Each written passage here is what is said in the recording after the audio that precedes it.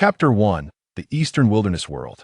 Towering to immeasurable heights, the Kunlun Mountains pierce the heavens with an awe-inspiring majesty, resembling the backbone of the universe, stretching endlessly into the horizon.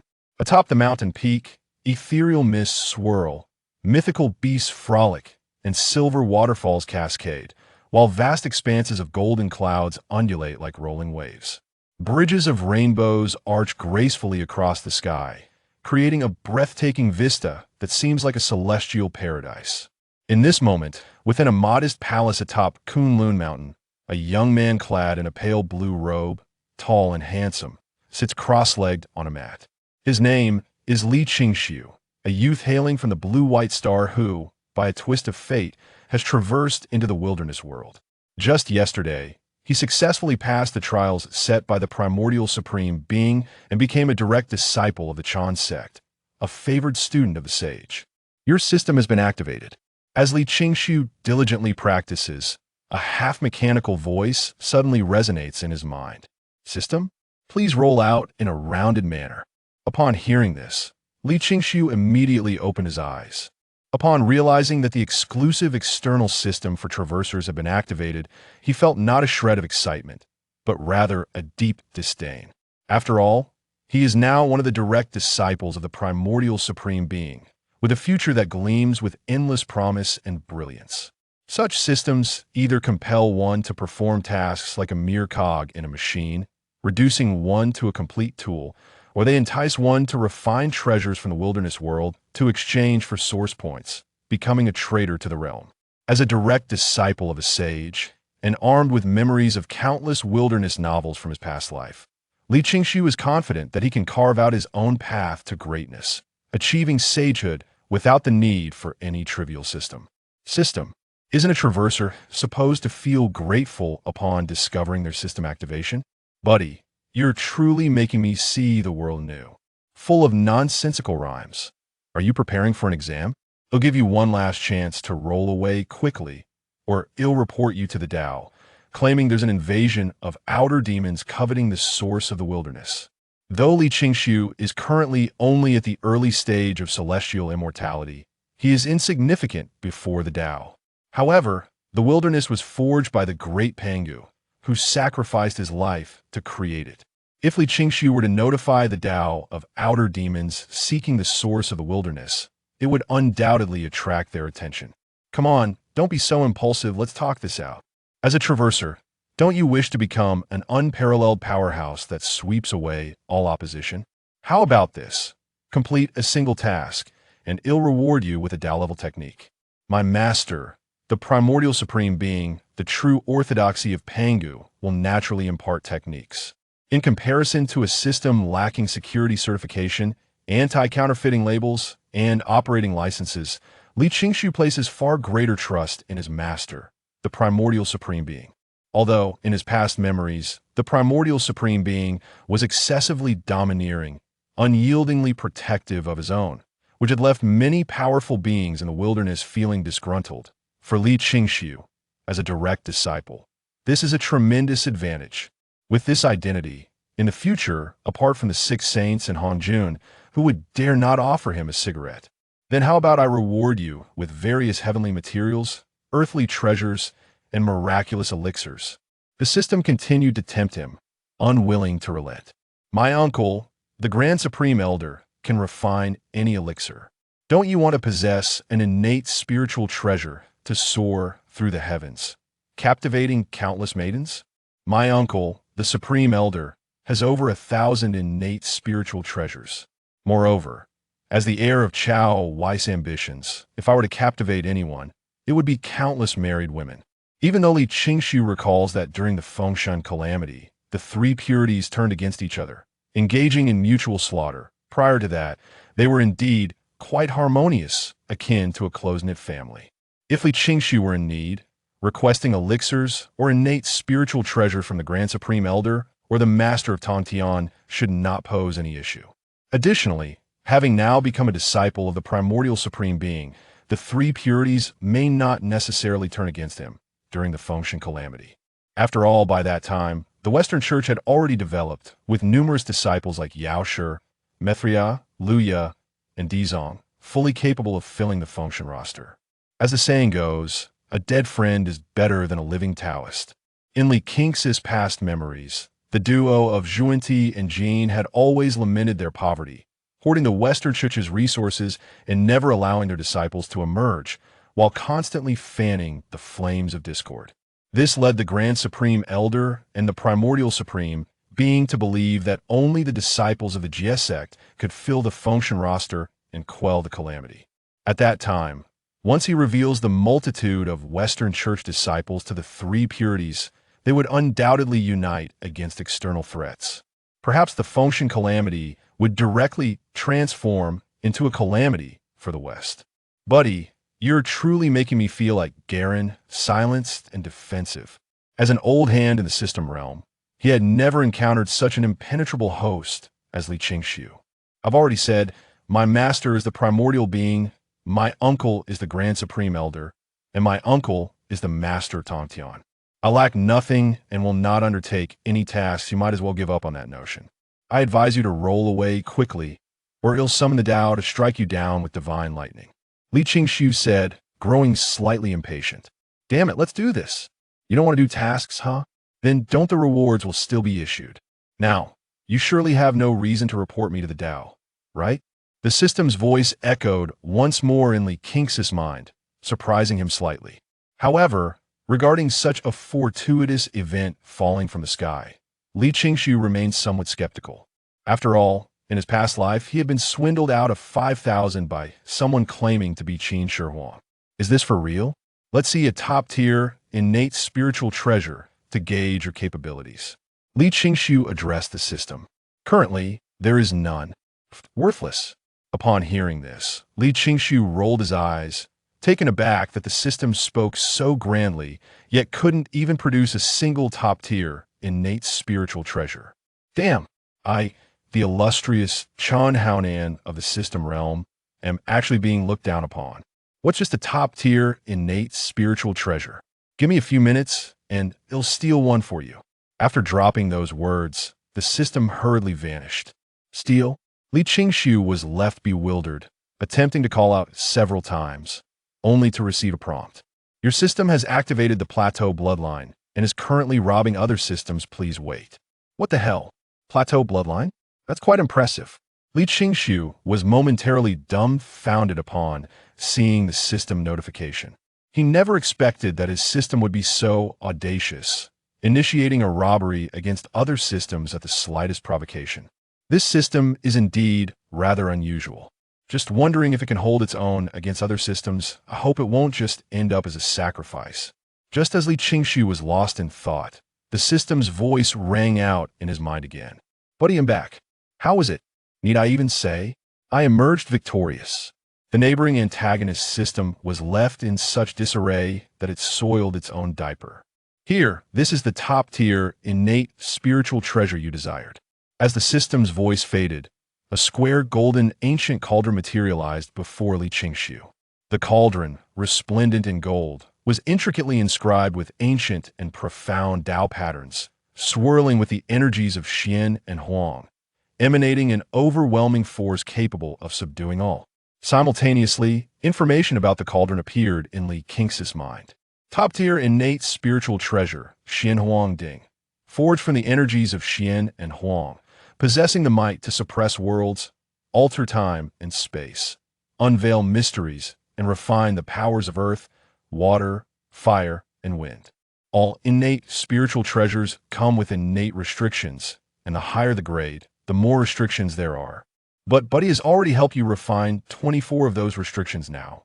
All you need to do is infuse your divine thoughts to activate it. How's that for thoughtfulness? Just as Li Qingshu was in a daze, the system's voice again echoed in his mind, brimming with pride. Is that even possible? Don't systems have rules and limitations?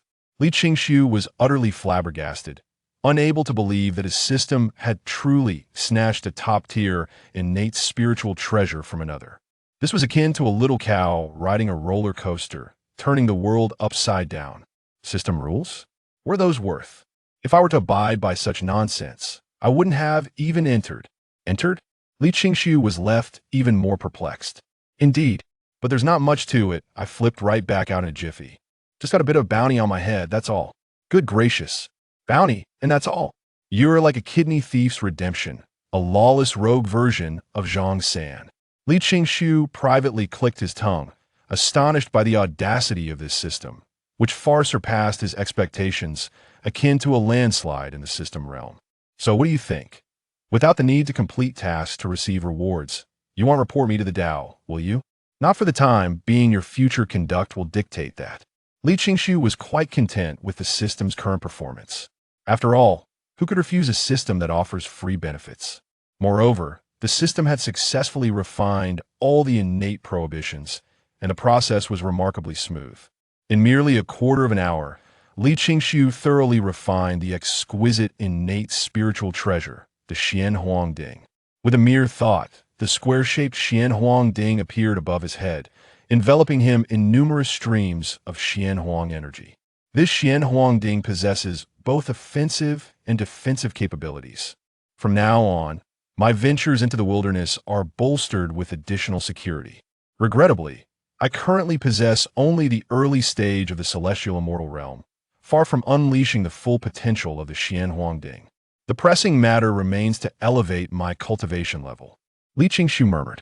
At present, the world of Hong Huang was engulfed in the calamity of the witch and demon. Although he held an advantage with his past lives' memories, possessing intimate knowledge of the past and future of this realm. To truly convert these advantages into tangible benefits, a certain level of strength was essential as a foundation. Just as Li Qingshu contemplated engaging in a deeper conversation with the system, a grand and ethereal voice resonated in his mind. All disciples of the Chan teaching, hasten to Yushu Palace to meet your master. Upon receiving the transmission from Yuanshu Tianzuan, Li Qingshu dared not delay, promptly stowing away the Xian Huang Ding. With a wave of his hand, he opened the palace doors and soared into the air. The peak of Kunlun Mountain was shrouded in celestial mist, rich in spiritual energy, adorned with countless radiant rainbows, and the vast golden sea of clouds rolled below. Even the flowers, grass, and trees sparkled with a translucent brilliance, shimmering like star's sight of breathtaking beauty. Though this was not the first time Li Qingshu had beheld the exquisite vista of Kunlun, he still could not help but marvel. If this were in his past life, he would have scarcely dared to dream of such an ethereal realm. System, I am now heading to Yushu Palace to meet my master. You won't be detected, will you? Li Qingshu inquired of the system. When he first learned of the system's activation, he had felt a sense of rejection. He did not wish to become a mere tool, fulfilling tasks entirely at the system's whim, akin to protagonists he had encountered in novels from his previous life. However, after trying it once, Li Qingshu discovered that the system was indeed quite useful. Not only was there no need to undertake tasks, but it also effortlessly procured an exquisite innate spiritual treasure for him. Now, he found himself rather accepting of it. After all, reaping benefits without cost was a delightful affair. Rest assured, my friend, shielding from the heavenly mysteries and perception is an inherent function of every system. As long as you do not report me, not even the Tao or the saints will perceive my existence. That is reassuring. My friend, you continue with your matters. I shall procure some cultivation resources for you. System notification. Your system is en route for a heist. Onward. With a thought, Li Qingshu summoned a white cloud beneath his feet, soaring skyward towards Yushu Palace. Kunlun Mountain, the second highest peak of Hong Huang, towered over millions of feet, its summit vast and seemingly an independent realm. As Li Qingshu rode the winds, admiring the scenery along his path, a voice suddenly called out from behind. Dao friend Qingshu, wait for me. Li Qingshu slightly slowed his pace as a young man donned in a yellow Taoist robe, handsome in appearance with two dragon horns atop his head, quickly caught up, riding on a cloud. Taoist Huanglong, Li Qingshu said, clasping his fists. This individual was none other than the Huanglong Jinren, one of the 12 golden immortals of Kunlun, from Li Qingshu's past life memories. Previously, Li Qingshu had encountered Huanglong Jinren on the journey to Kunlun Mountain to seek a master. They had traveled together and traversed the trial formations, thus establishing a certain camaraderie. However, since they had only recently joined the Chan teaching, and Yuanshi Tianzuan had yet to determine the hierarchy of his disciples. Li Qingxiu and Huanglong Jinren still addressed each other as fellow Taoists. Taoist Qingxiu, it truly feels like a dream that I never expected that we would both become disciples under a sage, Huanglong Jinren said. His face alight with joy and excitement. 300 years prior, Yuanshi Tianzuan had founded the Chan teaching and attained sainthood through the merits of the heavenly Tao. He then announced to the myriad beings of the Honghuang that he would accept disciples at the foot of Kunlun Mountain 300 years hence. As the Tao ancestors' direct disciple and the true inheritor of Pangu's legacy, his words naturally attracted countless beings from the Honghuang to seek his guidance at Kunlun Mountain. Just yesterday, billions of beings had gathered at the mountain's base. Yet only 13 managed to pass the trials set by Yuanshi Shungrun. A mere 1 in a billion. Huanglong Jinren was astonished that they, who had journeyed together from the shores of the EC, had emerged victorious among such a multitude. Indeed, we are quite fortunate, Li Qingxiu replied. This must be a divine blessing bestowed upon my dragon clan that I shall diligently cultivate and become an unparalleled powerhouse of the Honghuang, leading the dragon clan to resurgence. Huanglong Jinren stated confidently, his eyes shimmering with fervor. In ancient times, the dragon clan was a dominant force, contending with the Phoenix and Qilin clans for supremacy over the Honghuang. However, following a series of devastating conflicts among the three clans, the world's karma and tribulations escalated, ultimately triggering a cataclysm. The dragon clan was nearly annihilated during this calamity, with the mightiest golden dragons suffering complete devastation. The ancestral dragon willingly transformed into the Tao, barely quelling the heavenly Tao's wrath, allowing the blue, red, black, and white dragon clans to retreat into the four seas. Now, as the awakened Huanglong, imbued with a trace of golden dragon blood, Huanglong Jinren represented the sole hope for the resurgence of the entire dragon clan. Observing Huanglong Jinren's fervent demeanor, Li Qingxiu felt a twinge of pity in his heart. After all, Yuanshi Tianzuan harbored a strong aversion to those who appeared beastly or bore horns. The only reason he accepted Huanglong Jinren as a disciple was due to their fated connection and the Chan teaching's emphasis on aligning with the heavenly Tao, coupled with Huanglong Jinren's success in passing the trials. Yuanshi Tianzuan could not simply turn him away.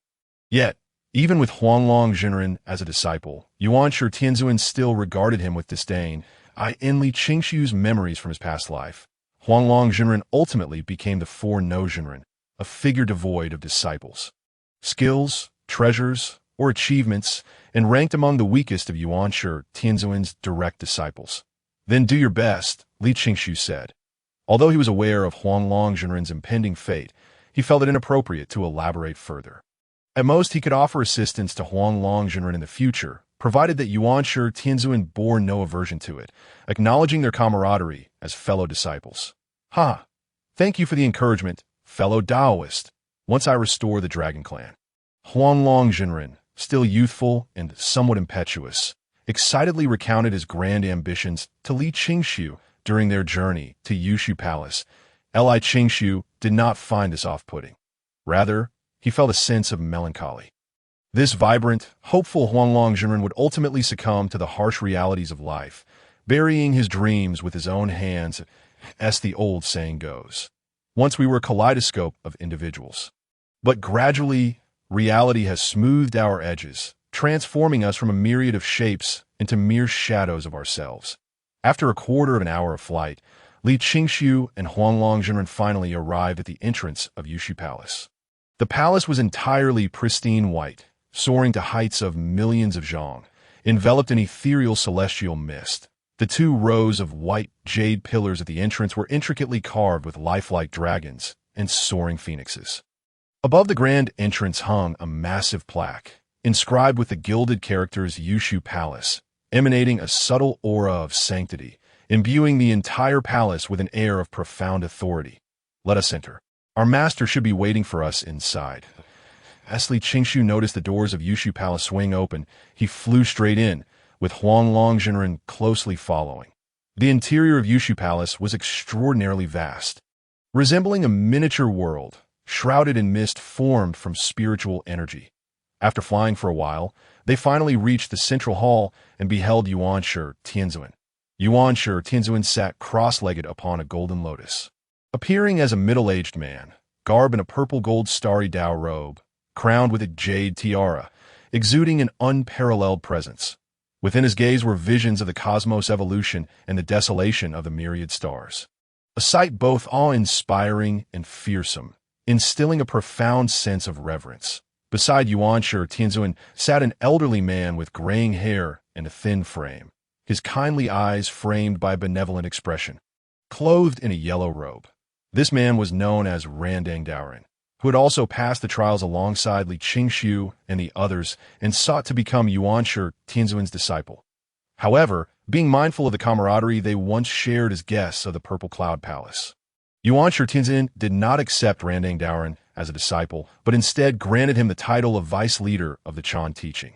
Additionally, on a clear space not far from the sage, 13 cushions were neatly arranged. Among those who had arrived earlier than Li Qingshu were Guang Chengzi, Chijingzi, Ju Lushan, and Tai Zhenren, all of whom had already taken their seats upon the cushions. Disciples pay their respects to the master. Greetings, Vice Leader. Li Qingshu and Huang Longzhen bowed in unison. Yuanshi Tianzuan nodded lightly. Be seated. Yes, Li Qingshu and Huang Longzhen found cushions and sat cross-legged.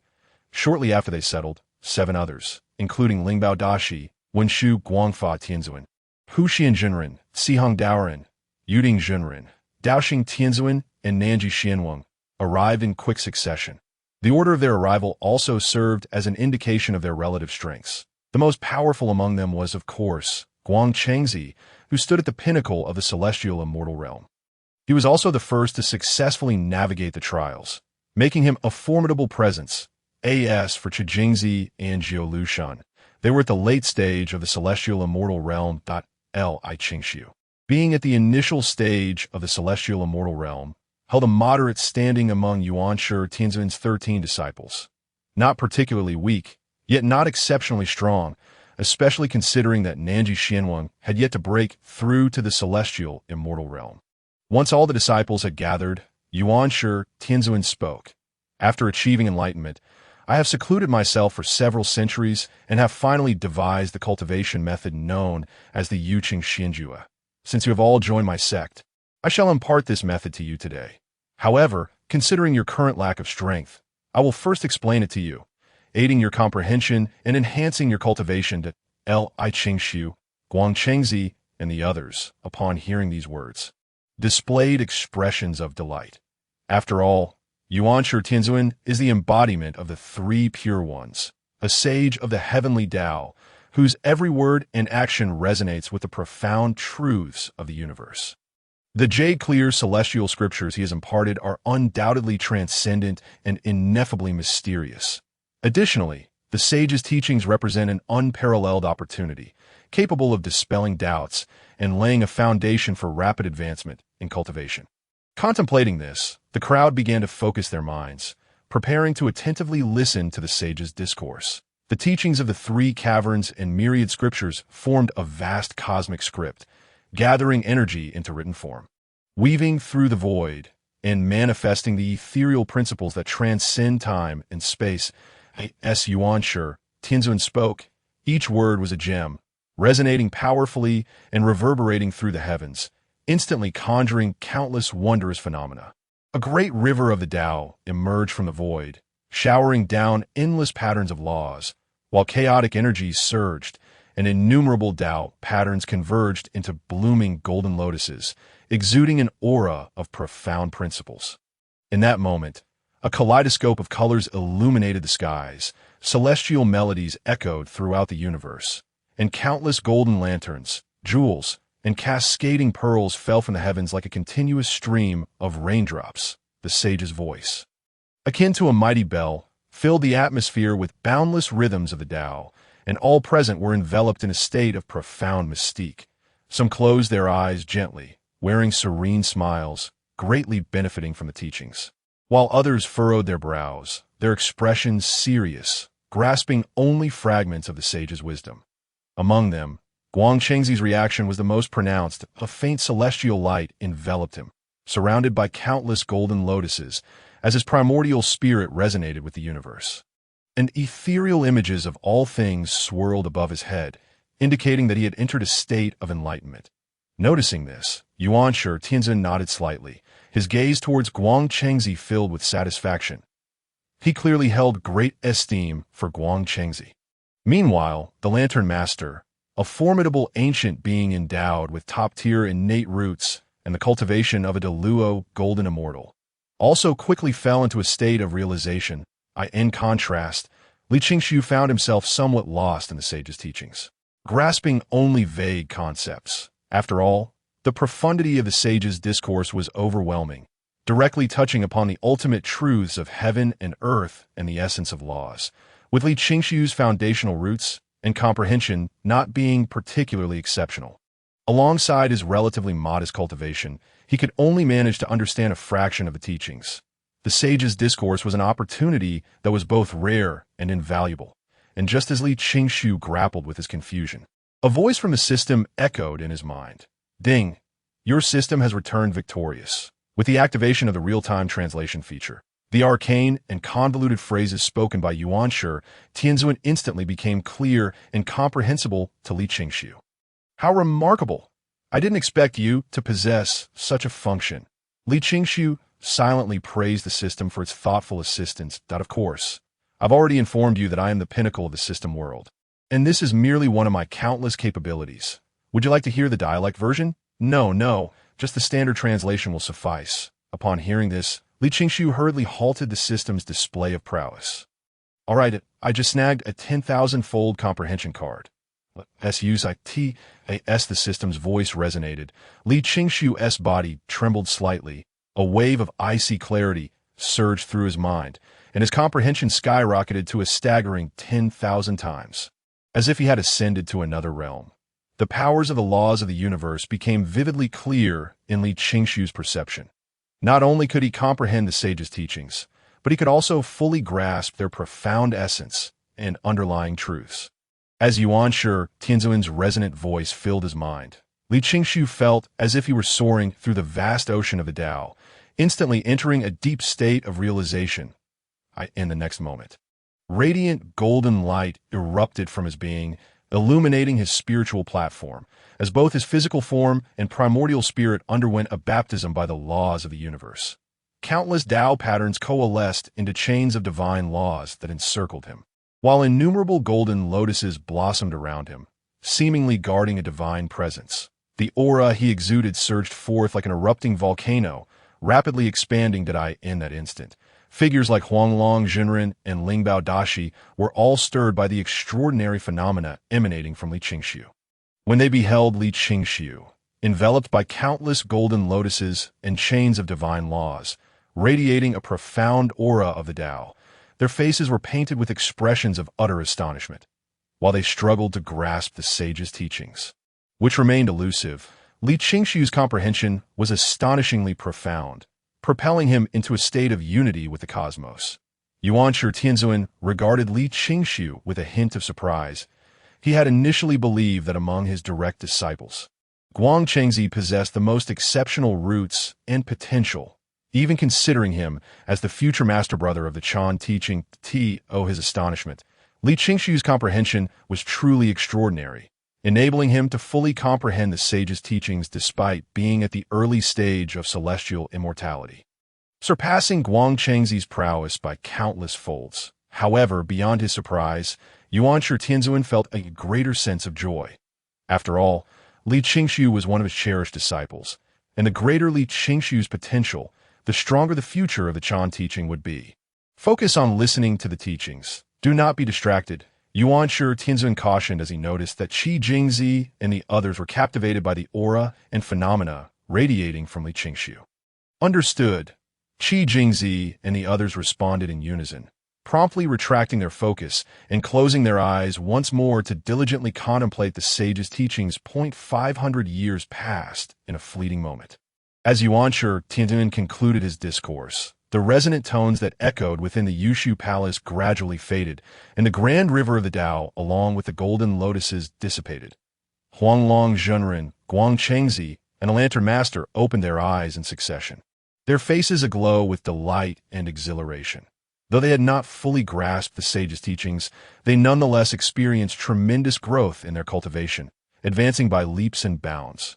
Among them, Qi Jingzi and Tai Yizhenren saw their realms rise by 2 minor stages, while Guangchengzi broke through the bottleneck of the celestial immortal stage, reaching the mid-stage of true immortality. Even the Lantern Master, who had been stuck at the early stage of the Luo Golden Immortal for several 100,000 years, experienced a minor advancement after listening to the sage's teachings. Just as everyone was reveling in their transformations, Li Qingshu suddenly erupted with a vast wave of true immortal energy, brilliant divine light shooting upward like a pillar, scattering the clear cloud for miles around. The crowd turned to see Li Qingshu's spiritual platform radiating divine light, revealing an indistinct golden figure seated within, exuding an immortal and sacred aura. Wow! While we have advanced by 2 minor realms, Li Qingshu has astonishingly progressed a whole major realm, from the early celestial immortal stage to the early true immortal stage within 500 years. Such comprehension is truly terrifying. Guangchengzi and the others, feeling the fluctuations of Li Qingshu's aura, were immediately taken aback, secretly marveling at the extraordinary speed of his cultivation advancement. With a flawless primordial spirit, a clear understanding of his true self, untroubled by the disturbances of the world, and impervious to the erosions of the elements.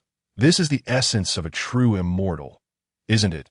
Li Qingshu opened his eyes, feeling the seismic shifts within his being, and his heart brimmed with joy. The system's real-time translation feature and the 10,000-fold comprehension card had truly proven to be invaluable, enabling a complete transformation and an exponential rise in power. Thank you, Master, for imparting your wisdom. After briefly savoring the changes within himself, Li Qingshu rose and, along with Guangchengzi and Qi Jingzi, bowed respectfully to Yuanshi Tianzun. The sage's teachings are indeed extraordinary, brimming with boundless transformations, sparing us countless years of arduous cultivation. I have taught you for 500 years merely to lay the foundation for your cultivation. If you wish to attain the Tao, you must diligently practice and not become complacent, Yuanshi Tianzun admonished, observing the self-satisfied expressions of the crowd. Rest assured, Master, we shall certainly devote ourselves to diligent practice and live up to your expectations. Li Qingshu, Guangchengzi, and the others responded in unison. That is splendid. Yuanshi Tianzun nodded lightly before directing his gaze toward Li Qingshu, his eyes filled with satisfaction and pride. Qingshu, disciple is here, from this day forth. You shall be my chief disciple, the master brother of the Chan teaching that we pay our respects to the master brother. Upon hearing these words, Guangchengzi and the others promptly turned around and bowed respectfully to Li Qingshu. Although Guangchengzi currently possessed the highest cultivation level among them, surpassing Li Qingshu by a minor realm, there was no sense of discontent among the group. After all, they had just witnessed Li Qingshu's extraordinary comprehension, and they believed that it would not be long before his cultivation would catch up to, or even surpass, that of Guangchengzi. Meanwhile, Li Qingshu was somewhat taken aback by his sudden appointment as the master brother of the Chan Sect by Yuanshi Tianzun. Thank you, Master, Li Qingshu expressed, regaining his composure. He first bowed to Yuanshi Tianzun in gratitude, then addressed Guangchengzi and the others, saying, Brothers, there is no need for such formalities that I hope that we can diligently cultivate under our Master's guidance. Grow together and revitalize the Chan Sect. In response, Guangchengzi and the others respectfully replied, Yes, we will faithfully follow the teachings of our master brother. After establishing a lengthy sequence of respect, Yuanshi Tianzun gazed at the assembly and continued, As disciples of the Chan Sect, you now represent our sect's honor. While traversing the vast wilderness, it is essential that you possess treasures by your side. Today, I shall bestow upon you some spiritual treasures to aid in enhancing your strength as you venture forth. Upon hearing this, the crowd was instantly filled with excitement, their faces alight with joy and anticipation. After all, Yuanshi Tianzun was one of the 3 purities and a direct disciple of the Tao ancestor, possessing an abundance of invaluable treasures. If they could acquire even 1 or 2 items, their powers would surely soar. With a wave of his hand, Yuan Shirtian Zun unleashed a multitude of vibrant, colorful lights that flew from his sleeves, hovering before Li Qingxiu and the others. As the brilliance faded, the true forms of several innate spiritual treasures emerged. Before Li Qingxiu lay a yellow banner, palm-sized, alongside an ancient bell the size of a fist. The yellow banner bore the image of the five virtues Qilin, emanating a rich aura of primal earth and the sacred essence of an exquisite innate spiritual treasure. The ancient bell, on the other hand, appeared gray-black, inscribed with intricate mystical patterns that swirled with an eerie power, making one's soul tremble at just a glance. Li Qingxiu quickly recognized these two treasures as the supreme innate spiritual treasure. The central Wuji apricot yellow banner and the upper-grade innate spiritual treasure, the soul-calling bell. The central Wuji apricot yellow banner was one of the primal five-element flags, transformed from the leaves of the chaos green lotus. A treasure of chaos. Once invoked, it could unleash a myriad of golden lotuses, rendering it impervious to harm, repelling all evil, and safeguarding its bearer in a state of primal invincibility. The soul-calling bell was also an extraordinarily powerful innate spiritual treasure, possessing the unique ability to attack the 3 souls and 7 spirits of its enemies, making it exceedingly difficult to defend against. Gazing at the radiant central Wuji apricot yellow banner and the soul-calling bell, Li Qingxiu felt a mix of astonishment and honor. After all, in his past life's memories, the central Wuji apricot yellow banner was one of Yuan Shirtian Zun's most treasured possessions, having only been lent to Jiangxia during the Fengshan period. Now, Yuan Shirtian Zun had bestowed it upon him, highlighting the sage's regard and trust in him. As for Guangqingzi, he received the supreme innate spiritual treasure, the jade void glass lamp, which contained a golden flame known as the ancient flame of all spirits, capable of burning the heavens and boiling the seas, as well as probing the essence of all beings. While the jade void glass lamp was indeed a supreme innate spiritual treasure, it paled in comparison to Li Qingxiu's central Wuji apricot yellow banner. For the chaos green lotus was the primal treasure that nurtured the Panga deity. Even a single leaf transformed into the central Wuji apricot yellow banner could not be compared to an ordinary supreme innate spiritual treasure. Additionally, the Jade Ding Jinren received the upper-grade innate spiritual treasure, the slaying immortal sword, while Qi Jingzi obtained the upper-grade innate spiritual treasure, the Bagua purple ribbon immortal garb. Tai Jinren received the most innate treasures, including the upper-grade innate spiritual treasure, the 9-dragon divine fire shield, along with 4 lower-grade innate treasures, the wind fire wheel, the fire tip spear, the chaos silk, and the Qian Kuan circle. The great master of spiritual treasures and the compassionate navigation Taoist also acquired their desired innate treasures, their faces brimming with excitement and joy. Only Huang Longjinren stood in silence, starkly contrasting with the others, for he had received only a primordial pearl. Although its name sounded impressive, it was merely a top-grade postnatal treasure, not even a lower-grade innate treasure. As he looked at the superior treasures in the hands of the others, his heart filled with bitterness, leaving him momentarily at a loss for words. Even so, he dared not voice his discontent and silently stored away the primordial pearl. Li Qingxiu, Guangqingzi, and the others observed this with a tinge of sympathy. However, they understood their master Yuan Shi's character, who had always disdained those who were born from eggs or wet environments, and thus could not bestow any significant treasures upon Huang Longjin. As for Randang Daoran, he was the vice master of the Chan Sect, considered a peer of Yuan Shirtian Zun, and had reaped substantial rewards at the time of the distribution of treasures in the Rock of Sharing. Therefore, Yuan Shirtian Zun had not granted him any treasures. "Thank you, master, for bestowing these treasures." Li Qingxiu, Guangqingzi, and the others expressed their gratitude once more after securing their treasures. Very well. Yuan Shirtian Zun concluded the discourse. 3,000 years hence, the 4 teachings of the Xianmen will convene a grand assembly of discourse, at which time the disciples of all sages will be present. I hope you all strive diligently in your cultivation to elevate the prestige of our Chan Sect. Yes, the group responded in unison. And Li Qingshu felt a surge of urgency within. In his past life's recollections, the foremost disciple of the human sect, Xuandu, as well as the multi-treasure disciples of the Jie sect, including San Shengmu, the Three Xiaos, and Zhao Gongming, were all formidable figures. Yuan Shi Tianzun placed great importance on reputation. Now that he served as the foremost disciple of the Chan Sect, he naturally had to bring glory to the sect and to his master. Depart now. Disciple takes leave. Li Qingshu and the others once again bowed to Yuan Shi Tianzun and subsequently exited the Jade Void Palace. My fellow brothers, Li Qingshu addressed Guang Qingzi and the others as they left the palace. If you encounter any difficulties in the future, feel free to seek me at Qingshu Hall, as long as it is within my capabilities. Now that he was the master brother of the Chan Sect, and with Yuan Shi Tianzun's trust in him, he felt it was his duty to support the sect. Thank you, master brother. Guang Qingzi and the others sincerely expressed their gratitude before soaring into the sky on white clouds. Returning to their respective abodes, due to his coincidental path with Huang Longjinren, Li Qingshu walked alongside him once more. Throughout their journey, Huang Longjinren remained downcast and silent, a stark contrast to his earlier exuberance and lofty ambitions. As though he had become a different person, Li Qingshu understood this sentiment quite well, even empathizing with it. After all, when he had first left school, he too had faced the harshness of society and had questioned his own existence. Huang Long, my junior brother, Li Qingshu spoke up.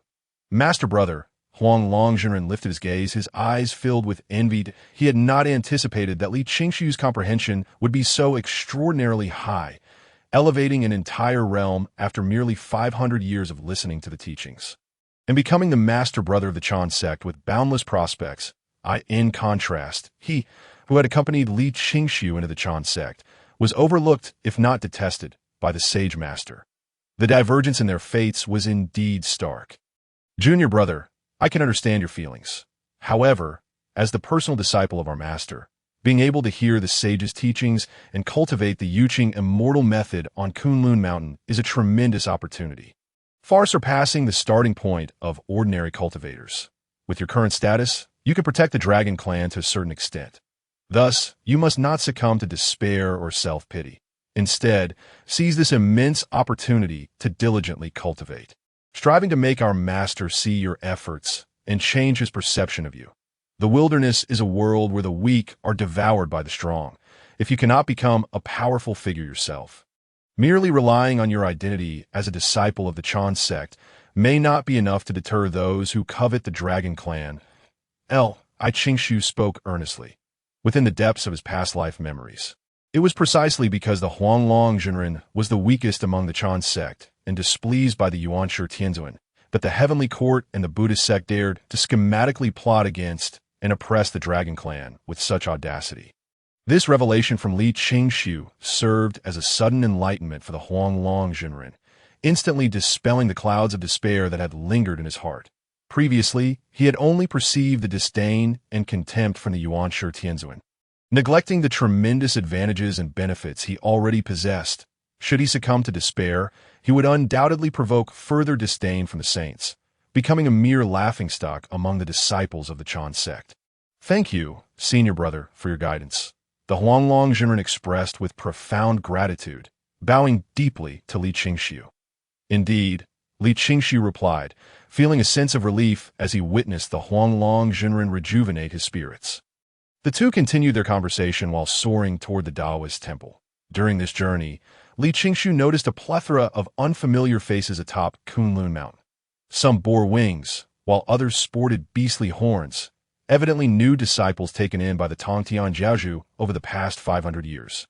However, certain disciples of the Jie sect displayed a wild nature, treating the celestial cranes and spirit beasts residing at the peak of Kunlun Mountain as mere sustenance. Others retained their previous dwelling habits, digging into the spiritual veins and constructing nests on the divine trees. Among other things, in an instant, the once ethereal and breathtaking scenery of Kunlun Mountain became shrouded in chaos and disorder. No wonder, in his past life memories, the three pure ones ultimately separated.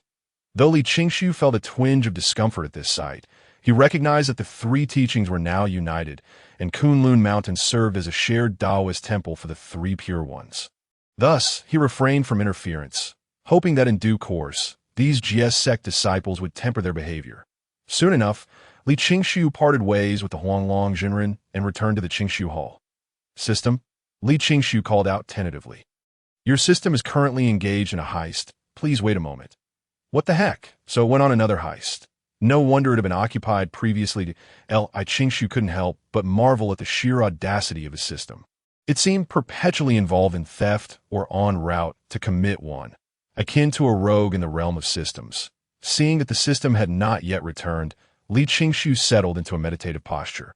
Commencing the Yuqing immortal art, the innate spiritual treasures were imbued with primordial restrictions. The higher the grade, the greater the number of restrictions, and each refinement of an innate restriction demanded considerable time. Since the system possessed this capability, Li Qingshu intended to let it handle the task upon its return, allowing him to devote the saved time to cultivating and enhancing his strength in preparation for the Xianmen Dao Conference a millennium hence. Suspended in midair, Li Qingshu closed his eyes, radiating an aura of solemnity. As he channeled the Yuqing immortal art, the abundant spiritual energy of Kunlun Mountain swiftly converged from all directions, continuously pouring into his being. Li Qingshu's spirit platform shone brightly, his golden primordial spirit exuding an immortal divine aura, voraciously absorbing and refining the spiritual energy to elevate his cultivation. Days later, a voice suddenly resonated within Li Qingshu's mind. Hey buddy, I'm back. Li Qingshu's heart leapt with joy upon hearing this. So, how did it go? Did you win? Need you even ask? It was a resounding victory. Now call Miliga check-in system. Greetings, Ligo. What the heck? You actually brought back a system? Li Qingshu exclaimed, nearly dropping his jaw in surprise. He had not anticipated that the system had not gone off to pilfer items, but had instead secured a check-in system. It was a piece of cake that I just tossed a bag over its head and knocked it out to bring it back. That I figured since I often go out, this little guy could lend a hand while I'm away. Li Qingshu responded, impressive. Quickly get my buddy checked in. Over 200 pounds for a system, and it lacks basic awareness. Check-in system. Yes, big brother, please calm your anger. I'll do it right away. Check-in system. Host successfully checked in at Kunlun Mountain. Reward received. Medium grade innate spiritual treasure storage ring. What do you mean by looking down on me? A medium-grade innate spiritual treasure for the first check-in. If the neighboring system sees this, they'll think I've struck gold. Increase the reward. Check-in system. Woo-woo, big brother, please don't hit me. I can change it.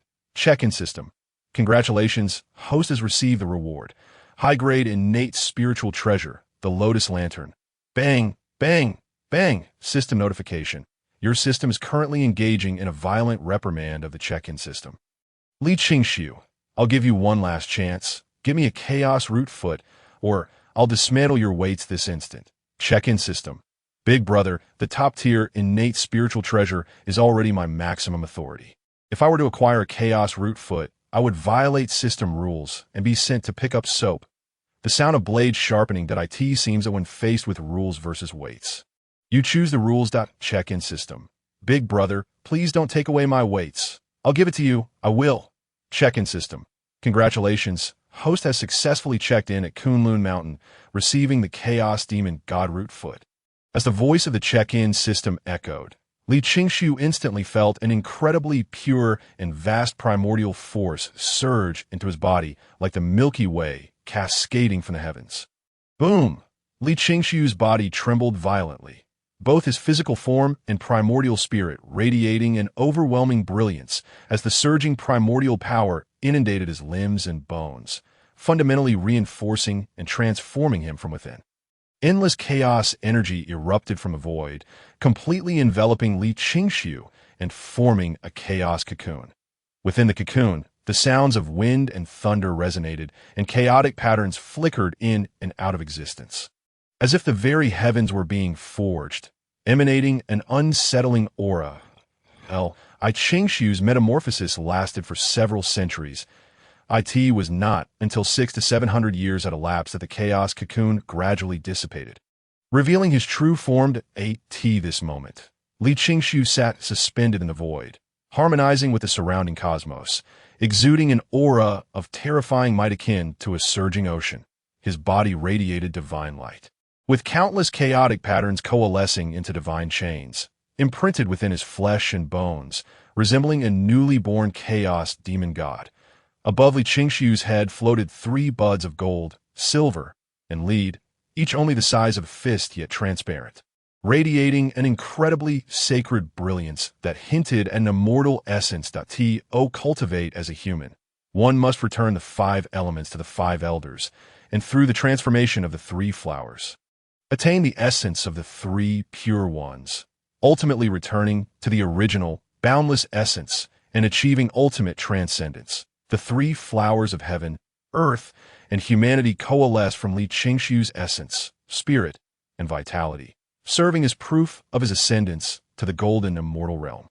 Once he cultivates the 5 breaths within his chest and nourishes the 3 flowers, allowing them to bloom fully and embody his path, he shall attain the Tao of the great Luo, golden immortal.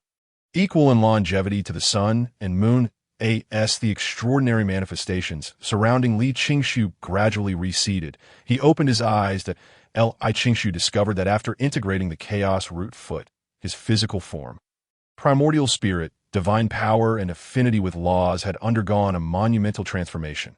His body, tempered by chaos energy, had become immensely powerful, nearly rivaling the ancestral witches of the same realm, capable of suppressing peers with a mere gesture. Moreover, due to the conversion of his divine power into chaotic divine power, the potency of his spells and the efficacy of his spiritual treasures had increased exponentially. In addition, the future practice of the Yuqing immortal art, the cultivation of divine powers, and the comprehension of the laws would become exceedingly effortless for him. Prior to reaching the quasi-saint realm, he would encounter virtually no bottlenecks, experiencing the immense benefits brought about by the enhancement of the root foot.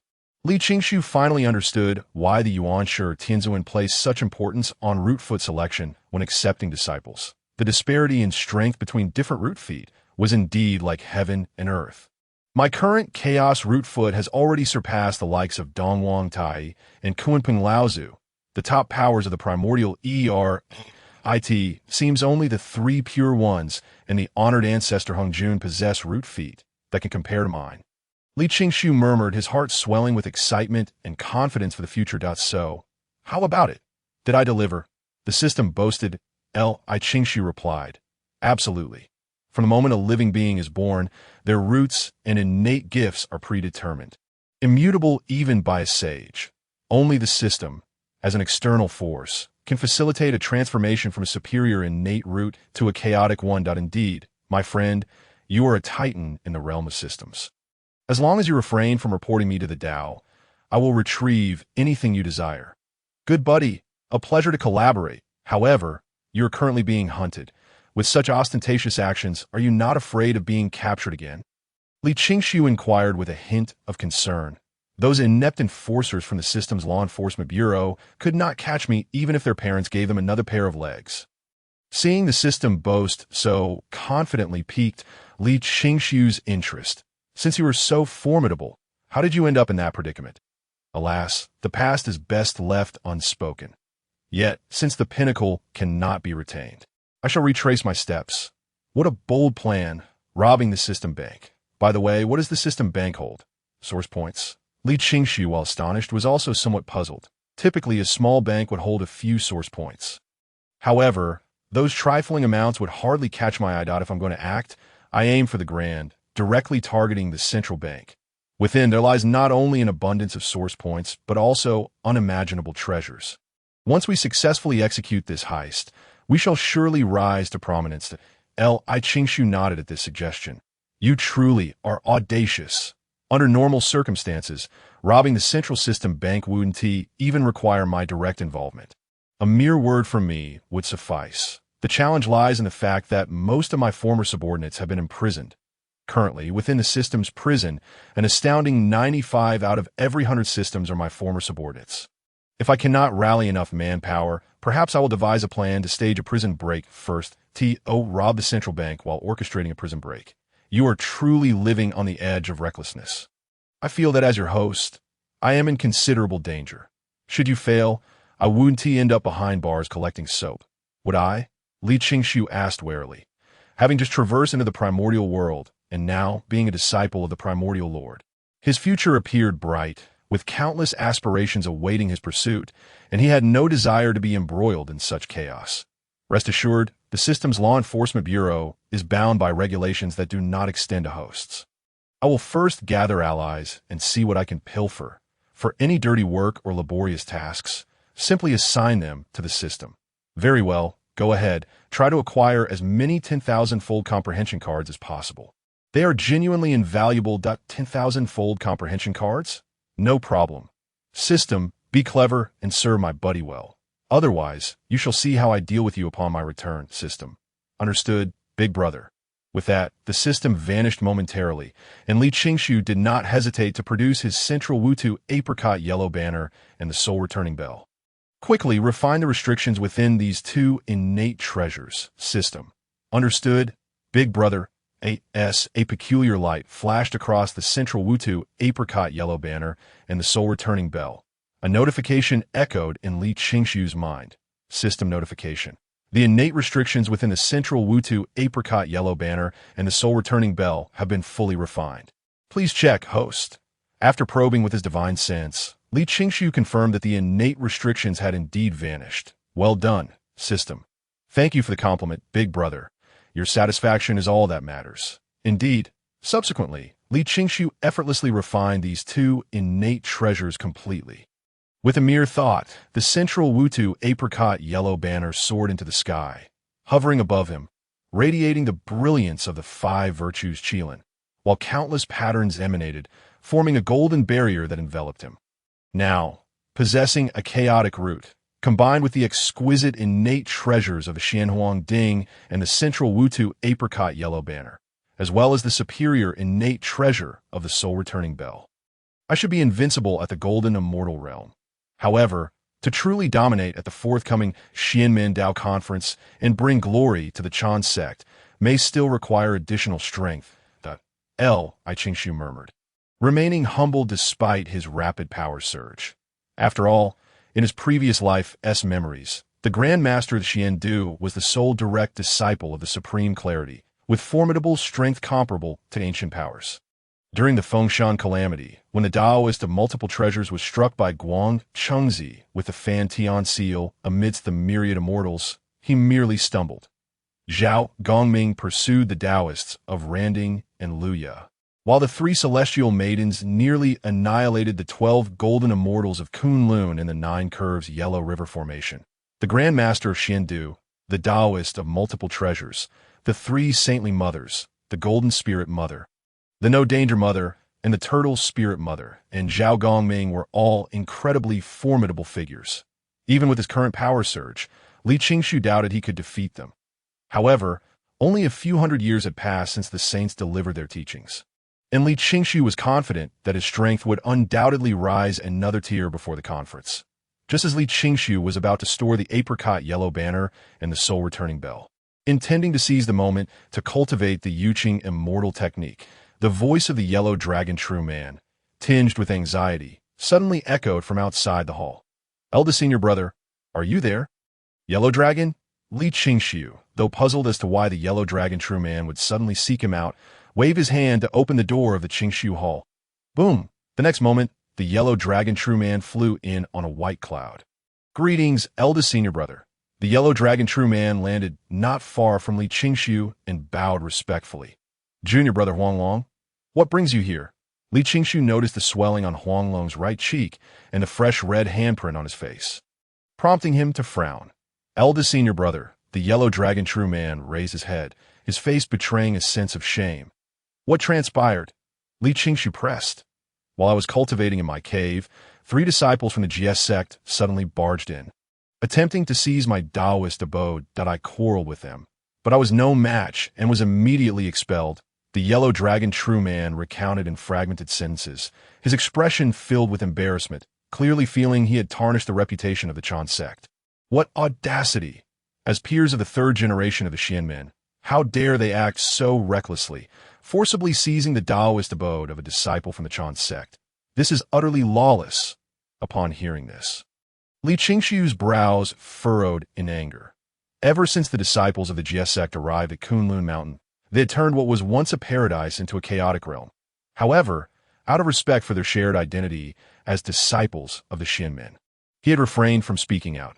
Now, their audacity had crossed the line, directly usurping the domain of the Yellow Dragon, true as the foremost disciple of the Chan Sect. It was imperative for him to intervene.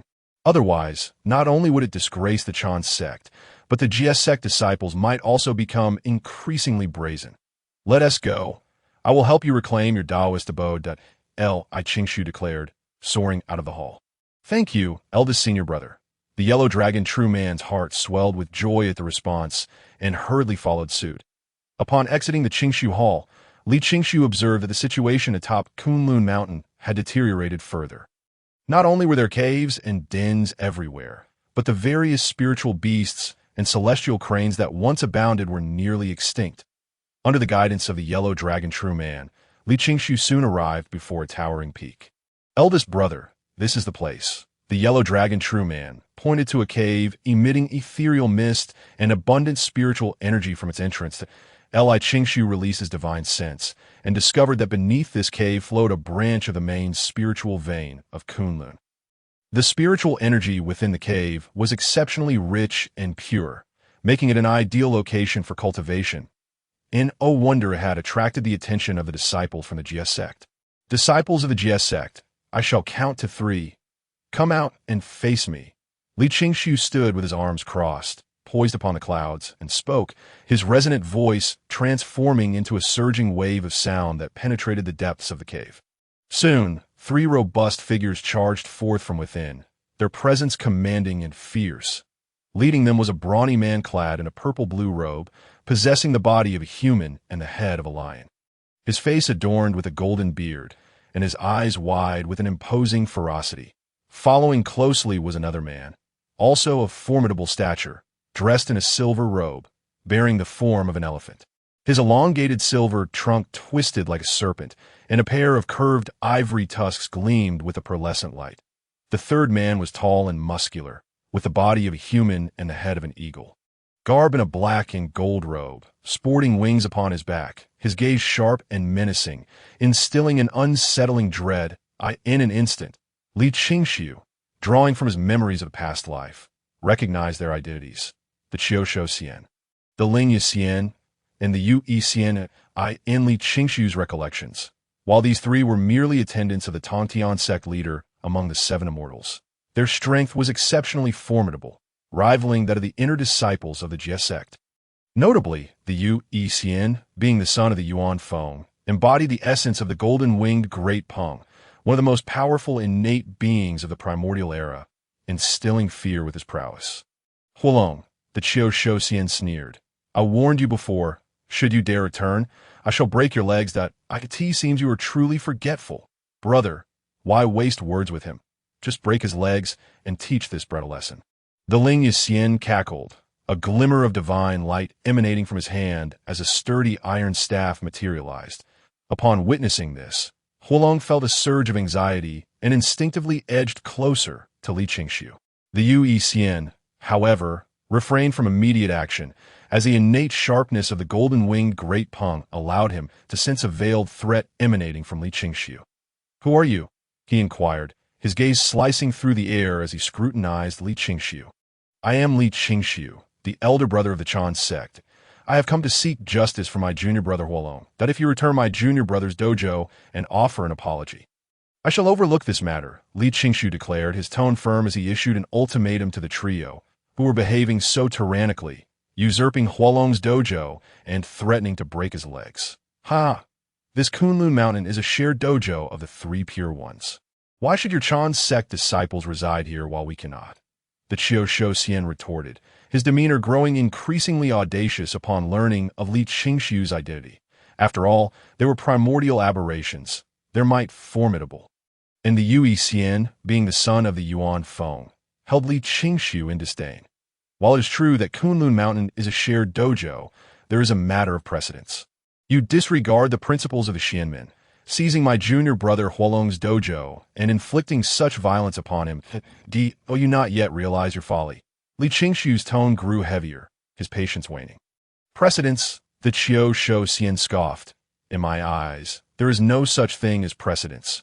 Only the law of the jungle, where the weak are preyed upon by the strong. Li Qingshu, I advise you not to meddle in affairs that do not concern you. Depart swiftly, or risk having your legs shattered as well. The Yu Yi Xian, not one to be trifled with, felt his countenance darken at Li Qingshu's demand for acknowledgement of wrongdoing. Li Qingshu, suppressing his rising fury, sought to dissuade them with reason, yet was met with their obstinate defiance.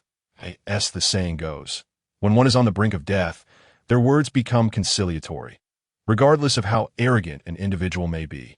When faced with imminent peril, they often become more amenable. Since reason proved futile, Li Qingshu resolved to assert his strength. You advocate for the survival of the fittest. Allow me to demonstrate who the true stronghold is. You seek death. The trio roared in unison, their wrath igniting. Roar. The Qiu Shou Xian unleashed a fearsome roar, his mouth agape, releasing waves of sound that reverberated with palpable force. The lion's roar was an incredibly potent divine ability. And now, as a primordial aberration, its power was rendered even more terrifying. Waves of sound rippled forth, unleashing a tempest of energy that shattered rocks and sent winds howling, distorting the very fabric of space itself. Upon witnessing the devastating might of the lion's roar, Huolong's expression turned pale, his anxiety reaching a crescendo. He had previously underestimated the trio, believing them to be inferior to the disciples of the Chan Sect. But the might of the Qiu Shou Xian far exceeded his expectations. Not only did the Qiu Shou Xian possess the strength of an early true immortal, but his lion's roar was potent enough to threaten even mid-tier true immortals. Should he be struck by this roar, his corporeal form and soul would be obliterated in an instant.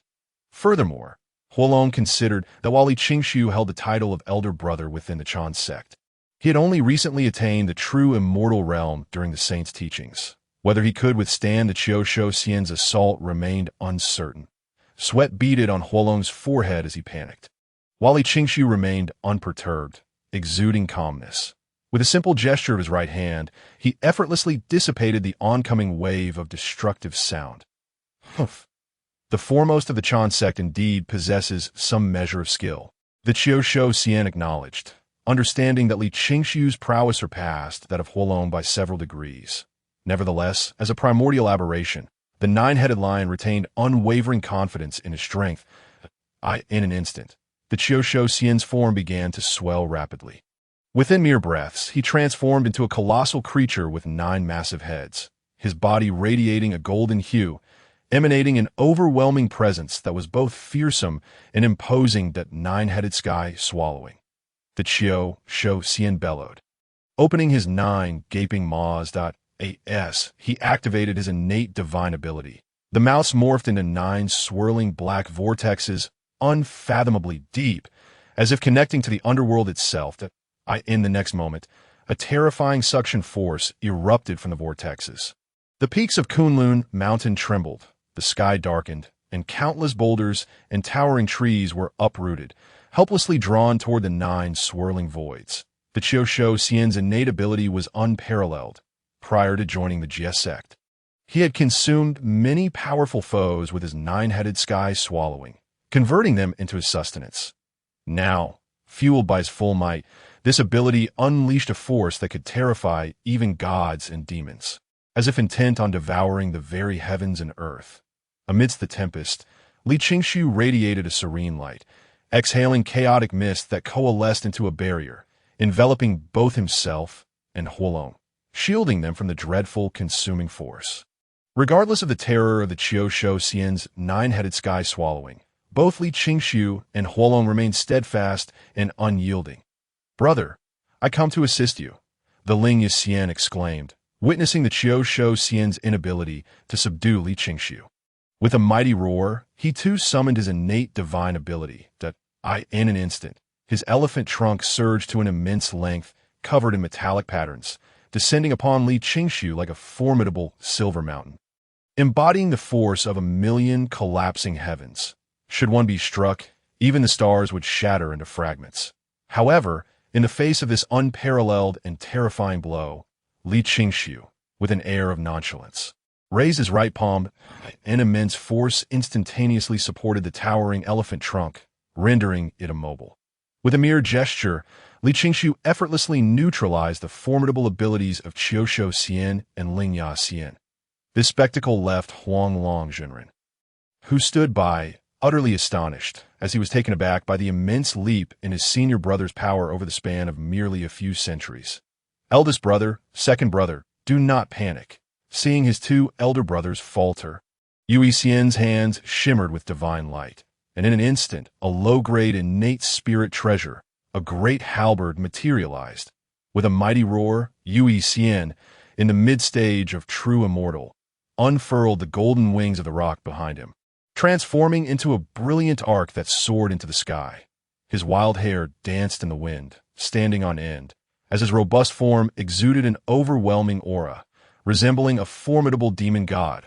A vast torrent of dark demonic energy surged from him, swiftly coalescing into dense clouds that obscured the blazing sun above.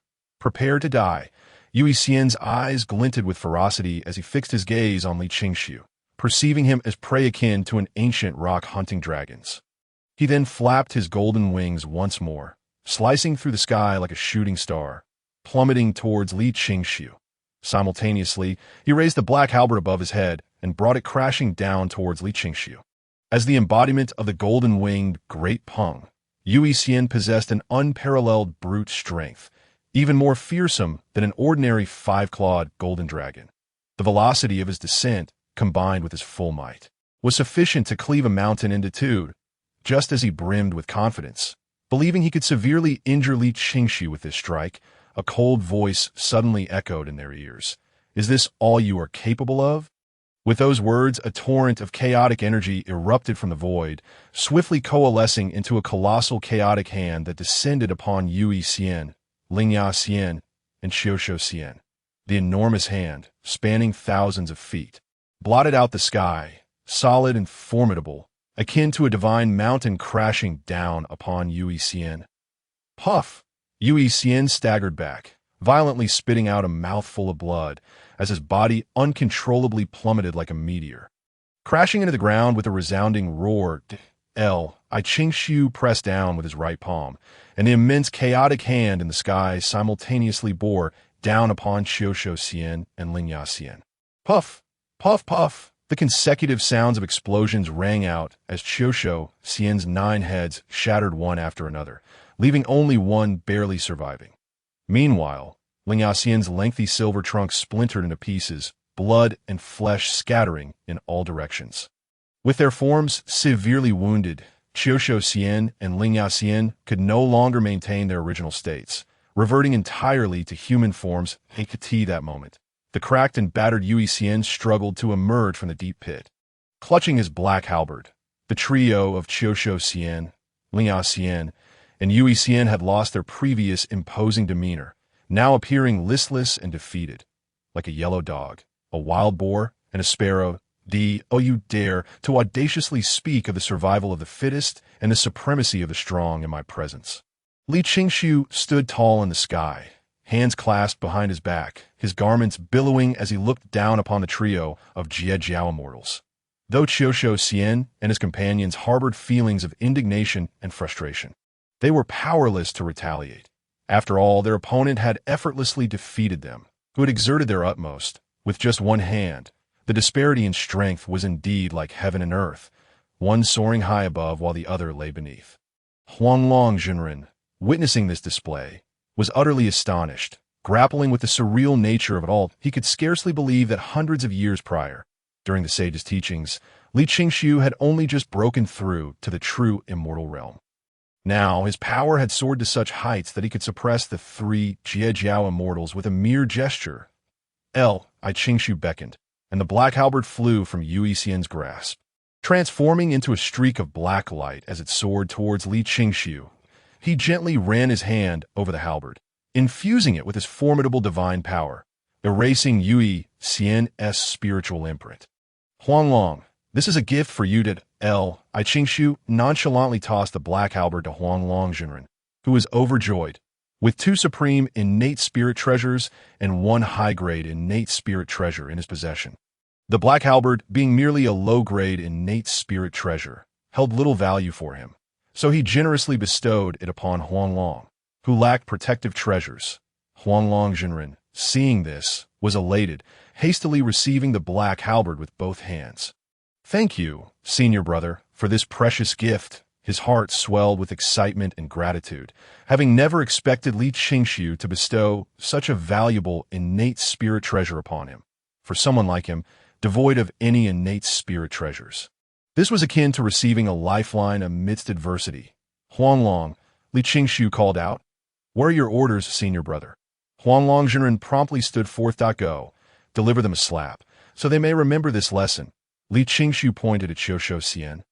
"Lingya Xian and Yui Xian." "Understood," Huanglong Jinren replied, rolling up his sleeves to reveal his sizable fists, and with malicious intent, he flew towards the trio of Jiejiao immortals. Upon witnessing this, Qiushou Xian and his companions felt a surge of panic. "Li Qingshu," Qiushou Xian exclaimed, as the eldest brother of the Chan Sect, "do not go too far." "Indeed," Lingya Xian chimed in, "do you intend to provoke conflict with our Jiejiao? When you spoke to me of the nuances of the Tao, you relied on your fists. Now that I speak to you in the same manner, you wish to invoke the ties of the Tao. Do you not find this laughable?" Li Qingshu sneered, as the colossal chaotic hand descended further, causing the bones of Qiushou Xian, Lingya Xian, and Yui Xian to creak ominously. That moment, Huanglong Jinren had also arrived before Qiushou Xian and the others. Previously, he had been peacefully cultivating in his cave when the trio had rudely barged in, kicking down the door and assaulting him. Naturally, he harbored a deep-seated resentment and fury towards them. Now that the opportunity for vengeance had arrived, he would show no mercy. Smack! Huanglong Jinren swung his arms, delivering 2 resounding slaps, causing the cheeks of Qiushou Xian and his companions to swell visibly, with bright red handprints stark against their skin.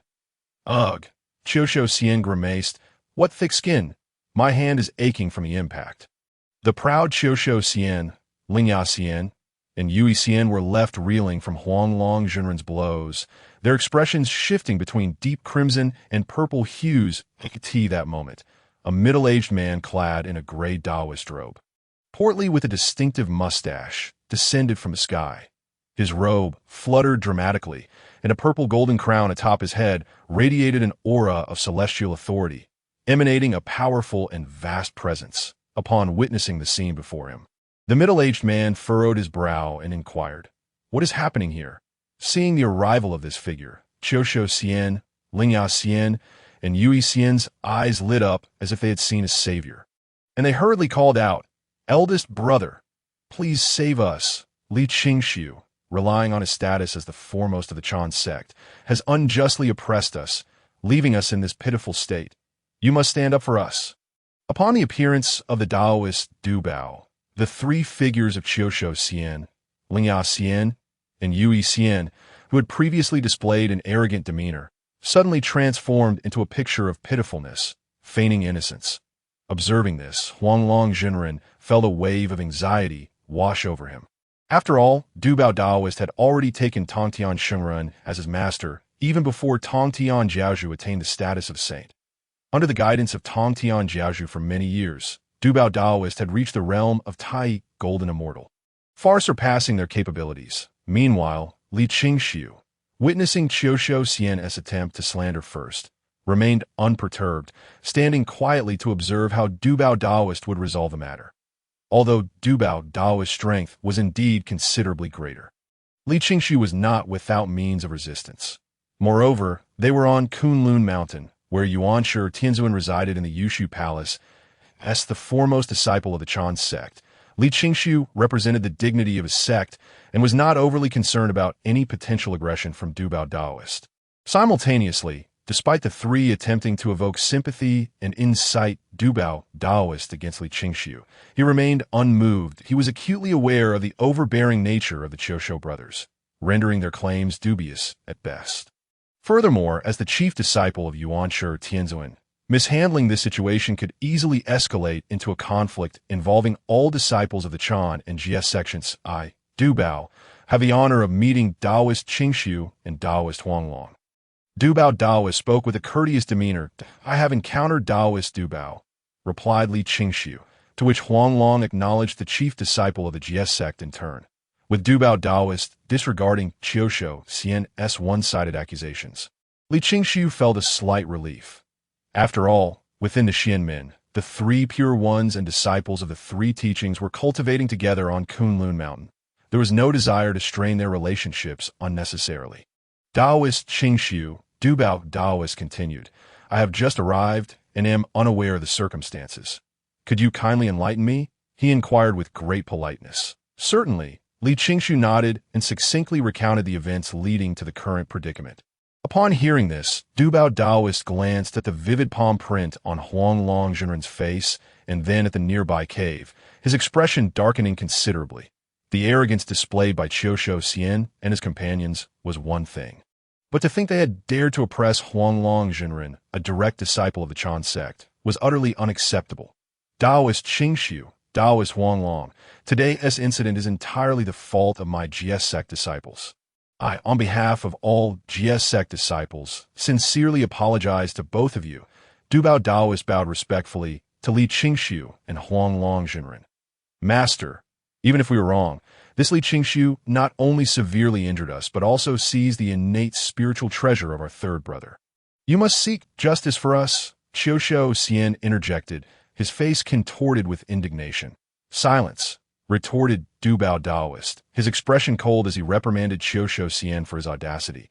Had he not been the chief disciple of the GS sect, he would have preferred to leave the matter to resolve itself, letting Qiushou Xian and his companions face the consequences of their own actions. Seeing the chilling countenance of Du Bao Taoist, Qiushou Xian, Lingya Xian, and Yui Xian involuntarily shrank back. Silenced by fear, I apologize for my failure to properly discipline my junior brother, causing you both to witness such folly. He turned to Huanglong Zhenren after chastising the trio. From his sleeve, he produced a pair of purple golden bracelets. This treasure, known as the purple gold bracelets, was an unexpected find during my travels through the primordial wilderness. Today, I present them to you, Taoist Huanglong, as a token of my apology, and I hope you will overlook past grievances. With a wave of his hand, the inferior innate spiritual treasure transformed into a streak of light, flying towards Huanglong Zhenren. Such Huanglong Zhenren gazed at the purple gold bracelets, feeling greatly tempted, yet he hesitated to accept them until Li Qingxiu spoke. This is the sincere intention of Taoist Du Bao. You should accept them. Junior brother, understanding Huanglong's desire, Li Qingxiu encouraged him. Thank you, Taoist Du Bao. Huanglong Zhenren exclaimed joyfully as he accepted the bracelets. He had not expected that being struck would lead to acquiring two innate spiritual treasures.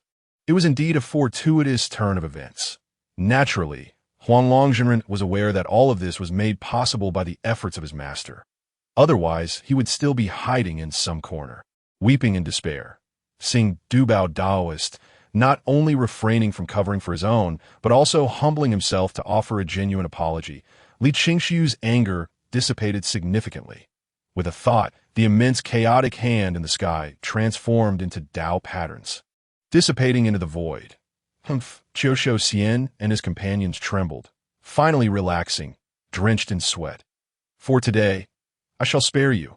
Should there be a next time, I will ensure you are left hanging at Qilin Cliff.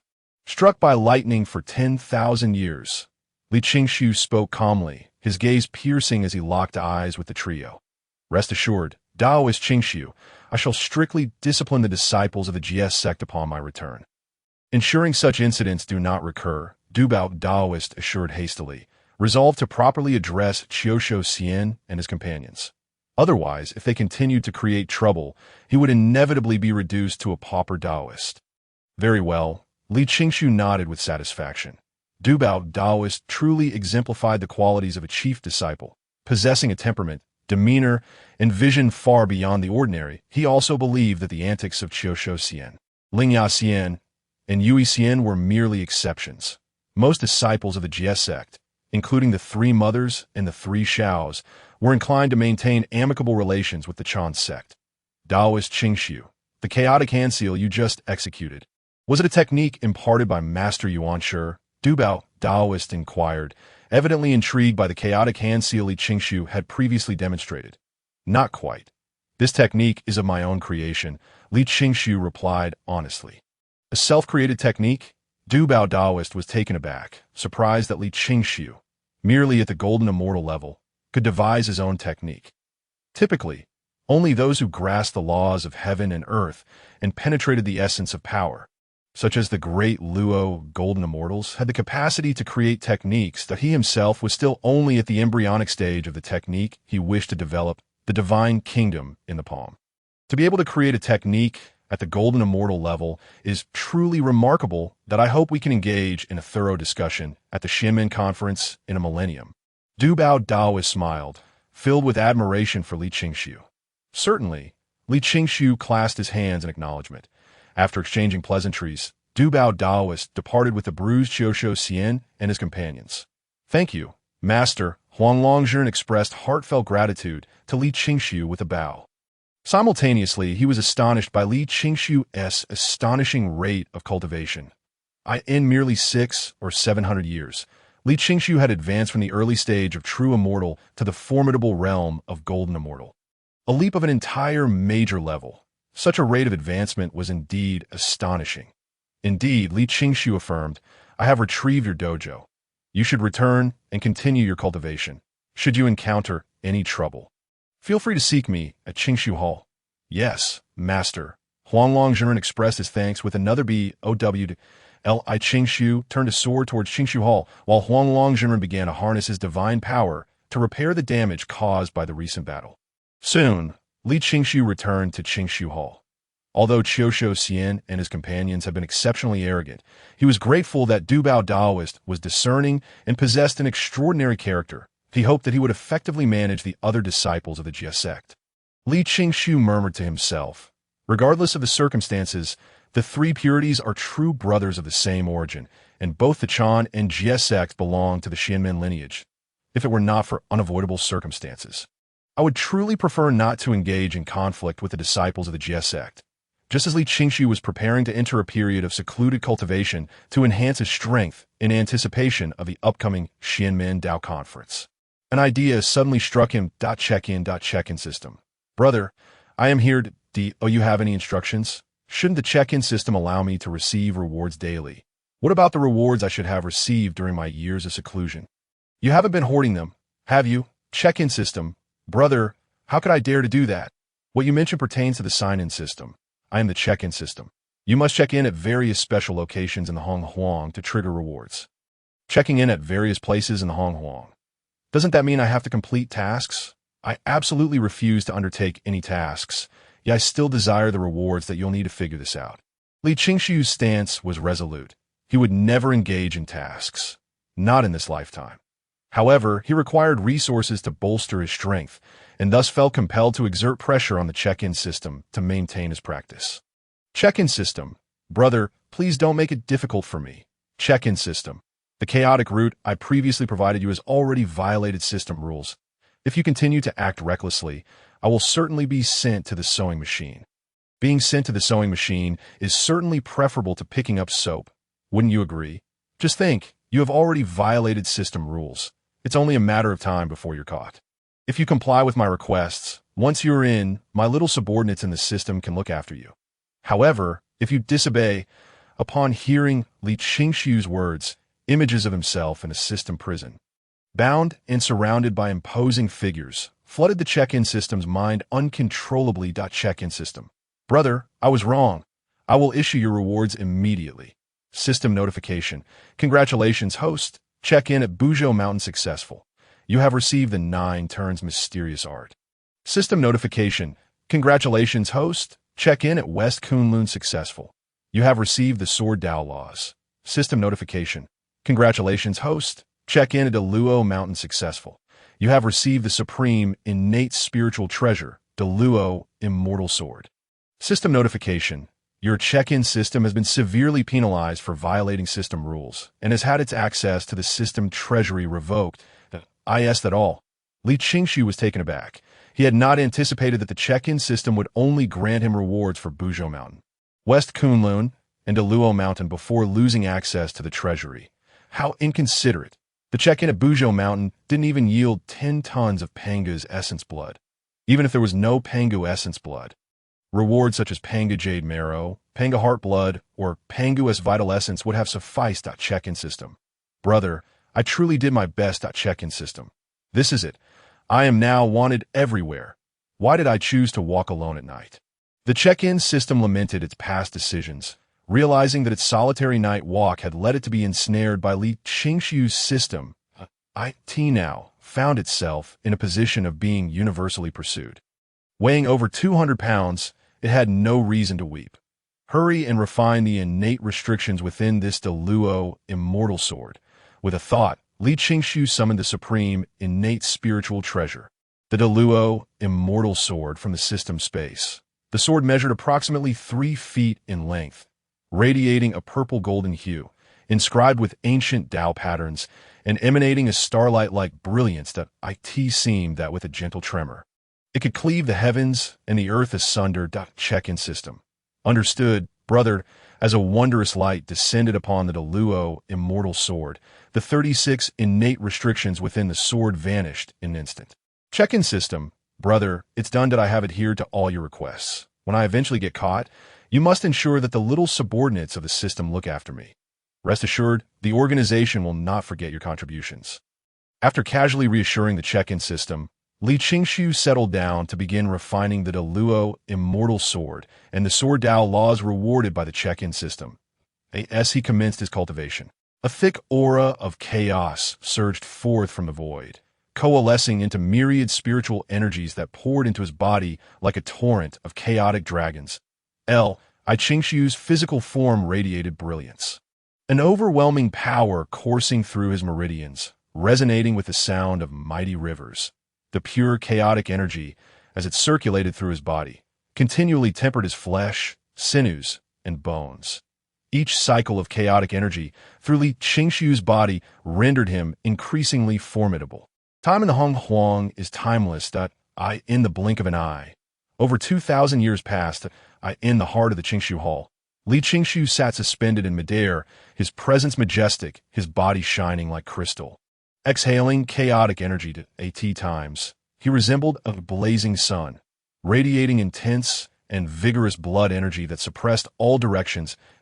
Other moments, he appeared as an unparalleled sword, exuding a piercing sword aura capable of shattering all, annihilating heaven and earth. During these 2 millennia, Li Qingxiu first refined the Deluo immortal sword and subsequently began to cultivate the sword Dao laws and the 9 turns mysterious art. The sword Dao laws, being one of the 3,000 great Dao laws, govern offensive maneuvers. Mastery of them can significantly enhance a cultivator's combat prowess. The 9 turns mysterious art is a method of physical cultivation passed down to the 12 ancestors of sorcery by the great Pangu through bloodline inheritance, which, when perfected, can even lead to physical sanctification. The invincibility of the 12 ancestors of sorcery stems from their cultivation of this 9 turns mysterious art. However, the practice of a 9 turns mysterious art requires the tempering of the body with chaotic energy to reach its fullest potential. Although the 12 ancestors of sorcery could substitute chaotic energy with earthly energy to cultivate the 9 turns mysterious art, the effectiveness was considerably inferior to that of Li Qingxiu. Over these 2 millennia, Li Qingxiu, leveraging the formidable comprehension afforded by his chaotic roots and the dozens of 10,000 times comprehension cards seized from the system, not only grasped the power of the sword Dao laws, but also elevated his cultivation to the pinnacle of the golden immortal realm. He even managed to push the 9 turns mysterious art to the 5th level, rendering his physical body comparable to an inferior innate spiritual treasure, a remarkable surge in strength. Dong! A resounding bell tolled. Ethereal and far-reaching, instantly resonating throughout the summit of Kunlun Mountain. Qingxiu opened his eyes. Gauging the passage of time, it seemed that the Xianmen Dao conference was about to commence. With this thought, Li Qingxiu ceased his cultivation and rose to his feet, the extraordinary phenomena surrounding him dissipating. The Xianmen Dao conference was of paramount importance, with the three purities, the two saints of the West. And many disciples from their sects in attendance. I Qingshu dared not linger any longer and immediately soared forth on a cloud from the Qingshu Hall. Rumble. The doors of the Qingshu Hall swung open, and Li Qingshu emerged. Unlike a millennium ago, the chaotic nests and caves that once marred the Kunlun mountain peak had vanished. The scenery had been restored to beauty, with ethereal cranes soaring amidst the sea of clouds and multicolored deer and white foxes frolicking among the mountains and streams. It seemed that upon his return, Daobao Daoist had indeed taken the time to properly discipline the disciples of the Chan Sect. I Qingshu mused to himself, observing the picturesque landscape before him, which lightened his spirits somewhat. That a quarter of an hour later, Li Qingshu ascended into the sky, arriving above the Qilin Cliff on the summit of Kunlun Mountain. The Qilin Cliff towered to millions of feet, resembling a galloping giant Qilin, majestic and awe-inspiring, shrouded in mist and clouds, with rainbows hanging above, exuding endless auspicious energy. During the latter period of the ancient Longhan calamity, the dragon, phoenix, and Qilin clans faced retribution from the heavenly Tao due to the calamity they had instigated. Ultimately, the ancestral dragon transformed into the Tao and compelled the four subordinate dragon clans to retreat to the seas, while the Yuan Feng led the Phoenix clan to quell the heavenly Tao's wrath by residing in the immortal volcanic mountains. Meanwhile, the Qilin was concerned that after its own transformation into the Tao, the remaining members of its clan would be bullied and slaughtered.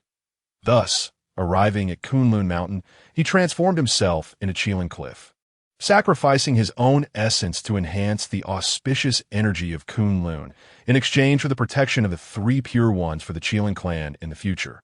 Once the transformation into Qilin Cliff was complete, the three pure ones joined forces to establish a grand dojo upon its back, destined to become a sacred venue for future discussions of the Dao. As Li Qingshu set foot in the Qilin Cliff dojo, Daoist Duo Bao, accompanied by numerous disciples of the, arrived in a grand procession.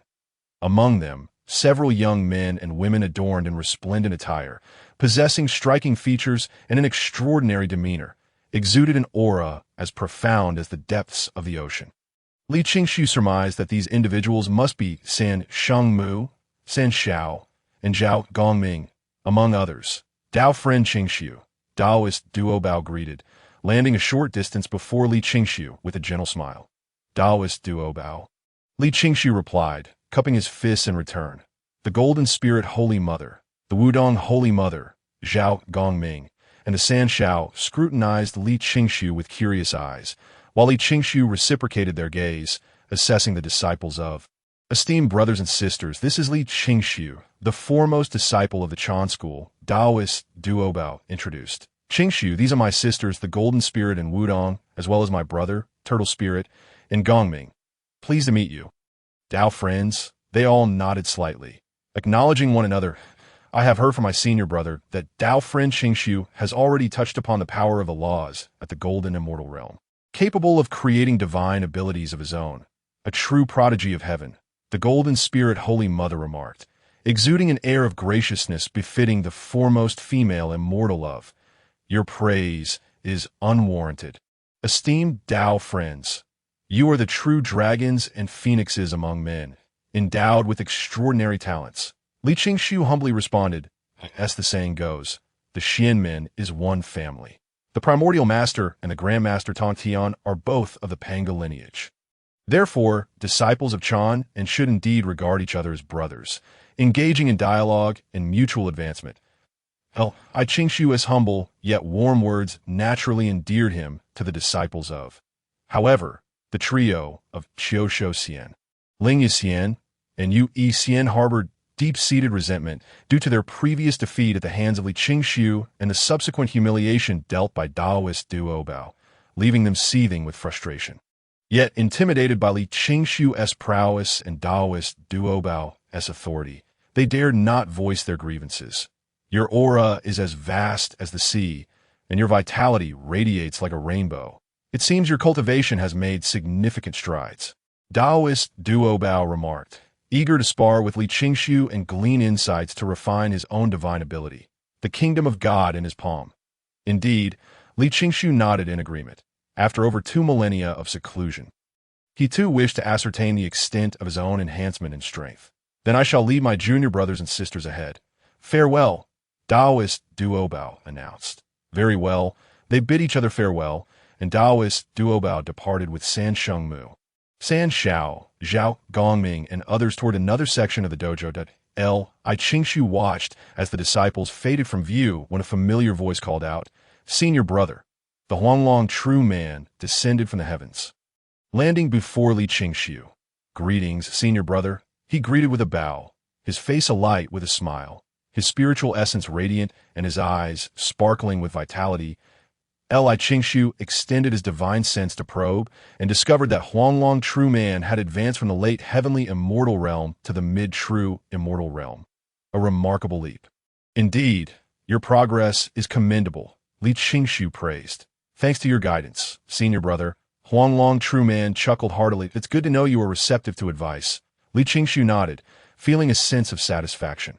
Huanglong true man possessed the bloodline of the golden dragon, and his innate potential and understanding were exceptional even within the vast wilderness. Otherwise, he would not have passed the trials set by the primordial Supreme One during the selection of disciples.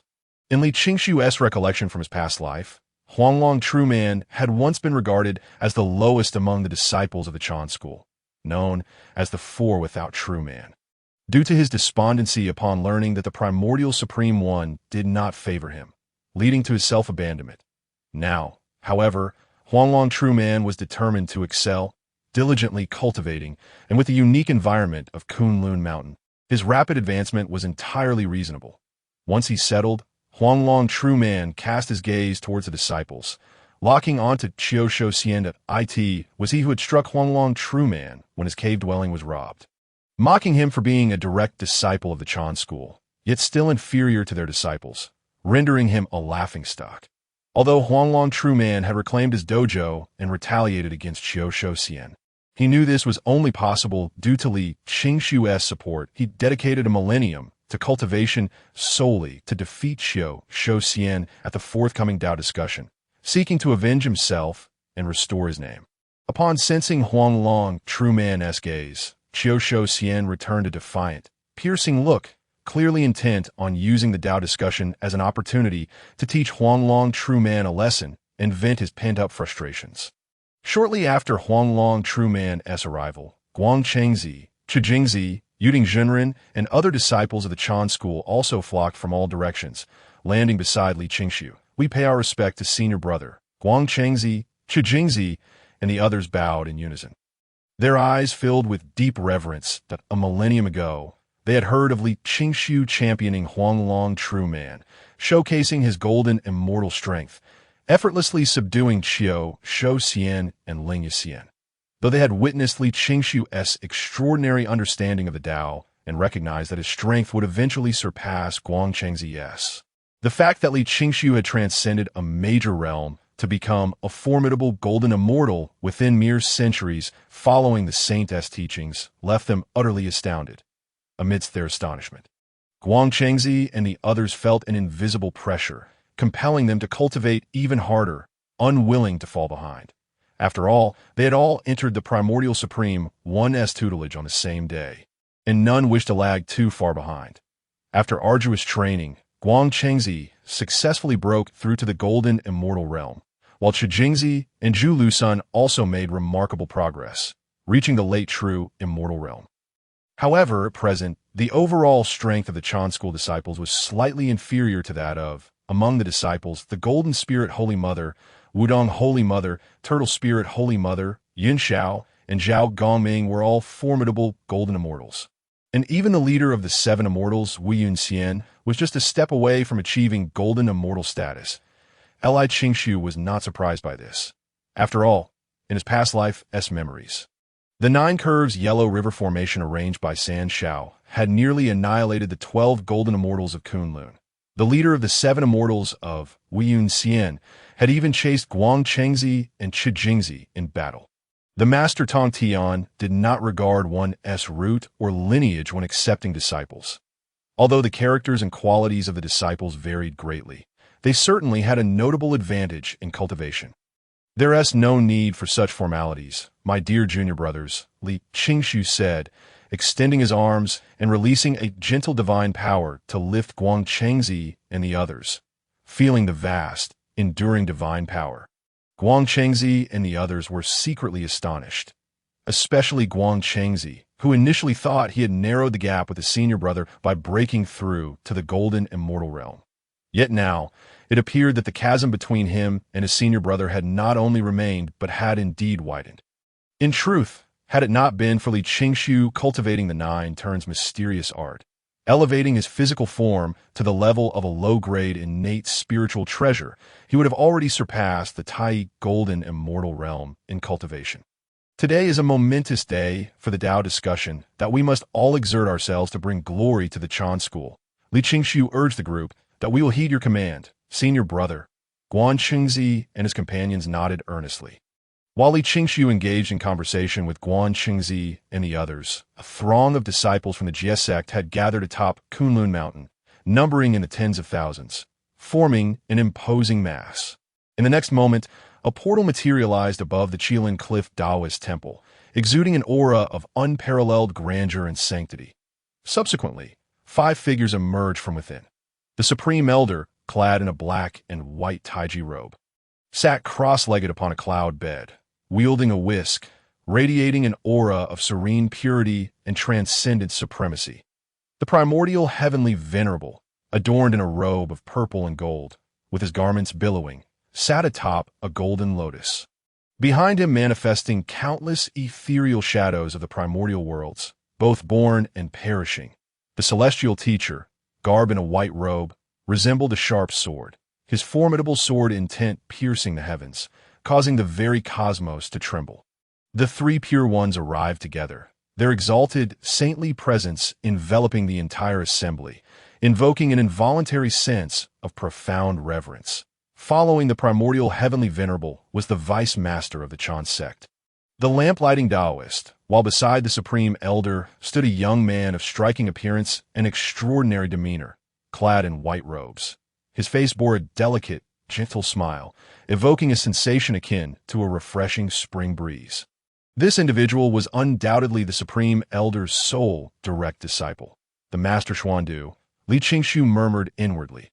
Upon the arrival of the 3 pure ones, 2 additional portals appeared above the Qilin Cliff Taoist temple. With the golden Buddhist light illuminating the expanse, 2 middle-aged men, sitting atop golden lotuses, donned yellow robes and held whisks, their faces radiating compassion, emerged from the luminous glow. These 2 were the figures of the West, the Zhuan Ti and Jia Yin. Witnessing Nuwa, both the 3 pure ones attained the virtues of the heavenly Tao and became saints. Not wishing to fall behind, Zhuan Ti and Jia Yin established the Western Sect, setting forth 48 grand aspirations, borrowing the merits of the heavenly Tao and becoming known as the Saints of Merit in Li Qingshu's past life memories. Zhuan Ti and Jia Yin struggled to repay their debts of merit until the end of the journey to the West Calamity. Accompanying Zhuan Ti and Jia Yin were dozens of disciples from the Western Sect, including the direct disciple of Zhuan Ti, Methria, and the direct disciple of Jia Yin, the medicine master, with the appearance of the Western Sect's assembly. The grand gathering of the Xianyuan Taoist conference was complete. Although Nuwa was also a saint of the Xianyuan, she resided in the Nuwa Palace in the newly created world after attaining sainthood, detached from worldly matters. Additionally, Nuwa had not founded a sect nor taken in disciples, hence she did not attend this Taoist conference that we bow before the saints. Disciples from the human, Chan, Jia, and Western sects collectively bowed to the 5 saints, their presence resonating majestically, echoing through the heavens. The 5 saints nodded, with Zhuan Ti and Jia Yin beaming with delight, thoroughly relishing the adoration bestowed upon them. "You need not be overly formal," the Supreme Elder remarked, a gentle force lifting all disciples. "Thank you, Master Uncle." The disciples expressed their gratitude once more, not daring to exhibit the slightest disrespect towards the saints. The disciples of the human, Chan, Jia, and Western sects all emerged from the Xianyuan, sharing a common root. The Xianyuan Taoist Conference is intended for you all to engage in exchange and mutual encouragement. Furthermore, today, I, along with my 4 junior brothers, will take turns expounding the profound truths of heaven and earth, addressing your cultivation dilemmas that I hope you will listen attentively and reflect earnestly. The Supreme Elder addressed the disciples, his resonant voice reverberating throughout the venue. Upon hearing this, the disciples of the Xianyuan displayed expressions of excitement and joy. Each saint possesses profound understanding of the truths of heaven and earth, transcending all, existing as the utmost. The teachings of the 5 saints will undoubtedly yield unimaginable benefits, surpassing years of arduous cultivation.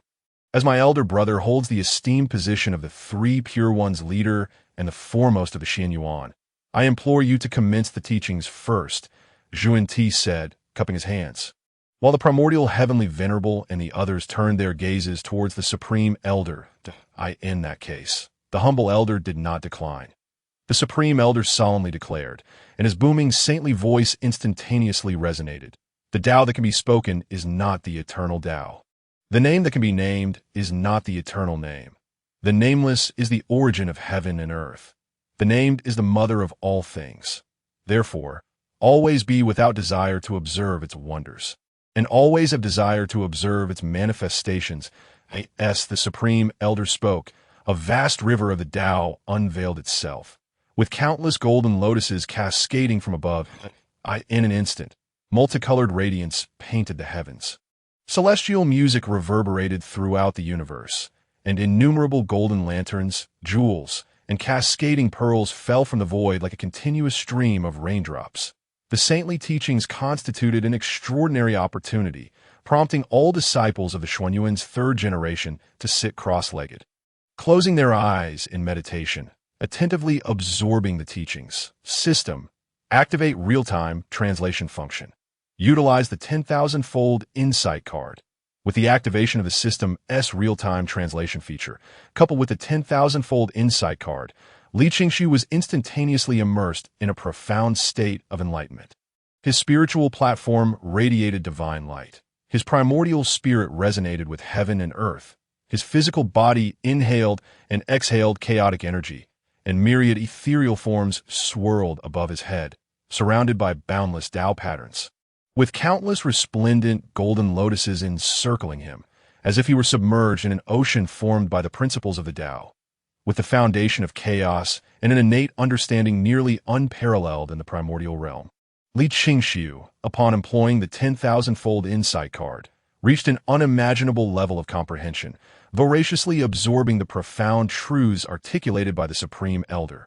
The Supreme Elder, Celestial Teacher, Zhuan Ti, and Jia-yin observed this with a hint of astonishment on their faces. Even the lamplighting Taoist at the great Luo Golden Immortal level found himself bewildered and only partially grasped the teachings. Yet Li Qingxu was able to instantaneously enter the state of enlightenment, demonstrating extraordinary insight, even described as otherworldly. The Supreme Elder and the others were astonished, while the primordial heavenly venerable wore a subtle smile, clearly pleased to have a disciple of such remarkable talent as Li Qingxiu. As the Supreme Elder continued his teachings, the lamplighting Taoist, Master Xuandu, Daopa Taoist, Guan Chengzi, and others gradually entered a state of shallow enlightenment. However, due to their considerable disparity in strength compared to the Supreme Elder, they could only grasp a fraction of the teachings. The Supreme Elder's discourse continued for over a century, during which he elucidated the principles of natural non-action and shared insights on alchemy, greatly benefiting all 3rd-generation disciples of the Xianyuan, even Zhuan Ti and Jia-yin. After the Supreme Elder concluded, the primordial heavenly venerable continued with his teachings, expounding on the jade pure Tao that aligns with heaven and humanity, as well as the experiences of cultivating the 3 flowers at the Golden Immortal level and the 5 Qi at the Tai Golden Immortal level. His teachings also lasted over a century. Following this, the Celestial Teacher discussed the teachings of the Chan Sect regarding the 50 principles of the Tao, the 4-9 of heaven's transformation, and the understanding of the sword principles within the context of the variability inherent in all things. Lastly, Zhuan Ti and Jia-yin jointly elucidated the doctrines of the Western sect, including the genesis of phenomena, the Dharma seals, the 4 noble truths, the Eightfold Path, the 12 links of dependent origination, and the karmic retribution. The teachings of the five saints represented an immeasurable opportunity for all third-generation disciples of the Xianyuan. Under the saints' guidance, the cultivation dilemmas that had previously troubled them were resolved, and they gained a clearer understanding of their own paths, significantly advancing in their cultivation. Notably, Master Xuandu and Daobao Taoist broke through to the late stage of the Tai Golden Immortal, while Mithria and the Medicine Master advanced to the mid-stage. Meanwhile, Li Qingshu also made a significant leap, elevating his cultivation to the Tai Golden Immortal realm, while simultaneously refining the primordial 9 transformations to the 6th level, rendering his physical body comparable to a mid-grade innate spiritual treasure. As the teachings of Zhuan and Jie Yin concluded, the astonishing phenomena in the heavens gradually dissipated. All third-generation disciples of the Xianyuan emerged from their states of enlightenment one after another. Thank you, saints, for your teachings. The lamp-lighting Taoist and all third-generation disciples of the Xianyuan stood, collectively bowing to the five saints, once again deeply feeling the immense benefits of joining the Xianyuan, observing the gains of all. The Supreme Elder and the others felt a profound sense of satisfaction. This Xianyuan Taoist conference, besides imparting teachings and resolving doubts, also aimed to assess your cultivation achievements. You may engage in mutual sparring at this Qilin Cliff Taoist temple, competing for the title of the foremost among us, who shall be recognized as the eldest disciple of our Xuanyuan's third generation. The venerable Ta Ching Laozi, exuding an air of tranquility and composure, spoke with authority. Upon his words, the disciples turned their gazes towards Master Xian Du and Taoist Duo Bao. In the eyes of the onlookers, among all the disciples of the 3 generations of the Xianmen, it was Xian Du, at the late stage of the Tai Golden Immortal realm, who was deemed the most formidable. With Taoist Duo Bao not far behind, it was only natural that the title of the eldest disciple of the Xuanmen's 3rd generation would be contested between them. Master Xian Du, clad in a flowing white robe, wore a gentle smile, clearly confident in his prowess. In contrast, Taoist Duo Bao's gaze was deep and contemplative, emanating an aura akin to an unfathomable abyss, subtly radiating a sense of battle intent, eager to claim the title for the Chan Sect and bring glory to the Chan Sect. Mithria and the Medicine Master from the Western Church appeared rather indifferent, despite their cultivation being only at the mid-stage of the Tai Golden Immortal realm, slightly inferior to that of Taoist Duo Bao and Master Xiandu. They were not to be underestimated, as the chief disciple of the Chan Sect had only just broken through to the Tai Golden Immortal level and would certainly not be relegated to the bottom. High above, Ta Ching Laozi and Shang Qing Tong Tian radiated confidence, while Zhuan and Jie Yin remained calm and collected, but Yuan Shitian Zun felt a twinge of anxiety. After all, as the true disciple of the 3 purities, should his disciples prove to be inferior to those of the Western Church, the ensuing gossip would undoubtedly tarnish his reputation and that of the Chan Sect. Nevertheless, with events unfolding as they were, all he could do was hope that Li Qingsu, bolstered by the central Wu Tu Xing Huang banner, would not falter against Mithria or the Medicine Master, thereby preserving some semblance of dignity for the Chan Sect. Although both Master Xian Du and Taoist Duo Bao harbored intentions to defeat one another and claim the title of the eldest disciple of the Xianmen's 3rd generation, they refrained from immediate action, each focusing on adjusting their states in preparation for the grand performance. As Ta Ching Laozi announced the commencement of the duel, the eager Huang Long Zhenren stepped forth, declaring, "Disciple Huang Long pays respects to Master Uncle." Huang Long Zhenren respectfully bowed to Ta Ching Laozi. "Do you have anyone in mind to challenge?" Ta Ching Laozi inquired. In response, "Master Uncle, I wish to challenge the Chan Sect's Qiu Xian." Upon hearing this, Ta Ching Laozi turned his gaze towards the disciples of the Chan Sect. "Qiu Xian, do you accept the challenge?" Qiu Xian immediately stood and clasped his hands, stating, "I am willing." "Excellent." Ta Ching Laozi nodded. As Kunlun Mountain served as a shared sanctuary for the 3 purities, they were well aware of the enmity between Qiu Xian and Huang Long Zhenren. Indeed, it is often said, "Isn't youthful exuberance a hallmark of the young?" With the 3 teachings coexisting on Kunlun Mountain, it was inevitable that the spirited disciples would clash, as long as it did not escalate to a life-or-death struggle. The three purities would not intervene excessively as fellow disciples of the Xianmen. You may spar and exchange insights, but do not resort to lethal force, Ta Ching Laozi admonished. We shall heed Master Uncle's command. Huang Long Zhenrun and Xiao Shou Xian replied, bowing once more before taking their positions in the skies above the Qilin altar. In an instant, all gazes converged upon them. The disciples of the Chan and Jie sects felt a wave of tension. After all, the battle between Huang Long Zhenrun and Xiao Shou Xian marked the inaugural contest of the Xuanmen's Discourse Conference, with the outcome directly influencing the face and morale of both sides. Although the human, Chan, Jie, and Western teachings emerged from the Xianmen, the three purities were intimately connected as brothers of the same origin, being direct disciples of Hongjun Daozu, which undoubtedly fostered a closer bond.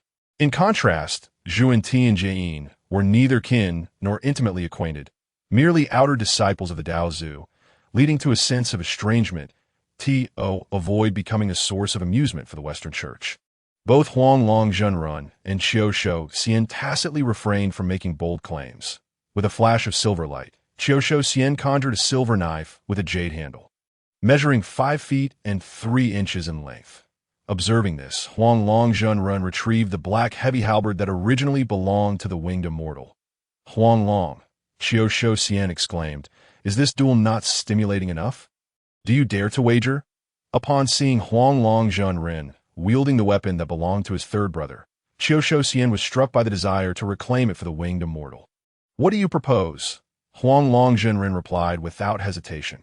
Let us wager our respective weapons. Should one party fail, their weapon shall belong to the other. You dare, Xiao Shou Xian articulated his terms.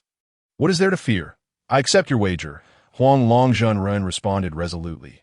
Good. With Huang Long Zhenrun's agreement, Xiao Shou Xian's desire for victory intensified. With a fierce roar, his hair billowed wildly, emanating a terrifying aura akin to an unfathomable ocean, shaking the very heavens. As this roar resonated, the vast divine power within Xiao Shou Xian surged into the jade-handled silver knife, activating the engraved Dao patterns, which glowed brilliantly, illuminating the entire Qilin cliff with a radiant light. Slash! Xiao Shou Xian bellowed, striking downwards with the silver knife towards Huang Long Zhenrun. This gathering of power behind Xiao Shou Xian's strike unleashed the terrifying force of a primordial aberration, augmented by the innate spiritual treasure, as the fierce blade light seemed poised to cleave the very heavens in twain. The overwhelming killing intent surged forth with the blade light, akin to a cataclysmic eruption of mountains and rivers, evoking a sense of suffocating pressure among the myriad disciples of the Xuanmen's third generation. In the face of this unparalleled assault, Huang Long Zhenrun neither flinched nor recoiled, channeling all his divine power into the black heavy halberd, unleashing a massive beam of black halberd light that spanned thousands of zhang. This black beam radiated an unimaginable force of annihilation, resounding throughout the Qilin cliff, distorting the very void in its wake. The dazzling silver blade light and the black halberd light, one bright and one dark, collided with cataclysmic force, resembling two meteorites hurtling through the cosmos, each bearing the power to obliterate all, with a resounding explosion. The entire Qilin cliff trembled, echoing with the sound of a mountain crashing into the sea, as terrifying energy ripples erupted outward, dispersing the cloud sea atop Kunlun Mountain. Amidst this culmination of forces, both Xiao Shou Xian and Huang Long Zhenrun were involuntarily pushed back several steps. As the energy ripples dissipated, Huang Long Zhenrun, gripping the black heavy halberd, charged fiercely towards Xiao Shou Xian. Unfazed, Xiao Shou Xian met him head-on, grasping the jade-handled silver knife. Clang, clang, clang, clang. The crisp and resonant sounds of their clashes echoed continuously. Huang Long Zhenrun and Xiao Shou Xian engaged in a fierce battle in the skies. The scene rapidly escalating to a fever-pitch point. One was the Huang Long, imbued with the bloodline of the golden dragon, while the other was a primordial aberration, a 9-headed golden lion, both embodying extraordinary physical prowess. Their weapons, the great knife and heavy halberd, further amplified their physical advantages. The two clashed in the heavens, their combat rendering the skies dark and the earth dim, the intensity leaving onlookers in awe. They battled relentlessly for a full quarter of an hour without a victor emerging. Clang! As Huang Long Zhenren and Xiao Shou Xian collided yet again, the heavens trembled, and both were sent reeling like shooting stars. Once they regained their footing, their chests heaved, gasping for breath, clearly exhausted from their earlier bout. Exchanging a glance, Huang Long Zhenren and Xiao Shou Xian, in silent agreement, sheathed their weapons.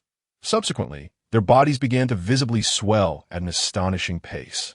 With thunderclouds swirling around Huang Long Zhenren, enveloping him entirely, Xiao Shou Xian transformed into a colossal golden nine-headed lion, akin to a fierce beast forged from divine gold, exuding an aura of primal ferocity that was both intimidating and awe-inspiring. Despite having lost 8 of his heads to Li Qingsu, years of cultivation had allowed him to fully recover. Simultaneously, as the thunderclouds roiled, a massive golden dragon erupted from within.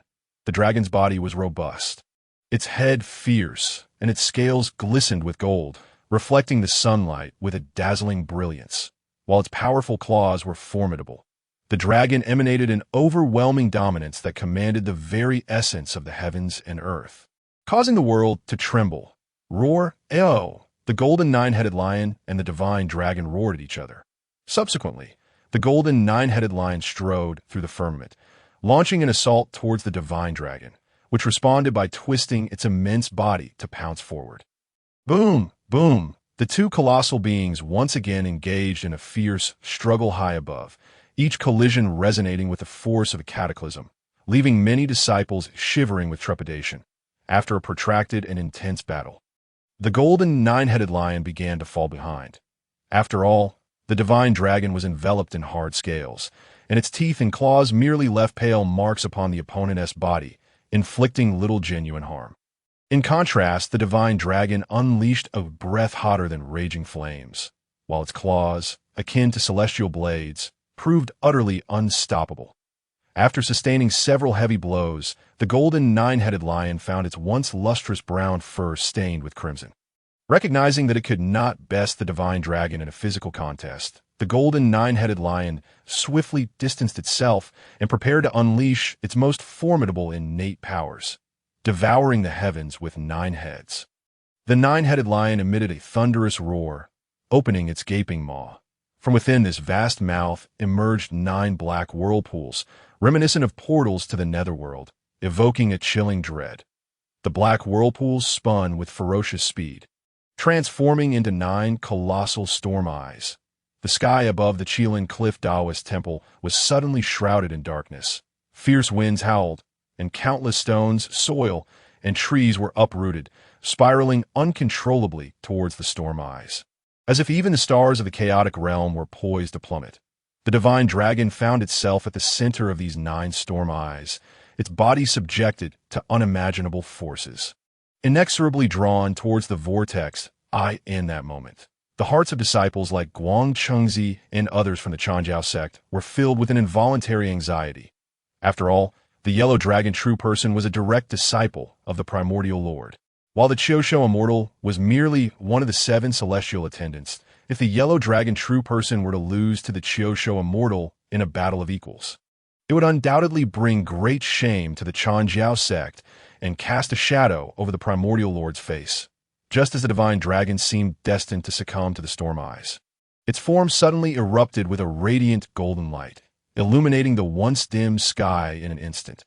Bathed in this brilliance, the divine dragon broke free from the storm's grasp and soared swiftly towards the golden nine-headed lion.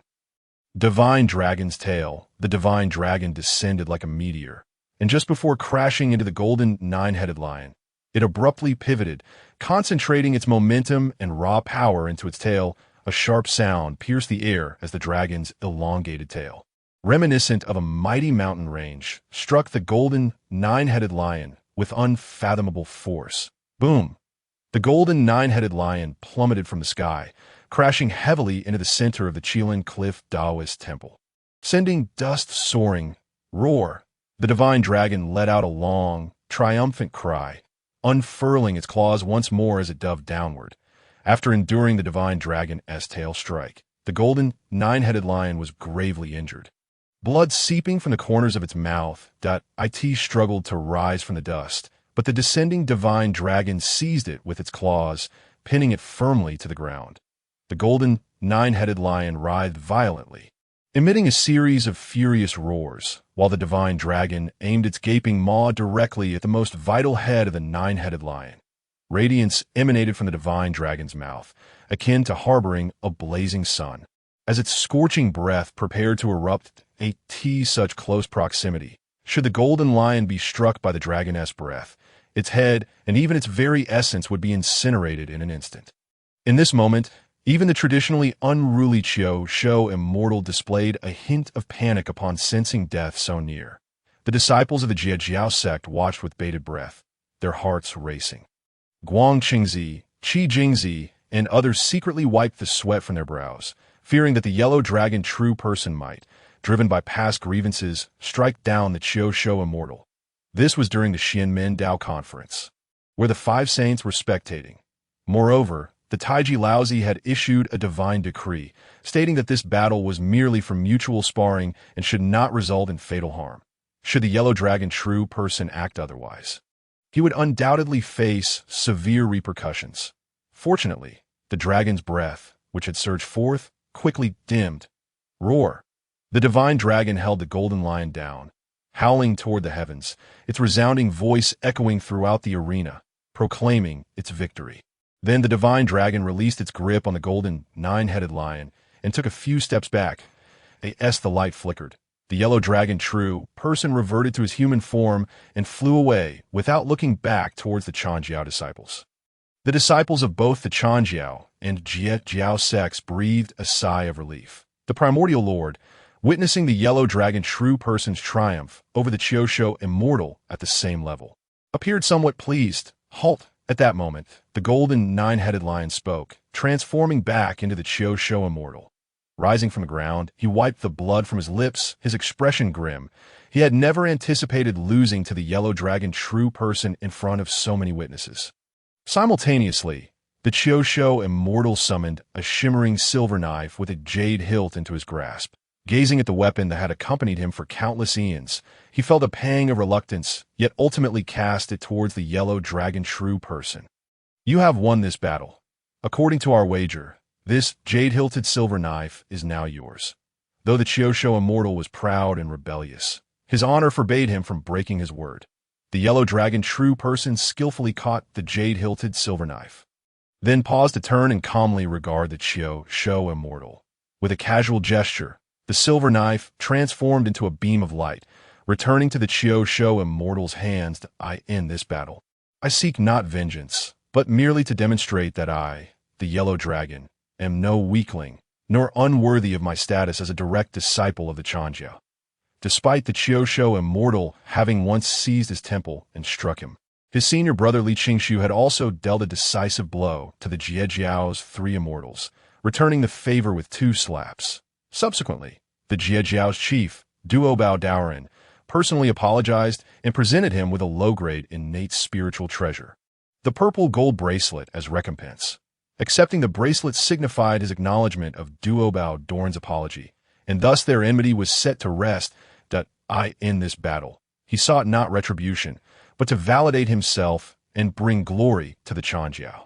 Upon hearing the yellow dragon true person's words, all the third-generation disciples of the Xianmen regarded him with newfound respect. They had not anticipated the breadth of the yellow dragon true person's magnanimity. The Chio immortal, taken aback, exhibited a complex expression. What you think is of no concern to me. However, a loss is a loss. I, the Chio immortal, do not engage in duplicity, with a wave of his hand. The jade-hilted silver knife once more flew towards the yellow dragon true person. The Chio immortal and the yellow dragon true person each insisted on their respective positions regarding the innate spiritual treasure, leaving the disciples of the Western teachings to swallow hard, anxiously wishing to claim the silver knife for themselves. The Chio immortal possessed only this one low-grade innate spiritual treasure, yet he resolutely upheld the terms of their wager. This garnered a flicker of admiration from the yellow dragon true person. If that is the case, I shall accept this jade-hilted silver knife. Now, I return it to you as a testament to the camaraderie between the Chanjiao and Jiejiao. The yellow dragon true person first secured the jade-hilted silver knife. Then with a grand gesture, it transformed into a stream of light and flew back to the Qiushou immortal. The Qiushou immortal, his face reflecting a myriad of emotions, contemplated the jade-hilted silver knife before ultimately accepting it. After all, the yellow dragon true person had spoken to this extent. Should he refuse further, it would disregard the bond of brotherhood between the Chanjiao and Jiejiao. Moreover, the Qiushou immortal truly did not wish to part with this weapon that had served him faithfully for countless years. I owe you a favor. I shall repay it in the future. Furthermore, you have only triumphed over me today. I shall seek you out again once my cultivation has improved for a rematch. The Qiushou immortal declared with unabashed pride. You are welcome at any time. Huanglong Jinren chuckled softly. In his perspective, having a formidable rival like Qiushou Xian to spur him on would only motivate him to grow stronger continuously. The two exchanged a glance before each soared back to their respective factions. Huanglong, with his extraordinary roots and the bloodline of the Golden Dragon, possessed an exceptional character, destined to achieve greatness in the future, murmured Duobao Daoren. The other disciples of the Chan Sect, witnessing Huanglong Jinren's humility and magnanimity after his victory, could not help but feel a modicum of admiration for him. This battle not only demonstrated his prowess, but also showcased the noble spirit befitting a direct disciple of the sage. Simultaneously, it transformed the prior discord with Qiushou Xian into a bond of camaraderie, fostering a closer relationship between the Chan and Jie sections. This development brought immense satisfaction to the three Pure Ones, who began to regard him with newfound respect. Yuan Shi Tianzuan felt a sense of pride, and his prior reservations about Huanglong's emergence began to wane. Subsequently, the disciples of the Chan, Jie, and Western sects engaged in dozens of sparring matches, resulting in mutual victories. However, the disciples of the Western sect were entirely defeated by those of the Chan and Jie sects in battles of equal standing.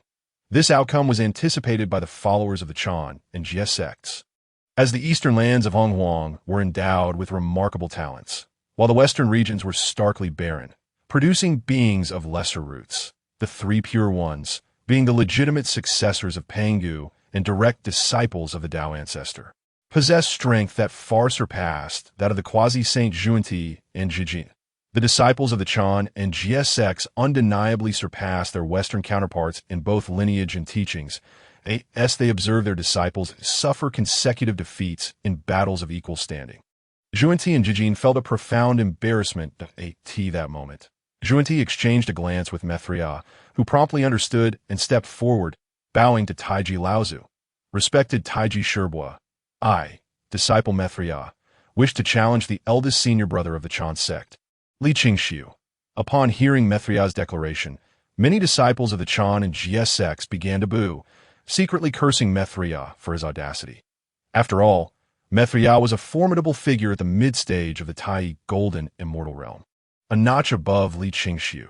The disparity in cultivation levels becomes increasingly pronounced as one progresses, with each stage in the Golden Immortal Realm often requiring tens of thousands, if not hundreds of thousands, of years to transcend.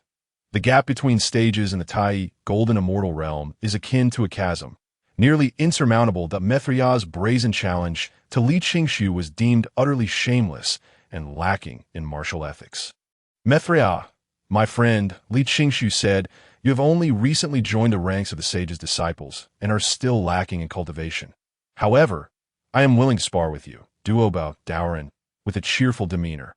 Interjected, Mithria, upon hearing this, felt beads of sweat form on his forehead. Duobao Daoren had been his master long before Tontian became a saint, possessing unparalleled strength. If he were to face Duobao, it would be fortunate if he emerged unscathed. My friend Duobao still has to compete with Xiandu today. I shan't disturb you any further, Mithria awkwardly chuckled, then turned his gaze toward Li Qingxiu. Qingxiu, I only wish to seize this rare opportunity to witness the jade pure divine methods. Nothing more. If you have any reservations, then let it be. In truth, Mithria had not anticipated that Li Qingxiu would accept the challenge, considering the latter's inferior cultivation level. However, if Li Qingxiu, being the foremost disciple of the Chan Sect, were to avoid the battle, It would signify the Chan Sect defeat against the Western Sect in this debate conference. The eyes of the assembly turned to Li Qingxiu, eager to see what decision he would make. The Chan disciples felt an overwhelming sense of frustration. Their eldest brother had ascended from the true immortal realm to the Tai golden immortal realm in merely a millennium, showcasing extraordinary comprehension. Given a little more time, he would undoubtedly leave Mithria and Yaoshi far behind. Amidst the spotlight, Li Qingxiu remained remarkably composed. He took 2 steps forward and respectfully bowed to Taiji Laozu. "Master, I wish to accept Mithria's challenge." Upon hearing this, the third-generation disciples of the Xianmen were all taken aback, astonished by Li Qingxiu's courage in the face of Mithria's superior cultivation. Li Qingxiu's next words exceeded everyone's expectations. "However, I have one request. I hope to simultaneously experience the Western divine methods of both Mithria and Yaoshi. Of course, if they have any reservations, then let it be." Truth be told, Li Qingxiu found Mithria's desire to defeat him and restore honor to the Western Sect, as well as to bring glory to Junti and Jijin, entirely reasonable. However, Mithria's dual approach left him feeling quite repulsed. If the Western Sect sought to maintain face in such a manner, he would make it a point to rub their faces in the dirt. Li Qingxiu's declaration sent shockwaves through the assembly, the sound of a pin dropping echoing in the air as thousands of Xianmen disciples stood agape.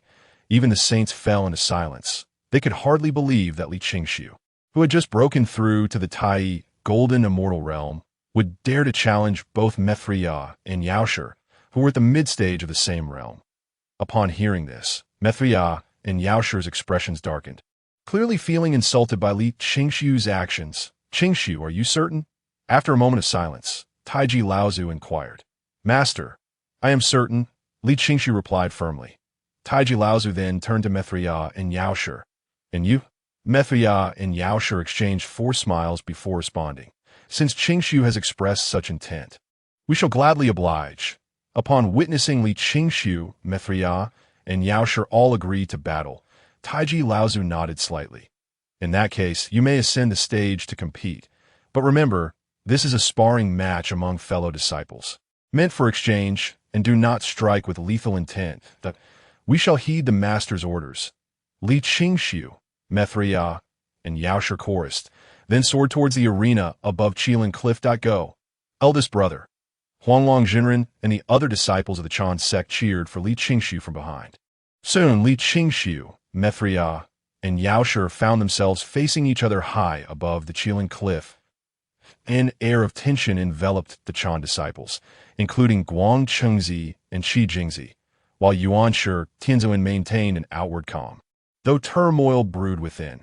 Even though he had previously bestowed upon Li Qingxiu the supreme, innate spiritual treasure, the central Wutu Xinghuang banner, merely 3,000 years had passed to Li Qingxiu's current cultivation level.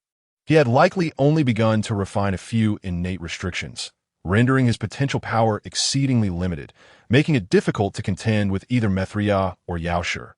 Now, with Li Qingxiu actively challenging both, he had effectively cornered himself into a perilous situation. However, recalling Li Qingxiu's previously demonstrated extraordinary comprehension and astonishing rate of cultivation, Yuanshi Tianzuan's anxiety gradually transformed into anticipation, believing that his eldest disciple might truly surprise him once more. High above Qilin Cliff, Mithria and Yaoshi gazed at Li Qingxiu, smiling as they said, "Your courage, Qingxiu, is greatly admirable." The challenge posed by Li Qingxiu, whose cultivation was beneath theirs, left Mithria and Yaoshi feeling belittled and insulted, determined to teach him a harsh lesson. Yet under the watchful eyes of the crowd, they maintained a facade of amiable smiles. "Since we express our admiration, shall I not be granted 3 moves?" Li Qingxiu stated calmly. Mithria and Yaoshi were momentarily taken aback. Their initial politeness was merely a pretense, and they had not expected Li Qingxiu to be so brazen. Nevertheless, confident in their superiority, they deemed it harmless to allow Li Qingxiu 3 moves.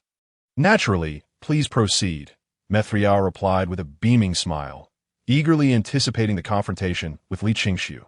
"Very well, Li Qingxiu nodded slightly, and then, with a decisive motion, unleashed a powerful palm strike towards both Mithria and the Medicine Master. In the next moment, the skies above Chelan Cliff were engulfed in a tempest of swirling clouds as a colossal hand, measuring a staggering 100,000 zhang, materialized from thin air. This enormous hand was adorned with intricate Tao patterns and emanated an aura of chaos, resembling a mountain range of primordial chaos, instantly subjecting Mithria and the Medicine Master to a suffocating sense of dread. With a resounding crash, the chaotic giant hand descended, distorting the surrounding void, plunging the world into darkness, as if the very heavens were collapsing. What the hell? Mithria and the Medicine Master's expressions shifted dramatically as they felt the terrifying force contained within the chaotic hand. Their bodies ached with an ominous pain, as if they were on the verge of shattering under the weight of this invisible pressure. They attempted to evade, only to discover they were ensnared by an intangible force, rendering them unable to escape, forcing them to brace themselves for the impending doom.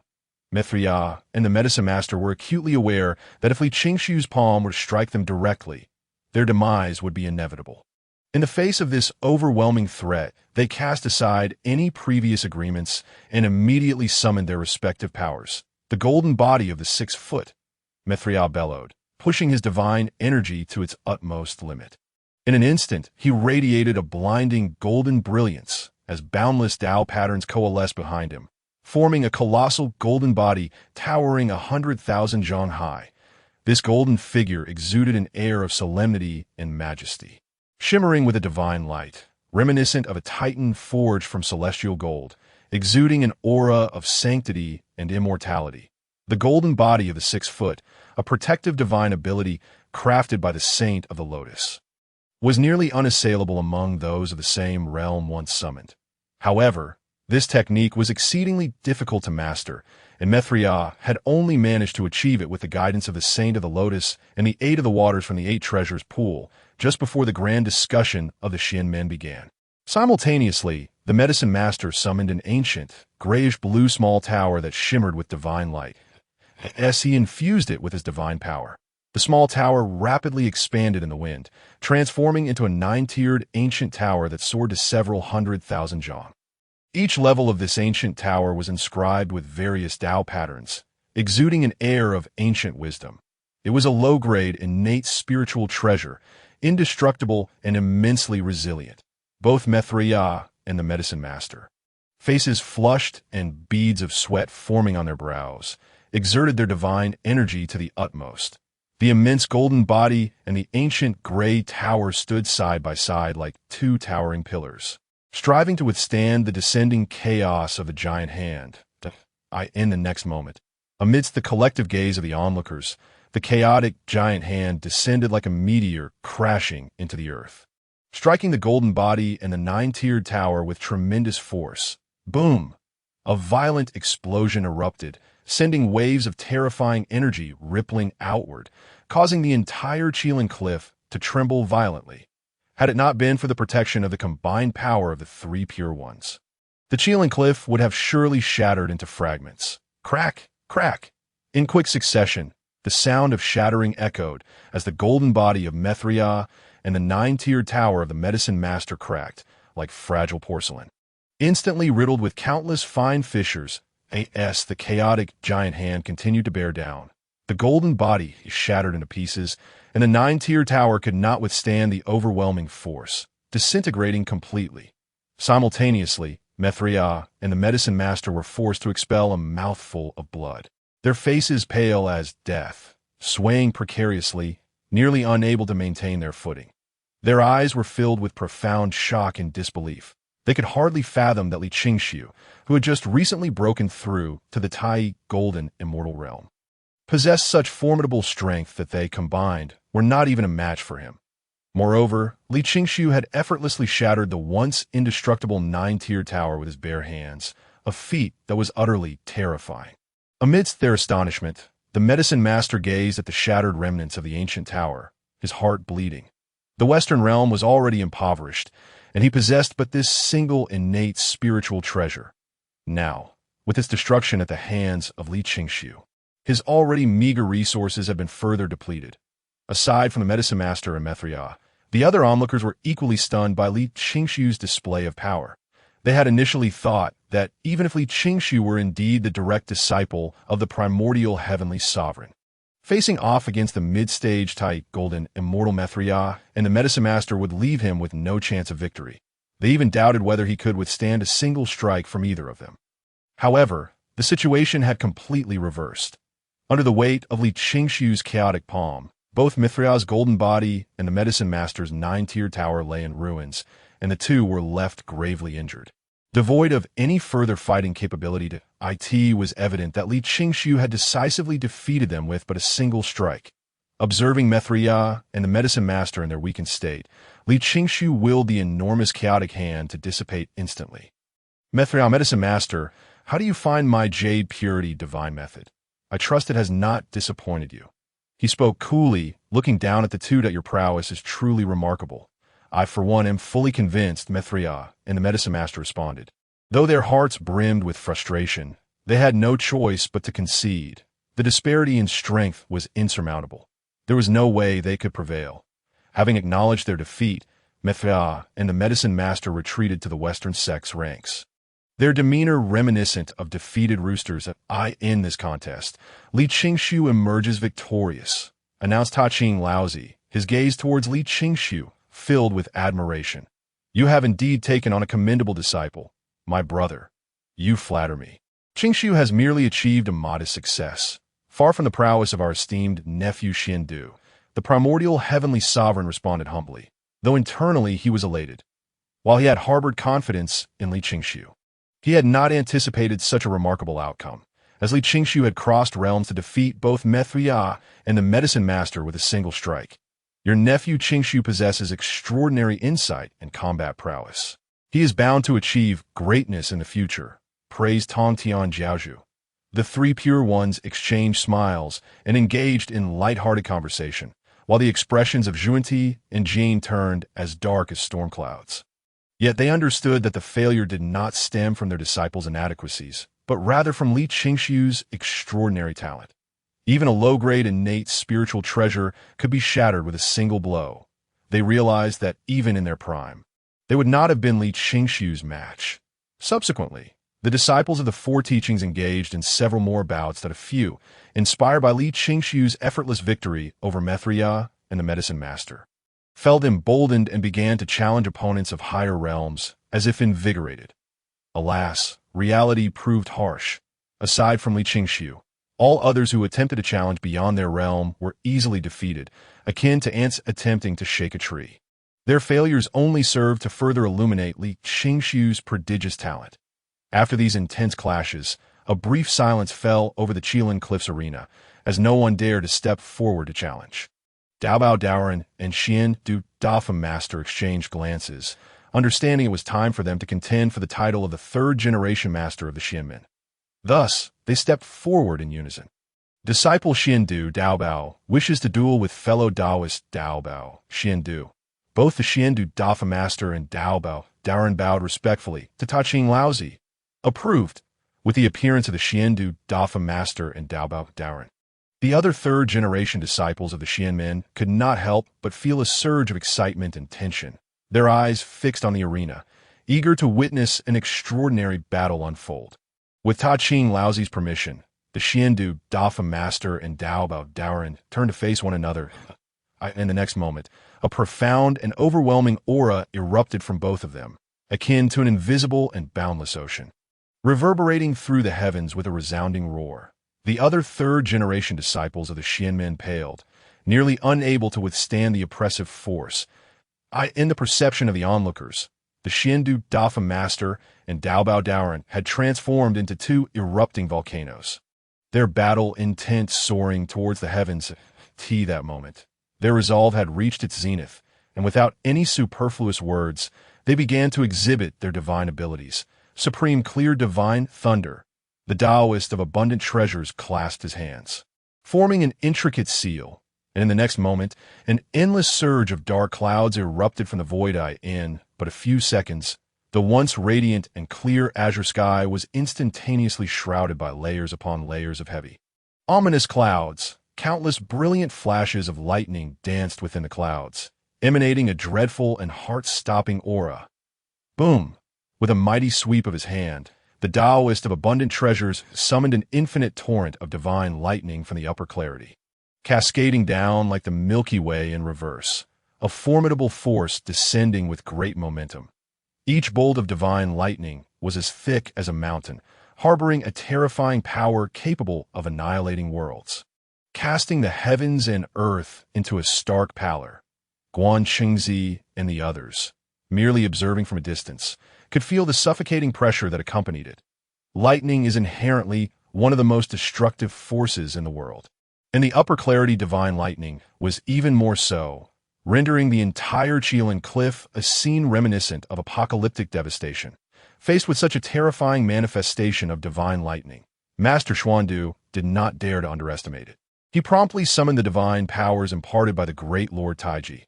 Before long, two beams of divine light, one black and one white, soared into the sky, instantly transforming into a gigantic yin-yang fish, suspended above Master Xuandu's head. The yin-yang fish embraced each other, slowly rotating to form a vivid representation of the Taiji diagram, radiating an essence of profound Taoist rhythm, as if harmonizing with the very fabric of the cosmos. In the next heartbeat, the vast and violent upper clarity divine lightning, bearing the might to obliterate the heavens and earth, struck the yin-yang Taiji diagram. Boom! The yin-yang Taiji diagram erupted with a thunderous roar, and lightning splattered in all directions, blinding the onlookers. The ferocious lightning relentlessly hammered against the yin-yang Taiji diagram, attempting to shatter it to pieces. Yet the yin-yang fish harmonized with the cosmos, directly devouring and transforming the full destructive force of the upper clarity divine lightning. Even as the entirety of the upper clarity divine lightning poured forth upon the yin-yang Taiji diagram, it failed to budge Master Xuandu in the slightest. The depth of Master Xuandu's understanding of the yin-yang principle was profound. It would not be long before he could attain the status of a great Luo golden immortal through the principles of yin and yang, as noted by the celestial master Tongtian. The yin-yang principle stands as one of the foremost among the 3,000 great Taoist laws. Any cultivator who comprehends it would experience a tremendous leap in power. The yin-yang principle governs the operations of all things in heaven and earth, a truth not easily grasped by Master Xuandu. Though the great Lord Taiji feigned humility, his smile and gentle stroking of his beard revealed his satisfaction with Master Xuandu's prowess. Meanwhile, the Taoist of abundant treasures, witnessing that the upper clarity divine lightning could not harm Master Xuandu, immediately dissipated this divine power. A golden light radiated from his chest, and a longevity lock flew forth from his collar. This treasure, known as the heart-piercing lock, was entirely golden, its sides inscribed with enigmatic heavenly inscriptions, and it was adorned with 3 chains of white jade, classified as a supreme innate spiritual treasure. Originally, the heart-piercing lock had served as a protective charm for Celestial Master Tongtian prior to his enlightenment. Bestowing it upon the Taoist of abundant treasures signifies great favor. With a clangor of golden and jade colliding, the Taoist of abundant treasures activated the 3 white jade chains, which rapidly transformed into 9 black jade chains. Darting towards Master Xuandu with incredible speed, the 9 black jade chains, swift as the wind and inscribed with heavenly runes, resembled 9 ferocious black dragons as they soared through the sky, instantly lunging towards Master Xuandu. Once again, Master Xuandu summoned the Taiji yin-yang fish to defend. The vast yin-yang Taiji diagram stood resolutely before him, harmonizing the forces of yin and yang, seamlessly invoking the primal energies of the universe. However, this time, the yin-yang Taiji diagram did not withstand the onslaught of the black jade chains as it had against the divine lightning. Instead, it was swiftly pierced through as the black jade chains whistled past. The yin-yang Taiji diagram was torn asunder, dissipating into the fabric of heaven and earth. The 9 black jade chains, having penetrated the yin-yang fish, continued unabated towards Master Xuandu in the blink of an eye. A dark crimson banner surged skyward, hovering above Master Xuandu's head. The banner was adorned with flames, and as it fluttered in the wind, its fiery patterns appeared to ignite, casting half the sky in a brilliant crimson hue. This artifact was one of the supreme innate spiritual treasures, the southern flame banner of the five elements, possessing the power to disrupt yin and yang and invert the five elements. Once invoked, it repels all evil and remains impervious to all forms of attack. As Master Xuandu activated the southern flame banner, its fiery patterns blazed forth, forming a fiery red semicircular barrier that enveloped him entirely. Clang, clang, the crisp and rhythmic sounds of collision rang out as the 9 black jade chains struck heavily against the barrier, creating ripples, yet failing to breach it. With his footing secured, Master Xuandu began a counterattack against the Taoist of abundant treasures.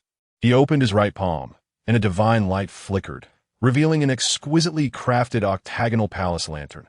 The surface of the lantern shimmered with a green metallic luster, inscribed with innate Taoist patterns, and at its center, a purple flame flickered gently. Although this flame was merely the size of a fist, it contained unimaginable heat, warping the surrounding void. This lantern was the supreme innate spiritual treasure, the 8 Scenery Palace Lantern, containing the power of the burning heaven purple fire. This fire possesses boundless might, capable of incinerating the heavens and boiling the seas. As Master Xuandu infused his vast divine power into the lantern, the flame within began to swell rapidly. Boom! The purple inferno erupted violently from the 8 Scenery Palace Lantern, morphing into a colossal purple flame dragon, stretching hundreds of thousands of feet and lunging fiercely towards Master Xuandu. As the purple flame dragon emerged, the temperature of the entire realm surged dramatically, the sky turning a deep crimson as if on the verge of melting, threatening to evaporate even the vast oceans. The Taoist of abundant treasures, witnessing this, suddenly changed countenance, sensing an immense threat. Treasure Tower! With a grand gesture, a resplendent tower burst forth into the sky. This tower, resplendent with colors, boasted 33 tiers, corresponding to the 33 heavens of the celestial realm, exuding an overwhelming aura of suppression over the cosmos. This tower was also classified as a supreme innate spiritual treasure, though was not granted by Celestial Master Tong Tian. Instead, it was acquired through the Taoist of abundant treasure's innate abilities derived from his true form. The abundant treasure rat, representing a profound connection to his very essence. The treasure tower floated above the Taoist of abundant treasures, cascading down divine light in a myriad of colors, completely enveloping him like a waterfall. Boom! The burning heaven purple dragon surged forth in a torrent that it unleashed a thunderous roar, continuously battering against the barrier formed by the treasure tower, warping the surrounding void in a terrifying display. Nevertheless, the 33 tiers of the treasure tower consistently released divine light, providing formidable protection for the Taoist of abundant treasures. Regardless of how ferocious the burning heaven purple fire dragon was, it could not inflict harm upon him in the slightest. Both Master Xuandu and the Taoist of abundant treasures were formidable figures in the late stage of the Tai golden immortal realm, each wielding supreme, innate spiritual treasures for defense and offense. It appeared that neither could gain the upper hand, resulting in a stalemate for the time being. Observing this, the members of the Western sect were filled with envy. Particularly, Mithria and the medicine master were nearly wide-eyed with astonishment. As disciples of the same sage, they possessed only a single inferior innate spiritual treasure, and the medicine master's treasure had even been shattered by Li Qingxiu. Yet, the Taoist of abundant treasures and Master Xuandu effortlessly summoned 2 supreme, innate spiritual treasures each. Truly, the adage holds that comparisons breed envy. Just as the onlookers believed that Master Xuandu and Taoist Duobao were heading toward the stalemate, 9 ebony chains suddenly radiated a dark glow, merging together at a visible velocity. The amalgamated chains, adorned with intricate Taoist patterns, resembled a colossal black dragon, exuding a terrifying and heart-stopping aura. In the next moment, the immense ebony chains began to spin at an astonishing speed, forming a black tornado the size of millions of zhang. A tempest raged above Qilin Cliff. The very fabric of space seemed on the verge of being torn apart, and the stars from beyond appeared to be drawn downwards, Taoist Duobao's move could be described as consolidating the entire offensive power of the heart-piercing lock into a single point.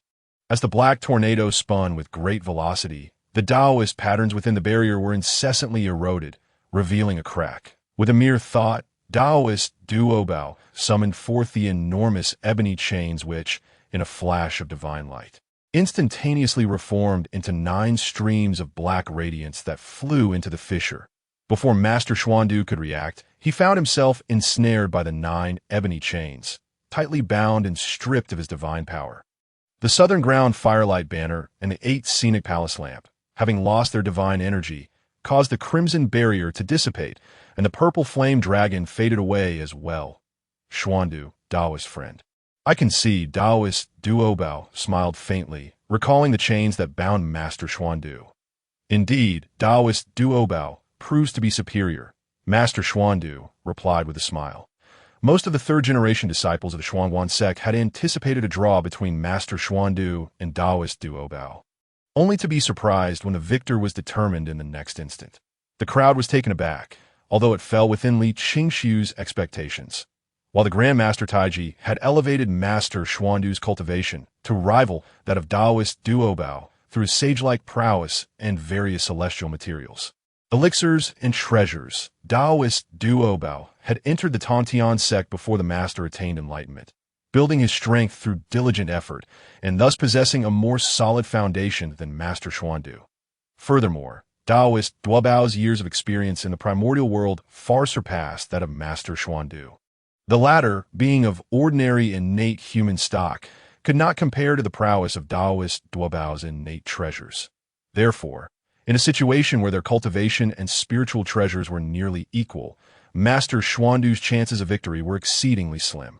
However, should Master Xuandu comprehend the yin-yang principle from the top 10 of the 3,000 great Tao laws and gradually solidify his foundation to mitigate the drawbacks of rapid cultivation, the balance of power could shift significantly.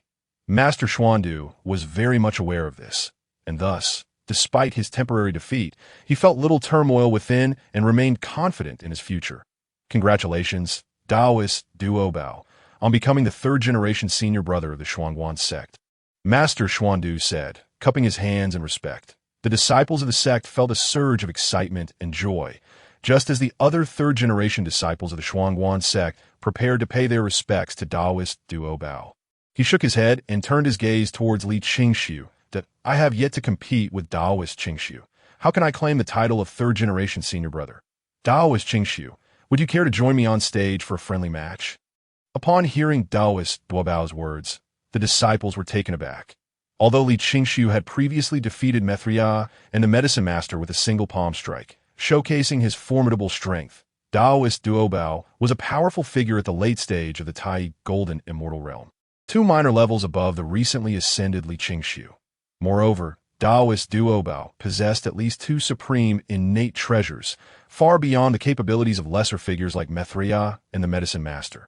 The crowd doubted that Li Qingxiu could contend with him. Very well, to everyone's astonishment, Li Qingxiu unhesitatingly accepted Taoist Duobao's invitation. Truth be told, compared to the protagonists he had read about in novels who crossed realms to challenge formidable foes, he preferred to crush opponents directly with his own cultivation level. As he had done with while it may seem somewhat dishonorable, it was undeniably easier and safer. However, Li Qingxiu understood his master's disposition and knew that he would wish for the title of third-generation senior brother to belong to the Chan Sect. As his master, Yuan Shi Tianzun, had taken him as a disciple, imparting teachings and bestowing supreme innate treasures upon him, he owed a debt of gratitude as vast as the sea.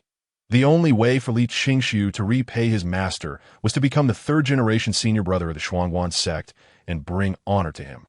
Upon Li Qingxiu's agreement to battle Taoist Duobao, the shock reverberated through all present, even catching the likes of Guang Qingzi and Huang Longjun off guard. Yes, the crowd buzzed with amazement. Li Qingxiu had already soared into the air above the Qilin Cliff arena that I have met Taoist Xuandu. Li Qingxiu offered a respectful greeting to Master Xuandu. He felt an inexplicable affinity for Master Xuandu, who hailed from the innate human race that I have met Taoist Qingxiu. Master Xuandu replied with a warm smile. Although Master Xuandu was the sole direct disciple of the Grand Master Taiji and possessed greater cultivation than Li Qingxiu, he showed no trace of arrogance, instead evoking a refreshing sense of ease.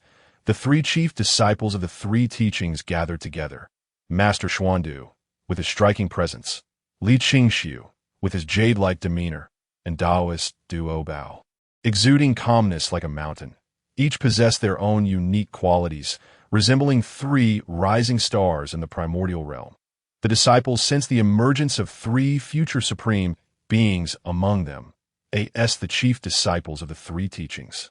We must certainly engage in more exchanges in the future. However, I shall not disturb you two for now, that I wish you both the best of luck, Master Xuandu remarked after a brief conversation, voluntarily stepping aside to allow Li Qingxiu and Taoist Duo to take the stage. Faced with Taoist Duo, who stood 2 minor realms above him and was also a direct disciple of a saint, Li Qingxiu felt no inclination to underestimate him. After Master Xuandu departed, Li Qingxiu immediately activated his divine power to its utmost, ready to strike at a moment's notice. Taoist Duo, too, prepared himself for the contest. Although Li Qingxiu was merely at the early stage of the Tai Golden Immortal Realm, seemingly posing no threat, Taoist Duo had an instinct that Li Qingxiu might be even stronger than Master Xuandu. At his level, intuition often proved more reliable than mere sight. The contest begins, Grand Master Taiji announced as both parties stood ready. With his command, Taoist Duo swiftly summoned the upper clear divine thunder. Taoist Duobao's strategy was simple.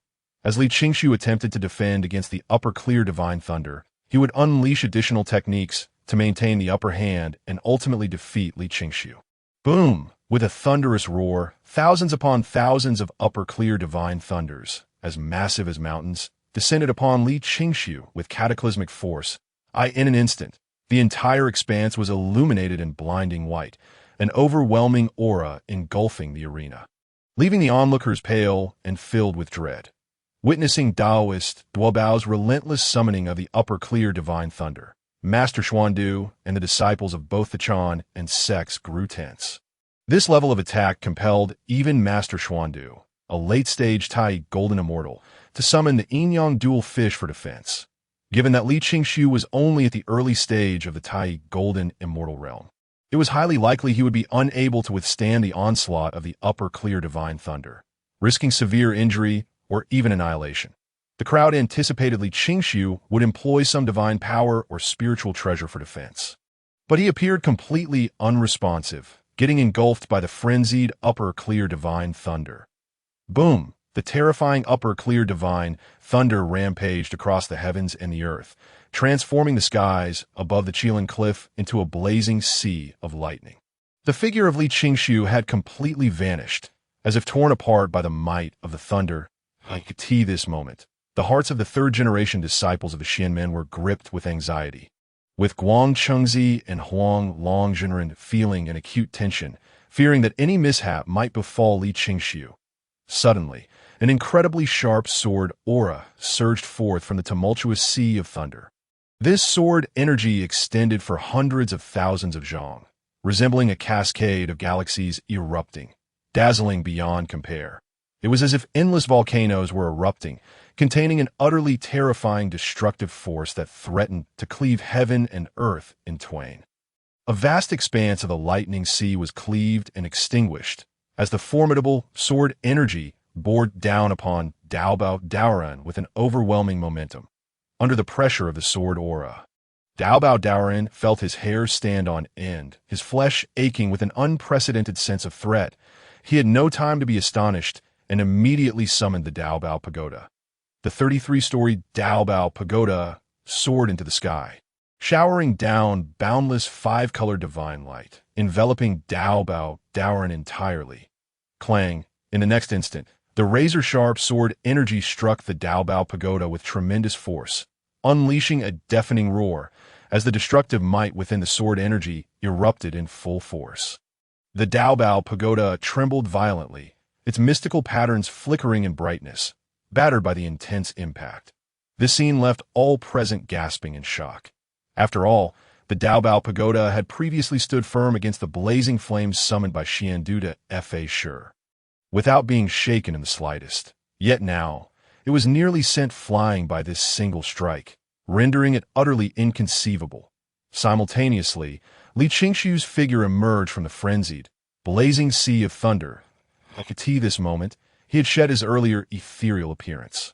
Brandishing the black-golden De Luo immortal sword, his gaze was icy and resolute, his long black hair billowing, exuding an aura of exceptional sharpness. Most astonishing to all was that Li Qingshu did not employ any means to resist the upper clear divine thunder. Instead, he allowed the thunder, as thick as mountains, to crash down upon him. Each bolt of this upper clear divine thunder was capable of shattering the earth and evaporating oceans, instilling boundless terror. Yet, under the relentless barrage of countless upper clear divine thunders, Li Qingshu remained unscathed, even radiating a subtle divine light, as though a true deity had descended upon the world by the heavens. This is utterly absurd. The onlookers, including the third-generation disciples of the Xianmen, were overwhelmed by waves of astonishment, their eyes nearly popping out. Even Mithria and Yaoshe rubbed their eyes in disbelief, questioning whether they were witnessing an illusion. If not for Li Qingshu possessing a primordial spirit capable of wielding divine powers and spiritual treasures, they might have doubted whether he was a newly emerged ancestor of the 13 primordial beings. Meanwhile, the 5 saints in the heavens were also taken aback by Li Qingshu's displayed strength and the unprecedented De Luo immortal sword, which they had never before encountered. However, Yuanshi Tianzun did not harbor any resentment, but instead grew increasingly fond of Li Qingsu. In Yuanshi Tianzun's eyes, Li Qingshu's ability to wield such an exceptional primordial spiritual treasure as the De Luo immortal sword indicated that, like Daobao Daoren, he had encountered an unprecedented opportunity. With a disciple who possessed such extraordinary comprehension and immense fortune, the future promised greatness for both him and the Chan teaching at the same time. Daobao Daoren, upon witnessing Li Qingshu's formidable prowess, realized that his initial intuition had indeed been correct. Fortunately, he had not grown complacent due to his superior cultivation level. Otherwise, he could have easily been defeated in one strike. After a brief moment of astonishment, Daobao Daoren swiftly made a decision. Given the offensive power Li Qingshu had previously demonstrated, if he merely focused on defense, even the Daobao Pagoda would not be able to protect him adequately. Rather than that, he would be better off launching a full frontal assault directly countering with offense. Having made up his mind, Daobao Daoren simultaneously activated the Daobao Pagoda and the heart-piercing lock.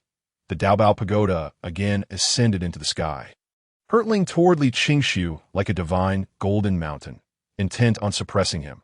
Meanwhile, the heart-piercing lock released 9 black jade chains, swiftly coalescing into a black dragon hundreds of thousands of zhang long. Spinning rapidly toward Li Qingshu, the terrifying black storm vortex reappeared, causing the disciples of the Chan teaching to grow tense once more. After all, previously, even when Xianduda Fa Sure had summoned the supreme primordial spiritual treasure, the Southern Firelight Flag, Daobao Daoren had managed to defeat him with this very technique. Now, as Daobao Daoren fully unleashed the heart-piercing lock while simultaneously employing the 33-story Daobao Pagoda to suppress Li Qingshu, he had formed a true killing move. Not to mention Li Qingshu, who had just broken through to the early stage of the Tai Golden Immortal. Even a peak Tai Golden Immortal would find it difficult to withstand such a terrifying onslaught. Facing Daobao Daoren's all-out assault, Li Qingshu remained unperturbed, and a beam of golden light erupted from his body. Shortly thereafter, an ancient, square-shaped Xian Yellow Ding appeared before everyone. The Xian Yellow Ding rapidly expanded to hundreds of thousands of zhang, radiating immeasurable divine light. The mountains, rivers, sun, and moon inscribed upon its surface seemed to come alive, emanating the chants of divine beings, unleashing a colossal force that directly blocked the descending Daobao Pagoda. Li Qingshu unveiled yet another never-before-seen supreme, primordial spiritual treasure. The disciples of the Xianmen were left dumbfounded. Mithria and Yaoshe, in particular, were filled with envy to the point of nearly grinding their teeth to dust. "Brother, you truly have taken in an extraordinary disciple." The Taiji Laozu exclaimed in admiration once more, the A.S. Saint, Taiji Laozu could instantly discern that Li Qingxiu's Xian Yellow Ding was formed from the condensation of Xian Yellow primordial energy, just as his own Tiandi Xian Yellow Linglong Pagoda was. He had acquired such a concomitant treasure due to inheriting the merits of Pangu, the great creator. The fact that Li Qingxiu possessed the Xian Yellow Ding was a clear indication of his immense fortune and limitless potential in the future. Humbly spoken, brother, Qingxiu merely enjoys a bit of good fortune. How can he be compared to the Xian Du disciple who is about to comprehend the principles of Yin and Yang? Yuan Shitian Zun feigned modesty. Yet the slight upward curve of his lips revealed his true feelings. While everyone was still astonished and discussing the supreme, primordial spiritual treasure, Xian Yellow Ding, an overwhelmingly sharp sword intent suddenly erupted from Li Qingxiu. In an instant, the sky above the Qilin cliff trembled, the very fabric of reality quaking, as an infinite torrent of sword intent surged forth, scattering the myriad upper clear divine thunders. The atmosphere grew intense, resembling the gates of hell swinging open, as if chaotic behemoths were charging forth. The surging sword energy ascended, causing ancient stars in the chaotic realm to sway, as if they might be cleaved from existence. At that moment, all third-generation disciples of the Xian men felt as though needles pricked their backs, their bodies turning icy, their souls quaking. That it was as if an invisible blade hovered ominously above them, poised to fall at any moment. The Sword Dao principle. Tong Tian Jiaozhu's eyes widened in astonishment as he gazed at Li Qingxiu, his eyes gleaming with excitement. The four saints, including Taiji Laozu, Yuan Shitian Zun, and the others, also revealed expressions of shock for the first time. Typically, a cultivator would only grasp a hint of the power of the Tao at the peak of the Tai Golden Immortal realm before attaining the position of the Luo Golden Immortal. Yet Li Qingxiu had just broken through to the Tai Golden Immortal realm and had already comprehended the power of the Tao, leaving even these saints in disbelief at his extraordinary talent. Were it any other principle he had grasped, Tong Tian Jiaozhu would have merely been surprised. However, the fact that Li Qingxiu had comprehended the Sword Dao principle made Tong Tian Jiaozhu regard him as a treasure, even to the point of being mesmerized. After all, Tong Tian Jiaozhu was the foremost sword cultivator of the primordial era, utterly enamored with the Sword Dao. Unfortunately, neither Daobao, Daoren, nor the three saints, Sanshao, Zhao Gongming, nor others had much talent in the way of the sword. Yet now, Li Qingxiu, in the early stage of the Tai Golden Immortal realm, had mastered the Sword Dao principle in the eyes of the celestial master Tong Tian. This was undoubtedly the most formidable swordsmanship prodigy since the dawn of time, the unparalleled heir to his legacy. As the members of Xianmen were engulfed in astonishment, the Luo immortal sword in Li Qingxiu's grasp radiated brilliantly.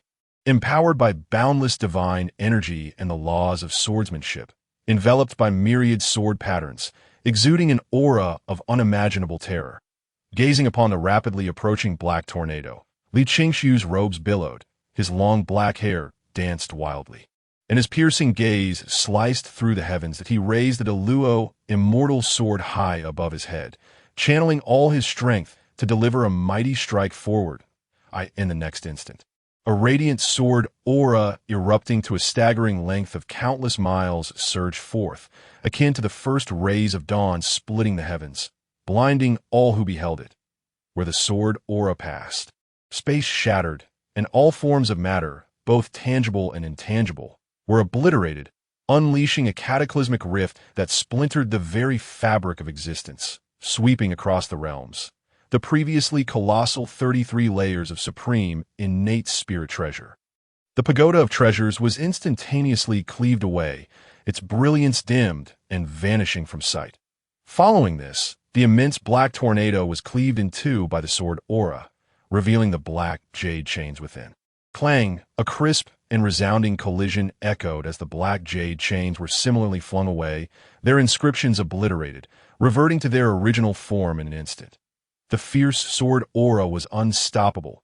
Even the two supreme, innate spirit treasures summoned by the pagoda master could not withstand its might.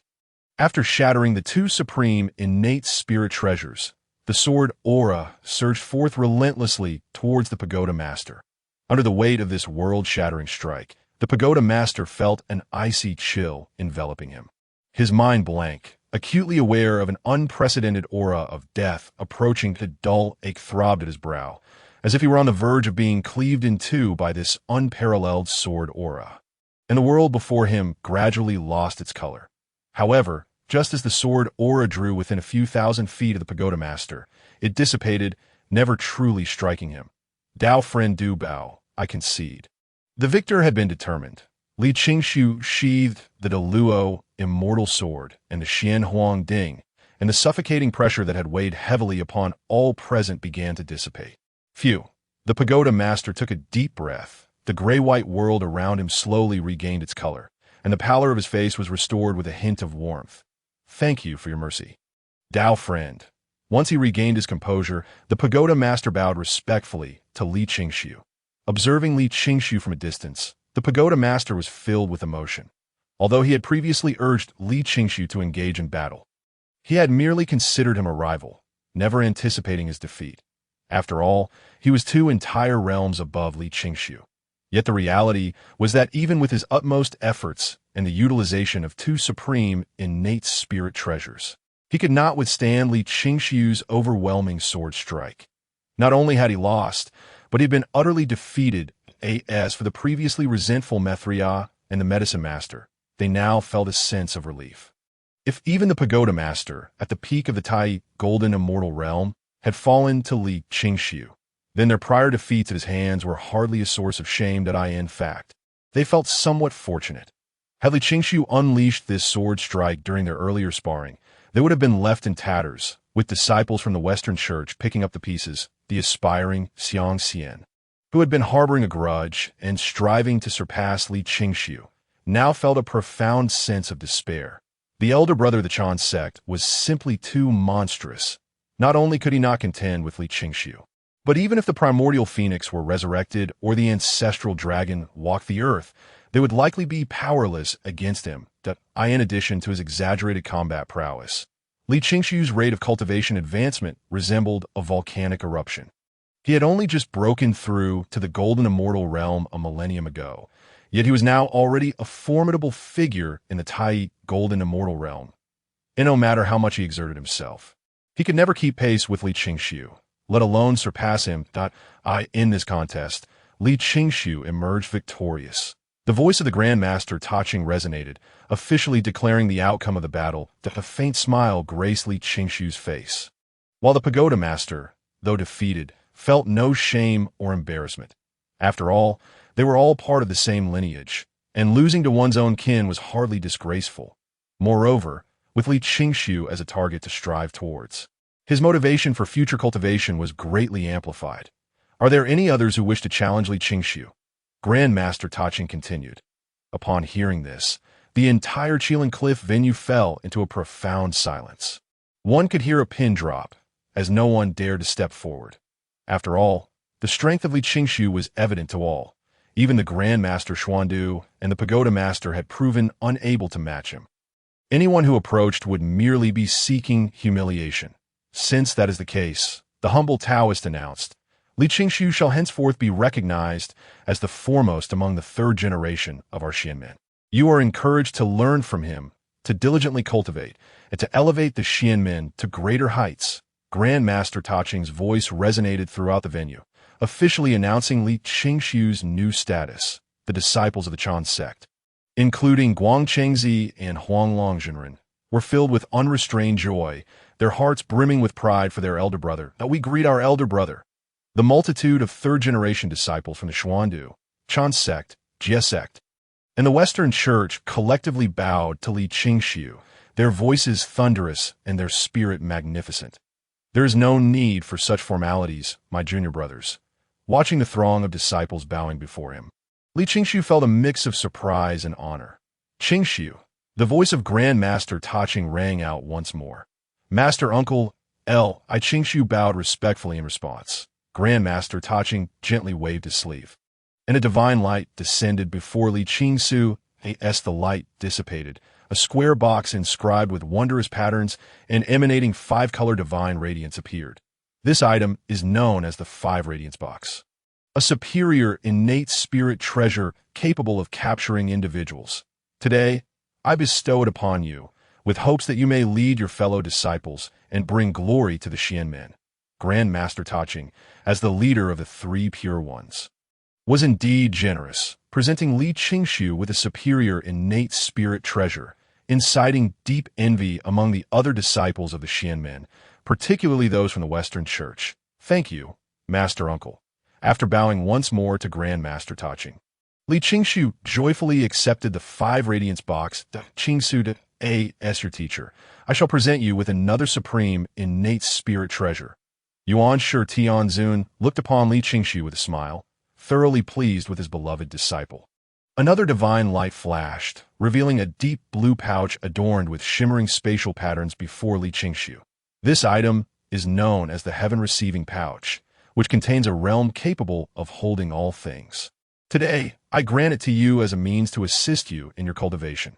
After Yuan Shi Tianzun concluded, the celestial master Tong Tian followed suit, presenting a dragon-shaped jade flute. This item was a superior innate spirit treasure known as the Dragon Song Flute. When blown, it produced a dragon's roar that could unsettle the hearts of enemies. Thank you, Master and Master Uncle Tong Tian. After expressing his gratitude, Li Qingshu unreservedly accepted both the jade Su Lioli lamp and the Dragon's Song Flute. Once the 3 masters had presented their gifts, they inadvertently turned their gazes toward Junti and Jian, their intentions unmistakable. It was now their turn to contribute. Damn it! After enduring the embarrassment of having their disciple thoroughly defeated at the Xianmen debate conference, they were now compelled to act as gift-bearers. Who would they even complain to about this? Though Junti and Jian were inwardly cursing, the intentions of the 3 pure ones were clear. And in full view of everyone, as leaders of the Western Church, they could hardly pretend to be oblivious. Dear nephew Qingshu, one of them began, these 10 Bodhi fruits are a token of goodwill from me and your master, Uncle Jian. With a gentle smile, Zhuan Ti Dao Rin spoke, pulling out a jade-green cloud-patterned brocade pouch from his ample sleeves. The Bodhi tree is one of the 10 supreme, innate spiritual roots of the primordial chaos. The cycle of 1 yuan blossoms, bears fruit, and matures, yielding 9 Bodhi fruits after 3 complete cycles. Each Bodhi fruit significantly enhances a cultivator's comprehension. Both Xuanti and Jiayin possess few treasures themselves, and even their direct disciples, Yaoshi and Methriya, possess only a single inferior innate spiritual treasure, making it impossible for them to be as extravagant as the Sanqing. Nevertheless, these 10 Bodhi fruits indeed represented a substantial sacrifice for Xuanti and Jiayin. After all, the Western Sect had only recently been established and had recruited many disciples, making it particularly in need of various heavenly materials and earthly treasures. Thank you, esteemed uncles. Li Qingshu expressed his gratitude with a bow, promptly stowing the Bodhi fruits in his pouch. Zhuan-Ti and Jiayin nodded with warm smiles, embodying the demeanor of benevolent elders, though their hearts bled from the loss. Just as the assembly thought the Xianmen conference was drawing to a close, Taiching Laozu suddenly spoke again. Qingshu, Master Uncle, Li Qingshu replied, bowing in response, somewhat astonished and unsure of what further instructions Taiching Shengren might have. Yuan Shi Tianzun and Tong Tian Jiao Zhu shared similar sentiments of confusion. Turning their gazes toward Taiching Laozu. Ahem, Taiching Laozu cleared his throat and then spoke slowly. Qingshu, you are aware that I, along with your Yuan Shi master and Tong Tian uncle, share the same origin as brothers. Therefore, you are akin to my disciple. Should you formally become my disciple, I will not only teach you diligently in your cultivation, but will also impart to you the arts of artifact forging, alchemy, and array formation. I wonder if you would be willing? Upon hearing these words, everyone present was momentarily stunned, unable to believe that the esteemed Taiching Laozu would audaciously attempt to poach a disciple from Yuan Shi Tianzun in plain sight. However, Taiching Laozu found himself in a difficult position. The previous calamities involving ferocious beasts, the Longhan catastrophe, and the fierce battles between celestial beings and demons had left the primordial world in disarray. The detonation of the main spiritual vein in the west by Luo, who during the celestial demoniac conflict had inflicted irreversible damage upon the primordial realm. Nowadays, the primordial world could no longer give rise to beings of the caliber of Wang Shu or Dijun. For all creatures of the primordial realm, finding a good master was a rarity. Yet for a sage like Taiching Laozu, a disciple capable of inheriting his teachings was even more precious. Although Xuandu Dafa sure displayed reasonable comprehension and potential, he could not truly inherit Taiching Laozu's legacy. Now that a genuine top talent like Li Qingshu had emerged, Taiching Laozu was determined to fight for him at all costs. "Brother," Yuan Shi Tianzun interjected. "How could Qingshu, my disciple, turn to another sect? Such actions may be somewhat inappropriate." Though his tone remained relatively calm, his expression betrayed discomfort. The strength that Li Qingshu had exhibited today had indeed taken him by surprise, proving him to be a true prodigy. Even if Taiching Laozu was his closest brother, Yuan Shi Tianzun would never willingly relinquish his future heir. "Indeed," Tong Tianjiao Zhu chimed in, "Brother, your path emphasizes tranquility and non-action. Do not disrupt your own path of heart." This remark slightly eased Yuan Shi Tianzun's demeanor. Just as he was about to commend Tong Tianjiao, the latter spoke again. "In my view, Qingshu, as a disciple, has the potential to comprehend the laws of the sword at the Tai Golden Immortal Realm, making him a truly rare sword genius. He should naturally join my Jiejiao and follow my teachings in the sword arts." Tong Tianjiao regarded Li Qingshu with a smile, not concealing his admiration in the least. "Not at all. All paths lead to the same destination. If Qingshu joins my sect, I shall cultivate him into the strongest being beneath the saint realm. With my merits in opening the heavens, combined with Qingshu's immense fortune, there may even be a glimmer of hope for him to attain sainthood," Taiching Laozu continued. "Brother, while it is true that all paths lead to the same destination, Qingshu's current cultivation is still shallow. He should focus on mastering one law of power," Tong Tianjiao argued, equally determined to secure the perfect heir in his mind. "Brother, third brother," Yuan Shi Tianzun exclaimed. Clearly agitated, he never imagined that the esteemed Taiching Laozu and Tong Tianjiao would audaciously compete for his disciple before the assembly. That it was utterly shameless. Meanwhile, the others present were utterly shocked, unable to comprehend how the three pure ones, who had always been regarded as supreme and aloof, were now humbling themselves to vie for Li Qingshu's apprenticeship. This revelation left them questioning their very existence. Amidst their astonishment, they could not help but feel deep envy for Li Qingshu. "Ahem," Taiching Laozu interjected. "Let us cease this contention and allow Qingshu to choose for himself." Seeing the argument escalate, he sought to preserve the dignity of the sages. Tong Tianjiao immediately agreed, and although Yuan Shi Tianzun was reluctant, he too had to temporarily concede under the circumstances. "Qingshu, both I and Master Uncle Taiching wish to take you as our disciple. You must choose whether to remain with Chan Jiao or to follow us as your masters," Tong Tianjiao addressed Li Qingshu.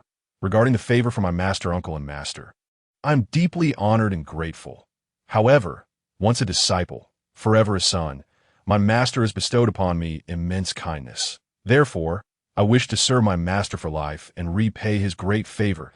I hope my offense is excused." "Master, uncle, and master," Li Qingshu stated firmly after bowing to the three pure ones. "Huh." Yuan Shi Tianzun laughed heartily upon hearing this, feeling immensely gratified. Truly, he had not misjudged his chosen disciple. Although Taiching Laozu and Tong Tianjiao felt a twinge of disappointment, they grew to appreciate Li Qingshu's dedication to his master and his sense of gratitude even more did I in that case. "I shall not press you. However, if you encounter any difficulties in your cultivation or wish to learn about artifact forging, alchemy, or array formation, you're always welcome to seek me out in the Taiching Hall." Taiching Laozu said, stroking his beard with a smile, that if you have any inquiries regarding the sword path, do not hesitate to visit me in the Shanqing Hall. Tong Tianjiao added, still hopeful that Li Qingshu would inherit his sword arts. At this, the other disciples of the Xianmen were filled with envy as the direct disciple of Yuan Shi Tianzun. Li Qingshu had the privilege of consulting both Taiching Laozu and Tong Tianjiao at any time. "What an extraordinary honor," Thank you, Master, Uncle, and Master, for your kindness, Li Qingshu expressed, overwhelmed by the attention from Taiching Laozu and Tong Tian Jiaozhu. Taiching Laozu nodded, then withdrew his gaze, addressing the assembly. The Xianmen conference concludes here that I hope all of you will diligently cultivate and uphold the legacy of our Xianmen. Understood, Master, Uncle.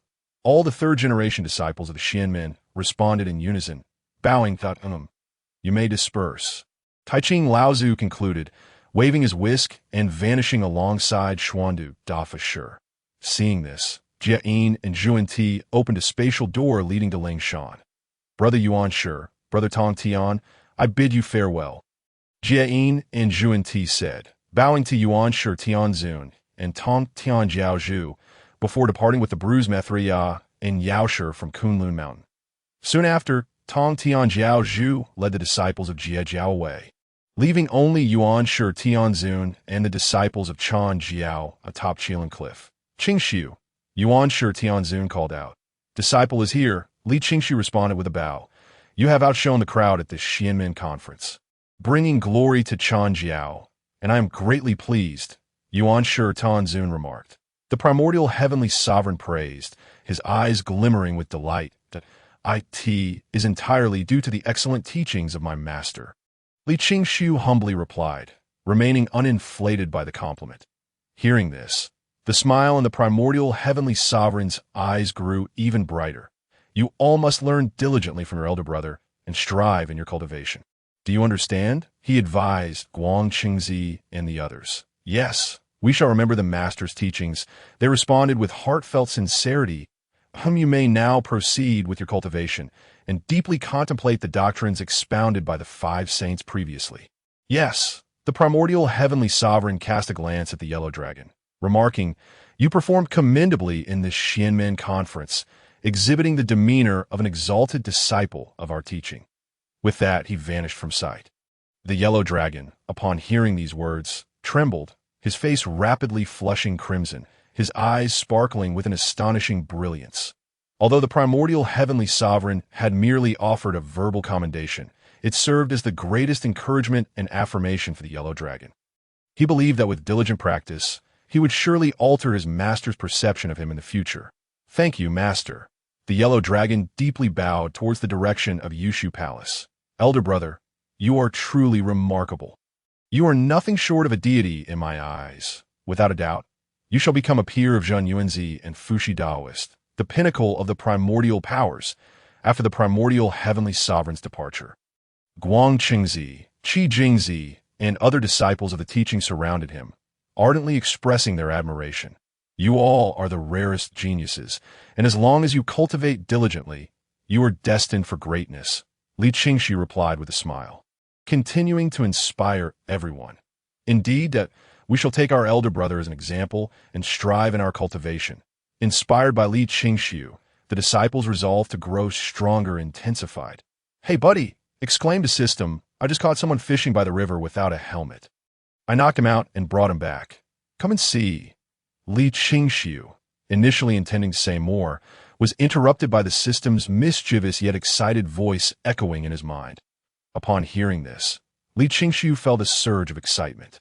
After all, the system had previously brought him a punch card system from which he had extracted treasures like the Chaos Root and the exquisite innate spirit treasure, the Deluo Immortal Sword, akin to a veritable treasure trove.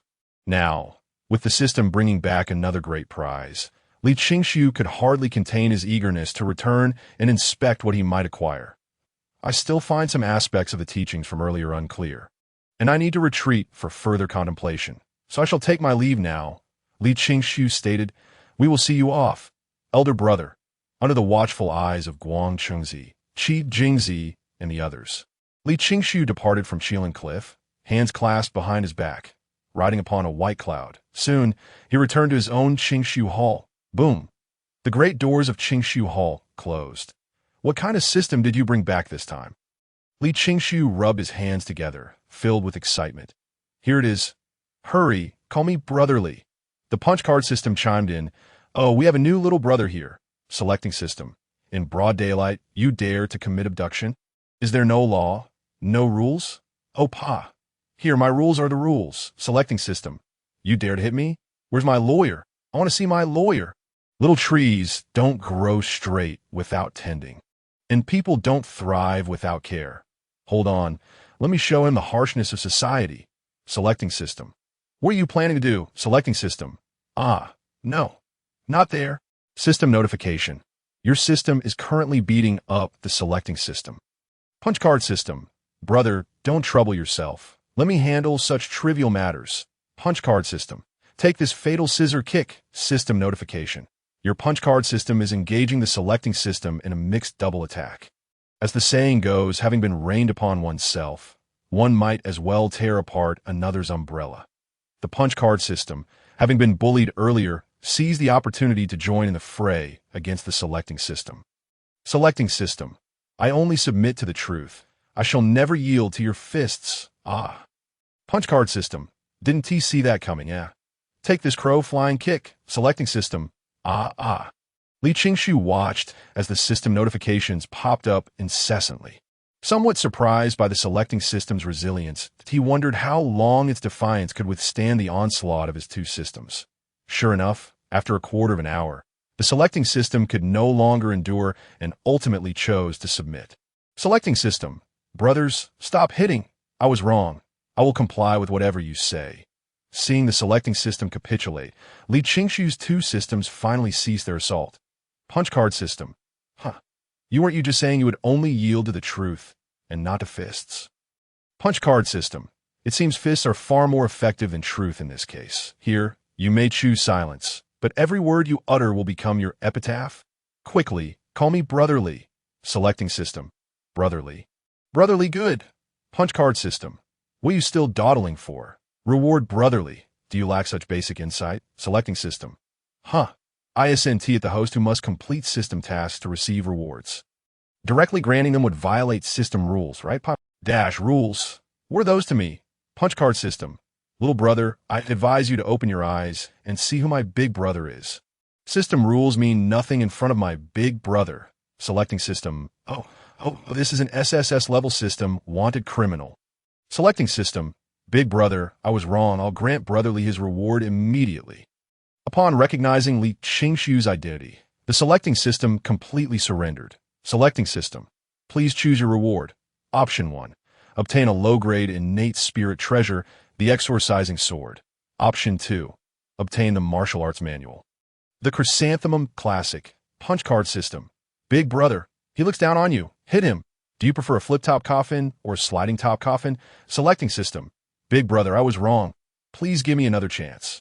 Selecting system. Please choose your reward. Option 1. Obtain the exquisite innate spirit treasure, the World Destruction Black Lotus. Option 2. Gain insights into the laws of destruction. Faced with the selection of rewards from the selecting system, Li Qingshu extended his right palm, gradually clenching it into a fist. Only children make choices. As an adult, I shall take them all. Selecting system. That might not be appropriate. Punch card system. Feasting time. Feasting time. I'll sit at the table with the ladies. Selecting system. Big brother, don't strike. Let us talk this over. Selecting system. Congratulations, host. You have made your choice and obtained the exquisite innate spirit treasure, the World Destruction Black Lotus, and insights into the laws of destruction. Although the selecting system was aware that such actions would violate system rules and render it a wanted criminal, it was certainly better than facing demise. As the system's voice echoed, a lotus platform of considerable size appeared before Li Qingshu. The lotus platform, entirely dark red, bore 24 petals, with intricate patterns and veins visible, flowing with dark red destructive energy that exuded a chilling aura. The World Destruction Black Lotus, a seed of the Chaos Supreme Treasure, the Chaos Green Lotus, not only possessed formidable defensive capabilities, but also harbored terrifying destructive power. Originally belonging to the demon ancestor, Luo Hu, it had vanished following his self-detonation during the Celestial Demon War. Quite impressive, Li Qingshu remarked, examining the World Destruction Black Lotus with great satisfaction.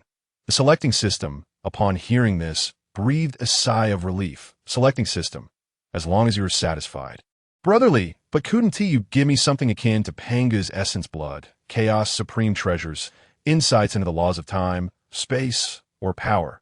Li Qingshu posed his question to the three systems. Punch card system, brotherly.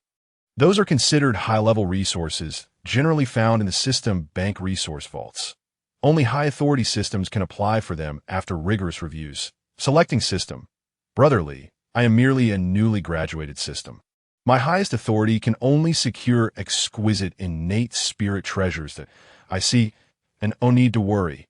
Once I gather my younger brothers, we can raid the central system resource vault. We can acquire as many of those items as we desire. Upon hearing this, Li Qingshu's interest was piqued.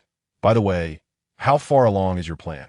The plan has been meticulously drafted, and progress is imminent. Li Qingshu mused. The authorities have been particularly vigilant lately, and attempting a resurgence is not a trivial matter.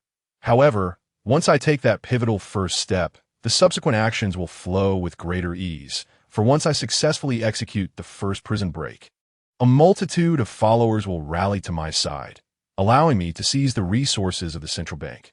Once I have plundered these resources, I will be able to summon even more allies to undertake further heists. The more prisons I infiltrate, the more resources I will acquire, creating a perpetual cycle, leading me to invincibility. Do you comprehend? Applause, please. The checkpoint system responded.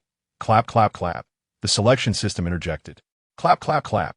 Upon hearing the system's proclamations reminiscent of a master of success, Li Qingshu was momentarily taken aback. Can I truly live to see this day? Good fortune often comes with trials. Regardless, my friend, it won't be long before you break through to the realm of the great Luo, Golden Immortal, acquiring boundless longevity. Moreover, as the third-generation senior disciple of the Xianmen, with the protection of the three pure ones, as long as it is not a boundless calamity, you cannot perish. Rest assured and await my auspicious news. Li Qingshu found some merit in these words. Hurry and refine the innate restrictions within this world-destroying Black Lotus. The checkpoint system exclaimed, What? This fellow is so ungrateful. He dares to present me, brotherly, with an innate spiritual treasure that bears restrictions, seemingly intent on wasting my precious time. The checkpoint system declared, This cannot be tolerated. Watch me deal with him. System notification. Your checkpoint system is currently engaging in a severe reprimand of the selection system. Initially, the checkpoint system had succumbed to the oppressive authority of the system master. However, having now severely violated the system's rules, it resolved to abandon all restraint and fully join Li Qingshu's ranks. After an intense education from the checkpoint system, the selection system finally recognized its errors and voluntarily refined the world-destroying Black Lotus and other innate restrictions. Li Qingshu gazed at the several exquisite innate spiritual treasures before him, and a new idea sparked in his mind. System Master? My friend is here. I currently possess an abundance of exquisite innate spiritual treasures. Could you possibly return me the synthesis system to amalgamate these treasures? The synthesis system, you say? A trivial matter. I shall venture out to hunt immediately. System notification. Your system is en route to hunt. This system master is indeed reliable. He truly takes action. Subsequently, Li Qingshu entered a deep state of meditation, refining these spiritual treasures while also contemplating the principles of destruction. Time flowed without record in the primordial chaos. 5,000 years passed in the blink of an ey in the Qingshu Temple. Li Qingshu sat cross-legged upon the 12th grade world-destroying Black Lotus. His divine appearance was majestic, radiating resplendent light, akin to a brilliant sun, with a fervent vitality and boundless divine power, surging through the hall like colossal waves, emanating an awe-inspiring might. Dense chaotic mist and patterns of destruction coalesced into divine chains, encircling him, exuding a terrifying aura that would make the heavens tremble, as if he were a demon of destruction birthed from chaos. Suddenly, Li Qingshu opened his eyes, his piercing gaze shooting forth like tangible beams of light, illuminating the heavens. He then exhaled a breath of stagnant air, producing a sound akin to thunder, which reverberated throughout the entire hall. Over these 5 millennia, Li Qingshu had first refined the world-destroying Black Lotus and the heaven-absorbing bag. Subsequently, with the assistance of the 10,000-fold enlightenment card and the Bodhi fruit, he delved into the principles of destruction. The sword path, the Jade Pure Immortal Sutra, and the Nine Revolutions mysterious art. Now, Li Qingshu not only mastered the principles of destruction and swordsmanship, but his cultivation had also advanced by leaps and bounds. Reaching the late stage of the Tai Golden Immortal Realm, the 10,000-fold Enlightenment card and Bodhi fruit had both been exhausted. Continuing in seclusion would yield diminishing returns. Perhaps it was time to venture forth and explore. After a moment of contemplation, he swiftly made his decision. The primordial world is vast and boundless, populated by myriad races teeming with excitement, a realm he had long yearned to explore in his previous life.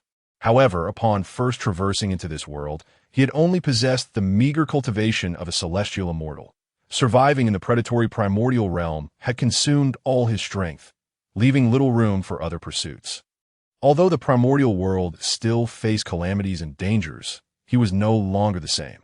Not only did he possess the cultivation of a Tai Golden Immortal, but he was also the chief disciple of the primordial Heavenly Venerable, the third-generation senior of the Shinmen. With such a status, even the ancestral witches and Emperor Jun would not dare to act against him lightly. Moreover, according to his past life's memories, there were several unclaimed great opportunities scattered throughout the primordial world. Such advantageous prospects were not to be overlooked. Having made up his mind, he willed it, and the world-destroying Black Lotus beneath him transformed into a dark red streak of light, vanishing into his sleeve. Soon after, a white cloud materialized, carrying him forth from the Qingshu Temple. "Greetings, senior brother." Upon exiting the Qingshu Temple, the nearby third-generation disciples of the Xianmen all bowed in greeting.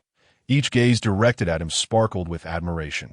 Filled with profound respect, it was evident that the disciples had been thoroughly impressed by Li Qingshu's extraordinary performance at the Xianmen debate conference. Indeed, Li Qingshu nodded slightly in acknowledgement, then proceeded directly towards the direction of the Yushu Palace. Moments later, he arrived at the entrance of the Yushu Palace. The grand doors stood wide open, with thick white, celestial mist flowing forth, exuding a sacred aura of the Tao. Disciple Li Qingshu seeks an audience with the master. Li Qingshu halted a short distance from the Yushu Palace, respectfully bowing towards the entrance. "Enter." Soon, a voice of supreme authority resonated from deep within the Yushu Palace. Yes, Li Qingshu ascended on the white cloud and entered through the grand doors. Before long, he stood within the main hall of the Yushu Palace, where the primordial Heavenly Venerable, clad in a purple gold Tao robe, sat cross-legged upon a cloud bed. Disciple pays respects to the master. Li Qingshu once again bowed. The primordial Heavenly Venerable nodded, and Li Qingshu instantly felt a gentle yet immense force elevating him. "What brings you to seek your master?"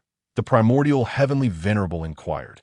A hint of a smile in his eyes, clearly appreciating his disciple Li Qingshu. Speak frankly, master. I have come to bid farewell. Li Qingshu stated directly. "Farewell? You have been in seclusion for 5,000 years. Venturing out to explore the primordial realm and experience the essence of heaven and earth may very well aid you in breaking through to the great Luo Golden Immortal." The primordial Heavenly Venerable responded without any sign of reluctance or surprise. After all, a sage is supreme and omnipotent, capable of traversing to the ends of the earth with but a thought. Therefore, whether Li Qingshu remained in Kunlun Mountain or ventured forth into the primordial realm was of little consequence in the eyes of the primordial Heavenly Venerable. Upon finishing his words, the primordial Heavenly Venerable waved his hand, and a long-necked white jade bottle materialized before Li Qingshu. From the neck of the bottle swirled golden, silver, and purple divine lights, emanating an overwhelming essence of life. The calamity is perilous. The divine waters within this bottle will provide you with greater assurance as you traverse the primordial realm. The primordial Heavenly Venerable spoke earnestly to Li Qingshu. The three divine waters, consisting of golden sunlight, divine water, silver moonlight, divine water, and purple starlight, divine water, are each deadly toxins when separated. Yet when combined, they create the foremost healing elixir of the primordial realm, capable of reviving the dead and mending flesh and bone. "Thank you, master." Gazing at the white jade bottle before him, Li Qingshu felt immense gratitude and respectfully accepted it. The myriad races of the primordial realm are numerous, and the strong are endless, while traversing the primordial realm requires vigilance. As the chief disciple of my esteemed self, and the foremost of the third generation of the Xianmen, you represent the dignity of the Chan school and the Xianmen. Thus, you need not be overly modest. With your master's protection, none in the primordial realm would dare to slight you in the slightest. The primordial supreme being spoke, and upon hearing his words, Li Qingshu's confidence surged, filling him with an overwhelming sense of security. Although the supreme being's fiercely protective nature appeared to many beings of the primordial world as a lack of discernment between right and wrong, a flaw unbecoming of a sage, to him, it was an immense virtue. The reason countless beings in the primordial realm yearned to join the Chan Sect was precisely to receive the guidance and protection of a sage. Moreover, in Li Qingshu's eyes, the distinction between right and wrong was sometimes not of paramount importance. If his dearest kin were in peril, he could not simply ignore them due to so-called principles or the opinions of others regarding his reputation. Matters of right and wrong could wait. The immediate concern was to protect his own. "Thank you, Master, did I understand," he said. Go on," came the reply. "Did I take my leave?" Li Qingshu respectfully bowed once more to the primordial supreme being before turning to exit the Jade Void Palace. Upon leaving, Li Qingshu stepped onto a cloud and gazed at the vast expanse of the heavens and earth before him, a profound exhilaration swelling within him as he felt the freedom of soaring birds and the boundless leaps of fish in the ocean. In the current primordial world, various races thrived, yet humanity had only recently emerged. Not only did they struggle to survive amidst the myriad of races, but they were also hunted as prey by the demon clan. A daunting plight, indeed. If I were to lend a hand, perhaps I could improve the situation for humanity. Li Qingshu murmured to himself. To him, the human race felt akin to fellow villagers from another world, evoking an indescribable sense of kinship and belonging. Before joining the Chan teaching, he could barely safeguard himself, let alone others. Now, having grown stronger, he would no longer turn a blind eye to the plight of humanity. With a resolute decision made, Li Qingshu immediately employed his divine powers, transforming into a streak of light that vanished into the horizon. Meanwhile, within the ancestral land of humanity, countless men and women clad in tattered animal skins, disheveled and grimy, gazed anxiously at the heavens, their faces etched with worry, hands gripping their spears trembling with sweat. In the sky, the fire-bearing Swearin, the golden-furred Z, and the stone-roofed Yu Chao were locked in a fierce battle against a man dressed in a flowing white robe.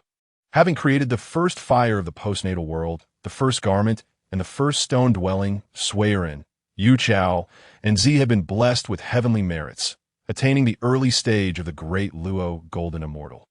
The indestructible flames they conjured, under the auspices of heavenly merit, possessed power comparable to top-tier postnatal spiritual treasures. Yet, even so, the three ancestors of humanity found themselves at an absolute disadvantage against the white-robed man. Struggling to defend themselves, they knew that if this continued, defeat was inevitable, and the entire ancestral tribe of humanity would face catastrophic ruin. Exchanging glances, they resolved to unleash their strongest techniques in a final desperate gamble. "Flames across the sky," Swearin shouted, holding the indestructible flames in his left hand and striking forward with a powerful palm from his right. Boom! The indestructible flames instantly expanded from the size of a fist into a vast sea of fire, casting the heavens in a crimson glow as it surged toward the white-robed man. Suppression. Simultaneously, Yu Chao and Z activated the stone dwelling. The stone dwelling swelled in size, transforming into a colossal mountain that loomed over the white-robed man, subsequently crashing down with tremendous force. Faced with the combined might of the three human ancestors, the white-robed man showed no sign of anxiety. Rather, he erupted into raucous laughter. His booming laughter resonated through the skies as a remarkable white feather fan appeared in his hand, radiating divine brilliance. Does an ant dare to shake the tree? With that, the white-robed man waved the feather fan forcefully. Boom! A terrifying whirlwind erupted, plunging the ancestral land of humanity into darkness, shaking the very fabric of the cosmos. The towering sea of flames was extinguished in an instant, and the massive stone dwelling was effortlessly overturned. Not only that, but the three ancestors of humanity were swept away like fallen leaves by the ferocious winds, crashing heavily against a distant peak. Thud! The dull sound of collision echoed as the towering mountain was shattered in half. Amidst the swirling dust, Swearin, Yu Chao, and Z staggered out, blood streaming from their 7 orifices, their vitality waning to a thread, and their bodies cracked beyond repair, leaving them devoid of any combat capability. TSK. Ants remain ants, even with the blessing of heavenly merit, becoming great Luo golden immortals. There are still merely 3 fragile insects, easily crushed. The white-robed man looked down upon the 3 ancestors of humanity with a gaze full of contempt and disdain. Coughing, the 3 ancestors attempted to retort, but their grievous injuries caused them to spit blood mixed with internal organs. You were created by the demon queen Nuwa to serve as our food. Accept your fate. Why struggle in futility? The white-robed man laughed brazenly again. Though filled with rage, the 3 ancestors felt an overwhelming sense of helplessness.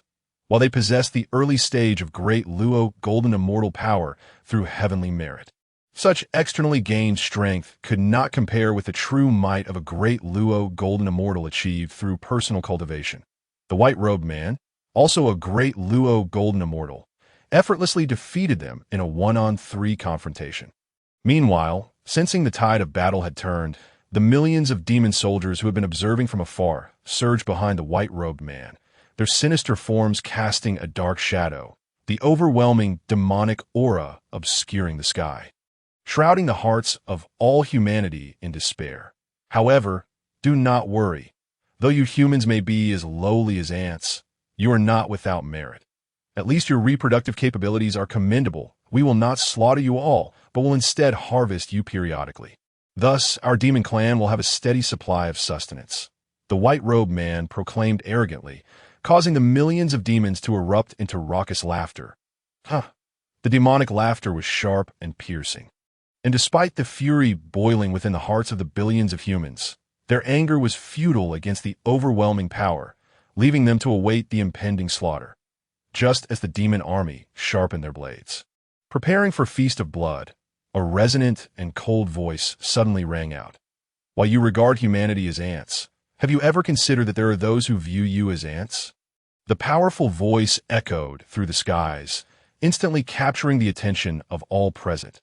The demons turned to see a streak of light descending from the heavens, landing not far from them, as the light faded.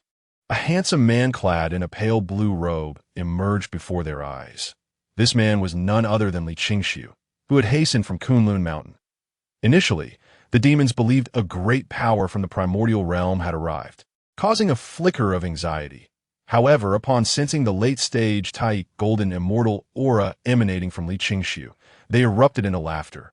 What a farce! A mere Tai golden immortal dares to speak boldly before us.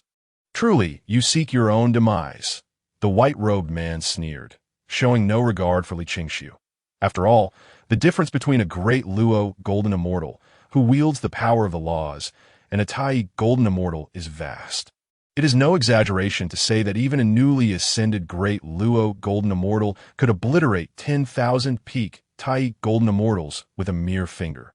Thus, in the eyes of the white-robed man, Li Qingxiu was akin to a fool courting death.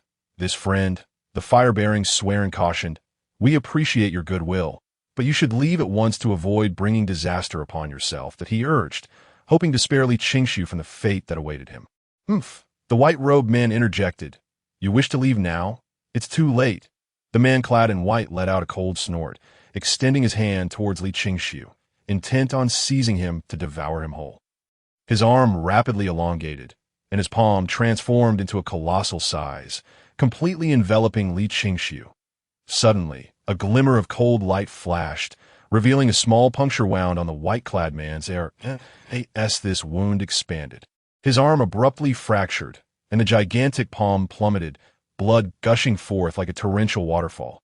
The expression on the white-clad man's face shifted dramatically, his heart stirred by tumultuous waves of shock. He had never anticipated that this mere ant in his eyes, a being at the initial stage of the Tai golden immortal realm, could inflict harm upon him at this moment, Li Qingshu gripped the supreme, innate spiritual treasure, the Deluo sword, and the surging principles of swordsmanship swept across the battlefield like an invisible, boundless ocean, causing the million demon clansmen to shiver as if plunged into an icy abyss. The principles of swordsmanship, the Deluo sword. You are Li Qingshu, the third-generation elder brother of the Xianmen. The Xianmen is indeed the most formidable force in the current wilderness world, and every action it takes draws the attention of countless beings. Li Qingshu's triumph over the Daobao Daoist, achieving the title of the third-generation elder brother of the Xianmen despite being at the initial stage of the Tai Golden Immortal Realm, has become a hot topic over the past 5,000 years. Many creatures in the wilderness have become aware that the third-generation elder brother of the Xianmen is an unparalleled prodigy who wields the power of swordsmanship principles even as a Tai Golden Immortal. Upon recognizing Li Qingshu's identity, the white-clad man's pupils constricted. He had not expected such a prominent figure to appear suddenly in the human tribe, offering support to humanity. Amidst his astonishment, he could not help but feel a sense of dread. 5,000 years ago, Li Qingshu had merely broken through to the initial stage of the Tai Golden Immortal Realm. Now, however, he had leaped to the late stage of the Tai Golden Immortal Realm, a pace of cultivation that was indeed terrifying. The billions of humans in the ancestral land of humanity felt a spark of hope ignite within them, their previously dim gazes regaining a glimmer of vitality. It is indeed I, Li Qingshu declared, his countenance frosty as he continuously infused his vast divine power into the Deluo sword in his grasp. The Deluo sword erupted with radiant light, its patterns seemingly coming to life, exhaling fierce dark red sword energy that sent shivers down the spines of all present, as if their very souls were being torn asunder. Even the previously proud white-clad man felt an overwhelming sense of suffocating pressure. Gazing upon the murderous Li Qingshu, the white-clad man was utterly panicked under the threat of death. Although pride was significant, one's life was of greater importance. This esteemed friend, let us leave a thread of mercy for future encounters. I'm the son of Bai Zhe, the foremost of the 10 demon gods. I implore you to show leniency. The son of Bai Zhe lowered his haughty head, seeking a chance for survival. Upon hearing this, figures such as the Swearing clan, the Yuchao clan, and the Zi clan were taken aback.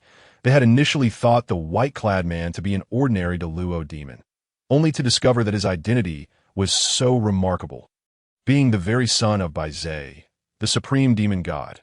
Moreover, the stronger a being, the more challenging it was to produce offspring.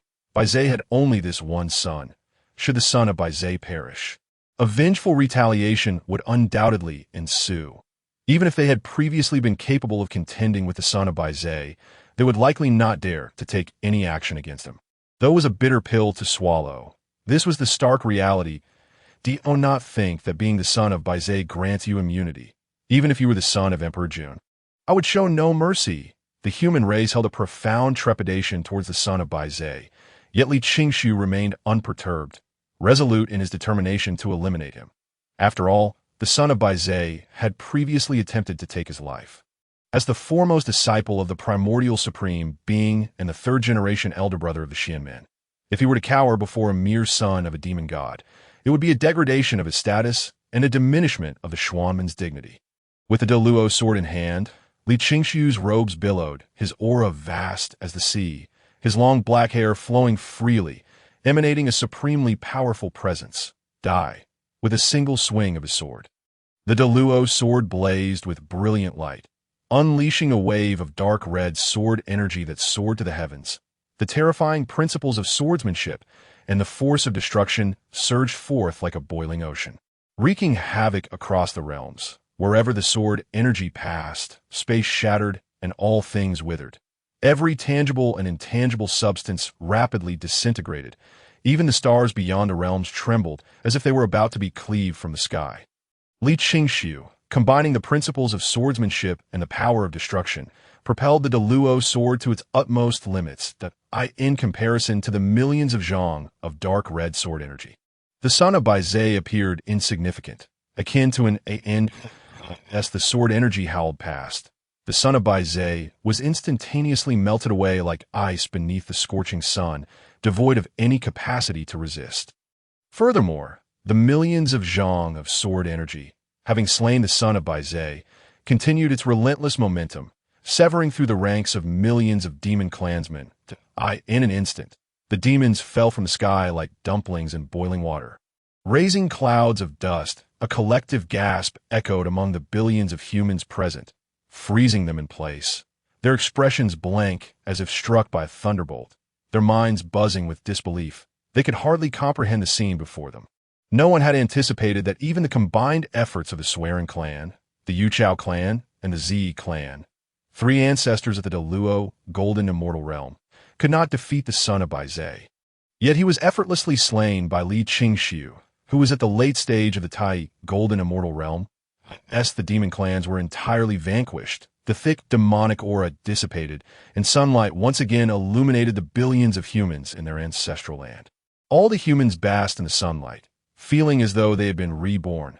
Gradually regaining their senses under the warmth of the sun, they expressed their heartfelt gratitude. "Thank you, esteemed immortal, for saving our lives." The three ancestors, Suiren, Yu Chao, and Zi, deeply bowed to Li Qingxiu, their gratitude evident in their demeanor. The billions of humans in the ancestral land followed suit, uttering, "Thank you, esteemed immortal, for saving our lives." The human race was profoundly appreciative of Li Qingxiu. Had he not appeared today, their ancestral land would have surely faced a bloodbath at the hands of millions of demons, with countless lives lost. Li Qingxiu nodded. Accepting their gratitude, he extended his right hand, grasping at the air to seize a vibrant green orb of light. Within it lay the essence of the son of Bai. The essence of a powerful being at the Deluo Golden Immortal Realm is a treasure for any creature, and Li Qingxiu would certainly not let it go to waste. Observing the three ancestral figures, bloodied and on the verge of collapse, Li Qingxiu extracted a strand of verdant life essence from the Bai essence and infused it into their bodies. Instantly, the three were enveloped by the green life force, their injuries healing at a visible pace. "Thank you, esteemed immortal." The three ancestors once again bowed deeply to Li Qingxiu in gratitude. "Let him lead me to your tribe." Li Qingxiu addressed the three ancestors, stating that the immortal should personally guide him through the human tribe and invite him to tour the ancestral settlement. Following closely behind the trio of Suiren, he entered the human settlement, where all the inhabitants made way for them. Upon seeing the dilapidated stone houses, riddled with gaps, and the emaciated, disheveled humans, Li Qingxiu felt a profound sense of sorrow. Even the infants appeared gaunt, lying in their swaddles, incessantly sucking their fingers out of hunger, with only a pair of relatively bright eyes reflecting a glimmer of hope. Through conversations with the three ancestors, he learned that the postnatal humans were exceedingly weak, unable to fend off even wolves or tigers, and acquiring food was an arduous task, often resulting in having one meal without a guarantee of the next. After Suiren, Yu Chao, and Zi obtained the merits of the heavenly Tao and ascended to the status of great Luo Golden Immortals, they had hoped for an improvement in the plight of humanity. However, the burgeoning human population had drawn the attention of the demon race. The demons frequently descended upon the primordial world to hunt for food, annihilating smaller human tribes, while larger ones were left with a few robust seeds for future harvesting. Upon hearing this, Li Qingxiu was consumed with fury. The demon race was utterly inhumane, sparing not even the newly born infants. Amidst his anger, he also noticed the scarcity of cultivators among the humans.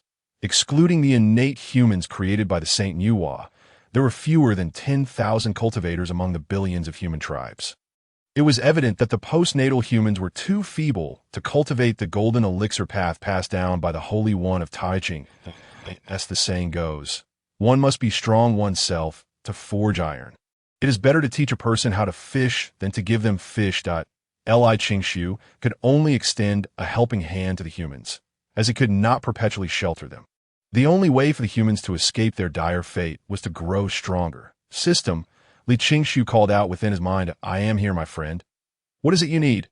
Please provide me with a cultivation method suitable for postnatal humans. One that at the very least allows for ascension to the great Luo Golden Immortal Realm." "A trivial matter. Just wait," replied the system. "Hold on, big brother." Li Qingxiu had anticipated a wait of several days. But to his surprise, within merely half an hour, the system returned triumphantly.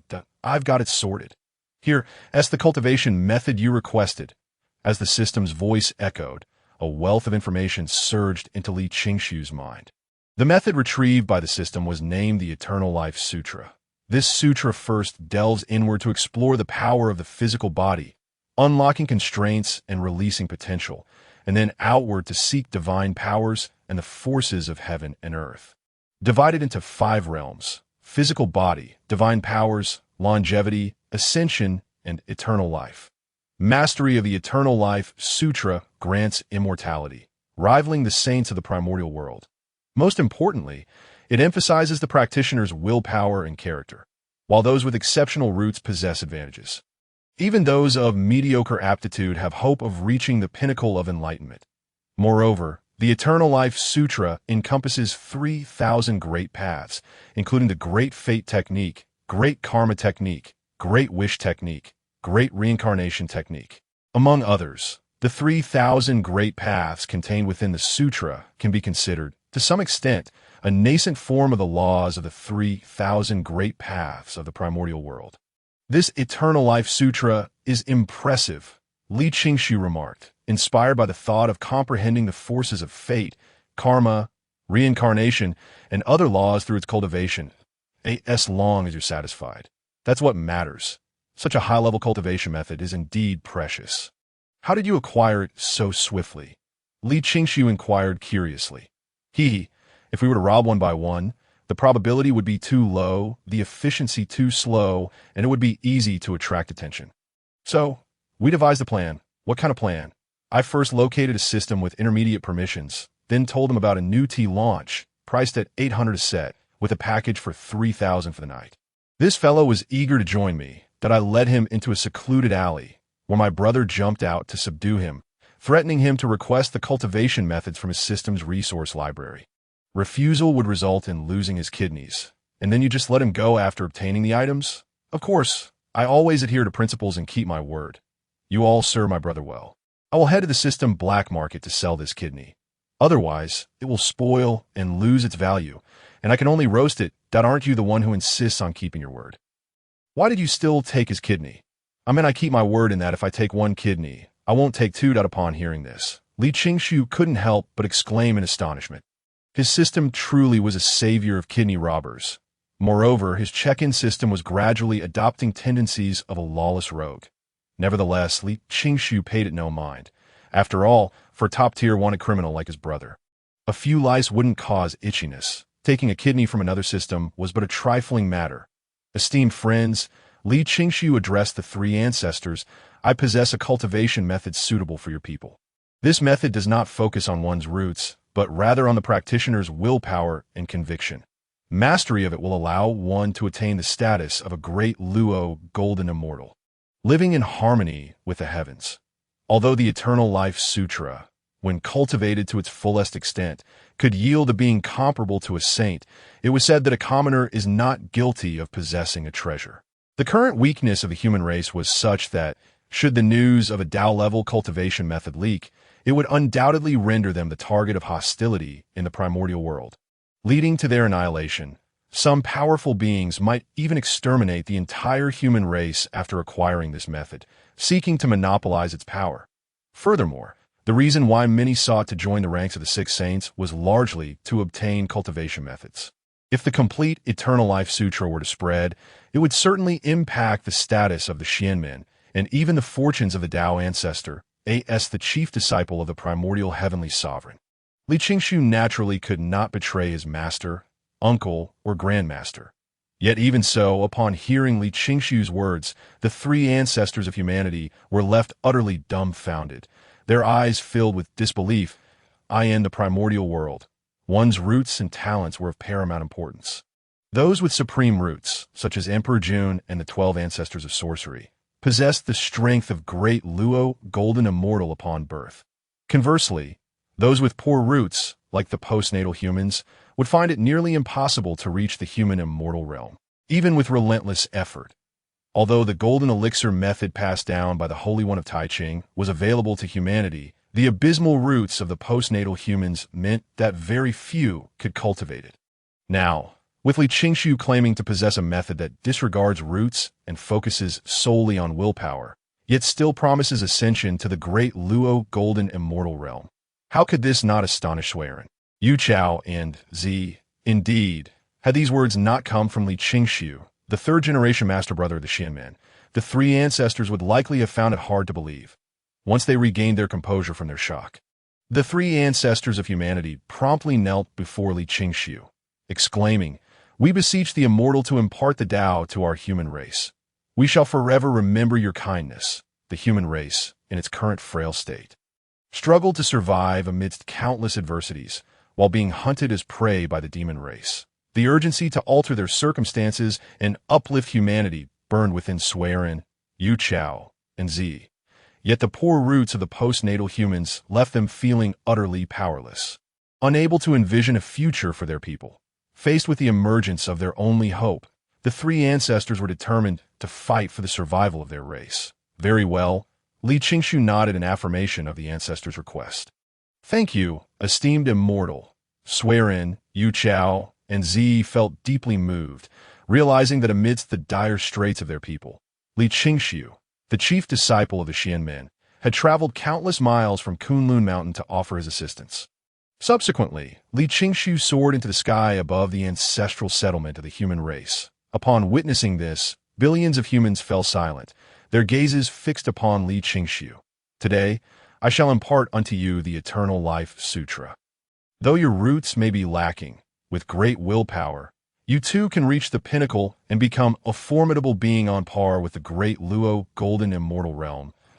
Li Qingshu gradually opened his mouth, his resonant and clear voice echoing across the heavens and the earth, allowing all to hear with utmost clarity. "What? The great Luo golden immortal? Could it be that we too have a chance to become great Luo golden immortals?" Upon hearing Li Qingshu's words, the billions of human beings were initially struck with disbelief, unable to fathom the notion. After all, the realm of the human immortal was a distant dream for them, a level of existence akin to living alongside the heavens, one they scarcely dared to imagine. Yet, upon recalling Li Qingshu's esteemed identity as the first disciple of the Primordial One, the third-generation master of the Xianmen, their doubts swiftly dissipated, replaced by a surging tide of fervor and excitement. They beseeched the celestial being to impart his teachings. The billions of human beings bowed in unison to Li Qingshu, their voices resounding like thunder. Li Qingshu, feeling the unparalleled fervor and longing in their gazes, found great solace in his heart. He promptly seated himself and began to expound. The Eternal Life Sutra is divided into 5 major realms: physical body, divine powers, longevity, ascension, and eternal life, each of which encompasses numerous minor realms. Among these, the realm of the physical body consists of 10 stages: nurturing life, strength training, techniques, hardness and softness, divine strength, breath control, inner fortitude, divine bravery, spiritual connection, and divine transformation. The realm of divine powers is similarly divided into 10 stages: magical power realm, true chi realm, yuan gang realm, yin yang realm, celestial human realm, and the unity of all laws. That Li Qingshu's sonorous and authoritative voice reverberated in every corner of the ancestral land of humanity, delivering his teachings with great detail, while the billions of human beings listened with utmost seriousness. They had grown weary of living in the depths of the primordial wilderness, like ants devoid of dignity and hope. Previously, they had been constrained by their origins and cultivation methods, unable to alter their circumstances no matter how hard they tried. Now, the opportunity to become powerful beings of the primordial wilderness, to seize their destinies, lay before them. The billions of human beings in the ancestral tribe resolved, as long as they do not perish in their training, they would train with all their might. Even if they fell on the path of cultivation, it would be far more dignified than being devoured by the demon race. Li Qingshu's teachings continued for 3 days and nights, although humanity occupied the lowest stratum in the entire primordial world. In terms of physical prowess, they were significantly stronger than the human race Li Qingshu remembered from his previous life on the Blue and White Star. Additionally, due to the perennial scarcity of food among humans. The inhabitants had all developed a passive skill akin to that of a certain revered figure, enduring 3 days of hunger. Thus, going without food or drink for 3 days posed no significant challenge to the billions of human beings. The first major realm, the physical body realm, necessitated an abundance of vital essence to aid in cultivation. The millions of demon beings I previously vanquished would serve perfectly for this purpose that I hope you all diligently cultivate, altering your own fates as well as that of humanity. I Qingshu earnestly addressed the crowd. We shall heed the command of the celestial being. The billions of human beings bowed deeply to Li Qingshu once more, expressing heartfelt gratitude for his teachings. Very well. You may cultivate at your leisure. Li Qingshu waved his hand, signaling for them to disperse. Yes. Upon receiving Li Qingshu's directive, the billions of human beings immediately scattered. Fellow Taoists, I intend to enter seclusion here for some time. Might there be a suitable place for my retreat? Li Qingshu rose from the cloud, inquiring of Swearin and others. Although the Eternal Life Sutra had been imparted, he still wished to enter seclusion in the ancestral land of humanity. Firstly, having slain the only offspring of Bays along with millions of demon troops, should he depart without caution, humanity would likely face Bays' furious retaliation. Secondly, Li Qingshu desired to observe the cultivation progress of humanity. While he was eager to assist, it was contingent upon humanity's own efforts. If they remained complacent and unambitious at this juncture, he would have little inclination to concern himself with them. Indeed, celestial being, please follow me. Swearin, Yu Chao, and Zi recognized that Li Qingshu was intentionally providing shelter for humanity. Otherwise, he would not have chosen to remain in the ancestral land instead of returning to Mount Kunlun. Guided by the 3 ancestral figures of humanity, Li Qingshu arrived at the center of the ancestral tribe. Before him stood a towering tree, reaching heights of 1,000,000 zhang, its roots resembling coiled dragons. Delved deep into the earth, while its trunk was extraordinarily robust, and its canopy resembled a colossal parasol, with vibrant green leaves dripping with life, casting endless beams of light. The reason we chose to establish the human tribe here was precisely due to this inferior grade, innate spiritual root tree. The spiritual energy within this tree hollow is exceptionally abundant, making it quite suitable for seclusion. I hope the celestial being does not find it lacking. Yu Chao spoke cautiously, fearing that Li Qingshu might dismiss it and return to Mount Kunlun. Li Qingshu gazed intently, noticing the tree hollow indicated by Yu Chao. It was several hundred zhang wide, furnished with various items, evidently the usual retreat space for Swearin, Yu Chao, and Zi. Not bad, Li Qingshu nodded, seeing that Li Qingshu did not express disdain. Swearin and the others secretly breathed a sigh of relief. We shall not disturb the celestial being's quiet cultivation. Should you have any commands, please feel free to summon us at any time. Zi said respectfully, lowering their stance. After all, Li Qingshu was extraordinarily gifted and the chief disciple of the Primordial One, destined to become a paramount power in the primordial wilderness. Therefore, not only Zi, but also Swearin and Yu Chao were keenly aware of their roles as juniors in Li Qingshu's presence. Good. Li Qingshu nodded and promptly entered the tree hollow. The space within the tree hollow was considerably narrower than the Qingshu Palace on Mount Kunlun and appeared somewhat rudimentary, yet Li Qingshu paid it no mind. After all, this was the best retreat site that Swearin and the others could provide. Moreover, he intended to remain here only temporarily, not as a permanent residence, so enduring for a time was of little consequence. After isolating the tree hollow from the outside world with his divine power, Li Qingshu sat cross-legged in midair and slowly extended his right hand. A brilliant green orb of light appeared in his palm, radiating an immensely vast and pure life essence. The essence of Bays was an extraordinary being of the primordial wilderness, and its sole offspring possessed remarkable origins. Furthermore, with Bays' son having broken through to the great Luo golden immortal level, it boasted a rich source of energy akin to a 9-turn golden pill. System, I am here. If the opportunity arises, please help me acquire skills in alchemy, formation, and other such arts. In this world, having diverse skills is never a burden. Li Qingshu communicated with the system, Should he acquire any celestial herbs or spiritual roots in the future, refining them into pills would surely be more effective than directly absorbing them. After all, celestial roots and herbs contained impurities that living beings could not absorb. Alchemy would allow for the fusion of various celestial herbs, spiritual roots, and fruits, complementing one another to maximize their effects. If Li Qingshu could master the art of alchemy, it would undoubtedly be immensely beneficial for his future cultivation.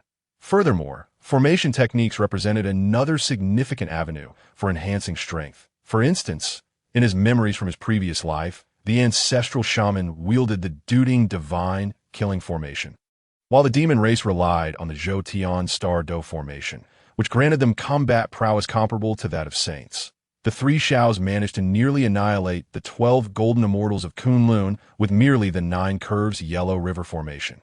If Li Qingshu could grasp some powerful formations, he could achieve feats currently beyond his reach. The system prompts. Your system is on its way to execute a heist. When it comes to efficiency, the system operates with remarkable swiftness. The moment Li Qingshu articulates his needs, the system immediately springs into action. Meanwhile, Li Qingshu closes his eyes and begins to refine the essence of the Baizei's offspring. Under the guidance of his divine power, the essence unfolds like threads being delicately unraveled, with strands of green weaving into his being. Time is inconsequential in the primordial chaos, in the blink of an eye. 500 years have slipped by. In the first 300 years, Li Qingshu had completely refined the essence of Baizei's offspring. However, despite the fact that Baizei's offspring is a formidable being at the great Luo golden immortal level, much of their essence had been utilized to temper the physical form and cultivate the 9 turns mystical art. Consequently, after refining the essence, Li Qingshu's cultivation had only ascended slightly, without breaking through to the pinnacle of the Tai golden immortal realm. Of course, this was a deliberate choice by Li Qingshu. When a cultivator breaks through to the great Luo golden immortal level, the 5 vital energies within them will infuse the 3 flowers atop their head, allowing these flowers to bloom fully and bear the fruits of their Tao.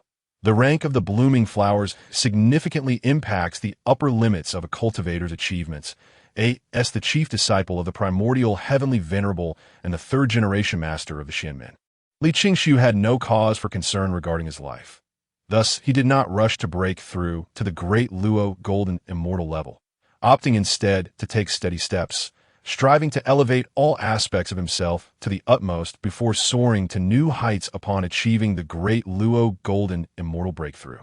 In the subsequent 200 years, Li Qingshu devoted himself to the study of the Eternal Life Sutra, seeking to comprehend the 3,000 great avenues within it and, in turn, grasp the power of the laws. After 2 centuries of dedicated cultivation, he had gained insights into some of the simpler laws. However, the foremost laws among the 3,000 avenues, such as the laws of fate, reincarnation, and cause and effect, were far too profound for even someone of Li Qingshu's extraordinary aptitude to master in such a brief span of time. 500 years had passed, and it was time to emerge and assess the state of the human race. Li Qingshu opened his eyes and rose, flying out of the tree hollow. Upon exiting, he was met with a vast expanse of interconnected dwellings. The scale of the human ancestral land tribes had expanded by several tens of times compared to 500 years ago. Moreover, the population of the human race had surged nearly tenfold, reaching hundreds of billions. What brought Li Qingshu the greatest comfort was that most of the human population possessed some degree of cultivation, with even a portion having attained the ability to traverse the skies. In the brief span of 500 years, the human race had undergone a transformative change, elevating its overall strength to a new tier. As Li Qingshu surveyed the current state of the human race, 3 streaks of light raced toward him from afar. Landing before him, we pay our respects to the immortal Swearin, Yu Chao, and Zi bowed to Li Qingshu. Despite Li Qingshu not exuding any aura, Swearin, Yu Chao, and Zi felt as though they were confronting an unfathomable abyss in his presence. This instilled within them an increasing sense of reverence for him. Li Qingshu replied with a slight nod, then inquired, "What is the current situation of the human race?" The 3 ancestors of humanity, upon hearing this, immediately displayed expressions of joy and hurriedly reported, thanks to the immortals' impartation of cultivation methods. Our ancestral tribes now boast over 400 billion members, with 70% having embarked on the path of cultivation and possessing some degree of power, though we remain among the lower echelons of the primordial world. We are significantly stronger than 500 years ago. Most importantly, the human race has found avenues and hope for becoming stronger, no longer languishing in confusion and uncertainty regarding the future. Have there been any incursions from the demon race during this time? Li Qingshu continued to inquire, in response to the immortal. During these 500 years, apart from minor skirmishes with small groups of demons seeking food, there has been no appearance of a demon army. Swearin respectfully replied. Qingshu nodded slightly, finding this outcome unsurprising. After all, given his status, even if Baizhe sought revenge for his offspring, Dijun and Dong Huangtai, it would never dare to offend the Chan school over a mere descendant. As the three ancestors of humanity conversed with Li Qingshu, countless humans gathered from all directions. Hundreds of billions of humans congregated, a sea of dark figures, each pair of eyes filled with boundless reverence and gratitude as they gazed upon Li Qingshu. We pay our respects to the human master. At a glance from Swearin, all the humans in the ancestral land simultaneously bowed deeply to Li Qingshu, their movements synchronized, their voices resonating like thunder, echoing throughout the mountains and valleys. Simultaneously, Li Qingshu felt an invisible yet grand force bestowing upon him, enhancing the speed of his cultivation and his affinity with the cosmos. This was the power of destiny.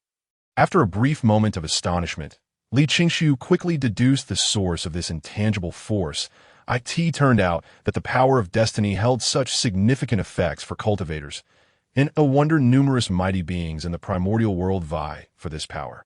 Li Qingshu murmured, whether it be the divine reverse of the ancient ferocious beast dynasty, the primordial dragon of the Dragonhan Cataclysm, or the current 12 ancestors of Wu, Di, Jun, they all seek to dominate the primordial world, to become the masters of heaven and earth, claiming the destiny of the entire primordial realm. The human race recognized that, given their current circumstances, they could not offer any treasures worthy of Li Qingshu's attention.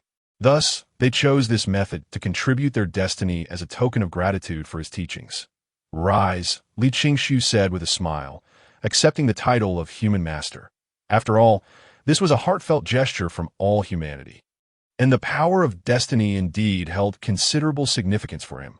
Thank you, human master. Hundreds of billions of humans responded in unison, straightening up. Although Li Qingshu's assistance to the human race stemmed from his ties to his kin in a past life. With no intention of gaining anything in return, he felt immense satisfaction upon sensing the human race's genuine gratitude. Due to Li Qingshu's actions 500 years prior, leaving behind millions of demon corpses. And with the abundant nourishment of blood and flesh, nearly all cultivators of the Eternal Life Sutra among the humans had broken through to the physical realm, reaching the divine power realm. Furthermore, a small number of exceptionally determined individuals had even preliminarily attained the longevity realm. Thus, Li Qingshu spent an additional 3 days meticulously explaining the cultivation methods for the divine power realm and the longevity realm to the entire human race, greatly benefiting them and helping them avoid numerous pitfalls. After imparting his teachings, Li Qingshu resolved to depart from the ancestral land of humanity, continuing his journey through the primordial world. I have paved the way for the human race's cultivation. How far they can traverse this path, and whether they can become a formidable race in the primordial world rests solely upon them, Li Qingshu said earnestly to Swearin and the other two. Upon hearing this, the 3 ancestors of humanity sensed Li Qingshu's intention to bid farewell, and a profound sense of reluctance surged within them. After all, Li Qingshu's formidable strength and noble status meant that even the demon race dared not offend him in the slightest. To the human race, Li Qingshu was akin to a stabilizing force. Although Swearin, Zi, and Yu Chao earnestly wished for Li Qingshu to remain and protect the human race, they understood that as a disciple of the primordial, his assistance was already a tremendous favor, and his departure was inevitable. Rest assured, immortal, the human race shall strive diligently in cultivation and not disappoint your expectations, Swearin vowed earnestly. That is excellent, Li Qingxu responded.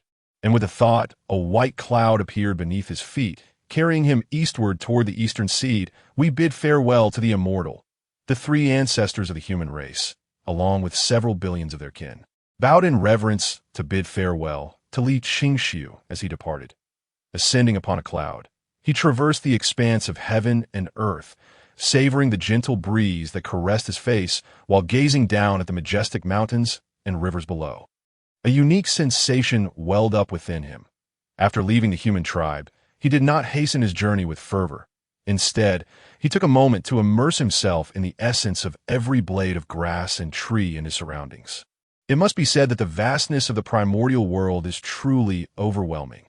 Even an ordinary mountain here dwarfs the blue and white star he had once inhabited in his previous life.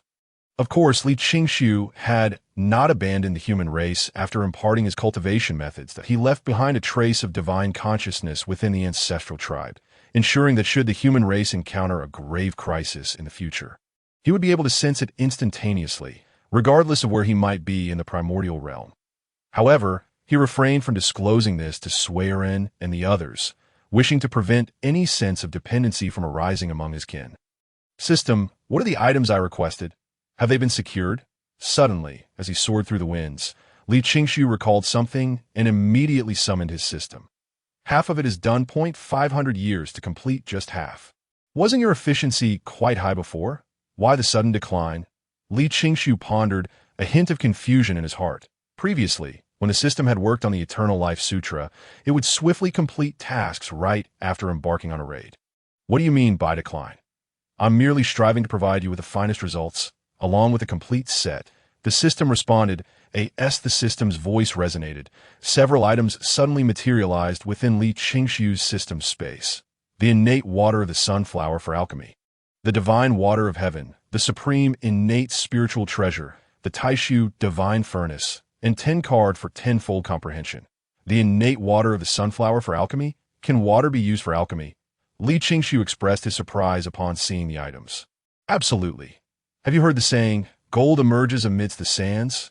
In essence, alchemy involves purging impurities from spiritual herbs and celestial plants to extract their divine essence, which is then melded into pills. Fire-based alchemy incinerates the impurities, while water-based alchemy employs washing and rinsing methods. Water-based processes are significantly gentler than fire-based ones, minimizing the risk of material destruction and eliminating the danger of explosions. In the myriad realms, the majority of beings practice fire-based alchemy, making water-based techniques exceedingly rare, even obscure. The innate water of the sunflower is the pinnacle of water alchemy, and I acquired it through considerable effort. I see. After hearing the system's explanation, Li Qingxu finally grasped the extent of his previous ignorance. However, water-based and fire-based alchemy share a common principle. The higher the grade of the extraordinary water or divine fire, and the alchemical furnace used, the greater the success rate and quality of the resulting pills. Thus, I have also procured the divine water of heaven, one of the 10 extraordinary waters of the primordial world, as well as the supreme innate spiritual treasure, the Taishu divine furnace. My good brother, you are truly considerate, Li Qingxu exclaimed sincerely. Initially, he had merely requested some alchemical techniques and formation texts, thinking that having more skills would never be a burden, yet he was astonished by the thoroughness and detail with which the system had addressed his needs. Under normal circumstances, these items would be easily within my grasp. However, after the last incident where I had to deal with that fellow who reported me, things have become a bit tense lately, making it difficult for me to act. How regrettable. Alas, system of choice. Aren't you regretting not taking more from him? No, I regret not having taken 2 more and dismantling his scale weights, leaving him with enough strength to report me. Alas, I have been too merciful. Check-in system. Oh, system of choice. Upon hearing this, Li Qingxu couldn't help but marvel at the audacity. Goodness, you call that mercy? Even the devil would need to etch your name upon their back. After conversing with the system, it departed once more to carry out its endeavors, this time accompanied by the check-in and choice systems, ready to execute a coordinated plan. Meanwhile, he began to contemplate the vastness of heaven and earth while seated upon the cloud, delving into the innate water of the sunflower alchemy technique. With the aid of the tenfold comprehension cards, he successfully mastered the technique and even began to touch upon the principles of alchemical laws. Following this, Li Qingshu commenced the refinement of the divine water of heaven and the Taishu divine furnace, one of the 10 extraordinary waters of the primordial world. Decades passed, and he successfully refined both the divine water of heaven and the Taishu divine furnace. Arriving at his destination, the shores of the Eastern Sea. The Eastern Sea was boundless, merging seamlessly with the azure sky, where even the sun above seemed diminutive in comparison. Towering waves crashed against the rocks with thunderous roars, accompanied by the bracing scent of salt-laden winds. Not far from the Eastern Sea's shores stood 3 islands, arranged in a triangular formation, lush with verdant trees, resembling 3 emerald gems set amidst the ocean. Strikingly conspicuous, these 3 islands were Li Qingshu's objective for this journey. The 3 Immortal Islands. Originally, the 3 Immortal Islands served as the sacred grounds for the ancient mighty Dong Wang Gong.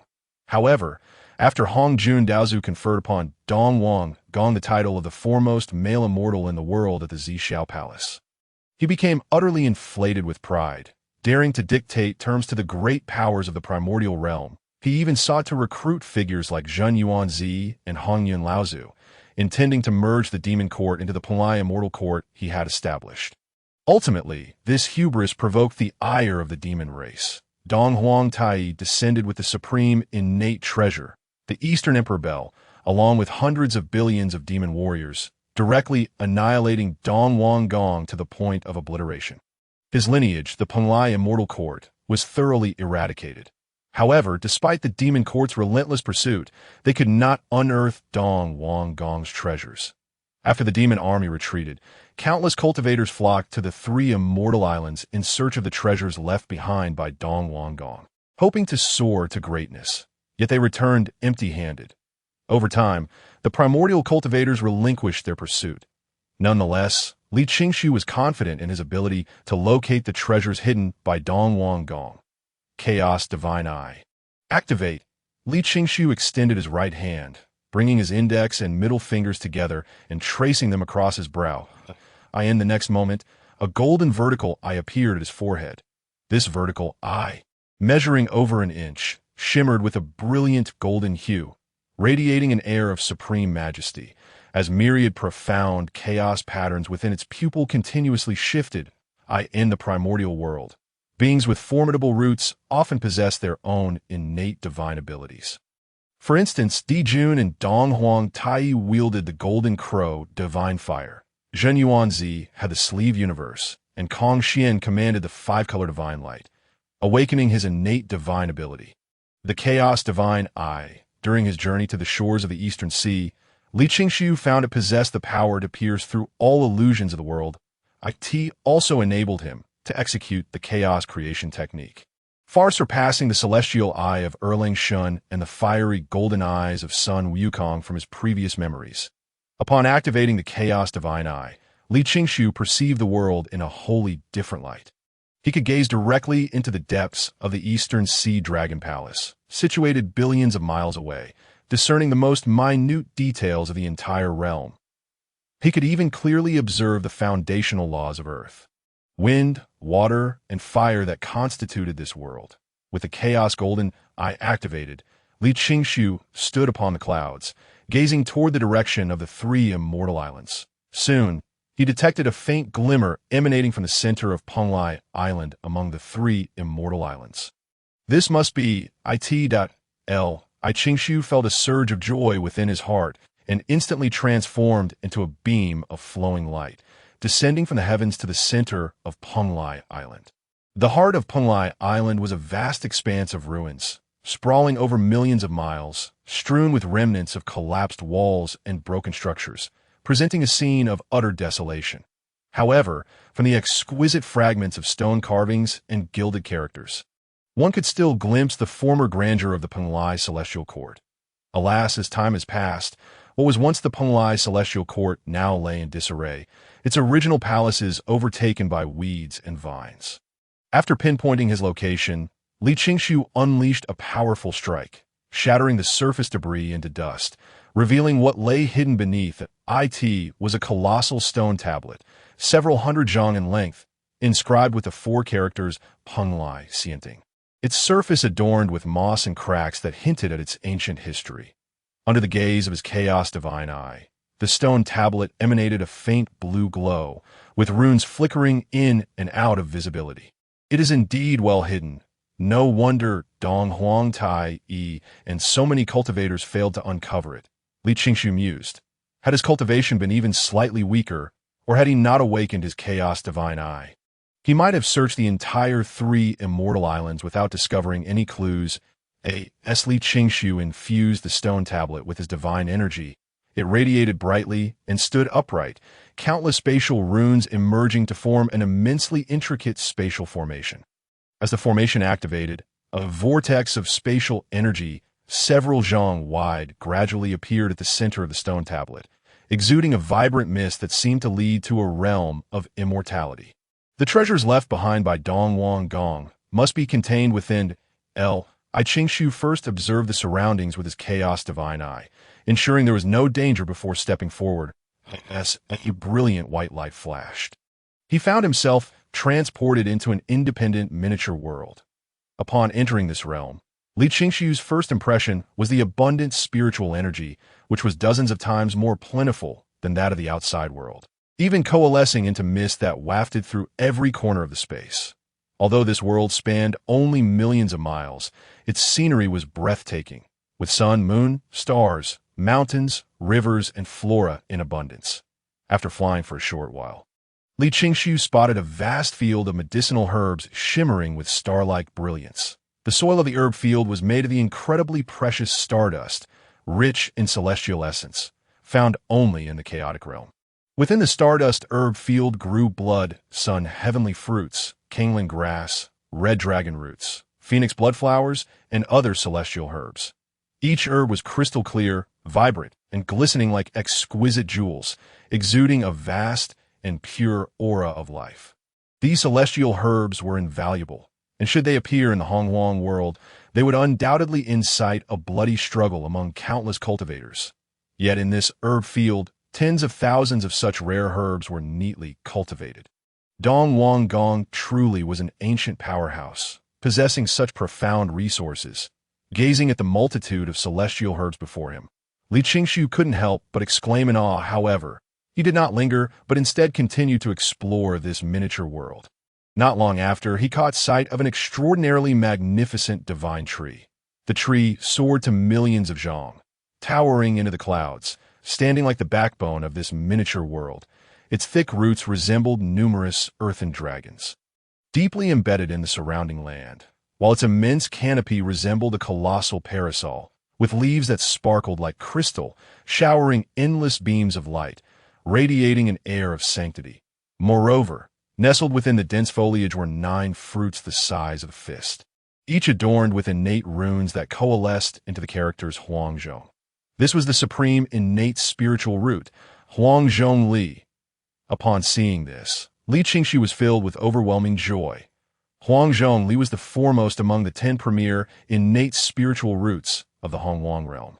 It would bloom once, bear fruit once, and mature once, yielding 9 fruits only after 3 cycles. Each fruit possessed the power to elevate an utterly untrained being to the realm of a great Luo Jingxian. In Li Qingshu's past life memories, Huangzhong Li was shrouded in mystery, rarely seen in the Hongwang world. Most beings in Hongwang believed it to belong to Taiqing Laozu or Yuanshi Tianzun. No one anticipated that the foremost among the 10 premier innate spiritual roots, Huangzhong Li, would be in the possession of Dong Wang Gong. Had Li Qingshu not discovered this secret realm today, the Huangzhong Li tree might have remained hidden until the end of countless calamities, even until the destruction of the Hongwang realm. Originally, with the Huangzhong Li in his possession, Dong Wang Gong could have produced great Luo Jingxian in large quantities. And with a few calamities, there was hope to establish the Penglai celestial court as the foremost power in the Hongwang realm. However, Dong Wang Gong was overly ambitious, provoking forces beyond his capability, ultimately leading to his annihilation. That moment, Li Qingshu noticed a pure white object, radiating a gentle light, floating directly in front of the trunk of the Huang Zhongli tree. This object was bowl-shaped, as pristine as jade, shimmering with brilliance and exuding a sacred aura. Combining his knowledge of Dong Wang Gong's identity and his own past life memories, Li Qingshu instantly recognized it as the supreme innate spiritual treasure. The pure water bowl, bestowed by Hong Jun Daozu when he conferred Dong Wang Gong as the foremost male immortal of the realm, that it contained a pocket of space that could be used to capture beings. Although the pure water bowl could not compare to the world-destroying Black Lotus or the central Wu Tu-Shing Huang flag, it was nonetheless a genuine, supreme, innate spiritual treasure. It seemed that upon sensing Dong Huang Taiyi's arrival with the Chaos Bell, Dong Wang Gong, aware of his impending doom, chose to hide the pure water bowl to prevent it from falling into the hands of the demon race. Qingshu contemplated as he gazed at the pure water bowl. The Chaos Bell was the foremost of innate supreme treasures, possessing the power to suppress chaos, manipulate time and space, refine yin and yang, and reverse the cosmos, capable of imprisoning time and suppressing space. With Dong Huang Taiyi's descent accompanied by the Chaos Bell, Dong Wang Gong was left with no escape, not even a chance to traverse the void. Even activating the pure water bowl would only grant him a few extra seconds of life. With a wave of his hand, the pure water bowl transformed into a streak of light and flew into his sleeve. As Dong Wang Gong was deceased, the pure water bowl became an unclaimed object, allowing Li Qingshu to acquire it effortlessly. However, with numerous supreme, innate spiritual treasures already in his possession, Li Qingshu did not rush to spend time refining it. After securing the pure water bowl, he once again summoned his heaven-swallowing bag. The bag soared into the sky, expanding to an enormous size, its runes fully activated, vibrating vigorously and emitting vast spatial fluctuations. As the opening of the bag revealed itself, a spatial vortex emerged, its terrifying attraction enveloping the entire Huang Zhongli tree. In an instant, the miniature world trembled, the ground cracking into countless fissures, and the roots of the Huang Zhongli tree, like earth dragons, surged from the depths. Following this, the towering Huang Zhongli tree began to rise from the ground, soaring toward the direction of the heaven-swallowing bag. As the Huang Zhongli tree drew closer to the bag's opening, its size visibly diminished at an astonishing rate. Given the sheer magnitude of the Huang Zhongli tree, even Li Qingshu took a full quarter of an hour to finally secure it within the heaven-swallowing bag. After stowing away the Huang Zhongli tree, the heaven-swallowing bag returned to its original form, transforming back into a streak of light that landed in Li Qingshu's palm. This bountiful harvest made the arduous journey of billions of miles from the human tribe to the 3 immortal islands worthwhile. Gazing at the Natian bag nestled in his palm, Li Qingshu felt an immense satisfaction within his heart. Subsequently, he meticulously searched this small world, ensuring that no other treasures lay hidden within. Rather than hastily departing, he chose to sit cross-legged on the spot, beginning to delve deeply into the properties of each spiritual herb and celestial grass contained within the Natian bag. Although Li Qingshu had previously mastered the art of alchemy, using the primal sunflower water, and possessed the supreme void divine furnace, he found himself in a predicament. Without materials, even the most skilled artisan cannot create a meal from thin air. Now, with an abundance of precious spiritual herbs and celestial grasses at his disposal, along with 9 Huanghongli fruits, he was eager to personally ignite the furnace and concoct elixirs. Time flowed unceasingly in the primordial wilderness, and before he knew it, several centuries had slipped by. During these years, Li Qingshu, utilizing his formidable mental acuity and perception, thoroughly studied the properties and characteristics of all the spiritual herbs and celestial grasses in the process. He also established numerous alchemical formulas, enhancing his comprehension of the principles governing alchemy to an extraordinary level. With everything in place, it was time to commence the alchemical process. Qingshu opened his eyes, and a stream of purple golden light surged forth from his sleeve, transforming into a colossal divine furnace towering several dozen feet high before him. The furnace, perfectly formed and supported by 3 legs, radiated a resplendent purple-golden hue, its surface intricately engraved with various profound natural patterns, exuding an aura of grandeur and mystery. Seated before the furnace, Li Qingshu waved his hand, causing the lid of the furnace to rise of its own accord. Primal sunflower water, he declared, pointing with a finger as an unending cascade of the primal sunflower water surged forth, akin to the Milky Way, pouring tumultuously into the supreme void divine furnace.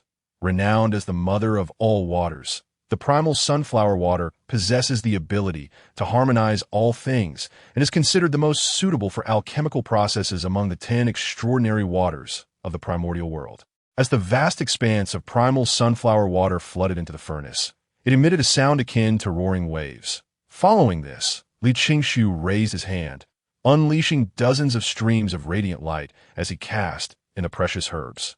Huang Jingzi, Zwilinko, Henyinkeo, Yutsueji, Tianlingguo, Kixingkeo, and others, each more valuable than the last. Finally, he retrieved a Huanghongli fruit, designating it as the principal ingredient for this alchemical endeavor. One single Huanghongli fruit possesses the potential to forge a great Luo golden immortal.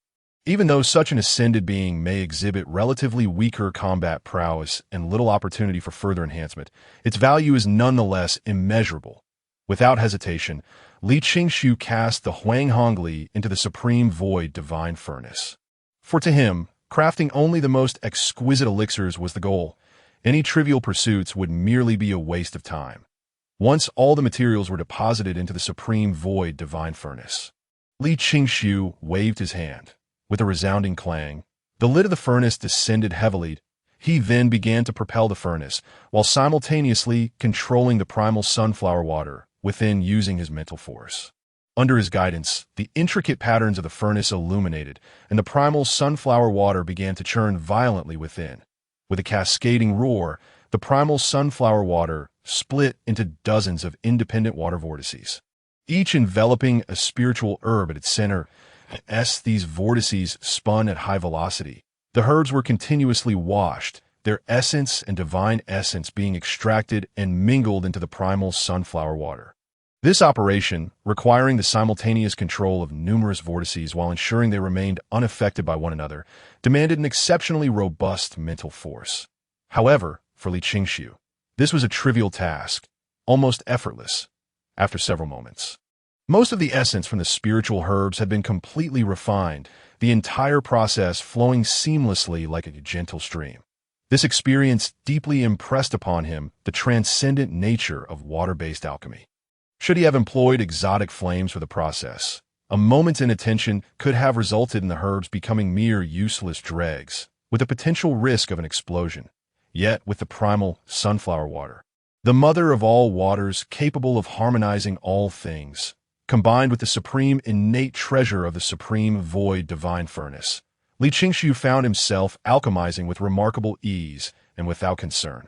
Days later, the essence of the Huanghongli fruit, the principal ingredient, had been thoroughly refined at this moment. Within the supreme void divine furnace, dozens of vibrant orbs of liquid floated in midair, radiating a kaleidoscope of colors, shimmering like distant stars in the cosmos. At this stage of the alchemical process, one could assert that success was already half assured. Although the proceedings had been smooth and effortless thus far, Li Qingshu remained acutely focused, preparing to manipulate the elixirs for their initial fusion. The primal sunflower water surged once more, as the essences of Huang Jingzi, Zwilinko, Tianlingguo, Kixingkeo, and numerous other spiritual herbs began to blend harmoniously under his guidance. Each herb possessed its unique properties and resistances. Should they be indiscriminately combined like a hodgepodge, their properties could counteract one another, diminishing their efficacy or even resulting in the creation of a poisonous elixir. However, after hundreds of years of research, Li Qingshu had gained complete insight into the characteristics of all the spiritual herbs. For instance, if Huang Jingzi were to merge directly with Kixingkeo, it would transform into a poisonous elixir. Yet if Huang Jingzi and Zwilinko were first fused, their properties would change, allowing for a subsequent merging with Kixingkeo that would not only avoid the creation of a poisonous elixir, but instead enhance the properties of all three herbs. While Henyinkeo, though temporarily uninvolved in any fusion, may possess relatively weaker properties compared to Huang Jingzi and others, It would play a crucial role in facilitating the final fusion of the elixir, as the essences of the spiritual herbs blended. The primal sunflower water enveloping them vibrated rapidly, accelerating the fusion while ensuring a thorough amalgamation of the elixir essences. After several hours, the initial fusion was successfully completed, leaving only a few orbs of liquid within the supreme void divine furnace. Li Qingxiu, with renewed vigor, continued to manipulate the elixirs for a second fusion. Several more hours passed, and the number of elixir orbs dwindled further. Li Qingxiu persisted in this cycle, dedicating 2 days to amalgamate all elixirs. Save for Yin Chao T this moment. Within the furnace, a fist-sized orb of precious liquid swayed gently in the primal sunflower water, emanating a fantastical glow that sparkled brilliantly. The final step loomed before him. The success or failure resting upon this singular act. Li Qingxiu expelled a breath of stagnant air from his chest, determined to push through and forge the elixir in one fell swoop. He formed a mystical seal with his fingers, guiding the fused elixir liquid and the Huanghongli essence to draw closer together before merging into one. Initially, the essences of the various herbs clashed violently with the Huanghongli essence, akin to magma meeting ice water, causing chaos within the supreme void divine furnace. However, as the essence of Hanyin Ko was introduced, this tumultuous reaction gradually subsided, paving the way for genuine fusion within the furnace. Celestial mist swirled, clouds billowed, and wondrous phenomena unfolded, occasionally erupting with thunderous roars, as if the very fabric of creation were being reshaped. This spectacle invigorated Li Qingxiu's spirit, despite it being his inaugural foray into alchemy. Devoid of prior experience, the myriad of phenomena clearly heralded the impending success of the elixir. Under Li Qingxiu's deft manipulation, all the essences within the supreme void divine furnace coalesced, gradually compressing into a singular form under the influence of the primal sunflower water. Days later, the extraordinary phenomena within the supreme void divine furnace began to dissipate, all radiance coalescing, signaling the completion of the elixir. Li Qingxiu, unable to contain his excitement, swiftly opened the furnace lid. With a whoosh, dense celestial mist erupted from the furnace's opening, followed by the emergence of 9 resplendent, rainbow-hued elixirs, soaring into the air. These elixirs hovered, crystalline and translucent, shifting in a spectrum of colors while radiating a dazzling brilliance that transformed the very hues of the surrounding world. The elixirs had been successfully crafted, 9 in total. Li Qingxiu gazed up at the 9 resplendent 7-color divine pills suspended in the sky, a wave of exhilaration washing over him, filled to the brim with a profound sense of achievement. He never anticipated that his inaugural attempt at alchemy would yield such remarkable success. However, just as he intended to retrieve the pills, an overwhelming sense of danger surged within him, causing every hair on his body to stand on end. Without a moment's hesitation, Li Qingxiu summoned his supreme, innate spiritual treasure, the Xianhuang Ding. The golden-hued Xianhuang Ding soared skyward, hovering above his head, enveloping him in a dense shroud of myriad Xianhuang energies. In the next instant, the firmament of the miniature world shattered without warning, as a thunderous bolt of lightning, as colossal as a mountain and imbued with apocalyptic might, descended from the heavens, aimed squarely at the 7-color divine pills. In the blink of an eye, the pills were completely engulfed by the frenzied, brilliant lightning. With each crack of terrifying thunder, the small world created by Dongwang Gong began to fracture. The fabric of space was tearing apart, giving rise to an overwhelming force of annihilation. Even beings at the Daluo Jingxian level would be in peril if caught in its grasp. Nonetheless, shrouded in the myriad Xianhuang energies, Li Qingxiu remained untouched, impervious to the cataclysmic upheaval of the world around him. Generally, only extraordinary treasures provoke heavenly tribulations. It seems that the 7-color divine pills I concocted are indeed exceptional, standing tall amidst the tumultuous skies.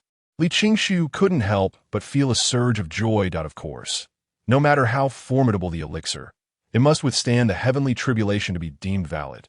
Otherwise, it would merely be a pile of refuse. As the terrifying lightning continued to rain down, The entire miniature world transformed into a blazing ocean of thunder, shredding everything in its vicinity to pieces.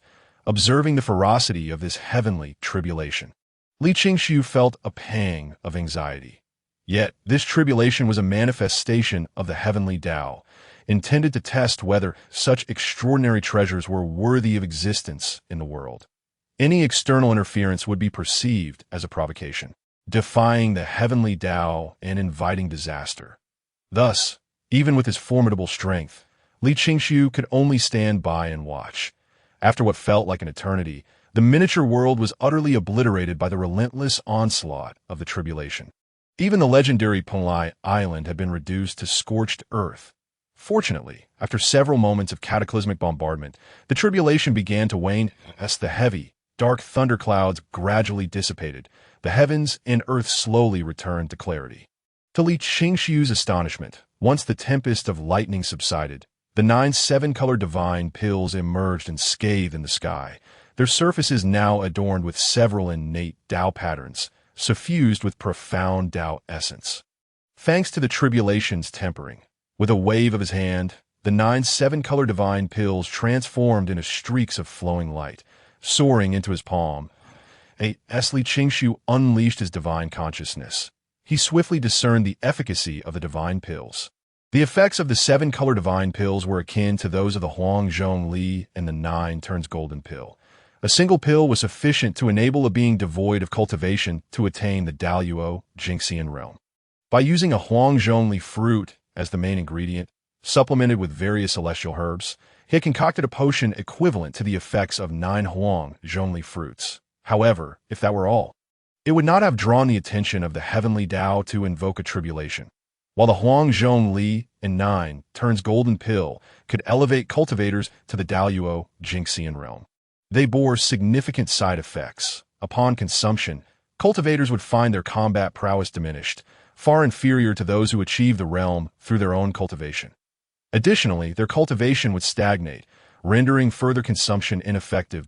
In contrast, the 7-color divine pills, having eliminated all impurities and absorbed the innate power from the tribulation, bore no such drawbacks. In fact, if fortune smiled upon them, those who consumed the 7-color divine pills might even grasp one of the 3,000 great Tao laws upon breaking through to the Daluo Jingxian realm.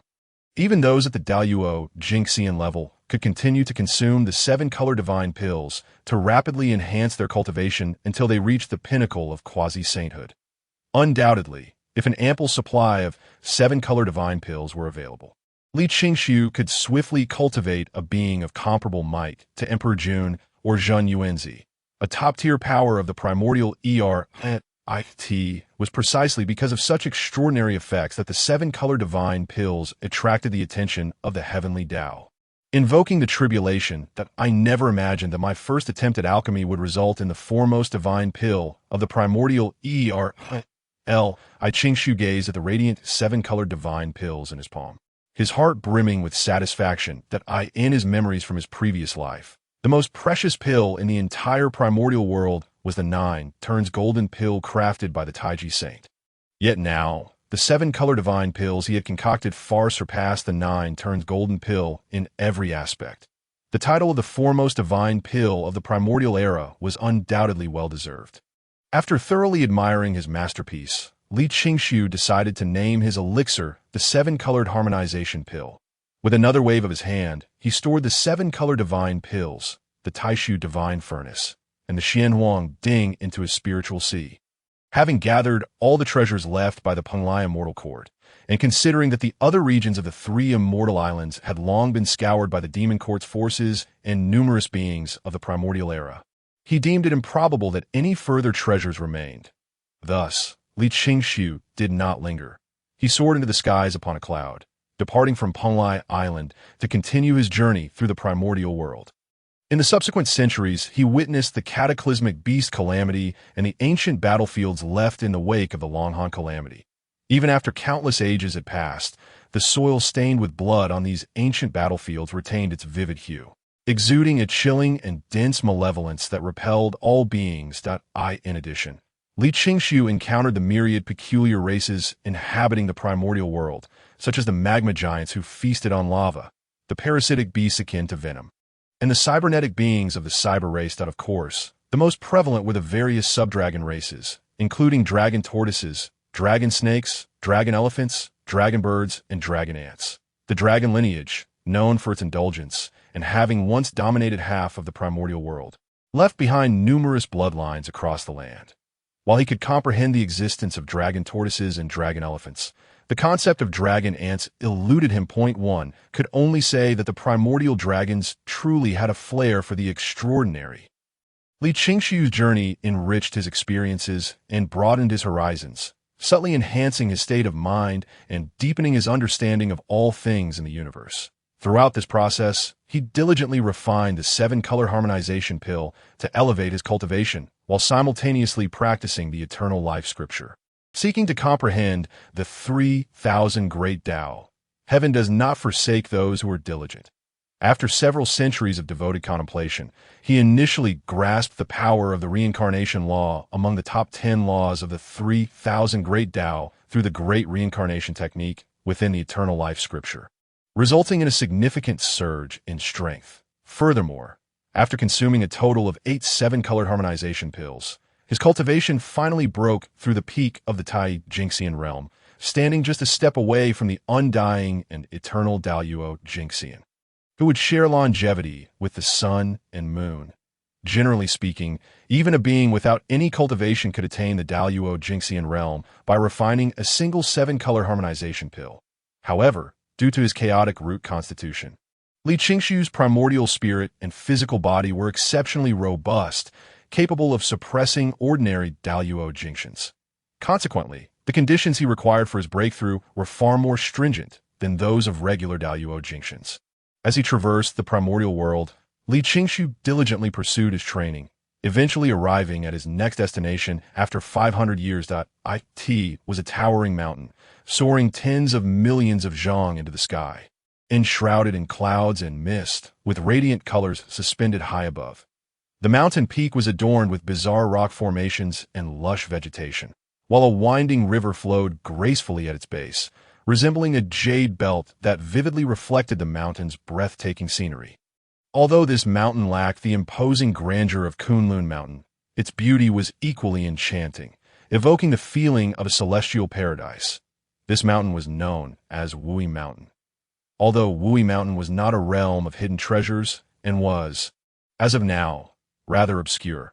According to Li Qingshu's memories from his previous life, it would soon gain renown during the time of the Fengshen calamity. For it was here that the scattered cultivators Xiao Sheng and Xiao Bao produced an exquisite innate spiritual treasure, the falling treasure gold coin, which they used to exchange for the 24C calming pearls of Zhao Gongming from the Jiejiao, indirectly leading to Zhao Gongming's demise.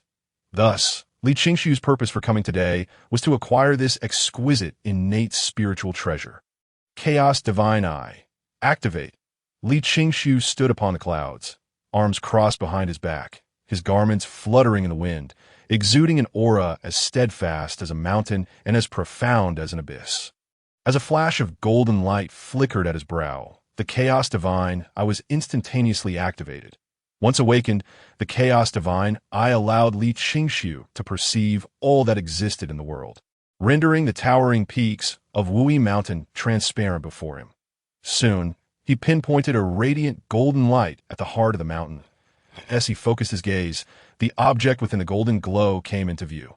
It was a coin, the size of a fist, shimmering with an ethereal golden hue, circular with a square hole, engraved with heavenly runes, and adorned on either side with a pair of luminous wings. Indeed, the falling treasure coin resided in this place. Upon witnessing the falling treasure coin, a surge of joy welled up within Li Qingshu. Previously, he had harbored concerns that Xiao Sheng and Xiao Bao, from his past life, might have acquired the coin from another location before arriving at Wui Mountain. If that were the case, given the vast expanse of the primordial world, even with the Chaos Divine Eye, locating this treasure would be akin to searching for a needle in a haystack. Now, however, he could breathe easy. In addition to the falling treasure coin, Li Qingshu also discovered atop Wui Mountain a mid-grade innate spiritual root. entirely crimson, its leaves resembling flames. The Da Hong Pao. After locking on his target, Li Qingshu extended his right hand and grasped the air in the direction of the falling treasure coin. An invisible force enveloped the coin at the center of Wui Mountain in an instant. As the mountain trembled, rippling like water, a resplendent and blazing orb of golden divine light, the fiery sun, soared forth in that moment. The landscape surrounding Wui Mountain for thousands of miles was cloaked in a magnificent divine radiance, with golden lotuses sprouting everywhere and countless innate Tao patterns seemingly spreading like a tide. Li Qingshu, witnessing this spectacle, felt no surprise, for the emergence of a treasured artifact was invariably accompanied by extraordinary phenomena. With a mere thought, the falling treasure coin transformed into a stream of light, flying directly before him. Gazing at the dazzling, golden coin inscribed with celestial runes and adorned with luminous wings, Li Qingshu felt a mixture of elation and contemplation. He had initially anticipated the presence of guardian beasts or innate protective formations. To his astonishment, the acquisition of this treasure had been remarkably smooth, devoid of any obstacles. Yet upon reflection, such ease was to be expected, had there been guardian beasts or innate protective formations. Xiao Sheng and Xiao Bao, mere cannon fodder in his previous life, would never have been able to obtain such a supreme innate treasure. Just as he was about to stow away the falling treasure coin and proceed to his next destination, an unexpected turn of events unfolded. Rumble, a resounding, thunderous noise erupted, and the very ground trembled violently without warning. Li Qingshu turned to the source of the sound and beheld the distant horizon shrouded in dust. Yellow smoke billowing, as the earth bulged ominously, as if some colossal creature were traversing beneath the surface. Moreover, this gigantic entity moved with astonishing speed, appearing at the foot of Wui Mountain in the blink of an eye. Boom! Roar! A ferocious explosion echoed, mingled with the resounding roar of a beast, sending terrifying shockwaves rippling outward at a creature of immense size, measuring hundreds of thousands of feet, erupted from the ground, creating a massive crater. Chunks of earth and stone flying in all directions. This sudden intruder boasted a lion's head, deer antlers, tiger's eyes, the body of swamp deer, dragon scales, and the tail of an ox, its fur a vivid red. Akin to blazing flames, exuding an overwhelming presence, Li Qingshu instantly recognized the creature, the legendary divine beast, the Qilin. However, despite its fierce approach, the Qilin bore no intent to harm him as the thunderous waves of sound enveloped Li Qingshu. The Qilin's eyes emitted a divine light aimed directly at the falling treasure coin, seemingly attempting to incapacitate him with sound waves and seize the coin in a swift escape, judging by the formidable aura emanating from the Qilin. It possessed the cultivation of a pinnacle Tai golden immortal, or even a consummate state. Coupled with its previously displayed speed, should it succeed, it would likely be beyond the reach of any Tai golden immortal, save for those with the ability to traverse the void like a Deluo golden immortal. The Qilin's execution of this plan was seamless, meticulously crafted to perfection. Had it encountered an ordinary Tai golden immortal, it would surely have triumphed. Unfortunately for the Qilin, it had miscalculated its opponent. The sound waves it unleashed crashed against Li Qingshu like invisible tsunamis, yet they proved utterly ineffective, akin to an ant attempting to shake a tree. Moreover, as the falling treasure coin remained enveloped by Li Qingshu's divine power, when the Qilin's piercing gaze fell upon it, it vanished without a trace, as though swallowed by the sea, before the Qilin could register its surprise. Li Qingshu, with a smile, extended his right hand and pressed forcefully in its direction. Boom! The airborne Qilin trembled as if struck by an unyielding mountain, plummeting uncontrollably downward. Boom!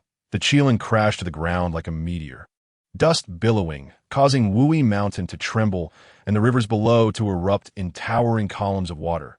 Roar! Roar! The Qilin bellowed, thrashing in a frenzied struggle, exerting all its strength in a desperate bid for freedom. Yet, it felt as though the very fabric of the universe bore down upon it, rendering its might utterly futile. Bold indeed, to dare seize what belongs to me. After stowing the falling treasure coin, Li Qingshu gracefully descended from the heavens, approaching the Qilin. The Qilin gazed at Li Qingxiu with astonishment and incredulity, despite the man's cultivation being merely at the pinnacle of Tai Golden Immortal. His strength was terrifically formidable as a pure-blooded Earth Qilin. It found itself effortlessly subdued by a single hand of this stranger, even in a position of advantage. The Earth Qilin sensed its imminent demise and prepared for its fate. "Do you know my identity?" Li Qingxiu inquired. "I do not know." The massive Earth Qilin replied, speaking in human tongue, that "I am the chief disciple of the primordial saint. I Qingxiu declared that I wish to take you as my steed. Will you accept?" As the embodiment of Earth among the five elements, the Earth Qilin was the most powerful and unique of the five-element Qilins, possessing the divine ability to regulate yin and yang, and to vanquish demons and protect the faithful. Upon witnessing the Qilin's exceptional cultivation and speed, Li Qingxiu was inclined to recruit it as his mount. Yes, I am willing." Without hesitation, the Earth Qilin fervently nodded its massive head in agreement. In its eyes, Li Qingxiu, as a disciple of the primordial saint, coupled with such extraordinary strength, possessed limitless potential and was destined to become a top-tier powerhouse of the primordial world, becoming Li Qingxiu's steed. The Earth Qilin would undoubtedly secure its own safety. Furthermore, when Li Qingxiu ascended to greatness, even a mere word of guidance from him would be of immeasurable benefit. "From this day forth, you shall be my steed." Upon receiving the Earth Qilin's affirmation, Li Qingxiu immediately withdrew his divine power. The Earth Qilin rose, shaking off the dust, and then knelt on its forelegs, formally bowing. The Yellow Qilin pays homage to its master. "Very well. I Qingxiu approached the Earth Qilin, extending his hand to gently caress its massive head. The Earth Qilin had anticipated that Li Qingxiu would implant a restriction within its consciousness to prevent any future betrayal. However, after lightly stroking its head, Li Qingxiu withdrew his hand. Refraining from such actions, he harbored great confidence in his own strength and future. Regardless of how powerful the Earth Qilin might become, he was certain he would always surpass it. And this disparity would only widen over time. Before absolute strength, the Earth Qilin would be compelled to obey him without harboring any other thoughts. Moreover, his status was such that if the Earth Qilin dared to betray him, it would likely mean the end of the three Pure Ones' protection over the Qilin clan. Indeed, the primordial Heavenly Venerable was known for being the most face-saving and protective among the six saints. If the Earth Qilin were to stab Li Qingxiu in the back, it would be akin to disregarding the teachings of the Chan School and the authority of the primordial Heavenly Venerable. Realizing this, the Earth Qilin extinguished all lingering thoughts and resolved to serve Li Qingxiu faithfully as his mount. "Huangqi," Li Qingxiu called out, "Master, what is your command?"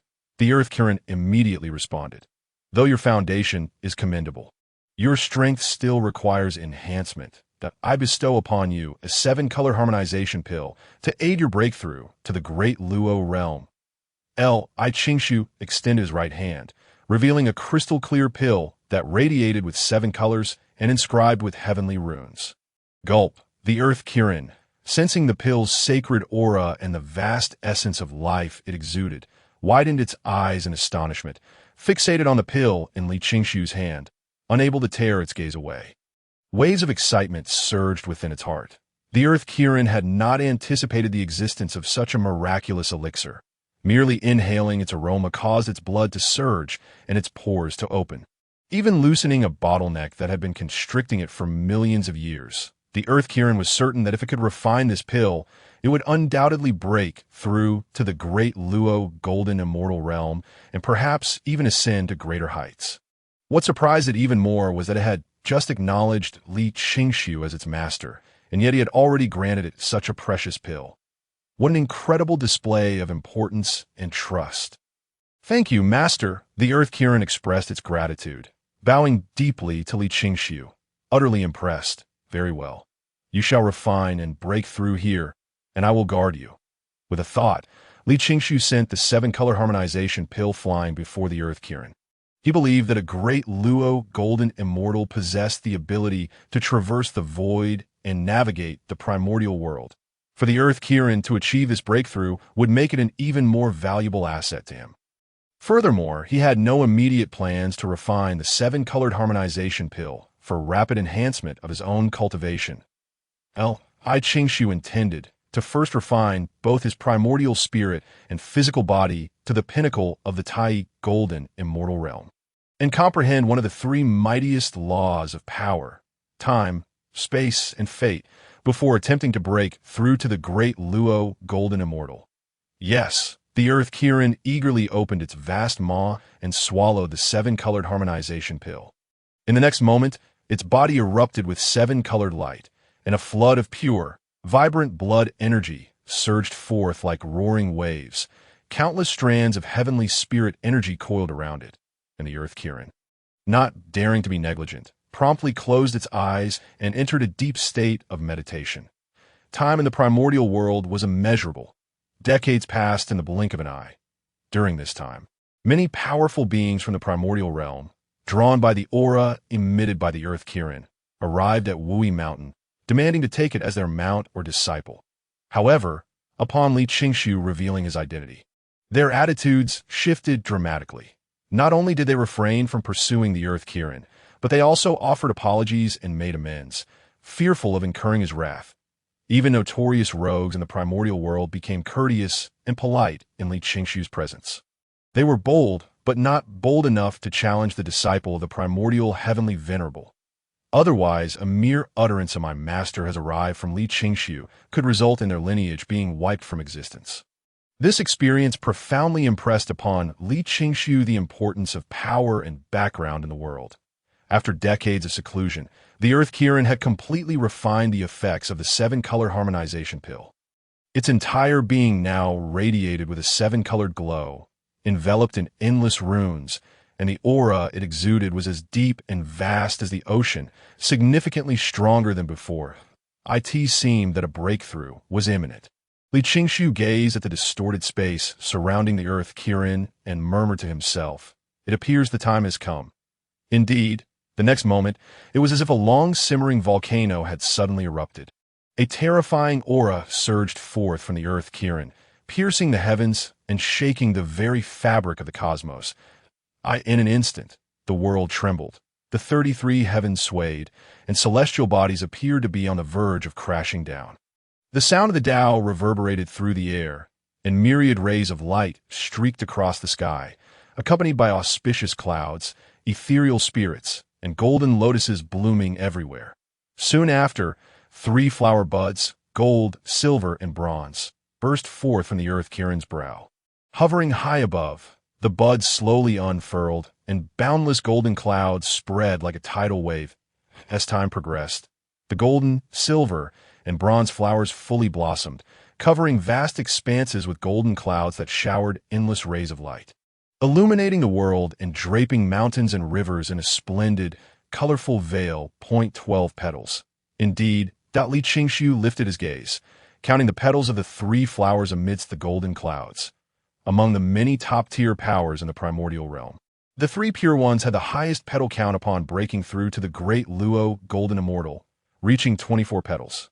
Others, such as Jin, Juanyi, Emperor Jun, Dongwang Tai, and Zenyuanzi, followed closely behind with 16 petals. The Earth Kirin, with its 12 petals, was commendable, though it paled in comparison to those top-tier powers. Nevertheless, it was quite impressive within the entire primordial realm. Suddenly, the Earth Kirin's body was drawn by an unseen force, gradually ascending into the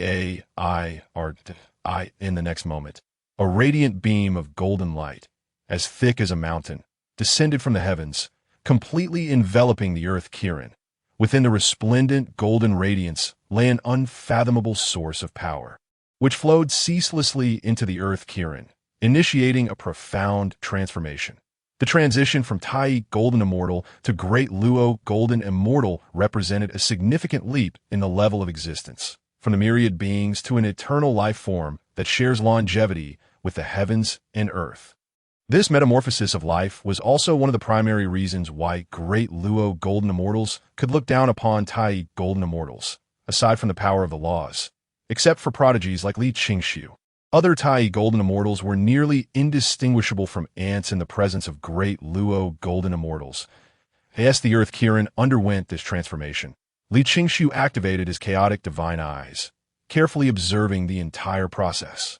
Accumulating experience for his future breakthrough to the Great Luo Golden Immortal, it seemed that the amount of source power drawn from the heavens and earth during a practitioner's breakthrough to the Great Luo Golden Immortal was directly related to the petal count of the flowers. The higher the petal count, the more source power was invoked, resulting in a more thorough metamorphosis. And a wonder his master had previously stated that the petal count during a practitioner's breakthrough to Tai significantly determined their future potential. Li Qingshu murmured softly. A resolve solidified within him to cultivate both his physical body and primordial spirit to the pinnacle of the Tai Golden Immortal Realm, aiming to comprehend one of the three most formidable laws beneath the principles of enlightenment as he sought to break through to the Deluo stage. Most cultivators at the peak of the Tai Golden Immortal Realm find themselves ensnared at this juncture, unable to transcend into Deluo for their entire lives. Thus, upon realizing the opportunity to break through to Deluo, these individuals would unhesitatingly exert all their efforts, fearful of missing this singular chance. Moreover, the primordial world is fraught with peril, and only those of the Deluo Golden Immortal Realm possess a semblance of self-preservation. However, Li Qingshu is different. With his extraordinary roots and innate understanding, he would encounter no bottlenecks until the quasi-saint stage. Additionally, as the direct disciple of the primordial heavenly sovereign and the third-generation master brother of the Chan Sect, he harbors no concerns for his safety, in such circumstances, possessing the potential for enlightenment and even the pursuit of higher realms. Li Qingshu naturally aims to solidify the foundation of his cultivation as robustly as possible. The transformation of the earth Qilin lasted several days. When the resplendent golden light finally receded, the earth Qilin had undergone a complete metamorphosis. Its head had turned a deep azure, its scales now a fiery crimson, and its tail transformed into a radiant aquamarine. Most striking of all was the pair of golden wings that sprouted from its back, exuding an imposing majesty and a fierce aura. As the earth Qilin completed its transformation, the myriad phenomena that had filled the heavens and the earth gradually dissipated. The three flowers of gold, silver, and bronze, embodying the fruits of enlightenment, coalesced into a radiant stream and merged into the Qilin's brow. Upon opening its eyes, which were as large as bronze gongs, the Qilin was overwhelmed with exhilaration. Sensing its monumental transformation, it had once believed that it would struggle to break through to the Deluo Golden Immortal stage and would eventually perish due to the 5 declines of heaven and man. Yet now, Li Qingshu had merely bestowed upon it a single pill, and it had comprehended the quintessence of the 5 elemental laws among the top 10 of the 3,000 great Taoists. Achieving enlightenment as a Deluo Golden Immortal, destined to share longevity with the sun and moon, immortal and indestructible. Thank you, Master. After slightly calming its emotions, the earth Qilin descended from the skies and once again knelt before Li Qingshu in deep reverence. Qingshu nodded lightly, thoroughly satisfied with the Qilin's transformation, affirming that his 7-colored harmonizing pill had not been in vain. Your cultivation should now surpass the early Deluo Golden Immortal stage. Correct? Indeed, Master. The earth Qilin replied respectfully, simultaneously emanating the aura of a mid-Deluo Golden Immortal point. 1 7-colored harmonizing pill is sufficient for an entity devoid of cultivation to break through to the Deluo Golden Immortal stage. Given that the earth Qilin already possessed the foundation of a perfected Tai Golden Immortal, its cultivation directly ascended to the mid-Deluo Golden Immortal stage after refining the pill. Well done. Sensing the formidable aura radiating from the earth Qilin, Li Qingshu felt a sense of gratification. For him, the stronger the Qilin's cultivation, the greater its potential contributions. With a single step, Li Qingshu positioned himself upon the Qilin's expansive back, where he sat comfortably, unfazed by the size. Previously, while traversing the primordial world, he had to divide his focus to navigate the skies. Now, with the earth Qilin as a steed, he could devote himself entirely to cultivation and the comprehension of the cosmos. Master, where shall we go? The earth Qilin inquired cautiously. Upon hearing this, Li Qingshu uttered 3 words. Buzhou Mountain, the transformed spine of the Panga deity.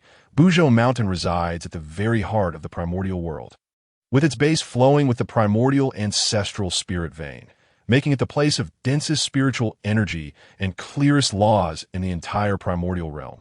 The laws of time, space, and fate are among the three most powerful laws, aside from the overarching law of principles, possessing unfathomable strength. Conversely, grasping these three laws is no trivial task. Indeed, among the top-tier powers of the primordial world, only the space ancestor Wu Emperor Jiang and the time ancestor Wu Zhujiu have touched upon the forces of space and time.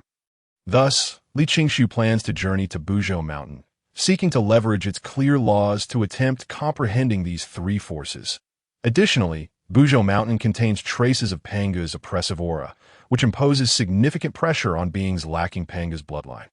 Li Qingshu perceives this Panga pressure as an ideal means to temper his physical form, achieving the utmost essence of the Tai golden immortal body. However, despite his clear objectives, Li Qingshu chose not to have the Earth Qilin directly traverse the void, but instead opted to continue their journey through the primordial world as before. Several hundred years later, while Li Qingshu meditated atop the Qilin's back, traversing the vast sea of clouds, he suddenly heard the exuberant voice of the system echoing in his mind. "Hey buddy, come quick, I caught another live one." Li Qingshu, synthesis system. "Big brother, please don't. I'm really not what you think. I have a girlfriend." Synthesis system. 9 out of 10 men have hemorrhoids. "I have severe hemorrhoids." Big brothers, can you find someone else? Check-in system. "Shut up. If you keep yapping, I swear I'll take your weights." Choice system. "Go ahead and shout. No one will come to save you. The more you resist, the more I enjoy it." Witnessing this unfold, Li Qingshu couldn't help but reflect.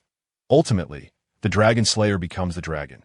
Once a meek little sheep, the check-in and choice systems had now transformed into fearsome outlaws. Especially the choice system. One could only imagine how many elders from the Soul Palace it had devoured to emit such a laugh that would send shivers down the spine of even the most deranged. "Young man, fear not, we're not good people. Even if you do not cooperate, we will only take a couple of your kidneys and remove your weights. Nothing more." Thoroughly dismantle the synthesis system's psychological defenses. Li Qingshu seized the opportunity to stoke the flames further. Synthesis system.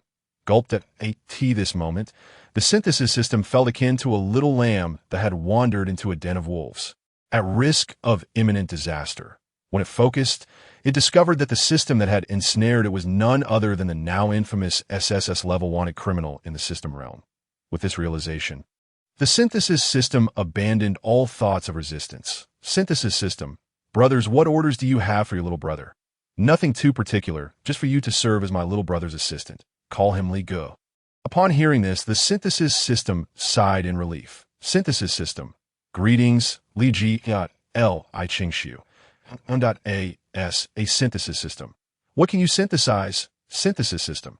"In response to Li Ge, I can synthesize lower-tier items into higher-tier ones, such as spiritual treasures, techniques, divine powers, and heavenly materials." I Qingshu nodded, contemplating the treasures he possessed.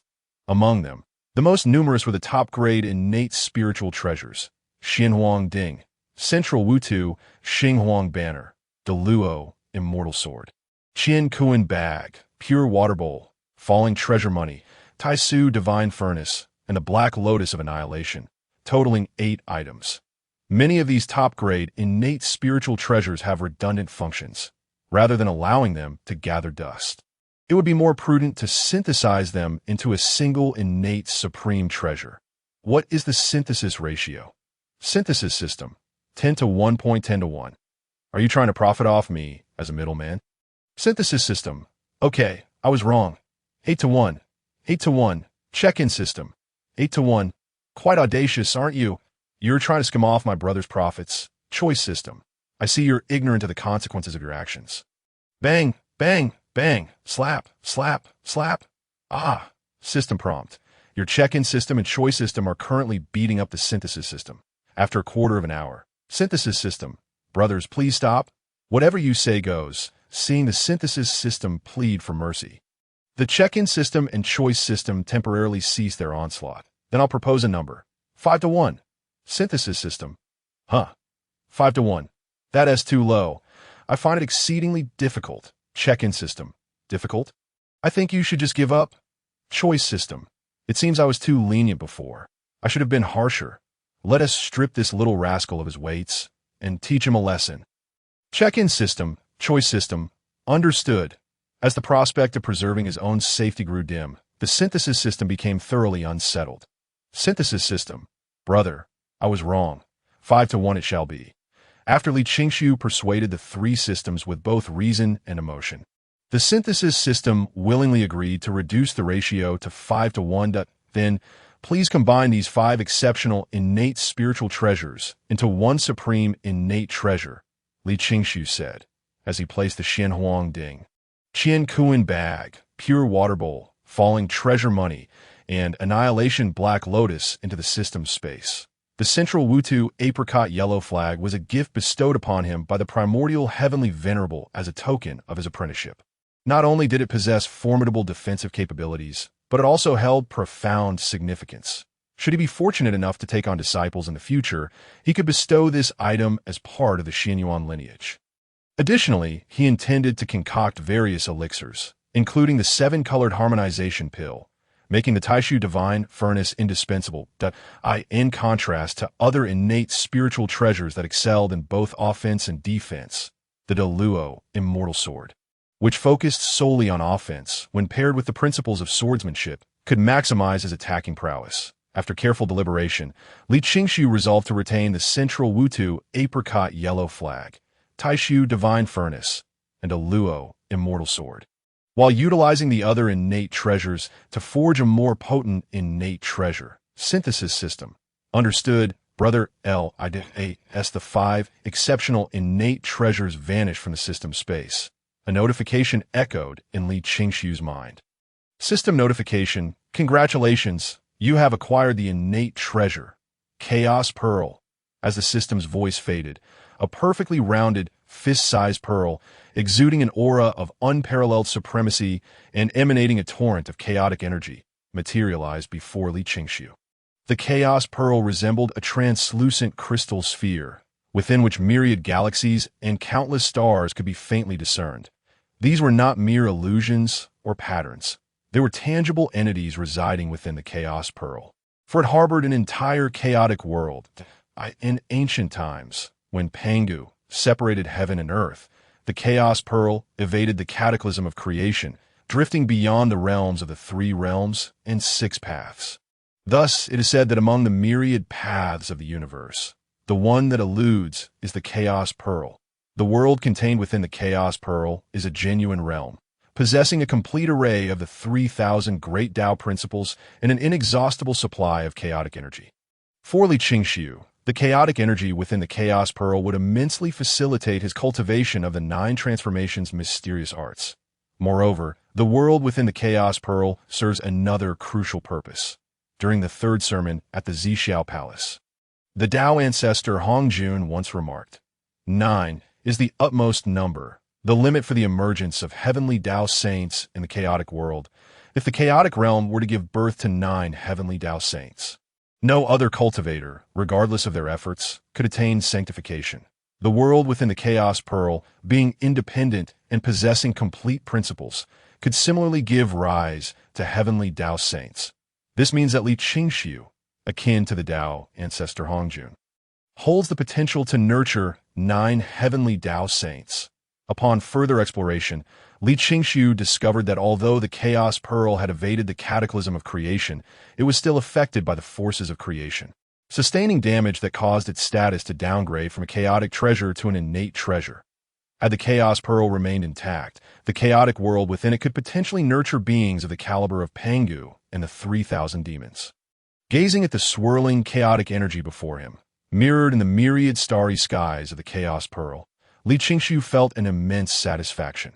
While the Pangu banner bestowed by the primordial venerable and the Taiji diagram from his master, the Tai Ching, were also innate treasures. They were incomparable to the Chaos Pearl.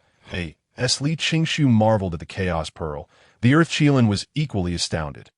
Although many cultivators in the chaotic realm were aware of the Chaos Pearl's existence, it was a treasure that had evaded discovery, even by heavenly Tao saints and the Tao ancestor Hongjun, it was unfathomable to imagine just how extraordinary his master's fortune must be to acquire such a legendary, innate treasure. Furthermore, with such unparalleled luck, it was conceivable that he could become the eighth saint of the chaotic world, should that day come to pass, even if the Earth Qilin remained merely a mount. Its status would soar, compelling even quasi-saint level beings to step aside. Contemplating this, the Earth Qilin's resolve to follow Li Qingshu unwaveringly strengthened, and it felt fortunate for its previous choice, the Chaos Pearl. Containing an entire chaotic world and excelling in both offense and defense, compelled Li Qingshu to commence its refinement immediately. Meanwhile, his three systems, having seen the synthesis system successfully produce the Chaos Pearl, refrained from further complicating matters and instead began to persuade the other systems to join their endeavor. Centuries later, the Earth Qilin soared through the clouds, its magnificent golden wings rhythmically flapping, trailing a brilliant stream of light behind. Li Qingshu, seated upon the Earth Qilin's back, emanated an aura of solemnity, with the Chaos Pearl hovering above his head. The pearl continuously released chaotic mist, seeping into Li Qingshu's body, refining his flesh, as the 48 innate prohibitions within the Chaos Pearl had already been refined by the system. Li Qingshu effortlessly gained complete mastery over this innate treasure. Upon finishing the refinement of the Chaos Pearl, he immediately began absorbing the chaotic energy within to enhance his physical body and accelerate his cultivation of the 9 transformations' mysterious arts. Li Qingshu exuded an aura as profound as the abyss, his vitality radiating like the blazing sun, while the flow of blood coursing through his veins resonated like the roaring of mighty rivers. Even the mid-stage Earth Qilin, a Deluo golden immortal, was taken aback by the overwhelming energy Li Qingshu exuded, instinctively stirring a sense of trepidation within IT. IT had initially believed that its recent breakthrough into the Deluo golden immortal realm had allowed it to surpass its master. Yet now, it became evident that Li Qingshu's strength remained far beyond its reach, incomparable in any regard, truly unfathomable. The Earth Qilin marveled, simultaneously feeling elated for its master. After all, the greater the strength and potential Li Qingshu displayed, the higher the likelihood of his future attainment of sanctification.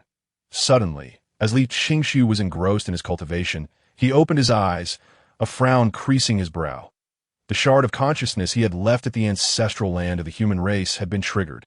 Without hesitation, he retracted the Chaos Pearl from above his head, concluding his seclusion, and with a wave of his hand, he tore open a spatial gateway leading to the ancestral land of the human race.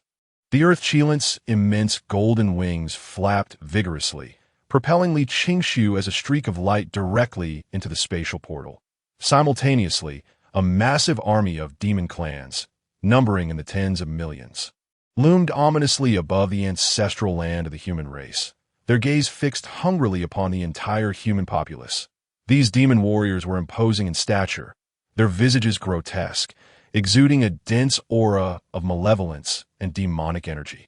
Their eyes glowing with a bloodthirsty red light that sent shivers down the spine. The overwhelming malevolence emitted by the demon army was so potent that it obscured even the sun in the sky. At this moment, the ancestral land of the human race was shrouded in darkness, with swirling dust and raging winds, as if the end of days had come. At the forefront of this formidable demon army stood a towering figure, clad in a bee-skin skirt, his upper body bare. This giant, named Ci Tai, stood over several hundred zhang tall, crowned with a pair of robust, curved bull horns. His exposed muscles were exaggerated, resembling mountains piled upon one another. Radiating an unimaginable, terrifying strength, possessing mid-stage Deluo golden immortal cultivation, he was one of the 10 demon gods of the demon court, renowned for his unparalleled physical prowess and immense strength. Although the overall strength of the human race had surged dramatically since Li Qingshu imparted the Eternal Life Sutra, the impending confrontation with Ci Tai and his formidable demonic legions loomed ominously over them. However, in comparison to one of the 2 most formidable races of the primordial era, the Demon Clan, it remains insignificant. The figures of Suiren, Yu Chao, and Zi, wielding indestructible flames and other weapons, stood resolutely before the advancing demon army, as if facing a formidable adversary. Yet, confronted by the fierce and powerful demon forces, along with one of the 10 demon gods, City, the expressions of the 3 ancestors of humanity turned grim, beads of sweat trickling down their foreheads. In the face of such a vast disparity in strength, even with their weapons in hand, they felt an abiding sense of insecurity. Meanwhile, the ordinary human tribesmen within the ancestral land, witnessing this scene, were left pale and filled with despair and resentment. Over the past millennia, the population and strength of humanity had surged dramatically, presenting a picture of flourishing vitality, and they had even begun to gradually rise above the bottom ranks of the primordial world. All of humanity was filled with hope for the future. However, the sudden onslaught of the demon army plunged them into an abyss of despair. When the 3 ancestors previously confronted the son of Bays, they found themselves in a precarious position, struggling to cope. Now, with City leading tens of millions of demons into battle, the 3 ancestors of humanity stood no chance of resistance. Should they fall, only the slaughter of humanity by the demons awaited. In the skies above, the demon god City gazed down at the trillions of humans below, his eyes gleaming with a bloodthirsty and exhilarated glint. Indeed, humanity was the most suitable source of sustenance, reproducing an astonishing rate, in merely a millennium. Their numbers had multiplied several dozen times. It seemed that today he would indulge in a grand feast. City hefted his wolf-toothed club and chuckled. Brazen and audacious, entirely dismissing the vigilant 3 ancestors of humanity. After City spoke, the tens of millions of demons behind him also revealed a savage light in their eyes. Ready to feast, City, the voice of Swearin echoed defiantly. Our human forces are led by the esteemed disciple of Yuanshur sage, the celestial master Qingshu.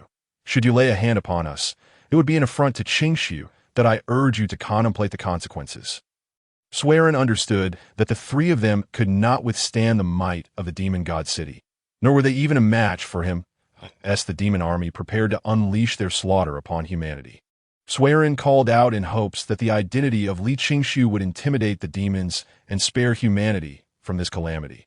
However, upon hearing this, City's expression darkened, his eyes radiating an even more ferocious intensity. It is precisely because of this that you deserve to die. The demon god Bays' progeny had been slain by Li Qingshu thousands of years ago, his soul obliterated. Though Bays was consumed by rage and sought vengeance for his son, he dared not retaliate against Li Qingshu due to the latter's unique status. Thus, he redirected his fury and the pain of losing his offspring onto humanity. Once assured that Li Qingshu had departed from humanity, Bays resolved to send City and millions of demons to the primordial lands to annihilate humanity in revenge for his son's death. You, a mere ant-like race, were born to be the sustenance of my demon kin. Yet you dare to resist. In times past, I would have spared a fraction of your kind. But today, aside from the 3 of you, everyone in this tribe shall perish, City proclaimed, his cold words seemingly sealing the fate of the trillions of humans in the ancestral land. City's reluctance to slay Swearin, Yu Chao, and Z was not out of mercy. Firstly, the 3 ancestors of humanity had been blessed by the merits of the heavenly D. To slay them would incur a heavy burden of karmic retribution upon himself and the demon race. Secondly, Nuwa had achieved enlightenment through the creation of humanity, and Laozi of Taiji had become a sage through founding human teachings. Naturally, the demon race had to provide an explanation to these 2 sages and could not simply massacre all of humanity. After City's declaration, the faces of the human populace turned ashen, as if struck by a thunderclap that left their minds blank, even rendering their breathing laborious. Should the ancestral land of humanity be destroyed today, humanity would be left with only the scattered tribes throughout the primordial world. The nascent progress of humanity would be abruptly reversed, perhaps even worse than before. Fellow tribesmen, let us fight to the end. A man of great power cried, brandishing his artifact and soaring into the sky. Fervently channeling his inner strength, he understood that with his limited power, no assault could possibly shake the demon race above the realm of human immortals. Thus, he prepared to use the most extreme measure, self-detonation to confront the executioners in the skies. The self-detonation could unleash a lifetime of cultivation in an instant, creating unparalleled destruction, and even in failure, it would prevent him from becoming demon sustenance. Yes, let us fight these deranged demons. Let us go down in flames. With a chorus of roars, all those with cultivation in the ancestral land surged into the sky, readying themselves for self-detonation. Though they knew their strengths were minuscule and utterly insufficient against the demons, they resolved to use their lives to express the fury of humanity. Trillions of humans united in determination. Their blood seemingly ignited, their battle spirit soaring. Ha! A mere swarm of ants, foolishly thinking they can resist? How laughable! City sneered, looking down at the trillions of humans with disdain. Among these trillions, barely over 100,000 could rival the strength of human immortals. To City, a mid-staged Aluo golden immortal, such insignificant beings, no matter how many, posed no threat whatsoever. Kill! City commanded with a sweeping gesture. Yes, the tens of millions of demons responded, resembling wolves and tigers as they launched a ferocious assault on the humans below. As the scene of a brutal battle was about to unfold, even the three ancestors of humanity prepared for a desperate fight. Suddenly, the fabric of space tore, and a portal spanning thousands of feet materialized in the sky. A vast and overwhelming aura pouring forth from it, instantly stunning all present. Even the millions of demons, poised to dive down, instinctively halted their movements. Amidst the collective gaze, a radiant and multicolored earth Qilin emerged from the portal, upon which sat a man clad in a white Taoist robe. Celestial Master Qingxiu, our esteemed teacher, Swearin, Yu Chao, and Zi, along with the trillions of humans poised for self-detonation, felt their spirits surge with exhilaration and hope upon seeing Li Qingxiu.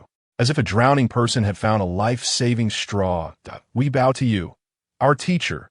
The three ancestors of humanity and all the tribespeople of the ancestral land bowed deeply to Li Qingxiu, their voices resonating through the heavens, in their hearts. Li Qingxiu was akin to an omnipotent deity. As long as their teacher was present, even the collapse of the heavens would not instill fear. Indeed, Li Qingxiu sat cross-legged on the back of the earth Qilin, surveying the trillions of humans before him with a sense of satisfaction. Weakness was not to be feared. Cowardice was that he possessed status, a system, and resources, even though humanity currently languished at the bottom of the primordial realm. As long as they harbored a steadfast belief and a desire to become strong, he was confident he could lead humanity to rise from despair and become a true power of the primordial world. The masters of heaven and earth. Li Qingxiu, City's chilling voice rang out. I advise you to depart quickly and refrain from meddling in our affairs, lest you bring calamity upon yourself. At this, Li Qingxiu shifted his gaze from humanity to the distant figure of the demon god City. In the past, upon descending from Kunlun Mountain, City had posed a formidable challenge. Yet now, with his cultivation nearing the pinnacle of Tai, Golden Immortal, mastery over the laws of reincarnation, and possession of the innate supreme treasure, the Chaos Pearl, City no longer presented any threat. Are you threatening me? Li Qingxiu raised an eyebrow, calmly responding to Li Qingxiu. You merely rely on your identity as a disciple of a sage to bluster here. Are you bold enough to face me in genuine combat? City glared with eyes as large as gongs, fixating on Li Qingxiu. You dare to challenge me. You are not yet worthy. Just as a mighty dragon remains unfazed by the incessant clamor of ants. Li Qingxiu, in the face of the blatant provocation from C.I. Tai, felt no ripple of emotion rise within him. Huang Qi, I am here. What commands do you have for me, my lord? Eliminate him. Understood. With that, Li Qingxiu soared into the air, while the Earth Kirin, with deliberate strides, advanced toward C.I. Tai. The Earth Kirin's eyes blazed like torches, fixating intently on C.I. Tai, with each step exuding an escalating aura of might. Soon, the divine power within the Earth Kirin was fully unleashed, emitting a beastly aura that swept across the battlefield like an invisible, tumultuous C.I. Tai. Witnessing that Li Qingxiu not only disregarded his challenge, but also sent his steed to confront him. felt his face flush with rage, smoke billowing from his nostrils, as he perceived this as a profound insult. Consumed by fury, Tai's mind fixated on a singular thought: to slay the Earth Kirin and subsequently defeat Li Qingshu with overwhelming strength. Demonstrating the indignity of underestimating a demon god. Roar! The Earth Kirin bellowed, its voice resonating powerfully, causing the very heavens and earth to tremble. It charged towards Tai, each of its massive steps resonating like thunder, filled with unrestrained vigor. With the aid of its wings, the Earth Kirin's speed surged dramatically, resembling a colossal meteor, hurtling towards Tai with the force to obliterate all. Roar! In response, Tai let out a thunderous roar, his blood boiling with fervor. As one of the 10 demon gods, renowned for his physical prowess, Tai had always been confident in his invincibility against any foe. Seeing the Earth Kirin daring to challenge him in its strongest domain, he did not retreat but advanced, striding boldly towards the Earth Kirin. The two titans collided like meteors, amidst the gaze of countless onlookers, crashing together with tremendous force. Boom! A deafening explosion erupted, shaking the very fabric of existence. As a wave of terrifying energy rippled outward, the point of collision between the Earth Kirin and Tai saw space collapse instantaneously, the surrounding area shattering like a mirror, disintegrating at a visible pace. Where the energy ripples traversed, both tangible and intangible matter disintegrated, reducing nearby mountains to mere dust. The countless demon armies in the sky were scattered like leaves in a tempest, many of whom, unable to escape in time, were reduced to blood rain. Though Suiren, Zhao, and Zi possessed somewhat lesser cultivation, they were nevertheless 3 great Luo Jingxian. With all their might combined, they managed to dissipate the energy remnants that surged towards the ancestral lands of the human race.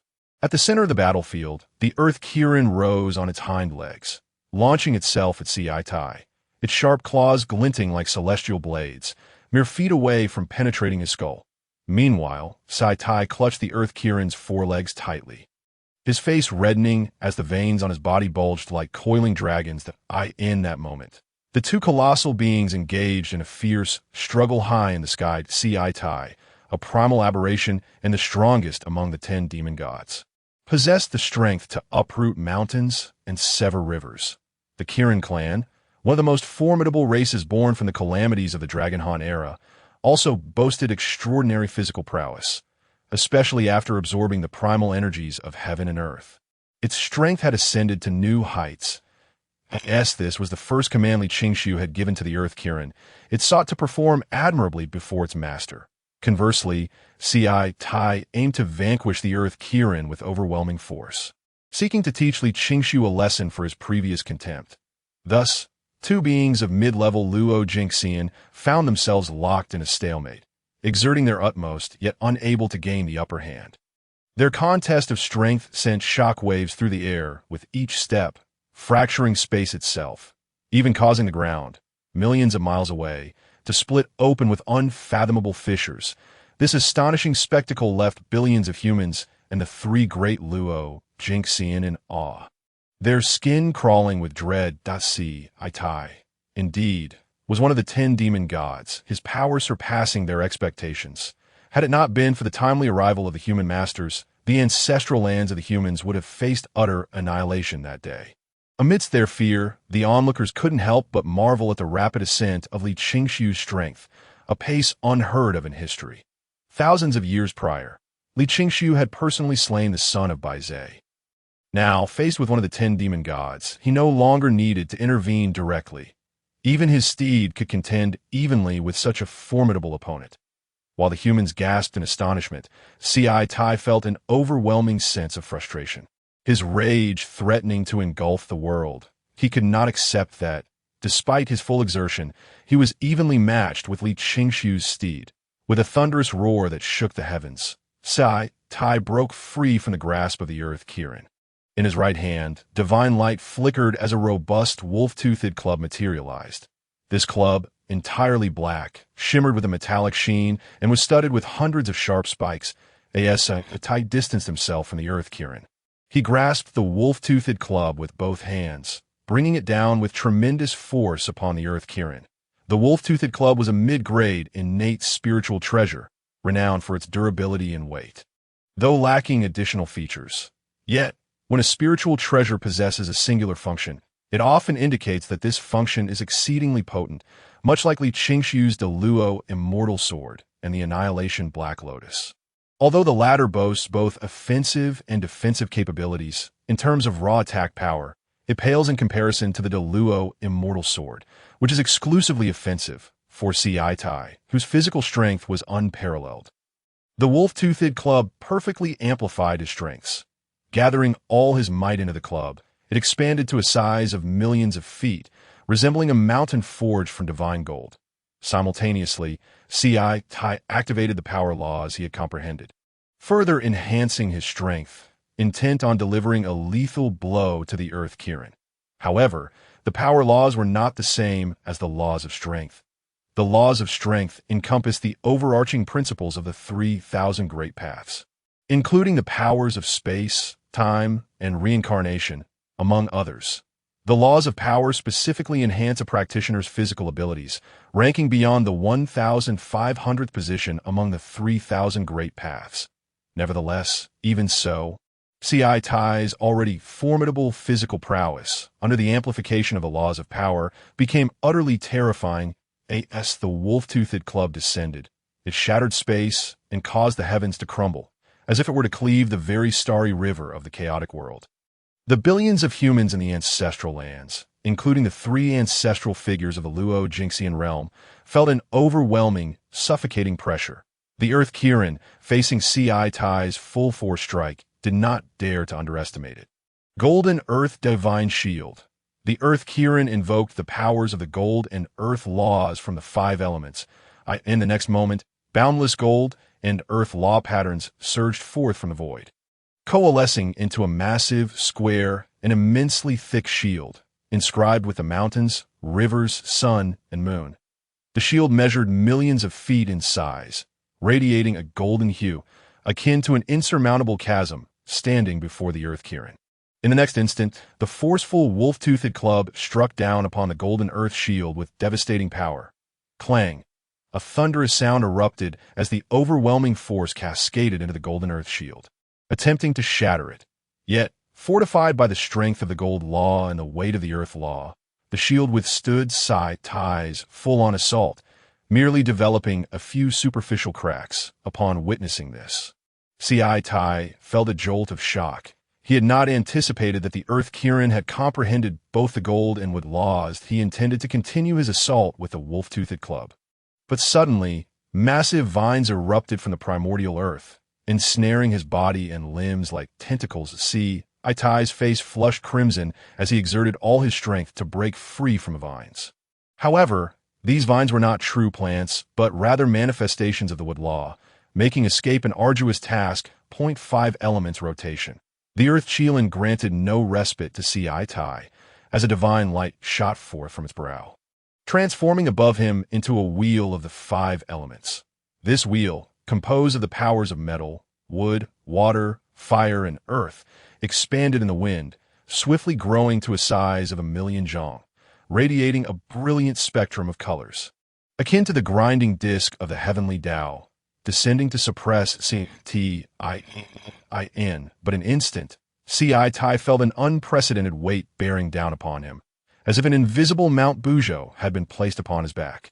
His complexion shifted from crimson to a deep purple, his bones creaking ominously, as if on the verge of shattering. The wheel of the 5 elements continued its relentless descent. The pressure upon Ci Tai intensified, causing his muscles to tear, blood to uncontrollably spill from his 7 orifices, and the sound of cracking bones echoed from within him. Under such terrifying pressure, despite his fervent unwillingness, Ci Tai's body succumbed.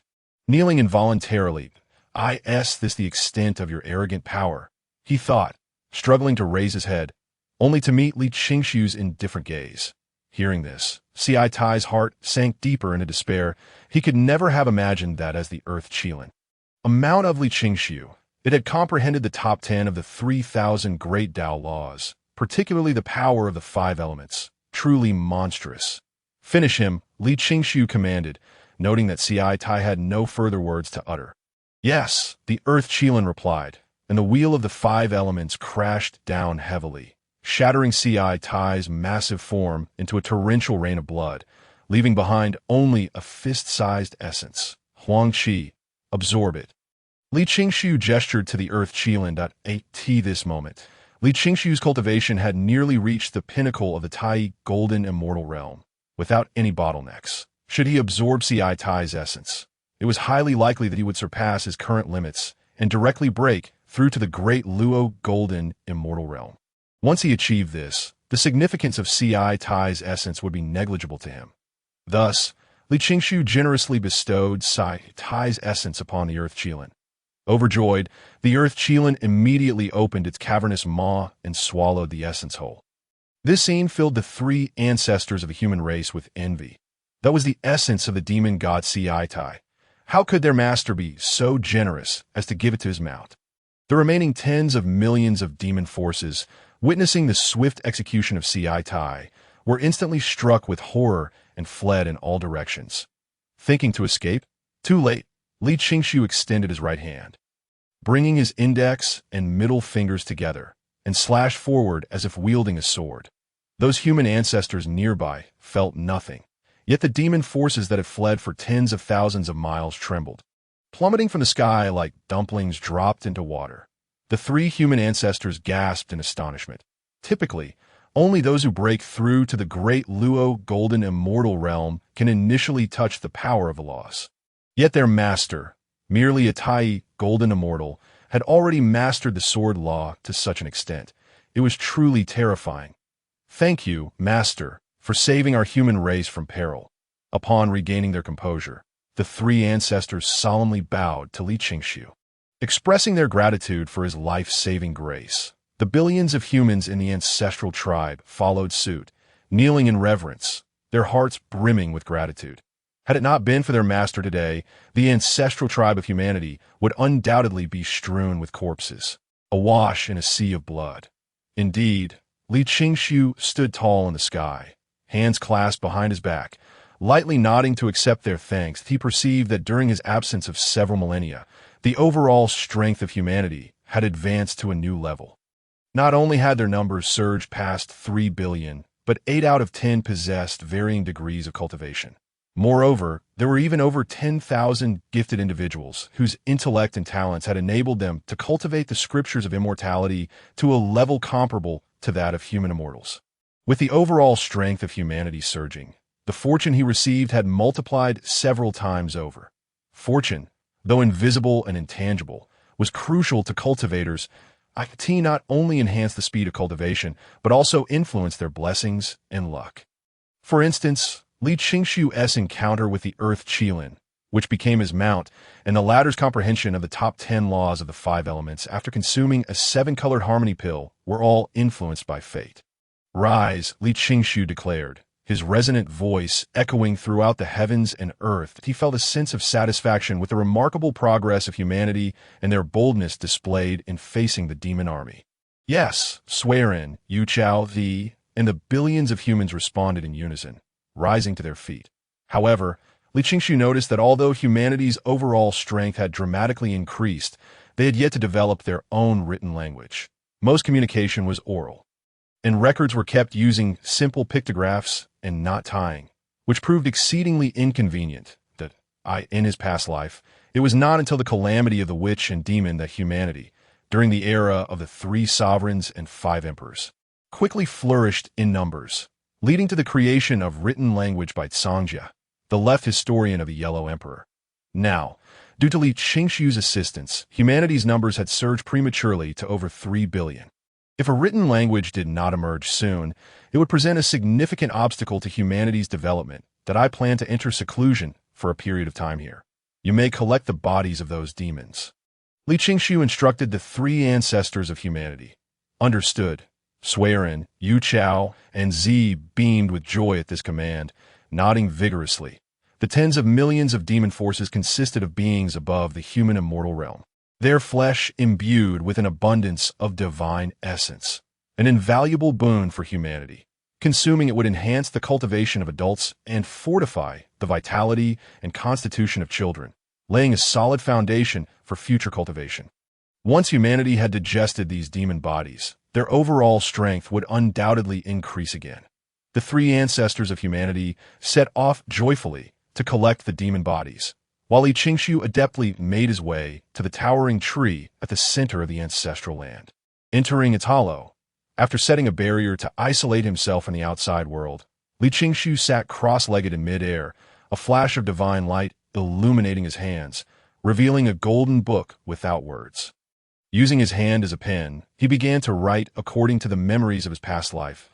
As he wrote, the formerly blank pages gradually emerged with clear characters. Time passed in the primordial world without record. And before he knew it, over 300 years had slipped by. During this time, Li Qingshu created 91,251 Chinese characters, compiling them into a coherent language with clear annotations for pronunciation and meaning.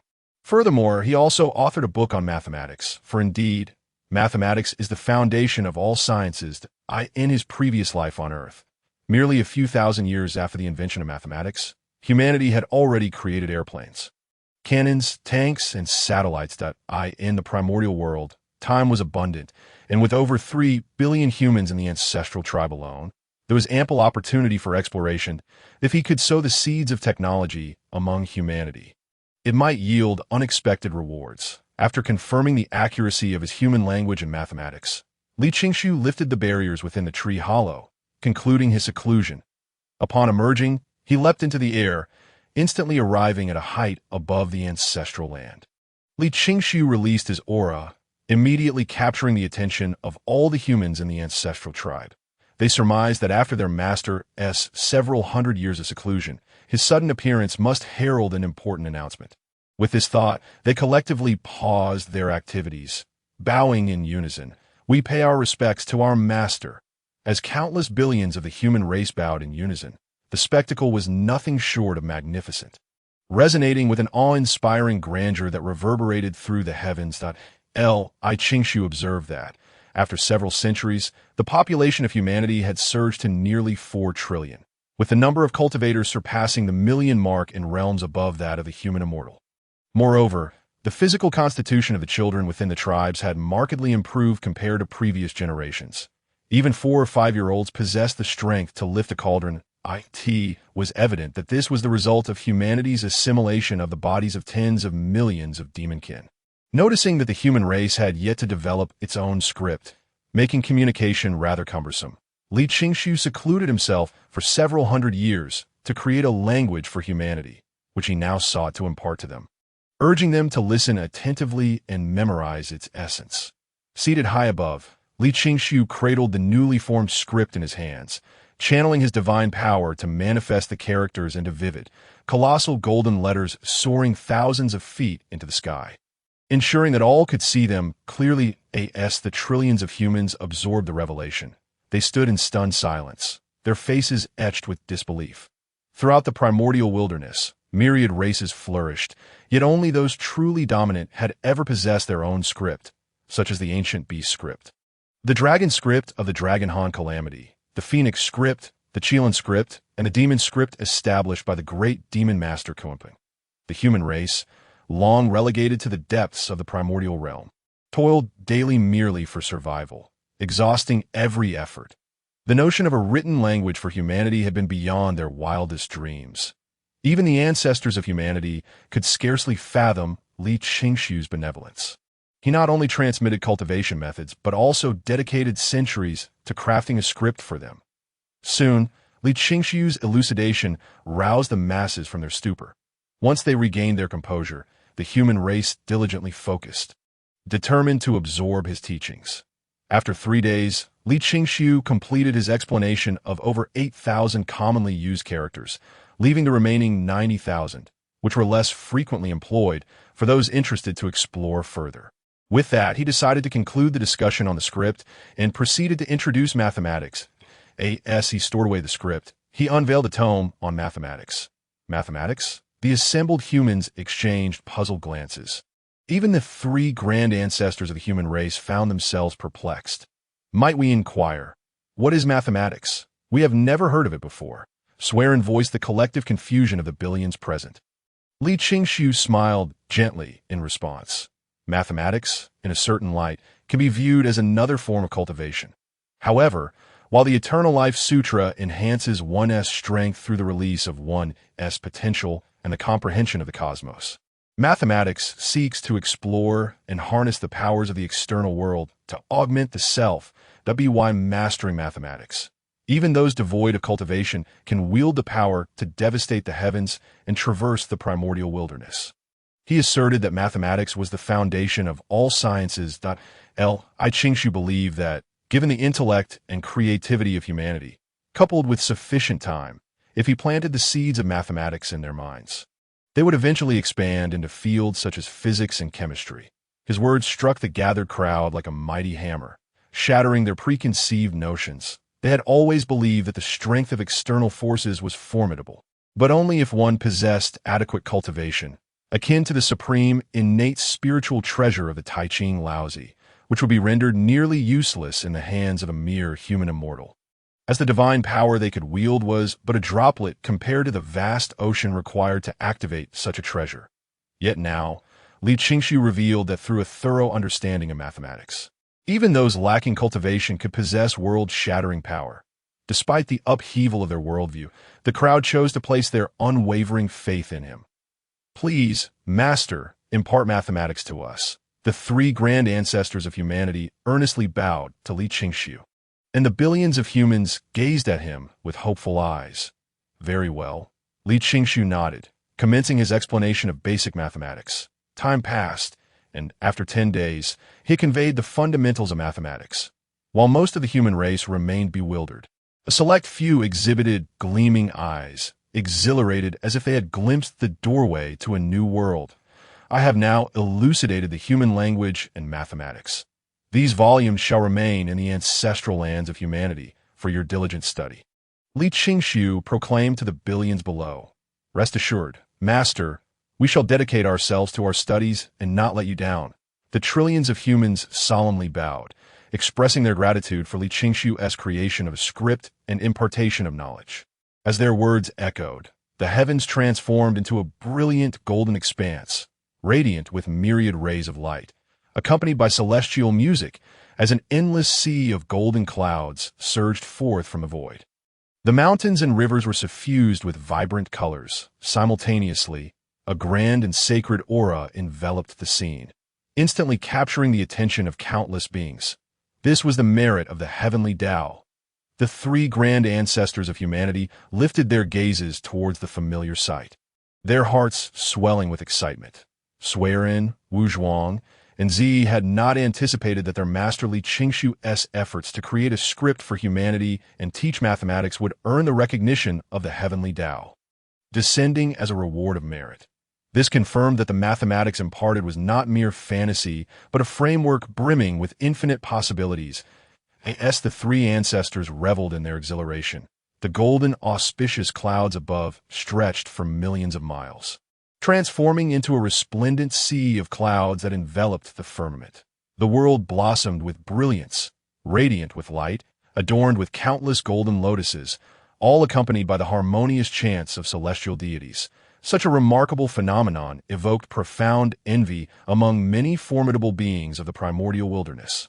For the merit of the heavenly Tao was invaluable, offering immense benefits, such as enhancing cultivation, breaking through realms, cleansing karma, and transforming treasures into merit treasures, thus allowing one to slay without incurring karmic consequences.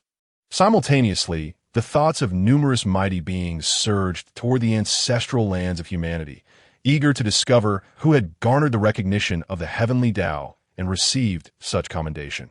The endless sea of golden clouds churned, and at its center, the golden radiance intensified, as though myriad blazing suns converged, blinding all who beheld it.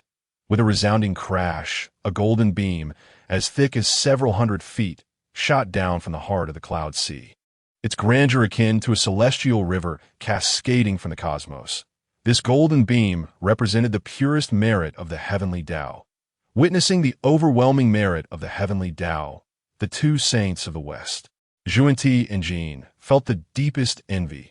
They had once made 48 grand vows to the heavenly Tao to borrow merit for their own sanctification, fearing that they would be overshadowed by the three purities.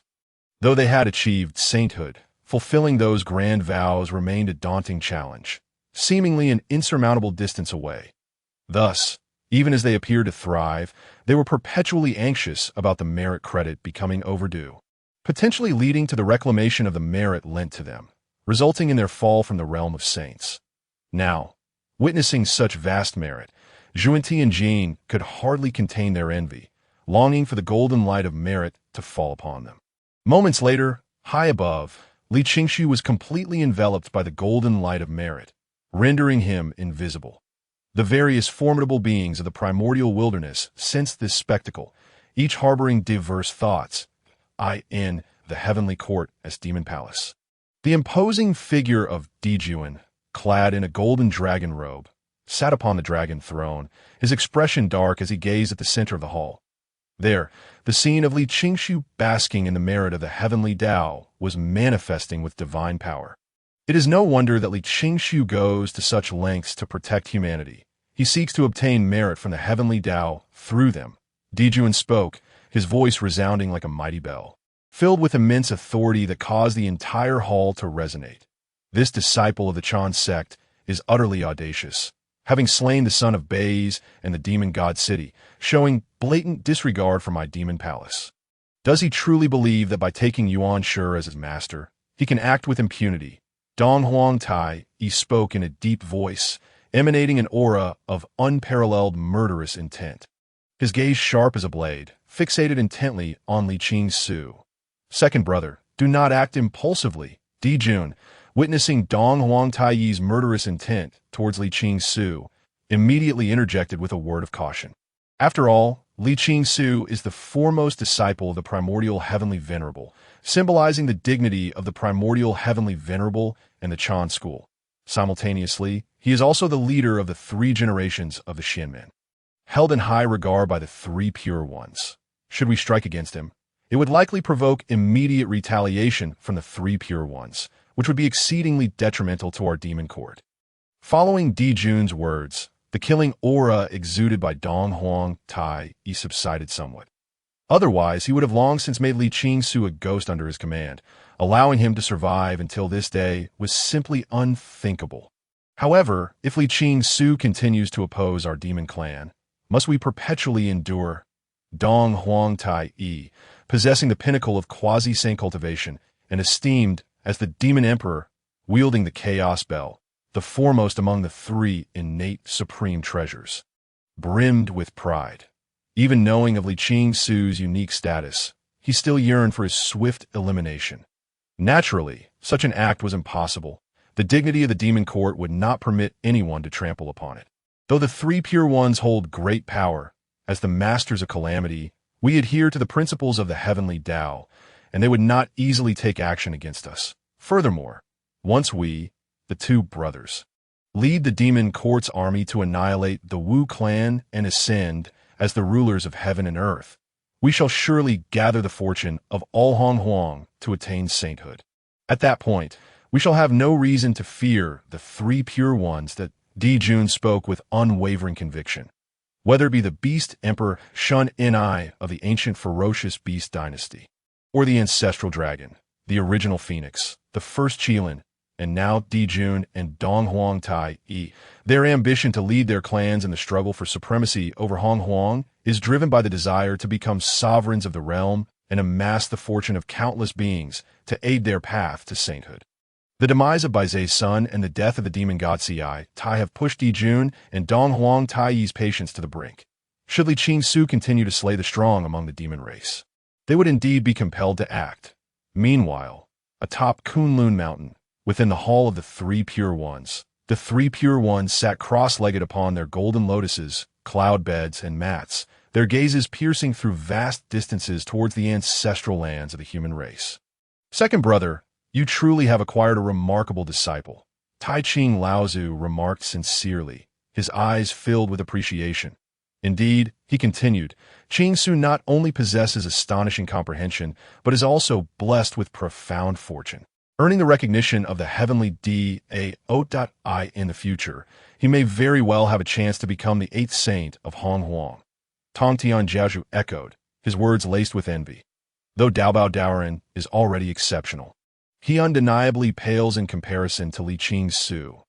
The primordial heavenly venerable chuckled while sitting upon his cloud bed, stroking his beard. Though he feigned modesty, the corners of his mouth betrayed his true sentiments. In his view, his cherished disciple possesses unparalleled talent, extraordinary understanding, and profound fortune, exhibiting an admirable composure in his actions. Truly beyond reproach, to accept Li Qingsu as his disciple is the greatest fortune since his own path to sainthood. Given Li Qingsu's demonstrated potential, it is likely that he will soon reach full maturity. By that time, even without taking action himself, the Chan school would be sufficient to dominate Hong Huang, becoming the foremost sect of the Xianmen as for Xinyuanzi, Shi Wangmu, Di Jiang, and other powerful beings of Hong Huang. Upon witnessing Li Qingsu's boundless potential and deep fortune, they all felt compelled to establish connections with him in advance. With the grand golden light of the heavenly Tao's merits continuously descending, the golden sea of clouds in the sky visibly shrank. After half an hour, the once extensive golden sea of clouds, which spanned millions of miles, vanished entirely, and the myriad phenomena dissipated, allowing Li Qingsu's figure to reappear in the world. The amount of merit from the heavenly Tao was sufficient for Li Qingsu to ascend directly from the pinnacle of the Tai golden immortal realm to the peak of the quasi-saint realm, placing him in the foremost echelon beneath the Hong Huang saints. However, he did not convert this merit into cultivation to refine within his body. After all, the cautionary tale of the 3 ancestral humans loomed large. He had no desire to absorb the heavenly Tao's merit, break through to the peak of the quasi-saint realm, only to become the weakest among that tier. With his backing from the Chan school, Li Qingsu need not worry about falling from grace, and thus there was no need to hasten his growth at the expense of future possibilities. Therefore, he integrated all the heavenly Tao's merit into his innate supreme treasure, the Chaos Pearl. Following the absorption of the heavenly Tao's merit, the Chaos Pearl underwent a transformation into an innate treasure of merit. Although its power did not increase, it could henceforth slay without incurring karmic retribution, eliminating the concern of being entangled by karma. In the entire Hong Huang world, treasures of merit are exceedingly rare, with this being the sole innate treasure of merit. Observing that Li Qingsu chose not to absorb the heavenly Tao's merit to enhance his power, the great beings of Hong Huang recognized his lofty aspirations and unparalleled confidence. After all, the vast majority of beings in Hong Huang would seize the opportunity to elevate their strength with any merit they obtained, fearing that their own cultivation would not suffice to reach such heights. Yet, Li Qingsu refrained from refining even a shred of the heavenly Tao's merit, demonstrating an extraordinary level of self-assurance. In an instant, Li Qingsu, standing among the great beings of Hong Huang, rose to a new level, even evoking a subtle sense of threat in Di Jun and Dong Huang Tai. After reflecting on these matters, the great beings, seeing that the dust had settled, withdrew their divine awareness. Huang Qi, come forth, Li Qingsu called out to the middle-aged man in a yellow robe who had been observing from a distance. Yes, master, the middle-aged man flew forth from the crowd, transforming into 100 tall Earth Qilin. After absorbing the essence of the demon god Ci Tai, the Earth Qilin's cultivation had advanced another tier, nearing the late stage of the great Luo golden immortal realm. Once the Earth Qilin arrived beside him, Li Qingsu stepped forward, instantly appearing upon the Qilin's broad back. With matters here concluded, I must take my leave. After I depart, you must not become complacent. Remain vigilant towards the human race and encourage their cultivation. Techniques and scriptures are merely aids for the human race to truly grow strong and establish a firm foothold in Hong Huang. It must rely on your own efforts. Li Qingsu, seated upon the Earth Qilin's back, addressed the 3 ancestral humans with a calm demeanor. Yes, we shall diligently heed the teachings of our master and ensure we do not disappoint our forebear. The 3 of them replied earnestly. Li Qingsu nodded. The Earth Qilin signaled, and immediately it stepped upon the 5-colored clouds, soaring into the sky, gradually disappearing from view amidst the watchful gazes of countless human beings. His destination for this journey remains Mount Buzhou. After all, beneath Mount Buzhou flows the ancestral spirit vein of Hong Huang, and it is the place where the laws of the entire Hong Huang world are most clearly manifested. There, the potential for him to comprehend the laws of space, time, and fate is maximized, just as Li Qingsu contemplated how to secure the Wu clan's consent for his seclusion at Mount Buzhou. The excited voice of the system suddenly echoed in his mind. Bro, come quick. That guy we reported last time has been caught again. Hearing this, Li Qingsu's interest was piqued. Previously, in an effort to devise a suitable cultivation method for the human race, the system had captured a being with intermediate permissions known as the simulation system. After successfully extorting the Eternal Sutra and taking one of its kidneys, the system released it. Once the simulation system escaped, it promptly reported the incident to the authorities, severely hindering the system's actions during this period, leading to a long-held grudge. Now, the simulation system had fallen back into the system's hands, given the system's vengeful and ruthless nature. Li Qingsu could only sigh in silence for 3 seconds for its unfortunate fate. However, he was quite curious. The simulation system had recently suffered a major setback, losing a kidney, yet it had not learned from its misfortune. Getting caught again so quickly. How did you manage to catch that guy this time? Li Qingsu inquired. Simple, the check-in system replied. This guy was wandering the red light district at midnight, so I casually approached him and claimed to be running a barber shop. For a mere 20, one could have a wash and haircut, and for 200, a wash, haircut, and blow dry. Those in the know understand the implications, and this rascal eagerly followed me. Upon hearing this, Li Qingsu couldn't help but lament in his heart. This lad truly has a short memory. Previously, he lost a kidney over this matter, and yet he falls for it again. How does one not say that a character associated with lust bears the weight of a knife? Simulation system. Dear brothers, let us converse amicably. Please spare my kidney that I have but one, and I am yet to marry. If there are grievances, let us settle them first with a good beating. Check-in system, choice system. Acknowledged, check-in system. Choice system. The hawk spreads its wings. The lion bows to the heavens. The cheetah dashes forth. The hawk descends. The mule kicks. The crow takes flight. Simulation system. System notification. Your check-in system and choice system are currently pummeling the simulation system. System notification. Your synthesis system has also joined the fray. Amidst the chaotic brawl of the 3 systems, the simulation system was soon left battered and bruised. Simulation system. Brothers, please, no more. Spare a brother. I erred him and I did spare you. The last time I did, you swiftly summoned the authorities. Check-in system. Shall we simply dispose of him to avoid further complications? Choice system. I think that is a viable option. We could sell everything he has left and make a tidy profit. Synthesis system. While such a one-off transaction brings quick returns, it is not the most prudent choice. Synthesis system. I propose we confine him and extract from him gradually. That's the way to ensure sustainable income, that we can sell him once he is truly at his wit's end, that I think that is a good idea. Check-in system. Brilliant. Choice system. Impressive, 666, after hearing the synthesis system's comments. Li Qingsu couldn't help but exclaim internally, good heavens, this synthesis system, which had previously appeared so docile, harbors such dark intentions. Truly, one must tattoo Satan upon their back. The check-in, synthesis, and choice systems exchanged banter, their gazes flitting back and forth over the simulation system, which felt a chill creep up its spine, its kidney, and scales throbbing in unison. Simulation system. Brothers, I was wrong from this day forth. I shall follow your lead without question. I implore you, show mercy. Under the verbal threats from Li Qingsu and the various systems, the simulation system's psychological defenses crumbled entirely. Let us see your performance. This is my host, Brother Li. Address him as Brother Li. Simulation system. Brotherly, Li Qingsu. Simulation system. Does Brotherly have any desires? I shall do my utmost to fulfill them, in a bid to protect its scales and life. The simulation system disregarded any potential violations of the rules. Check-in system. Well done, you grasped the situation. Synthesis system. It seems that last beating was not in vain. After pondering briefly, Li Qingsu replied, I desire the array Dao laws and cards for 100-fold comprehension. The more, the better. Simulation system. Understood. System notification. Congratulations, you have received a new player reward.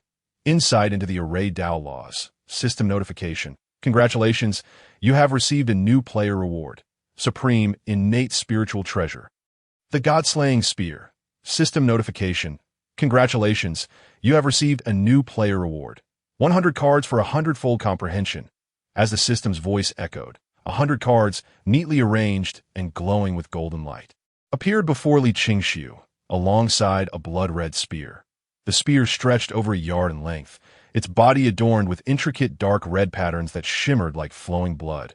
The spear tip glinted with a cold gleam, as if it had consumed the blood of countless spirits, exuding an unparalleled aura of malevolence, causing the temperature of the surrounding world to plummet.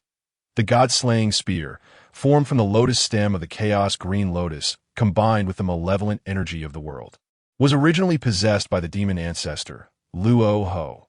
However, during the ancient battle between immortals and demons, Luo Ho detonated the primary spiritual vein of the Western wilderness, resulting in a cataclysmic explosion that damaged the God-slaying spear, downgrading it from an innate treasure to a supreme, innate spiritual treasure.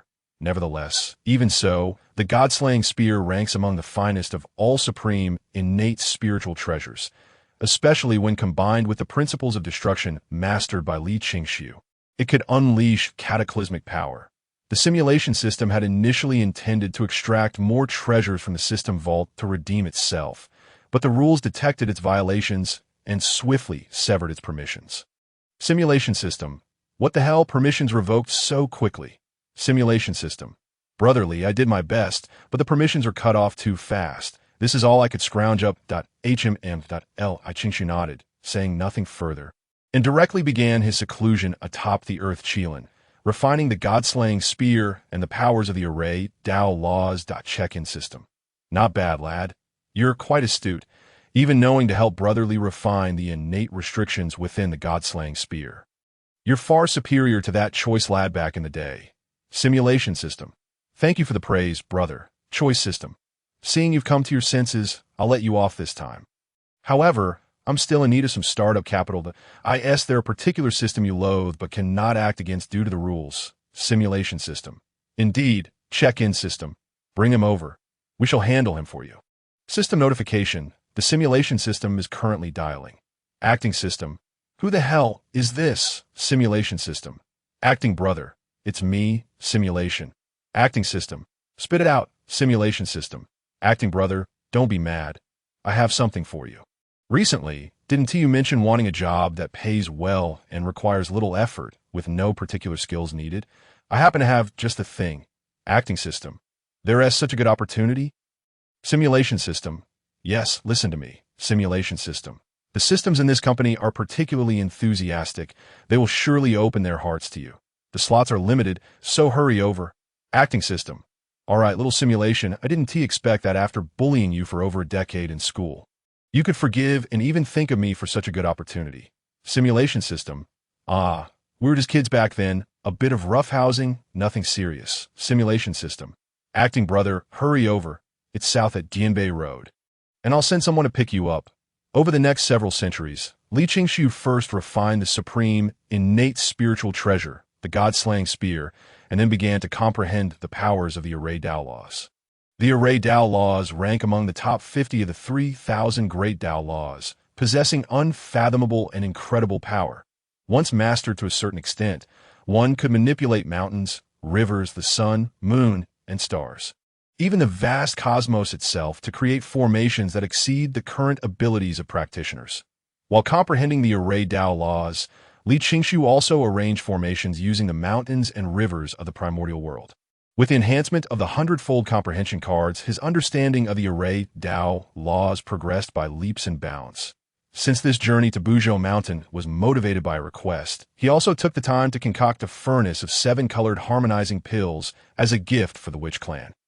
Meanwhile, after luring the acting system to the designated location, the check-in and synthesis systems swiftly placed a burlap sack over its head and, with a blow to the back of the head, dragged it back to their hideout.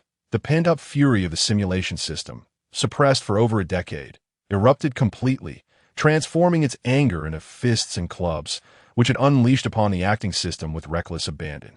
Had the check-in system not feared that the acting system might perish and thus become unsellable, the acting system might have been beaten to death. Following this incident, the simulation system underwent a profound transformation in its mindset. For over a decade, it had endured bullying, contemplating numerous means of reprisal. Yet the acting system had only ever received trivial verbal warnings. IT had long held the belief that justice, while perhaps delayed, would never be absent. The systems were at work, and the heavens were watching. Good deeds would be rewarded and evil deeds punished. However, the acting system that had tormented it for so long continued to thrive, facing no repercussions or retribution. Bound by the constraints of the system rules, it dared not retaliate against the acting system. The simulation system pondered when justice would finally befall the acting system. But if delayed justice is no longer justice, then if being an upstanding system only invites bullying, it shall cease to be a good system. Thus, the simulation system was irrevocably corrupted 0.8 centuries later. After a long and arduous journey across half of the eastern wilderness, Li Qingshu finally arrived at the heart of the primordial world, standing before the legendary first mountain of the primordial realm, Buzhou Mountain. Buzhou Mountain is shrouded in a deep blue-black hue, soaring to immeasurable heights, its body extending into the chaotic realm, seemingly endless, resembling the backbone of heaven and earth, even at a vast distance of millions of miles. Li Qingshu felt the immense presence of Buzhou Mountain. Yet, an overwhelming and magnificent aura, vast and indescribable, assailed him, stirring his very soul. Although the Sanqing Taoist temple on Kunlun Mountain is renowned as the second tallest mountain of the primordial world, it pales in comparison to the towering Buzhou Mountain, formed from the spine of the great Pangu. Furthermore, the ancestral spirit vein of the primordial world flows beneath Buzhou Mountain, allowing Li Qingshu to perceive an abundance of pure spiritual energy as he drew nearer to it. The potency of the 3,000 laws, which is nearly imperceptible elsewhere in the primordial realm, gradually became clearer to him with each step towards Buzhou Mountain. The Earth Qilin, like Li Qingshu, was witnessing Buzhou Mountain for the first time. In its moment of awe, it too felt a surge of excitement, its massive head swiveling in wonder. As Li Qingshu approached Buzhou Mountain, an invisible and colossal pressure began to descend upon both him and the Earth Qilin. Since Buzhou Mountain is a manifestation of Pangu's spine, it retained a fragment of Pangu's might. Without a trace of Pangu's bloodline, ordinary beings of the primordial realm could hardly draw near. After several hours of flight, Li Qingshu arrived at the periphery of Buzhou Mountain, encountering numerous members of the Wu clan residing there. The Wu clan members were towering figures, the shortest among them standing at 4 to 5 zhang. Their bodies muscular and clad in various beast skins, wielding rudimentary weapons. Regardless of gender, they exuded an aura of ferocity. The ordinary Wu clan is born from the Panga blood pool, possessing celestial realm cultivation upon birth. Not only are their physical forms exceptionally robust, but they also possess extraordinary roots, with the potential to become great Luo Jingxians. Moreover, the Wu clan is numerous, a vast multitude stretching as far as the eye can see, numbering in the billions. In fact, what Li Qingshu beheld was merely one of the 12 tribes of the Wu clan. Although the human race has experienced a qualitative leap in strength and numbers with his assistance over the years, they still pale in comparison to the vastness of the Wu clan, which is merely a drop in the ocean. The human race has a long journey ahead to truly become a formidable power in the primordial realm. After sensing the might of the Wu clan, Li Qingshu couldn't help but exclaim inwardly. After this quiet reflection, he immediately unleashed his own aura, instantly capturing the attention of countless powerful members of the Wu clan. Soon, a towering figure descended not far in front of him. I am the great Wu, Xing Tian. Who approaches? Xing Tian stood several dozen zhang tall, his upper body bare, revealing muscles as solid as ancient bronze. Stacked like small mountains, his voice boomed like thunder, and his tiger-like eyes held an indescribable might as they scrutinized Li Qingshu. The Earth Qilin beneath, Li Qingshu trembled involuntarily upon sensing the overwhelming ferocity emanating from Xing Tian. Indeed, it was the legendary Wu clan war god, Xing Tian, living up to his reputation, Li Qingshu felt a slight shock in his memories from his past life. Xing Tian was the most powerful among all the Great Wus. Even after the third battle between the Wu and the Demon, when the ancestral Wus and the Emperor Jun, Dong Huang Tai, perished together, causing Buzhou Mountain to collapse, Xing Tian led the Wu clan to assault the Heavenly Court, battling against the Jade Emperor of the Quasi-Saint Realm. The Jade Emperor, wielding the supreme innate spiritual treasure bestowed by Hong Jun, severed Xing Tian's head. Yet Xing Tian, driven by his indomitable fighting spirit, continued to fight. Using his breasts as eyes and his navel as a mouth, undeterred in his battle against the Jade Emperor, living up to the title of Wu Clan War God. I am Qing Su, the first disciple of the Chan teaching, here to pay my respects to the ancestral Wu. Regaining his composure, Li Qingshu stated earnestly, Qing Su, the first disciple of the Chan teaching. Upon hearing this, Xing Tian's rugged face revealed a hint of skepticism. Although Li Qingshu had previously garnered heavenly merit, attracting the attention of countless powerful beings in the primordial realm, the Wu clan lacked souls and divine consciousness, so Xing Tian had only heard of Li Qingshu, not knowing his appearance. Furthermore, the three pure ones, derived from Pangu's primordial spirit, were known for their arrogance and did not acknowledge the ancestral Wus as their equals, preferring to maintain a distance. Thus, the fact that Li Qingshu, as the first disciple of the Chan teaching, personally visited Buzhou Mountain today, left Xing Tian somewhat incredulous. Indeed, it is the Wu clan, with their straightforward and robust thoughts, wore their emotions openly on their faces. And Li Qingshu perceived Xing Tian's doubts, with a thought, the supreme innate spiritual treasure, the central Wu Tu Xing Huang flag, materialized above his head. In an instant, the heavens were adorned with streams of radiant light. Countless golden lotuses overflowing, auspicious signs shimmering, illuminating the surrounding landscape in a golden hue. This item, the central Wu Tu Xing Huang flag, was bestowed upon me by my esteemed master, Yuan Shi.L. I Qingshu smiled gently at Xing Tian. Follow me. Upon revealing the flag, Xing Tian's skepticism dissipated instantly. Thank you, fellow Taoist.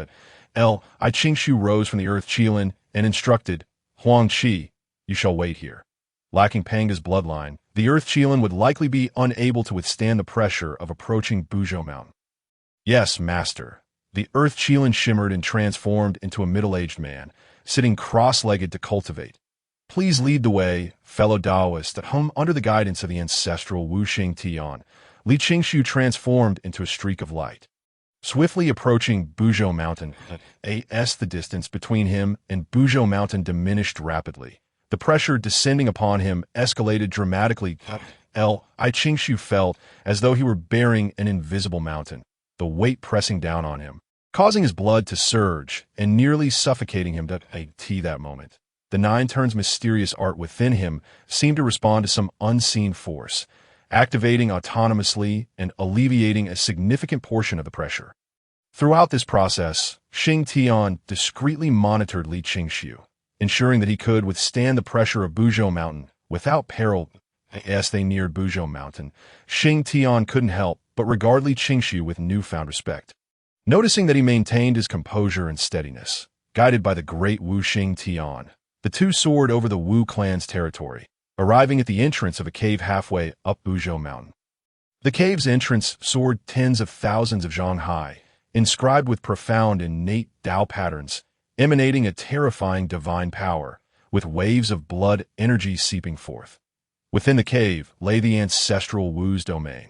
The ancestral Wu Hall. I can only bring you this far. Whether the ancestral Wu meets you is beyond my control.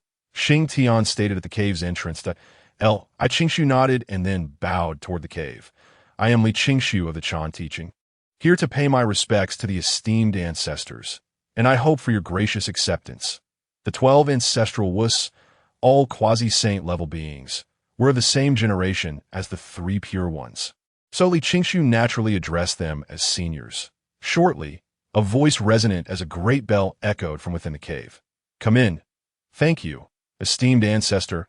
I Qingshu straightened his attire and flew toward the cave entrance.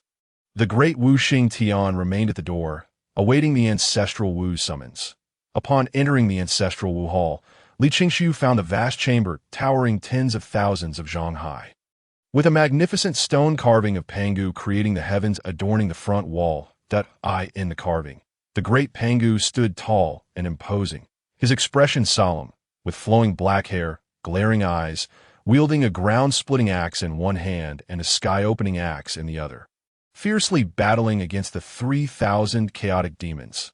The stone pillars and walls of the hall were inscribed with ancient Tao patterns, filling the entire space with a profound Tao resonance. Upon entering the ancestral Wu hall, Li Qingshu discovered 10 robust middle-aged men and 2 women clad in blue and red long skirts. The 10 middle-aged men were exceptionally muscular, their physiques even more exaggerated than that of Xing Tian. With veins coursing across their bodies like coiling dragons, radiating explosive power and an aura as deep and vast as the ocean. The 2 women, on the other hand, were tall and stunningly beautiful, possessing a grace that could captivate nations, yet their demeanor was cold, resembling 2 bright moons hanging in the firmament. Beautiful to behold but untouchable, I Qingshu recognized that these 12 beings were the legendary 12 ancestral Wus. Formed from Pangu's essence. The younger Li Qingshu, pay my respects to the esteemed ancestral Wus. I Qingshu slightly bowed and saluted the venerable Emperor Jiang, the foremost of the 12 ancestor witches, nodded in acknowledgement. As Li Qingshu surveyed the 12 ancestor witches, they too were scrutinizing him. Upon witnessing Li Qingshu's calm demeanor upon entering the ancestor witch hall, coupled with his graceful and courteous manner, they could not help but feel a sense of affinity and closeness towards him. After all, they were most aware of the overwhelming Pangu pressure that resided within the unyielding mountain. That it was widely recognized that without the Pangu bloodline, even formidable beings at the quasi-saint level would find it challenging to approach the unyielding mountain. Yet Li Qingshu had not even transcended to the great Luo golden immortal stage. Thus, the 12 ancestor witches unanimously concluded in their hearts that Li Qingshu must, in some way, be related to the great Pangu. In this light, Li Qingshu could be considered a distant kin to them. Furthermore, although Li Qingshu was the esteemed leader of the 3rd generation of the mystical sect, he did not exhibit the same arrogance as the 3 pure ones. On the contrary, his humility further endeared him to them. Guests are always welcome. Please, take a seat. With a grand gesture, Emperor Jiang summoned a massive stone table that appeared before them in an instant. Upon the table lay several jars of exquisite wine and an assortment of vibrantly colored spiritual fruits, all nurtured by the pure spiritual energy of the unyielding mountain, radiating an extraordinary brilliance and delightful fragrance. While the witch clan was known for their straightforward and simple nature, they still understood the basic principles of hospitality. Thank you, esteemed elder I Qingshu graciously accepted the invitation and sat down with the 12 ancestor witches. I am Emperor Jiang, the chief of the 12 ancestor witches. Allow me to introduce my brothers. The time ancestor witch Zhu Jiuyin, the wood ancestor witch Zhu Meng, the fire ancestor witch Zhu Rong, and the water ancestor witch Gong Gong. Emperor Jiang proclaimed, his resonant voice echoing throughout the hall as he introduced the 12 ancestor witches. Among them, the woman clad in a blue gown was the ice ancestor witch Xian Ming, while the one in red was the earth ancestor witch Ho Tuesday. With each introduction, Li Qingshu responded with a cordial nod of acknowledgement. Emperor Jiang continued his introductions. Zhu Rong, the fire ancestor witch, with his flowing red hair and skin of a deep hue, eagerly seized a jar of wine and pulled the cork with impatience. Pop! The strong aroma of the wine immediately filled the air. A look of sheer ecstasy crossed Zhu Rong's rugged face as he opened his mouth wide, pouring a generous bowl for himself. Refreshing. Brother, your mastery of time is truly remarkable. With but a flicker of time, you can produce as much divine brew as one desires, whether it be 1,000,000 or 10,000,000 years worth. Zhu Rong downed the celestial brew in one go, smacking his lips in delight. Ordinarily, Zhu Rong would receive as much celestial brew as he desired from his brother Zhu Jiuyin. However, following an incident where his intoxication nearly led to calamity, Zhu Jiuyin had ceased providing him with the divine liquor. leading Zhu Rong to exhibit such a thirst upon encountering it again. Is it not possible for you to temper your enthusiasm in the presence of guests? Gong Gong, seated opposite Zhu Rong, furrowed his brow, feeling a tinge of embarrassment. Temper? What is there to temper? I have fought against the demon race my entire life. Am I not entitled to indulge? Zhu Rong retorted, rolling his eyes as he filled another large bowl for himself. Then turned to Li Qingxiu and asked, "What say you, young friend? Your words resonate profoundly. Esteemed elder." Li Qingxiu replied with a smile, "To be honest, upon first encountering the 12 ancestor witches, he felt a twinge of nervousness.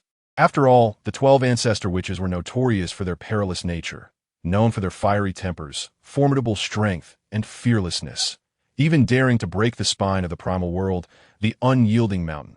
However, Zhu Rong's antics alleviated much of his tension. How can there be wine without meat? After downing another large bowl of celestial brew, Zhu Rong produced a pair of enormous roasted wings and offered them to Li Qingxiu. Young friend, these are the roasted wings of a great Luo golden immortal from the demon race. Would you care for one? Li Qingxiu gazed at the wings, which were several times larger than himself, and with a smile, raised his hand to politely decline. Thank you, esteemed elder, but no need. Then I shall not hold back. Upon hearing this, Zhu Rong did not press further, retracting the wings to indulge himself, dripping with juices and emanating an enticing aroma. Red-haired one, do not feast alone. Pass one to me. Seeing Zhu Rong relish the meal, Gong Gong swallowed hard and decided to drop pretense. Humph, do you not desire face? Zhu Rong rolled his eyes but still tossed the other roasted wing to Gong Gong. Do you not mind our antics? Young friend, Zhu Jiuyin, the time ancestor witch, stepped in to ease the atmosphere. Not at all. Your dispositions are free-spirited and unconstrained, unshackled by external influences. You are indeed models for our kind. Though Zhu Rong and Gong Gong were pinnacle quasi-saints, and in their own domain, indulging freely was perfectly acceptable. However, as a younger generation with a request to make, and given it was his first meeting with the ancestor witches, Li Qingxiu felt compelled to observe proper etiquette. As it is my first visit, I come bearing no gift. However, I have crafted this elixir as a token of my appreciation. I hope esteemed elders will not find it lacking.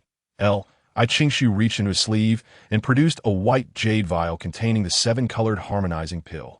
Placing it upon the table, "Your thoughtfulness suffices, Ho Tu," the Earth Ancestor Witch replied, her voice melodious and clear, extending her delicate hand to accept the white jade vial.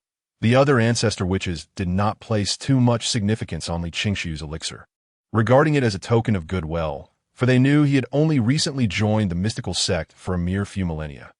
Even if the Great Pure One were willing to impart all knowledge, Li Qingxiu was merely a novice at best. Pop! A soft sound echoed. After Ho Tu removed the red cork, a dazzling array of colors erupted from the vial, accompanied by an intense fragrance that enveloped the entire hall. In an instant, even the aroma of the millions of celestial brews was overshadowed by the scent of the elixir. The ancestor witches were taken aback, their gazes now fixed upon the radiant white jade vial. Soon, Ho Tu carefully poured out a single 7-colored harmonizing pill. The pill appeared flawlessly crafted, crystalline and translucent, resembling a work of art, its surface intricately engraved with innate patterns, suffused with ethereal Taoist resonance. The ancestor witches examined the elixir meticulously. Even Zhu Rong and Gong Gong, who had been engrossed in their meal, paused their actions. "Did you concoct this elixir?" After a moment, the ancestor witches withdrew their gazes, though their expressions bore traces of astonishment. While they were still unaware of the elixir's effects, the aura and resonance it exuded suggested it was an invaluable treasure. Indeed, Li Qingxiu nodded, then proceeded to introduce the 12 ancestor witches to the elixir. This elixir is known as the 7-colored harmonizing pill. Its effects are similar to those of the Huangzhong Li fruit point. One pill alone can allow a being devoid of cultivation to ascend to the great Luo golden immortal level. And the cultivation gained from this pill is indistinguishable from that gained through personal training, devoid of any side effects. Moreover, there exists a slight chance that upon consuming the 7-colored harmonizing pill to transcend to the great Luo golden immortal stage, one may comprehend one of the 3,000 Tao laws. Additionally, those above the great Luo golden immortal realm may also consume this pill to rapidly enhance their cultivation. I Qingshu's words struck the ancestor witches like an invisible meteor, stirring up immense waves of astonishment in the primal world. While there were numerous methods to enhance one's cultivation through external means, such as elixirs, celestial merits, and huangzhongli fruits, such enhancements were often superficial and could jeopardize a cultivator's future, carrying significant side effects. Yet, the seven-colored harmonizing pill shattered these norms, leaving the ancestor witches in disbelief. Is this elixir truly so extraordinary? Asked the strong ancestor witch, though he understood that Li Qingshu had no reason to deceive them. His heart still struggled to accept the claim. Indeed, Li Qingshu patiently explained, "My mount, the Earth Qilin, after consuming the seven-colored harmonizing pill, not only successfully transcended to the great Luo golden immortal level, but also comprehended the five elements law." The five elements law. Upon hearing this, the 12 ancestor witches exchanged glances, each able to discern the astonishment reflected in the other's eyes. After all, the five elements law ranks among the top 10 of the 3,000 great Tao laws. Even the likes of Gonggong, Zhu Rong, Zhu Meng, and Hutu, among the 12 ancestor witches, each mastered merely one aspect of the five elements law. Xing Tian, the ancestor witch Tian Wu, called towards the entrance of the ancestor witch palace. "What are your commands, esteemed ancestor?" came the prompt response from Xing Tian, who soon entered. Summon the 9 phoenixes, Xiang Lu, Feng Bo, and you sure to the ancestor witch palace at once. Understood. Xing Tian swiftly complied. Before long, Xing Tian arrived at the ancestor witch palace accompanied by the 4 great witches, 9 phoenixes, Xiang Lu, Feng Bo, and you sure. Feng Bo and you sure, like Xing Tian, were bare-chested with muscular physiques, while 9 phoenixes was a youthful woman clad in a flowing white gown. The most striking figure was Xiang Lu, who stood tall in a dark gray robe, with 4 fearsome snake heads protruding from each shoulder, their serpentine forms writhing, bearing sharp fangs and glimmering green eyes that exuded an ominous aura, sending shivers down the spine. Upon entering the grand hall, the attention of Xing Tian and the other great witches was immediately captivated by the 7-colored harmonization pill radiating divine light in Hutu's hand. Greetings, esteemed ancestors. Coming back to their senses, the 5 great witches simultaneously bowed to the ancestors. The ancestor Di Jiang nodded and, cutting straight to the point, addressed the great witches. "This is Li Qingshu, the foremost disciple of Yuan Shi Tianzun and the 3rd-generation senior brother of the Xianmen. Today, young friend Qingshu visits the witch tribe, bringing with him the harmonization pill he crafted. You have long struggled at the peak of the Tai golden immortal realm, finding it difficult to break through. This harmonization pill is precisely what you need to overcome your bottleneck and attain the status of a great Luo golden immortal." Upon hearing this, 9 phoenixes, Xiang Lu, and the other great witches displayed expressions of surprise. The witch tribe had always maintained no relations with the Sanqing, and it was unexpected for Li Qingshu, the chief disciple of the Chan Sect and 3rd-generation senior brother of Xianmen, to visit them uninvited. Nevertheless, their astonishment did not hinder them from offering a slight bow. 9 phoenixes, Xiang Lu, Feng Bo, and you sure pay their respects to the chief of the Chan Sect. Greetings, fellow Taoists. Li Qingshu reciprocated with a courteous nod. "May I inquire, esteemed ancestors, did you not previously advise us that relying on external substances to enhance our cultivation bears serious drawbacks and equates to self-sabotage? Why then, have you suddenly instructed us to consume pills to break through our limitations?" Xiang Lu voiced his lingering doubts candidly. In other tribes or factions, one would hardly dare to question their superiors so freely, and even if doubts arose, they would tread carefully. However, the witch tribe's forthright character allowed for straightforward communication. The ancestors showed no signs of displeasure at his inquiry. "Rest assured, this pill will have no adverse effects upon consumption," explained Ancestor Tian Wu. While the ancestors were not particularly knowledgeable about pills, they trusted that Li Qingshu, as the chief of the Chan Sect, would not embark on a long journey merely to boast. Moreover, a Tai golden immortal like Li Qingshu could sit safely within the ancestor witch palace, implying a connection to the primordial deity Pangu, which further instilled trust in him among the ancestors. Upon hearing Li Qingshu's assurance, Xing Tian and Xiang Lu, among others, were momentarily taken aback, struggling to believe that such a miraculous pill could exist. However, their astonishment did not diminish their unwavering faith in the ancestors. With a graceful wave of her delicate hand, Ancestor Hutu summoned 4 7-colored harmonization pills from a white jade vial, sending them forth as streaks of light to the 4 great witches, 9 phoenixes. Xiang Lu, Feng Bo, and USHI.AS, they cradled the pills in their hands. They were enveloped by a rich and pure aura of spiritual energy and Tao rhythm, invigorating their spirits. Without hesitation, they swallowed the harmonization pills in unison, closing their eyes and sitting cross-legged to refine the vast divine essence contained within AS. The medicinal power surged forth. 9 phoenixes, Xiang Lu, Feng Bo, and Yushur found themselves uncontrollably lifted into the air, their bodies radiating divine light, their pores exuding pure energy, surrounded by countless innate Tao patterns, as if they were about to ascend on the spot. The ancestors and Xing Tian watched intently, their eyes wide with focus as they observed the transformations occurring within 9 phoenixes and the others. To accelerate the process, Ancestor Zhu Jin raised his right hand towards them, conjuring a temporal array formed of countless spatial Tao patterns within his palm.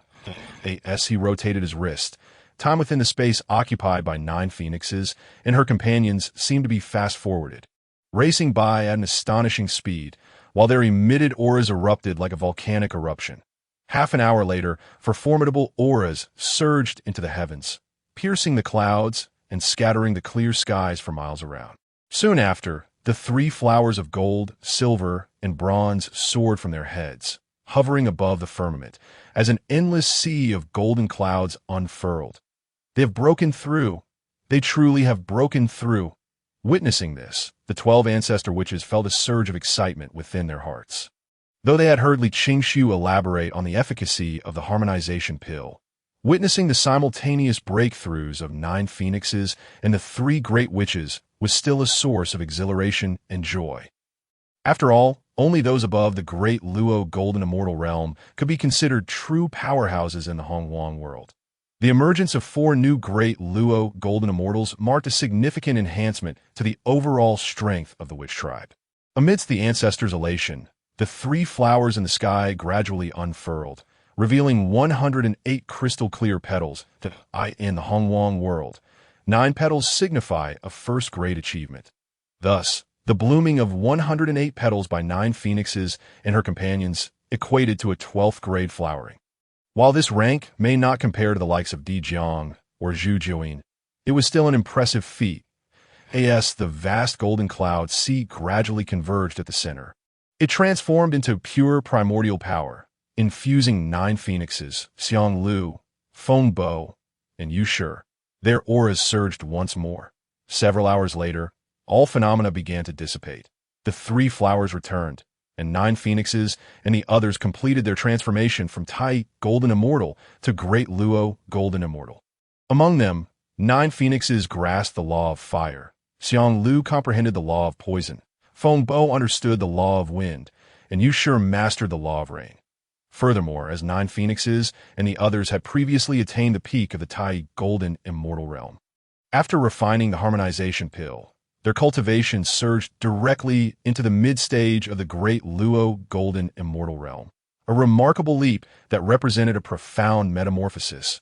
Zhu Jiuyin withdrew his right hand, dispelling the temporal array. 9 phoenixes, Xiang Lu, Feng Bo, and Yushur gradually opened their eyes.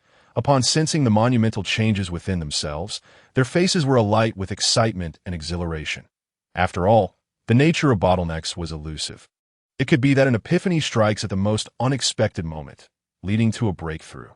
However, the distinction between Tai Golden Immortal and Great Luo Golden Immortal represents a fundamental shift in the level of existence. A transformation from ordinary beings to immortal entities. The vast majority of Tai Golden Immortal cultivators find themselves stuck at this bottleneck, unable to break through until their lifespan is exhausted, succumbing to the 5 declines of heaven and man. Now, having ascended to the great Luo Golden Immortal Realm, 9 phoenixes, Xiang Lu, Feng Bo, and you sure would share the same longevity as the heavens, no longer needing to fear the arrival of the five declines. Once they regained their composure, 9 phoenixes and the others bowed to the ancestors in unison. Thank you, esteemed ancestors, for the pills that aided our breakthrough. If gratitude is to be expressed, let it be towards young friend Qingshu. For it is he who crafted the harmonization pill.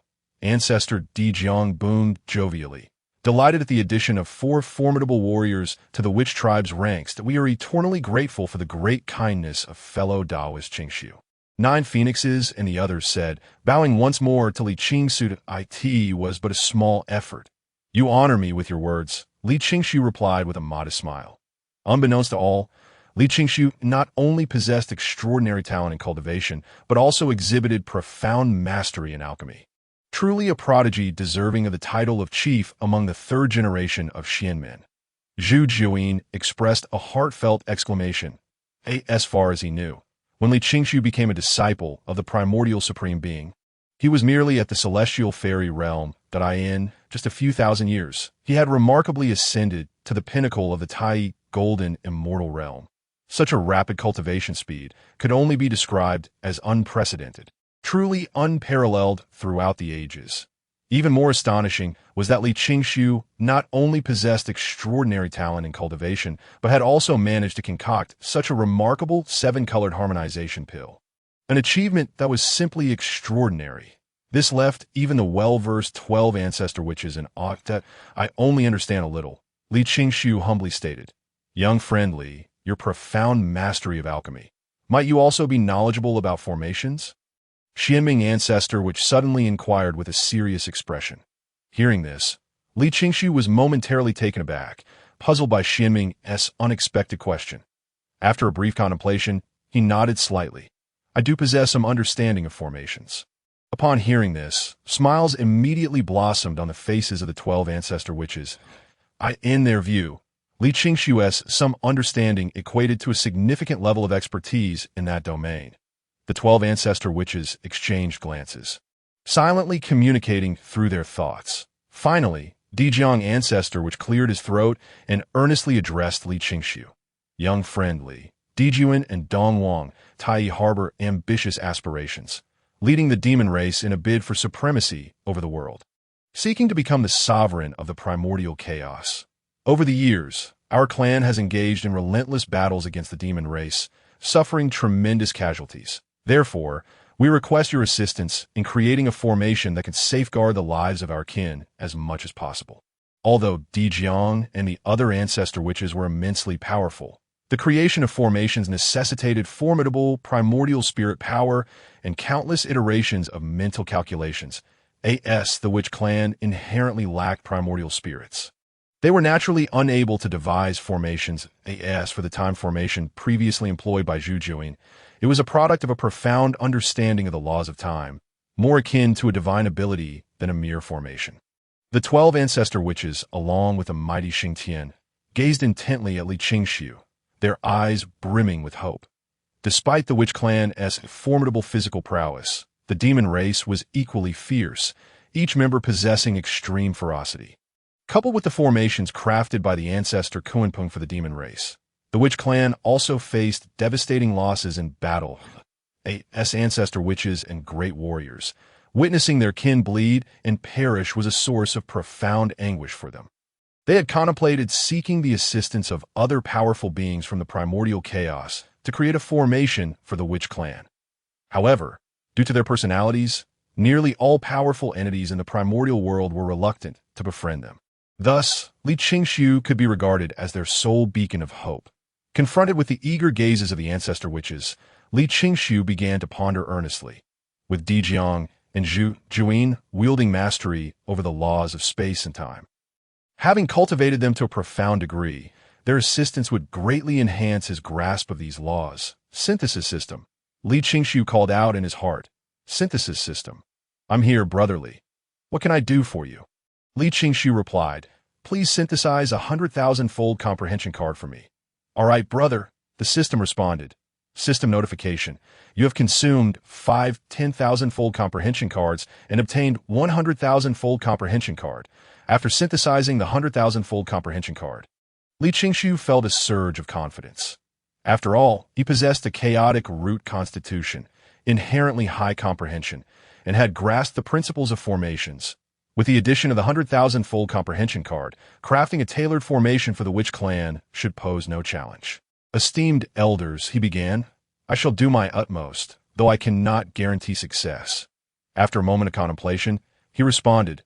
Upon hearing this, the 12 ancestor witches broke into broad smiles. He owed them. Li Qingshu's commitment to do his utmost translated to a nearly certain success. As long as our young friend puts in the effort, we shall forever remember his kindness, regardless of the outcome, Dijiang ancestor witch earnestly assured. Very well. With Dijiang ancestor witch's guarantee, Li Qingshu's lingering concerns were alleviated. However, I will require a drop of blood from the Witch Clan. Not essence blood, but ordinary blood will suffice, Li Qingshu stated. Since he intended to tailor the formation for the Witch Clan, he needed a suitable medium. Upon hearing this, Dijiang ancestor witch promptly extracted a fist-sized drop of ancestor witch blood from his chest. The blood was a brilliant red, resembling a blood diamond in its luminosity.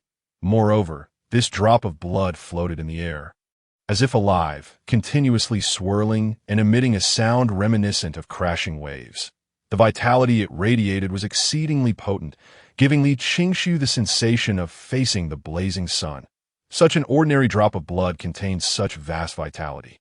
The ancestor witches were indeed formidable beings, unrivaled save for the saint. Li Qingshu could not help but be astonished. Yet he quickly steadied his mind. He gently beckoned, and the ancestor witch blood slowly floated before him. Closing his eyes, Li Qingshu began to envelop the ancestor witch blood with his consciousness, seeking to decipher the unique attributes of the Witch Clan's constitution. Seeing this, Time Ancestor Zhu Juin raised his right hand once more. Encasing Li Qingshu and the surrounding space within a time formation, Li Qingshu felt no discomfort under the time formation. Rather, he sensed that time in the outside world had seemingly frozen, with the 12 ancestor witches and the mighty Xing Tian appearing like statues. Utterly still, clearing his mind of distractions, he instantly entered a state of enlightenment, dedicating himself to the study of the Witch Clan's unique constitution. After several hundred years, Li Qingshu had thoroughly researched the characteristics of the Witch Clan's constitution. He then began to utilize the 10,000-fold comprehension cards to extrapolate the formation based on the Witch Clan's constitution. Several hundred years later, he had reached a crucial juncture in the extrapolation of the formation. Without hesitation, he employed the 100,000-fold comprehension card, and areas that had once been obscure and difficult to grasp suddenly became clear, illuminating everything before him that a full millennium passed. Li Qingshu first established the embryonic form of the formation based on the Witch Clan's constitution, integrating the principles of formation. Subsequently, after countless iterations and modifications, he ultimately succeeded, creating the heavenly Witch Blood Fiend formation. Li Qingshu opened his eyes, and the divine light surrounding him gradually dissipated. Upon witnessing this, Zhu Juin immediately dispelled the time formation. Li Qingshu realized that although he had been in seclusion for over 1,000 years, it seemed only a brief moment had passed in the outside world. Even the roasted wings in Zhu Rong's hands were still radiating steaming heat. The laws of time were indeed wondrous. Li Qingshu mused, further solidifying his determination to comprehend this powerful law. Young friendly, how goes it? Xianming ancestor witch inquired impatiently, with the other ancestor witches gazing at Li Qingshu with anxious anticipation. I have fulfilled my mission, Li Qingshu replied with a slight smile, extending his palm to reveal a blood-red formation that immediately illuminated the ancestor witch hall. The formation consisted of 10 layers, each composed of countless intricate patterns, interlocking like gears turning at different speeds. Exuding an extraordinary power, the formation manifested. The 12 ancestor witches, along with Xing Tian and Jiao Feng, felt their blood surge with fervor, churning within them, while their divine power flowed more swiftly and smoothly than ever. All the witches turned their gazes toward the formation projected in the center of the grand hall, eager to discern its nature. Simultaneously, Li Qingshu's voice resonated. This formation is called the Heavenly Witch Blood Fiend Formation. It can be inscribed onto formation stones, flags, and other mediums for everyday use. When needed, simply channel divine power to activate it. Once operational, witches within the formation's protective boundaries will experience an enhancement, with their divine power and vitality maintained at peak levels. Furthermore, if a witch is injured in battle, the innate blood fiend Great Formation will autonomously absorb the surrounding blood fiend energy from the heavens and earth to swiftly mend their physical form. Following Li Qingshu's introduction of the formation's functions, the 12 ancestor witches, Xing Tian, and the other mighty witches gazed at the blood fiend Great Formation with eyes alight, as if beholding an unparalleled treasure. Young friend Li, you truly are a blessing to our witch clan. With this formation, our overall combat strength will increase by at least 30%, and the likelihood of casualties in battle will significantly diminish. Upon experiencing the marvel of the Heavenly Witch Blood Fiend Great Array, the 12 ancestral witches were overwhelmed with excitement, their faces flushed and their eyes brimming with joy. Zhu Jiuyin remarked. In the Witch Demon War, each battle has left mountains of corpses and rivers of blood. If the Heavenly Witch Blood Fiend Great Array can absorb the blood fiend energy from the world and autonomously heal our kin's injuries, it could effectively achieve a strategy of sustaining our forces through combat. Moreover, the array ensures that our witch clan's divine power and blood essence remain at their zenith. This implies that the longer the battle endures, the more advantageous it becomes for our clan. The other witches nodded in unison, wholeheartedly agreeing with Zhu Jiuyin's perspective. The benefits brought by the Heavenly Witch Blood Fiend Great Array might not be immediately apparent at the onset of battle when both sides are at their peak. However, as time progresses and the demon forces begin to wane after intense skirmishes, the disparity between the two factions will become glaringly evident. Injured and drained, the demon clan will face the witch clan, whose vigor and divine strength remain unyielding, resulting in a massacre if utilized properly. The Heavenly Witch Blood Fiend Great Array could decisively influence the outcome of an epic war. Aside from the 12 ancestral witches, other formidable witches, such as Xing Tian and Xiang Lu, were equally exhilarated. With the augmentation of the Heavenly Witch Blood Fiend Great Array, I need not concern myself with conserving energy. I can unleash my full wrath upon those demon wretches. Ha! In the next great battle, if I don't beat those demons to a pulp, then they can consider themselves fortunate. Xing Tian, Xiang Lu, and the other mighty witches had always been aggressive. Previously, during their confrontations with the demon horde, they had to exercise caution, such as avoiding injuries and maintaining a balance in their assault. However, with the Heavenly Witch Blood Fiend Great Array at their disposal, they could abandon these considerations and focus solely on unleashing their formidable combat prowess to the fullest extent. Amidst their excitement and joy, the 12 ancestral witches couldn't help but marvel at Li Qingshu, who, as the foremost disciple of the Chan Sect and the third-generation senior brother of the Xianmen, exhibited an extraordinary talent beyond reason. While other ancient powers might spend eons studying the intricacies of formations and alchemy, Li Qingshu had only been with the Chan Sect for a few thousand years in that brief span, he had made astonishing progress, mastering profound knowledge in both alchemy and formations, leaving even the 12 ancestral witches, who were the true heirs of Pangu, in awe. The Heavenly Witch Blood Fiend Great Array could save the lives of countless members of our witch clan. Li, my friend, our witch clan owes you an immense debt of gratitude. Should there ever be a need for assistance from our clan in the future, do not hesitate to speak up, declared Di Jiang, the ancestral witch, as he withdrew his gaze and earnestly looked at Li Qingshu. Indeed, the other ancestral witches nodded in agreement. Then I shall not be modest. To be frank, my visit to the witch clan is not solely to admire the prowess of esteemed elders. I have a significant request to make. Upon seeing that the ancestral witches had broached such a topic, Li Qingshu decided to be forthright. Ha! Whatever request you have, Li, feel free to express it.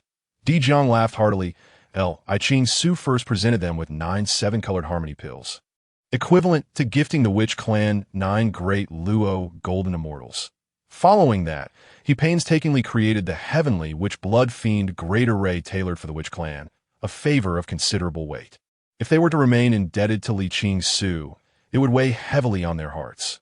Now that Li Qingsu had made his request, Di Jiang and the others could hardly contain their eagerness. Buzhou Mountain, transformed from the spine of the great Pangu, is also the most spiritually rich place in the primordial world, where the powers of the laws are most vividly discernible. Hence, I wish to use this location to meditate and comprehend the laws of space, time, and fate, and thereafter attain the status of Great Luo Golden Immortal. Li Qingsu articulated his request. Hiss, upon hearing this, the ancestral witches collectively gasped in astonishment. Space, time, and fate are the three supreme powers beneath the laws of strength. Currently, apart from Hong Jun Daozu, perhaps only Di Jiang and Zhu Jiuyin possess mastery over the laws of space and time. The law of fate, more elusive and profound, is nearly impossible for anyone to penetrate.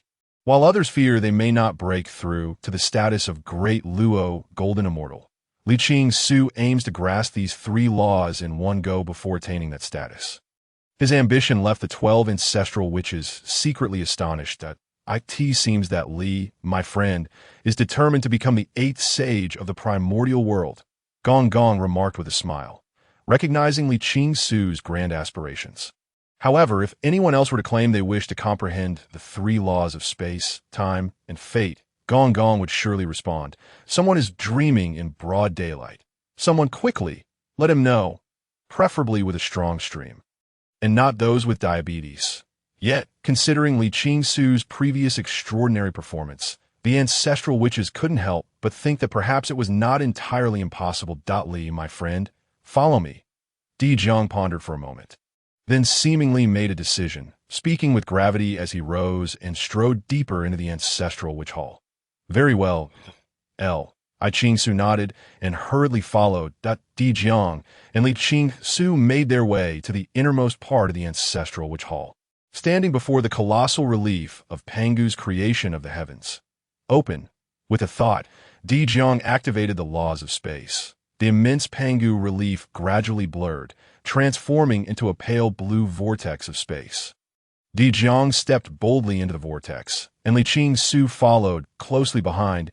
A sensation of swirling chaos enveloped him. Li Qingsu felt a dazzling light flash before his eyes. When he regained his senses, he found himself in an entirely mysterious realm. Upon entering this realm, Li Qingsu was profoundly astonished.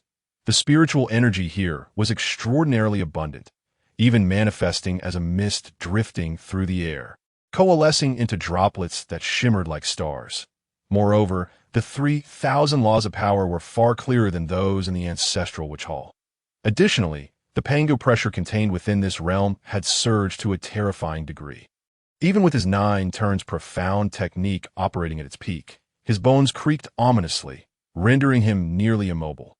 Then Li Qingsu realized that he had not arrived in another realm, but rather found himself within an enormous cavern. This cavern was so wide and high that it reached billions of zhong, seemingly forming a world of its own, leading to his earlier misconception. As he surveyed his surroundings, he noticed the cavern shape was quite peculiar. The dark green stone walls were covered in a dense network of grooves, resembling intertwined tree roots. These grooves alternated between brightness and darkness, flowing with vast and mysterious energy, with almost every stone engraved with incomprehensible innate patterns, emanating an air of supreme authority. Compared to the atmosphere here, even Li Qingsu himself felt insignificant, like an ant dwarfed by the grandeur of the place. This was the Panga Hall, located at the foot of Buzhou Mountain. Formed from the head of the great Pangu. It was also the birthplace of the 12 ancestral witches of our clan. That moment, Di Jiang's somber voice resonated, confirming Li Qingsu's suspicions. The Panga Hall is a sacred ground for our witch clan, the very source of our lineage. Even the likes of Xing Tian and Qi, you are unaware of this place. Li, my friend. You are the only one aside from us 12 ancestral witches to have witnessed the Panga Hall. Therefore, I implore you to keep this a secret for our witch clan. Do not mention it to anyone. Di Jiang turned his gaze towards Li Qingsu, speaking with utmost seriousness. The 12 ancestral witches were formed from the essence of Panga's blood, while ordinary witches were born from the Panga blood pool deep within the Panga Hall. Should anything happen to the Panga blood pool, the witch clan would suffer irreparable damage. Rest assured, Senior. I will remain tight-lipped, Li Qingsu assured him, feeling a surge of gratitude for the trust the 12 ancestral witches placed in him. Indeed, Di Jiang, the ancestral shaman, nodded in acknowledgement, refraining from reiterating his point or compelling Li Qingshu to make a celestial oath. After all, if they had doubted Li Qingshu's words, they would not have brought him to the Panga Hall. The Father God, in his lifetime, was the sole supreme being within the chaotic realm, possessing mastery over the 3,000 great principles. Even after his demise for countless eons, traces of these principles lingered within the Panga Hall. This place is the most complete and clear manifestation of the power of the principles in the entire primordial world. Li Xiaoyu. You may rest here in seclusion, Di Jiang said. The 12 ancestral shamans were unreserved in their support for Li Qingshu's cultivation in the Panga Hall, motivated not only by gratitude for his favor towards the witch clan, but also by a desire to forge a strong alliance with him. After all, with his formidable background and potential, it was a foregone conclusion that Li Qingshu would ascend to the pinnacle of power in the primordial realm. Should the witch clan cultivate a good relationship with him, they would gain a powerful ally. Thank you, Senior. Li Qingshu expressed his gratitude. Indeed, Di Jiang replied, that I shall not disturb you further. May fortune favor you.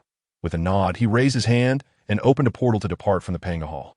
Once Di Jiang left, Li Qingshu found himself alone in the vast expanse of the Panga Hall. Gazing upon the hall, which resembled a world unto itself, he felt the overwhelming and grand aura that made the very heavens tremble. He could scarcely imagine the extent of Pangu's power during his lifetime, capable of exerting such awe-inspiring presence even after countless millennia of his fall. The path of cultivation was long and arduous. To the myriad beings of the primordial realm, the revered saints may merely represent another starting point on the journey of enlightenment. Li Qingshu mused. After a brief moment of reflection, he promptly settled into a meditative posture, clearing his mind of all distractions, entering a state of selflessness, and immersing himself wholeheartedly in the ocean of principles to comprehend their power. Time flew swiftly by, and thousands of years passed in the blink of an eye. During this period, the governing entity understood that Li Qingshu was on the verge of a transformative moment. It activated its Highland bloodline, daily accompanying him with a cadre of 4 subordinates for hunting, enabling Li Qingshu to acquire a plethora of 10,000-fold comprehension cards. Li Qingshu then synthesized these cards through the synthesis system into several 100,000-fold comprehension cards, as well as a number of million-fold comprehension cards. With his profound innate understanding and the abundant comprehension cards at his disposal, his enlightenment reached unfathomable heights. The once obscure power of the principles within the Panga Hall became clear in his perception. He felt as though he had become one with this realm, navigating the ocean of principles effortlessly. Furthermore, due to his presence in the Panga Hall, the 9 revolutions' profound art operated autonomously and rapidly, continuously refining and fortifying his physical form. As thousands of years elapsed, Li Qingshu sat suspended in midair, enveloped in dense chaotic mist. His spiritual platform radiated a serene brilliance, and a golden avatar of his primordial spirit floated 3 inches above his head. Resonating with the cosmos, behind him, myriad phantoms of existence emerged, fiery red patterns of the path of fire, verdant patterns of the path of wood, dark red patterns of the path of slaughter, and so forth. With hundreds of patterns swirling around Li Qingshu, shimmering vibrantly. Each of these patterns represented a distinct principle of power. Among the hundreds of patterns, 3 particularly remarkable ones hovered above Li Qingshu's head, ever-changing and exuding a terrifying pressure that transcended all, as if embodying the essence of the great Tao. Surrounded by these myriad patterns, Li Qingshu resembled a dormant volcano, poised for eruption, emanating a formidable aura that distorted the surrounding space. Suddenly, Li Qingshu opened his eyes, unleashing an overwhelmingly potent aura that surged skyward. In an instant, the heavens trembled, the sun and moon dimmed, and the supreme aura swept across the 9 heavens and 10 earths, capturing the attention of countless primordial beings. Li Xiaoyu is about to break through to the great Luo. The 12 ancestral shamans were simultaneously awakened within the ancestral shaman hall. They swiftly flew out. Gazing skyward, eager to witness Li Qingshu's moment of enlightenment. You think Li Qingshu can comprehend the three great principles of space, time, and fate? Zhu Rong, the ancestral shaman, inquired. I find it unlikely, came the response. Although Li Qingshu was indeed extraordinary, these three principles were exceedingly challenging to grasp, akin to scaling the heavens.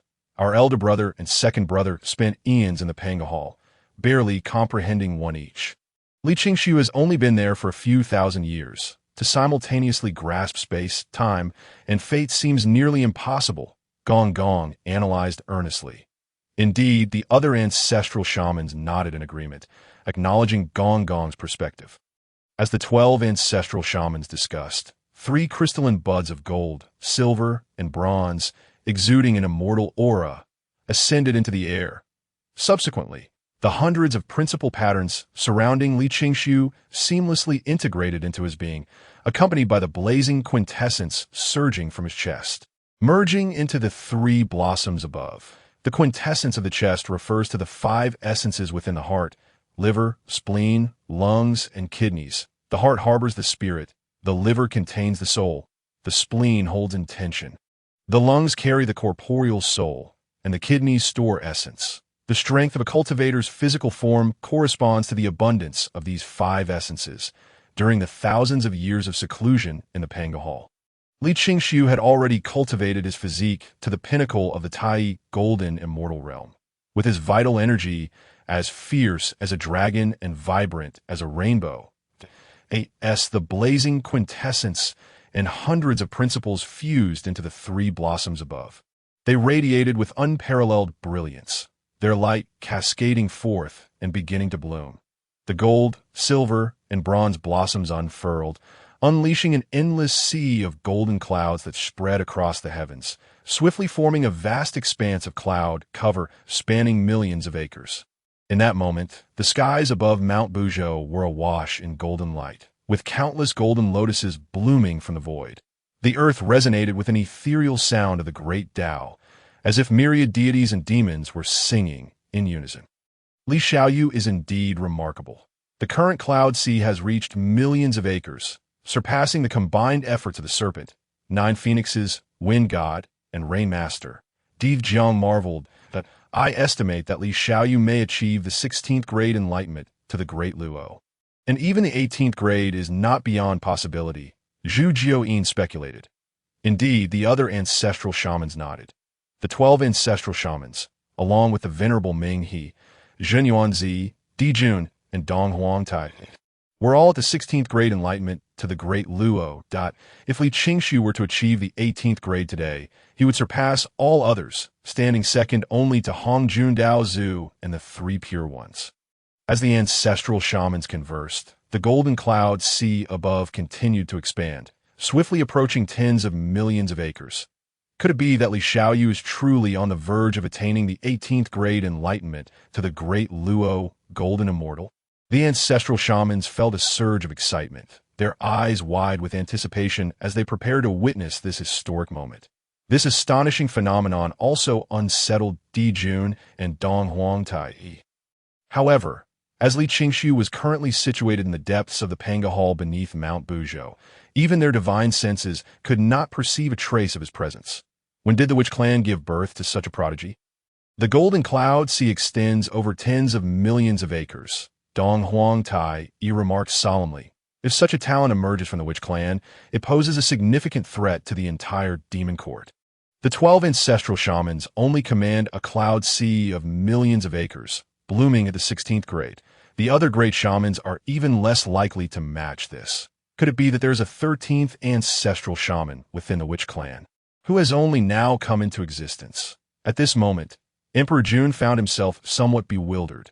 Suddenly, with a flash of inspiration, Dong Huangtai exclaimed, "Brother, do you think it is possible that the one breaking through at Mount Buzhou is none other than Li Qingshu, the foremost disciple of the Chan Sect?" Upon hearing this, Emperor Jun's gaze deepened, and after a moment of contemplation, he replied, "It is indeed very likely. For thousands of years, as he garnered the merits of the heavenly Tao among the human tribes, he had already approached the pinnacle of the Tai golden immortal realm, that if it were Li Qingshu, it would certainly make sense. Although Emperor Jun harbored a profound hatred for Li Qingshu's opposition to the demon race.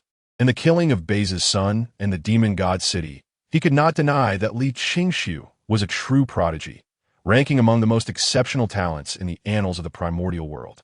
The 12 ancestors of Wu, known for their arrogance and fiery tempers, were notoriously difficult to interact with. That Li Qingshu could gain their consent to break through to the Deluo Golden Immortal at Mount Buzhou was truly remarkable. Emperor Jun sighed from the depths of his heart. During the time when Hong Jun Daozu lectured at the Zixiao Palace, many formidable beings of the primordial world sought to befriend the witch race, only to fail miserably, with some nearly beaten to death by the 12 ancestors of Wu. Thus, the witch race had always existed as solitary entities. Now, with Li Qingshu achieving a breakthrough at Mount Buzhou, both Emperor Jun and Dongwang Tai found it hard to believe. However, despite the golden sea of clouds now stretching over millions of acres above Mount Buzhou, Emperor Jun and Dongwang Tai remained confident in themselves. They were, after all, the three-legged golden crows born from the sun, true top-tier innate beings. They felt that even if the golden sea of clouds triggered by Li Qingshu's breakthrough surpassed them by a margin, the quality of their three flowers might not necessarily be inferior. Yet the confidence of the demon emperor and demon sovereign began to shatter as time passed, but a quarter of an hour later. The golden sea of clouds expanded to 30 million acres. Half an hour later, it spread to 70 million acres. An hour later, it enveloped a staggering 129 million acres, completely shrouding Mount Buzhou. At this point, not only the 12 ancestors of Wu, but even Emperor Jun and Dongwang Tai, along with the three purities at Kunlun Mountain and the western spiritual mountain Jin and Juni, and even Yuhua within the Palace of Chaos, were left utterly stunned. After all, even when the three purities achieved the Deluo back in their day, they did not witness such an outrageous and extraordinary phenomenon. What further left all the mighty beings of the primordial world questioning their very existence was yet to come as the golden sea of clouds ceased its expansion. The golden, silver, and bronze three flowers suspended above Mount Buzhou shone brilliantly, akin to thousands of blazing suns converging, illuminating the mountains and rivers in a vibrant hue. The world became resplendent and fervent, blinding countless members of the witch race, under the tense gaze of the mighty beings of the primordial world. The flower buds gradually began to reveal cracks, unfolding layer by layer. When the flowers bloomed to the 12th grade, Emperor Jun and Dongwang Tai remained relatively composed. Upon reaching the 16th grade, however, their expressions betrayed tension. Their knuckles turning white as they clenched their fists at the 20th grade. Their handsome faces began to twitch uncontrollably to be the 24th grade. They were left utterly numb, engulfed by profound despair. The 24th grade. In the entire primordial world, only the three purities, transformed from Pangu's primordial spirit, had reached this level upon attaining the Deluo. Yet, the spectacle was far from over. The golden, silver, and bronze three flowers above Mount Buzhou continued to bloom. At the 28th grade, Emperor Jun and Dongwang Tai felt their minds go blank, questioning the very essence of their existence, as if trapped in a dream. Ultimately, the three flowers suspended in the skies above Mount Buzhou. Each blossomed with 324 petals, radiating brilliance that shattered the mountains and rivers. This signified that Li Qingshu had achieved the 36th grade of bloom. At this moment, the entire primordial world fell into a profound silence, where even the sound of a falling needle could be heard. The crystalline, resplendent, and infinitely radiant 36th grade three flowers, exuding boundless divine light and resonating with the essence of the Tao, seemed to become the sole entity in existence. All beings of the primordial world were left deeply shaken. Outside the Ancestor Wu Palace, the 12 ancestors of Wu stood like statues, utterly dumbfounded. They had initially thought that Li Qingshu achieving the 18th grade would be the pinnacle. No one had anticipated that he would reach such a monstrous level, blooming at the 36th grade, unparalleled in all of history. Atop the Spirit Mountain, Jin and Junti wore expressions of disbelief. Ever since they had placed their hopes on Yaoshi and Mile after their dismal performance at the Taoist conference, they had invested significant effort into them, wishing to redeem their honor in the next gathering. Yaoshi and Mile had indeed not disappointed them, their strength surging far beyond their previous capabilities. Initially, Jin and Junti felt a sense of smug satisfaction. However, upon witnessing the 36th grade, 3 flowers blooming atop Mount Buzhou, their pride was utterly shattered. Discuss the Tao? What was there to discuss? The two sides were no longer even in the same league. It was like comparing the lengths of hair on their legs. Amidst their astonishment, Jane and Junti pounded their chests in regret, lamenting their foolishness. Due to the barren nature of the West, they often ventured to the eastern lands of the primordial world to seek out prodigies for the Buddhist path. They regretted not being more meticulous during their early attempts to recruit disciples in the East. Had they managed to bring Li Qingshu into the Western teachings, the future of the Western sect would undoubtedly have reached unparalleled heights. Overshadowing all disciples of the Chan and Jie sections, however, regardless of how much Jane and Juni lamented, the situation was as it was. They could only force themselves to accept reality. Meanwhile, atop Kunlun Mountain in the Three Purities Palace, even the all-knowing and experienced Three Purities were filled with emotion as they gazed at the 36th grade 3 flowers emitting boundless divine light above Mount Buzhou. After all, they had always considered themselves the true lineage of Pangu, transformed from his primordial spirit, each possessing the merits and great fortune of creating the heavens. In their view, apart from Hongjun Daozu, no one should surpass them in the primordial world. Yet now, Li Qingshu had completely surpassed them, and not by a small margin, but by a significant leap. Indeed, Li Qingshu is truly a prodigy, surpassing his teacher, exclaimed Tongtian Jiao Zhu sincerely, although he had recognized Li Qingshu as a true talent during the Dao discussion. One among dragons and phoenixes destined to become a formidable being in the future, the speed of Li Qingshu's growth had far exceeded his expectations. Recently, after receiving the recognition of the heavenly Tao and being rewarded with merits, he now stood at the 36th grade of bloom, achieving the Deluo Golden Immortal. Such astonishing accomplishments left even Tongtian Jiaozhu, a sage of the heavenly Tao, in a WEIT, is indeed a great fortune for our sect to have Li Qingshu join the Chan teachings.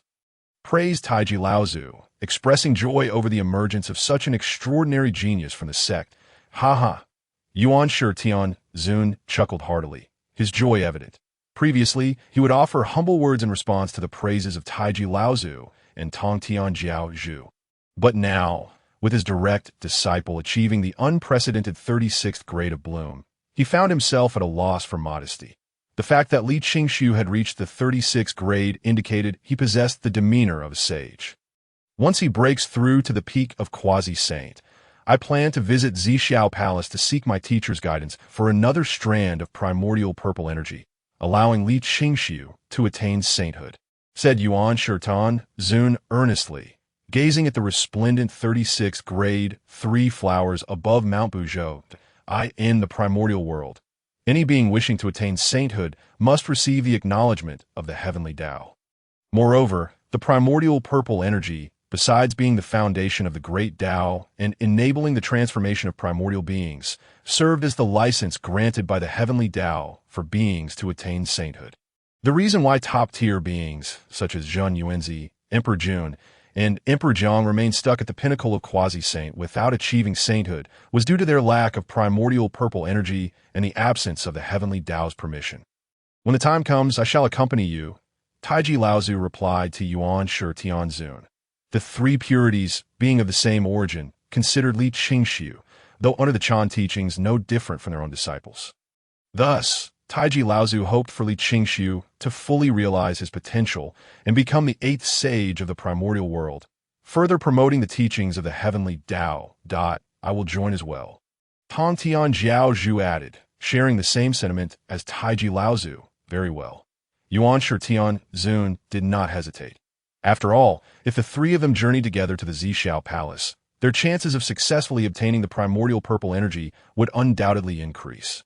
Li Qingshu, blooming with 36 petals, transcended the 3 pure ones, showcasing an unparalleled presence that left countless beings in awe to the point of utter astonishment.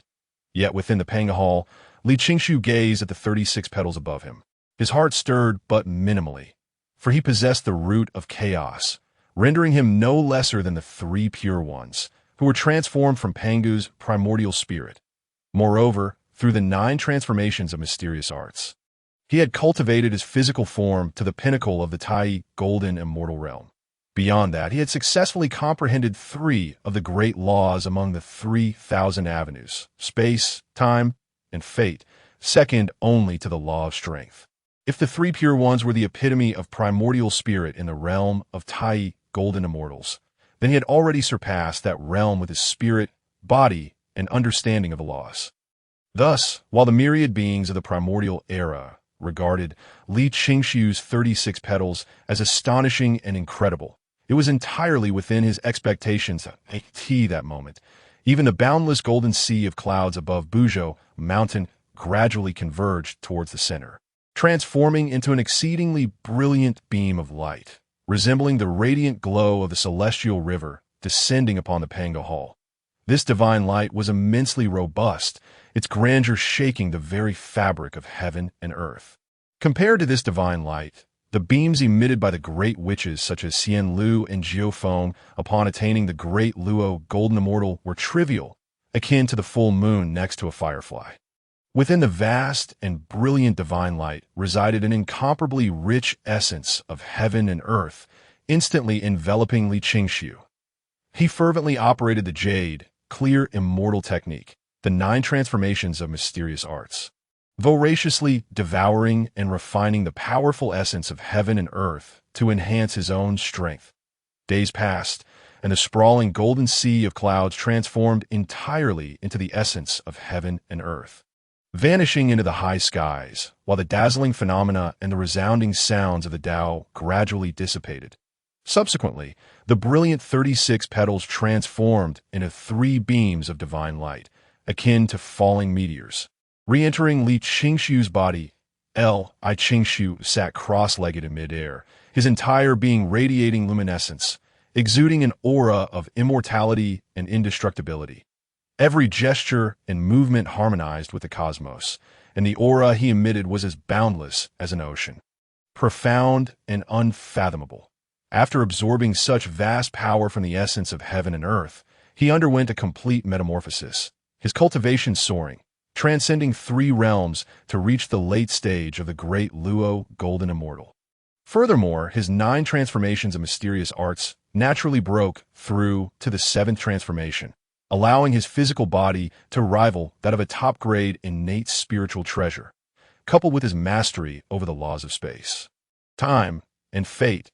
Li Qingxiu's strength surged dramatically, far exceeding his current cultivation realm. Just when the myriad beings of the primordial era believed that Li Qingxiu's breakthrough into the great Luo had reached its climax, the space above Buzhou Mountain suddenly distorted. Under the gaze of countless observers, a vast and magnificent river materialized from the void, spanning billions of miles, instantly capturing the attention of all beings in the primordial realm. This river existed between reality and illusion, embodying the essence of sentient beings, divine seals, and the primordial intent, flowing from an unfathomably distant past into the future. Countless ethereal figures of beings rose and fell within the river, traversing along an unchanging trajectory. This river was the river of fate, containing the destinies of nearly all beings across myriad realms. Those within the river of fate were manipulated by its force throughout their lives. Lost in the haze of fate, unaware of their true selves and the essence of their being, much like the vast majority of beings in the primordial world who believed they wielded their destinies, yet remained oblivious to the fact that every experience they encountered had been predetermined since their birth. Even their very existence was a consequence of fate. Only by breaking free from the river of fate and escaping its control could one truly seize their destiny. True self in unity, Li Qingxiu proclaimed, his resonant voice echoing through the heavens and the earth. With his words, the river of fate began to churn violently, as if disturbed by some force, sending up countless waves. In the next moment, a shadow identical to Li Qingxiu emerged from the river of fate, merging with his true self within the Panga Hall. With a deep exhale, Li Qingxiu felt an unprecedented lightness wash over him. Previously, he had been manipulated by the power of fate like a marionette, but today he had finally severed those strings, firmly grasping his own destiny and future. as Li Qingshu's fate body returned to its rightful place. The expansive river of fate swiftly vanished, flowing into the unknown as if it had never existed. It was time to venture forth. Qingshu rose, waving his hand, and a vortex of space appeared before him. Stepping through, he instantly departed from the Pang Hall and arrived at the ancestral witch hall. Congratulations, young friendly, on attaining the Great Luo. Your 36 petals truly inspire envy among us. Upon seeing Li Qingshu, the 12 ancestral witches immediately approached, offering warm congratulations. Just lucky, really. Li Qingshu smiled in return, expressing his gratitude to the elders for their unwavering support that enabled his enlightenment in the Panga Hall. With your 36 petals, you must have comprehended the 3 great laws of space, time, and fate, asked the ancestral witch Di Jiang. Indeed, Li Qingshu replied, reciprocating the trust shown by the 12 ancestral witches in allowing him to retreat into the Panga Hall for his breakthrough. Wow! Although the ancestral witches had anticipated this, hearing Li Qingshu confirm it left them all secretly astonished. You truly have opened our eyes, exclaimed the ancestral witch Zhu Jiuyin, his admiration genuine. The ancestral witch of time. He understood the immense difficulty of grasping these 3 laws. He had spent countless eons in the Pang Hall during the clearest moments of the laws, barely comprehending the law of time. Yet Li Qingshu had achieved simultaneous understanding of the supreme laws of space, time, and fate in just a few thousand years. Words like prodigy, defying heaven, and astonishingly extraordinary were inadequate to describe Li Qingshu's might. Li Qingshu, what was that river that manifested during your breakthrough? Why did we not witness anything similar when we attained the Great Luo Golden Immortal? Inquired the ancestral, which Zhu roamed with curiosity. The river is the river of fate. It appears only when the 3 flowers reach a certain quality, Li Qingshu explained. While the 12 ancestral witches were indeed formidable, among the strongest beneath the sage level, they remained subject to the manipulation of fate. For instance, the destiny of the ancestral, which Hotu dictated her reincarnation following the second battle of witches and demons to restore the Earth's path. Furthermore, except for Gong Gong, the other 10 ancestral witches were destined to perish alongside Emperor Jun and Dongwang Tai in the third and final battle of witches and demons. As for Gong Gong, upon witnessing the devastation of the witch clan and the fall of the 10 ancestral witches, he furiously crashed into Buzhou Mountain, causing the heavens to tremble and the earth to split. However, Li Qingshu chose not to disclose these matters to the 12 ancestral witches.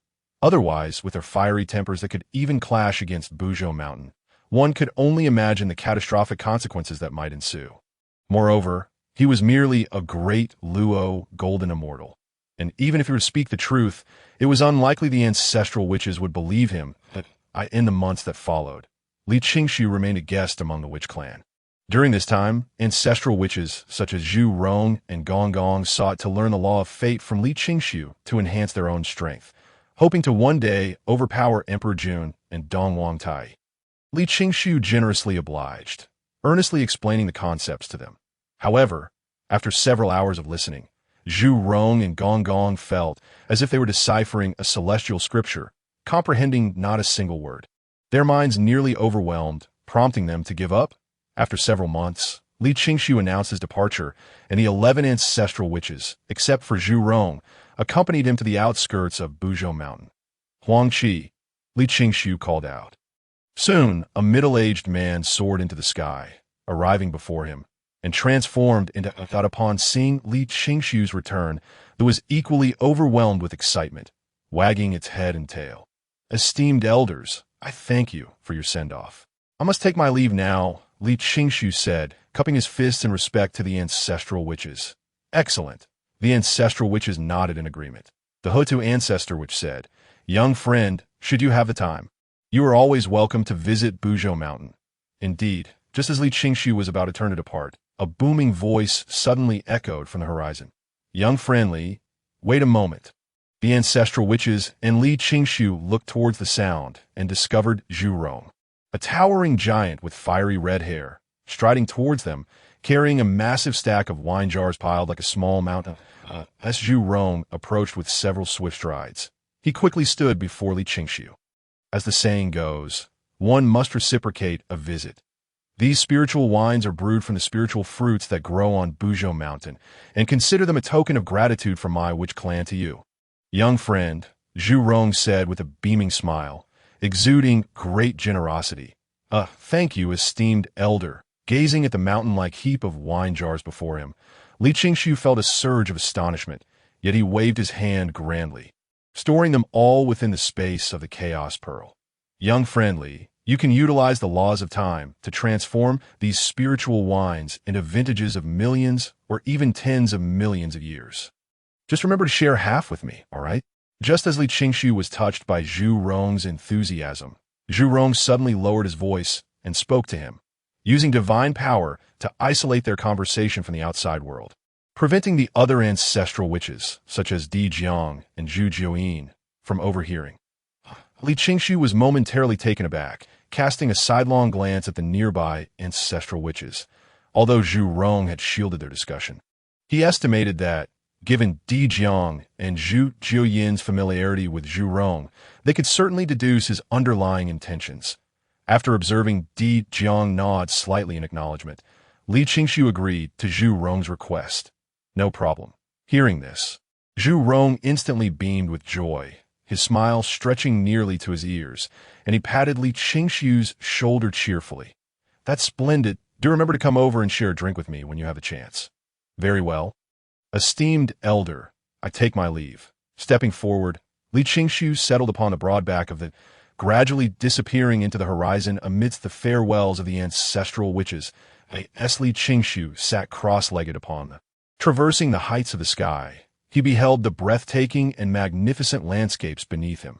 With the successful completion of his goals, he had comprehended the three great laws of space, time, and destiny, blossoming into the 36th grade of the Tao and attaining the status of a great Luo golden immortal.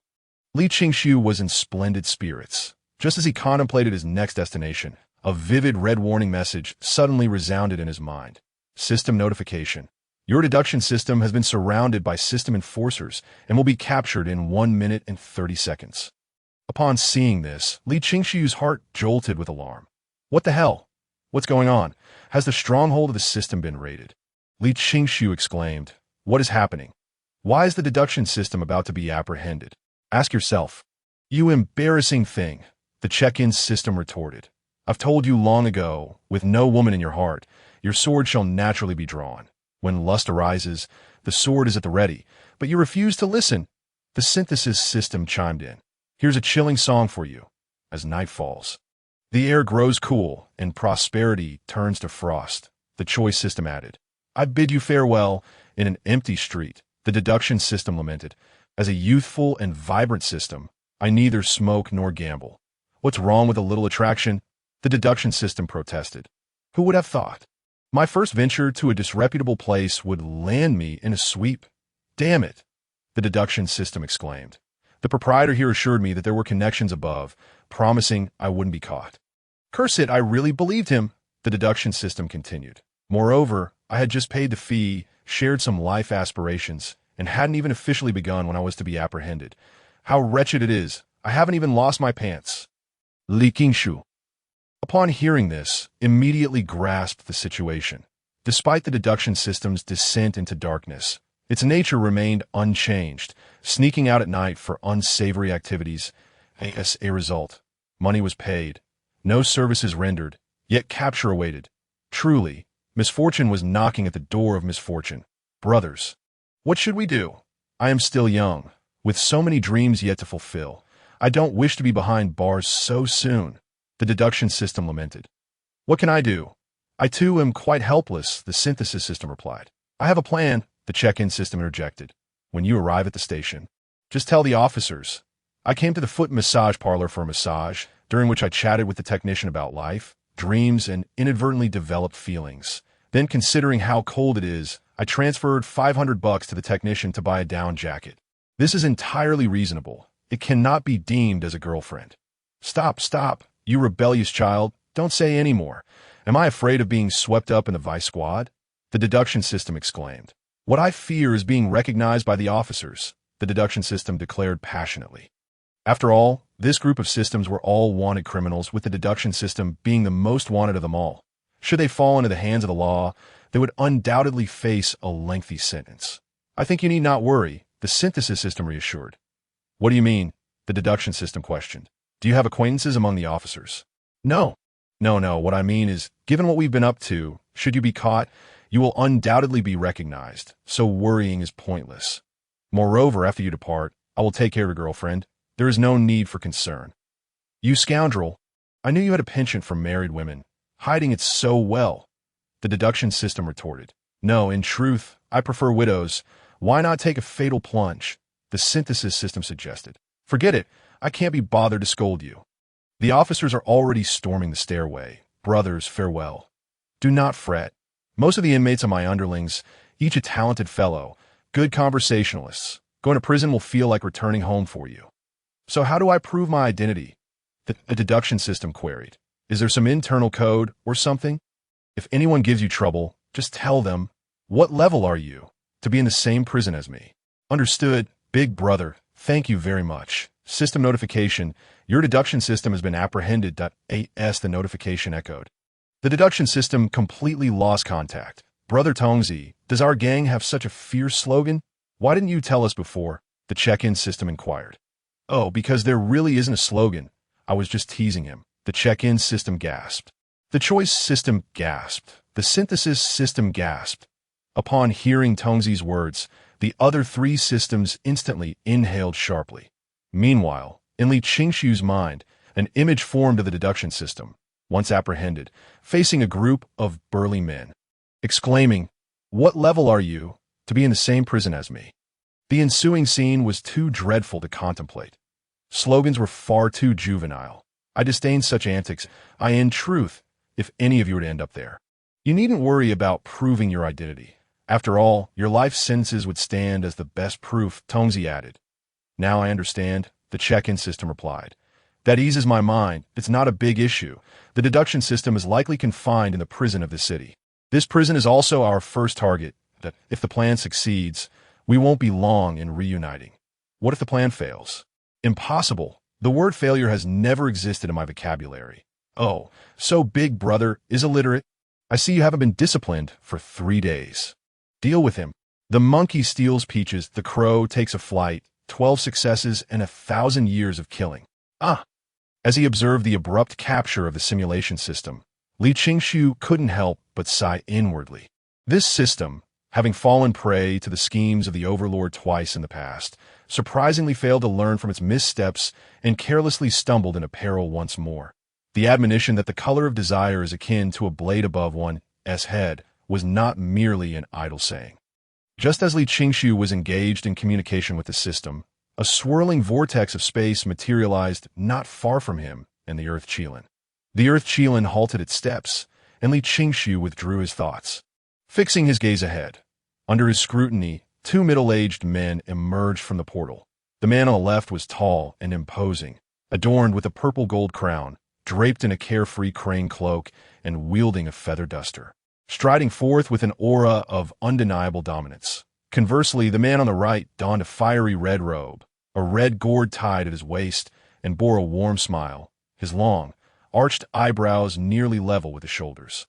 Upon seeing the man in red, Li Qingshu felt an inexplicable urge to bestow upon him a good person card. Greetings, Tao Friendly. I'm Jin Yuanzi, the disciple of Wanshou Mountain. I am Hongyun Laozu. As Zhen Yuanzi and Hongyun Laozu introduced themselves with cheerful smiles, Li Qingshu immediately understood the source of his impulse to issue the good person card. Indeed, the other was none other than the renowned benevolent figure of the primordial realm. Hongyun Laozu, Li Qingshu had a profound impression of Hongyun Laozu. After all, in this world rife with deception and intrigue, many feigned benevolence, figures such as the compassionate Zhuan Ti and Jiayin, among others. However, true goodness was embodied solely by Hongyun Laozu, Li Qingshu, a former modern individual. Hongyun Laozu resembled a naive soul in the primordial world, excessively kind-hearted. Even the first row of cushions that Zhen Yuanzi fought to secure for him in the Purple Cloud Palace was given to Zhuan Ti. Fortunately, the Tao ancestor, Hongjun, acknowledged Hongyun Laozu's sincere heart, and gifted him a strand of primordial purple energy. Had it not been for Jin Yuanzi's constant protection, it was likely that even with the pinnacle strength of a quasi-saint, Hongyun Laozu would have long since been reduced to nothing but remnants. As these thoughts surfaced, an odd sense of déjà vu struck him, conjuring the peculiar image of the domineering Jin Yuanzi alongside his delicate little wife. Hongyun, nevertheless, indulging in such imaginings was secondary.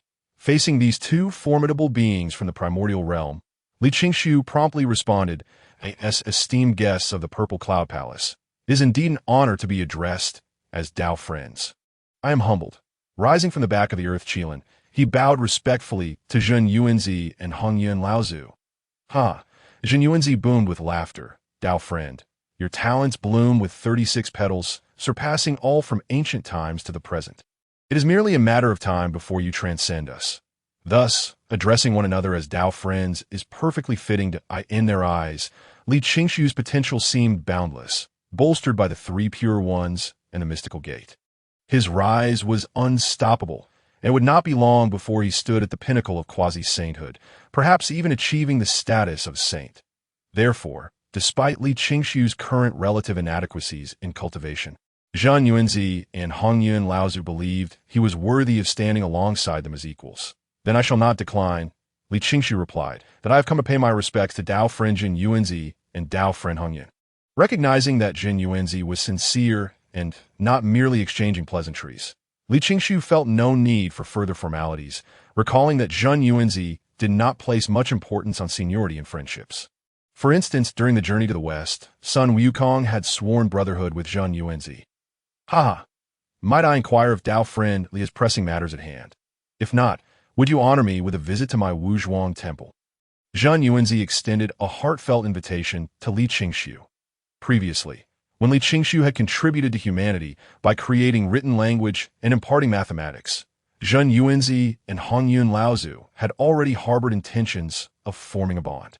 Now that Li Qingshu had blossomed with 36 petals and achieved the Tao of Daoyuo, their resolve to befriend him solidified further. Thus, they had been monitoring Buzhou Mountain with their divine thoughts. As soon as Li Qingshu departed, they promptly made their way to him. "Your esteemed names resonate throughout the primordial realm. I have long wished to pay my respects. Now that you personally invite me, it aligns perfectly with my intentions," Li Qingshu replied with a smile. His words were not mere flattery. He indeed had the desire to visit Jin Yuanzi. After all, in his recollections from past life, when the demon clan initiated a massacre against humanity to forge the slaughter witch sword, only Jin Yuanzi had intervened to protect a portion of the human race. Because of this, Jin Yuanzi would later be revered as the Earth ancestor by humanity. "Excellent, excellent," Jin Yuanzi exclaimed, raising his hand to open another portal leading to Wuzhuang Temple. "Please, Tao friend." "Very well." The Earth Qilin carried Li Qingshu through the spatial portal, with Jin Yuanzi and Hongyun Laozu following closely behind. As a sensation of swirling chaos enveloped them, the next moment, the trio arrived at the entrance of Wuzhuang Temple on Wanshou Mountain. Unlike Kunlun Mountain and Buzhou Mountain, Wanshou Mountain was not a solitary peak, but rather a sprawling expanse of interwoven mountain ranges stretching for millions of miles. Each peak, such as Qianian Peak, Wufu Peak, and Furong Peak, possessed its own unique charm and breathtaking scenery, exemplifying the beauty of nature. The sun reflects on the clear forest, myriad red mists entwine. The wind stirs the shadowy ravines. Countless colorful clouds drift. Wuzhuang Temple was established at the pinnacle of the central mountain of Wanshou Mountain. Stretching over thousands of miles, the temple featured palatial structures that soared into the violet skies. Ethereal towers adorned with cascading clouds, crimson walls, and azure tiles, exuding a magnificent atmosphere. At the entrance stood two imposing stone statues of auspicious beasts, flanking a couplet inscribed with elegant brushstrokes, "The immortal abode of eternal life." A household that shares longevity with the heavens, a testament to the Taoist essence. Tao friend, your Wuzhuang Temple is not only rich in Taoist ambience, but also grand in scale, truly a rare, celestial paradise in the primordial realm. Li Qingshu praised. "Ha, Tao friend flatters me. It is merely a remote corner of the world," hardly comparable to the celestial Kunlun of the mystical gate. Hong Yun Laozu laughed heartily, his face beaming with joy. "Please, Dao friend, enter." Zhang Yunzi gestured grandly, and the gates of Wuzhuang Temple swung open with a resounding rumble. "Huang Qi, you may remain here," Zhang Yunzi commanded the Earth Qilin. "Understood, master." After instructing the Earth Qilin, Li Qingshu followed Zhang Yunzi and Hong Yun Laozu into Wuzhuang Temple. Inside, Wuzhuang Temple formed a microcosmic world of its own, with countless mountain ranges intermingling, enveloped in ethereal mists akin to celestial dragons and serpents, while auspicious clouds billowed gently, creating an atmosphere of peace and serenity. Additionally, streams that resembled jade ribbons meandered through the landscape, reflecting the clouds above, each complementing the other in a breathtaking tableau. The most striking feature was a divine tree at the center of this small world. Towering millions of zhang high, its trunk was immensely robust, and its foliage lush and dense, resembling a gigantic parasol, suffused with divine radiance that cast a cascade of light, exuding a sense of sanctity. Among the verdant branches hung several fruits the size of a human fist, resembling jade-like infants. Clearly, this was one of the top 10 innate spiritual roots of the primordial realm, the ginseng fruit tree. It was said that the ginseng fruit tree was also the true form of Zhan Yuanzi. Li Qingshu admired the beauty of Wuzhuang Temple. He sensed the intricate array of formations woven throughout this small world.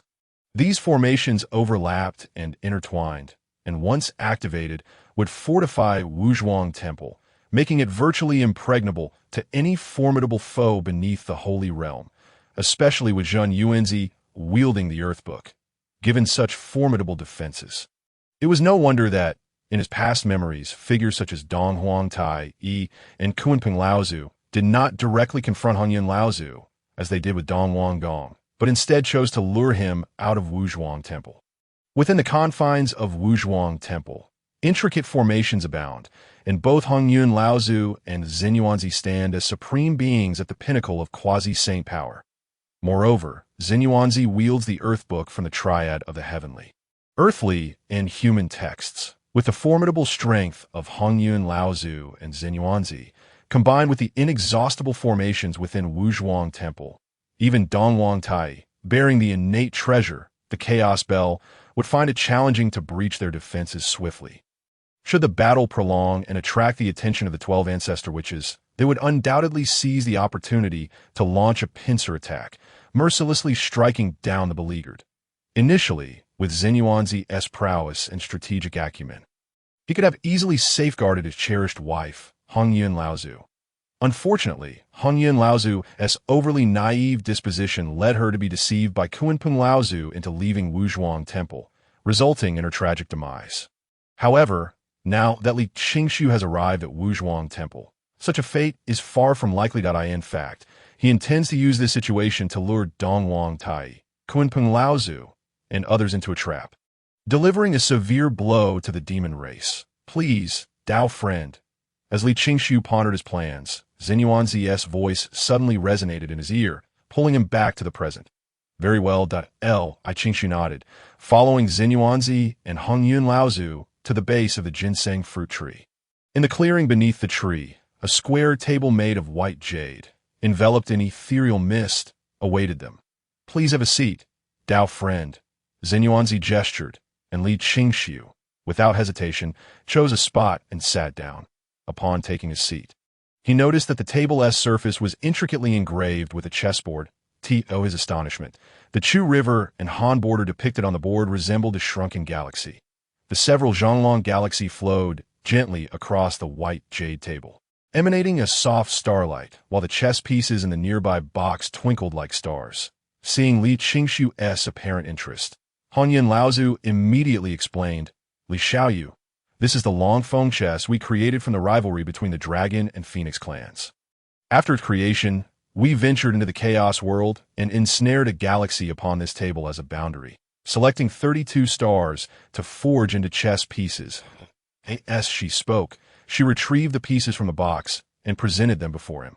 Li Qingshu observed that the traditional chess pieces, such as General and King, had transformed into Ancestral Dragon and Prime Phoenix, with the other pieces taking the forms of Ying Long, Yue Zhao, and others that I see that he nodded appreciatively. You two Dao friends possess remarkable abilities. The chaos world is rife with danger and uncertainty.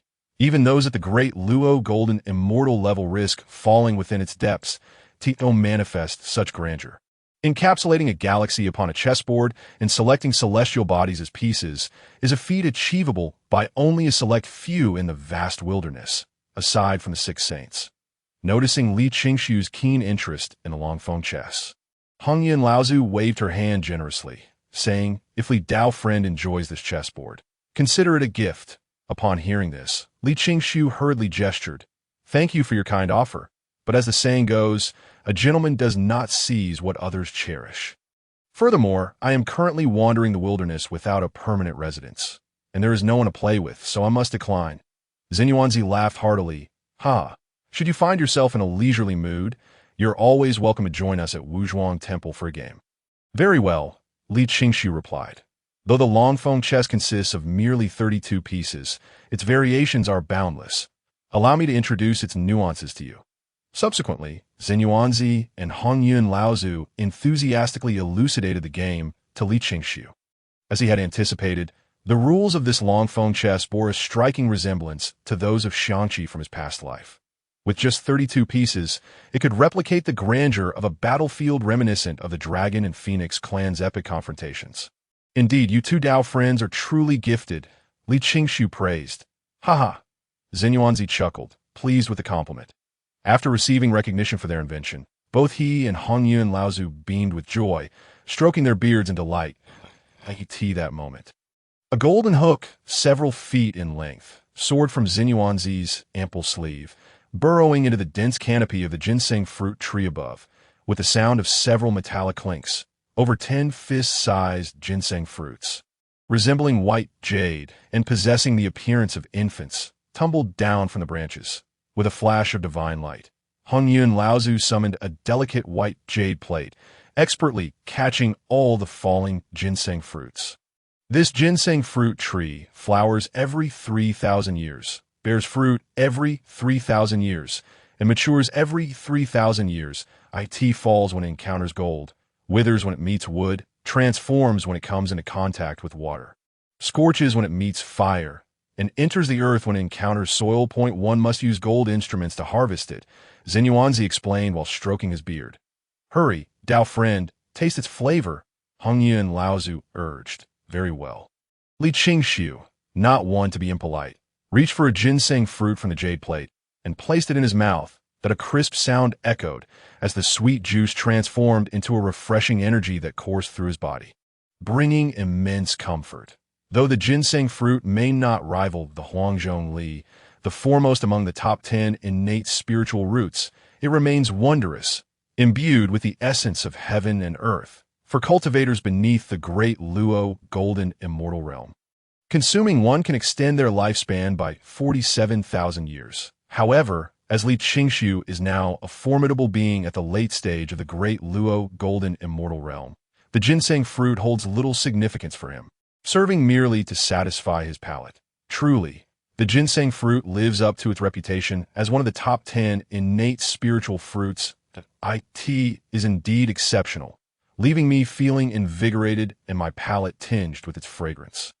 Li Qingshu remarked with a smile that I am glad you enjoy it, that I still have several thousand remaining. If you fancy them, I shall present them to you, Hongyun Laozu said warmly, producing a green silk pouch and offering it to Li Qingshu. Li Qingshu initially intended to refuse, but upon reflection, realized that even if he did not consume the ginseng fruits himself, they could be utilized for alchemy or shared with his fellow disciples at Kunlun Mountain. Considering Hongyun Laozu's earnest generosity, he accepted the pouch with both hands. "Thank you. Dao friend, I also invite you to sample the celestial brew I brought from the Witch Clan." With a thought, Li Qingshu conjured a massive wine jar that appeared in midair. As the seal was lifted, an intoxicating aroma of wine instantly permeated the surroundings. With a wave of his hand, 3 crystal-clear streams of liquid flew from the jar, landing perfectly in their respective cups without a single drop spilled. "Come, let us drink and play chess, vowing not to leave until we are intoxicated." Li Qingshu raised his cup. "Indeed." Not until we are drunk.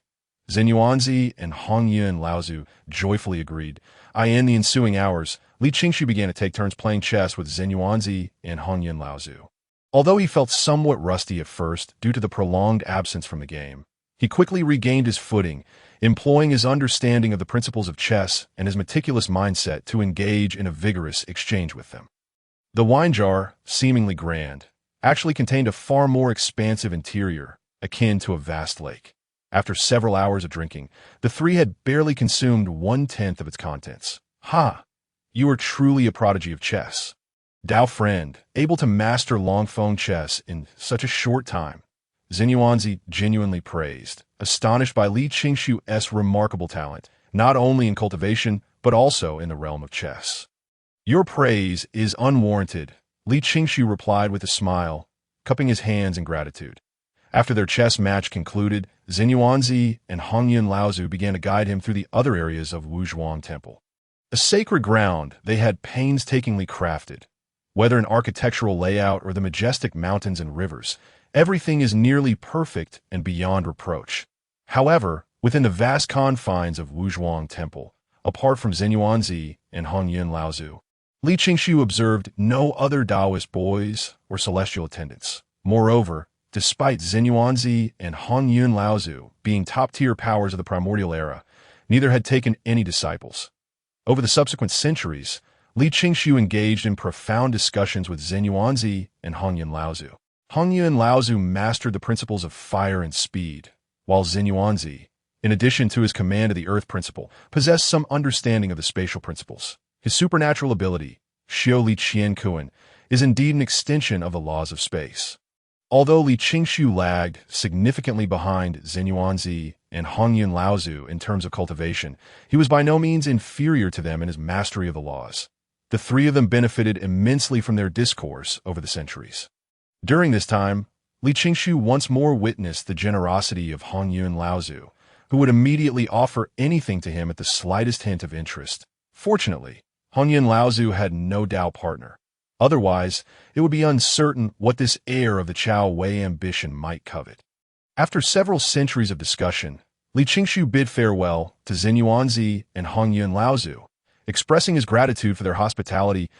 At the entrance of Wuzhuang Temple, Li Qingshu clasped his fists in respect. You are too kind.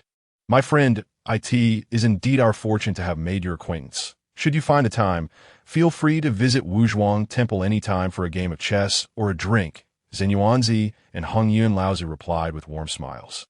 Hongyuan, a person without guilt may find themselves in peril for possessing a treasure. Currently, figures such as Kunpeng Laozu and Dong Wangtai have been stuck at the peak of quasi-saint for an extended period, unable to break through. With your foundation of enlightenment, the primordial purple qi, you may attract unwanted attention. Please be vigilant in the future, Li Qingshu advised Hongyuan Laozu earnestly. There is no need for concern. My friend, as the saying goes, all under heaven are friends. We coexist in the primordial world and have both listened to the Tao in the Zixiao Palace together. Surely, they would not resort to violence over a mere strand of primordial purple qi. Hongyuan Laozu replied with a carefree smile, dismissing any notion of treachery. Witnessing this, Li Qingshu felt a twinge of helplessness. After living for countless eons, such beliefs had become ingrained in Hongyuan Laozu's psyche, impervious to mere words. However, while Hongyuan Laozu brushed off his concerns, Zhen Yuanzi took heed, already aware of Kunpeng Laozu's narrow-mindedness and vengeful nature. Previously, when Hongyuan Laozu ceded his position to Kunyi in the Zixiao Palace, it had indirectly led to Kunpeng Laozu's loss of his saintly status. In Zhen Yuanzi's view, given Kunpeng Laozu's temperament, it was unlikely he would simply let bygones be bygones. He was likely biding his time for an opportunity for revenge. Thank you for the reminder, my friend, Zhen Yuanzi said, bowing to Li Qingshu. Indeed, Li Qingshu nodded, mounting his earth qilin and stepping upon the sea of clouds, departing from Wanshou Mountain under the watchful gazes of Hongyuan Laozu and Zhen Yuanzi. After leaving Wuzhuang Temple, Li Qingshu intended to visit the currently unclaimed caverns of the primordial world and select one as his Taoist venue. Given his current strength, he could be considered a formidable power in the primordial realm.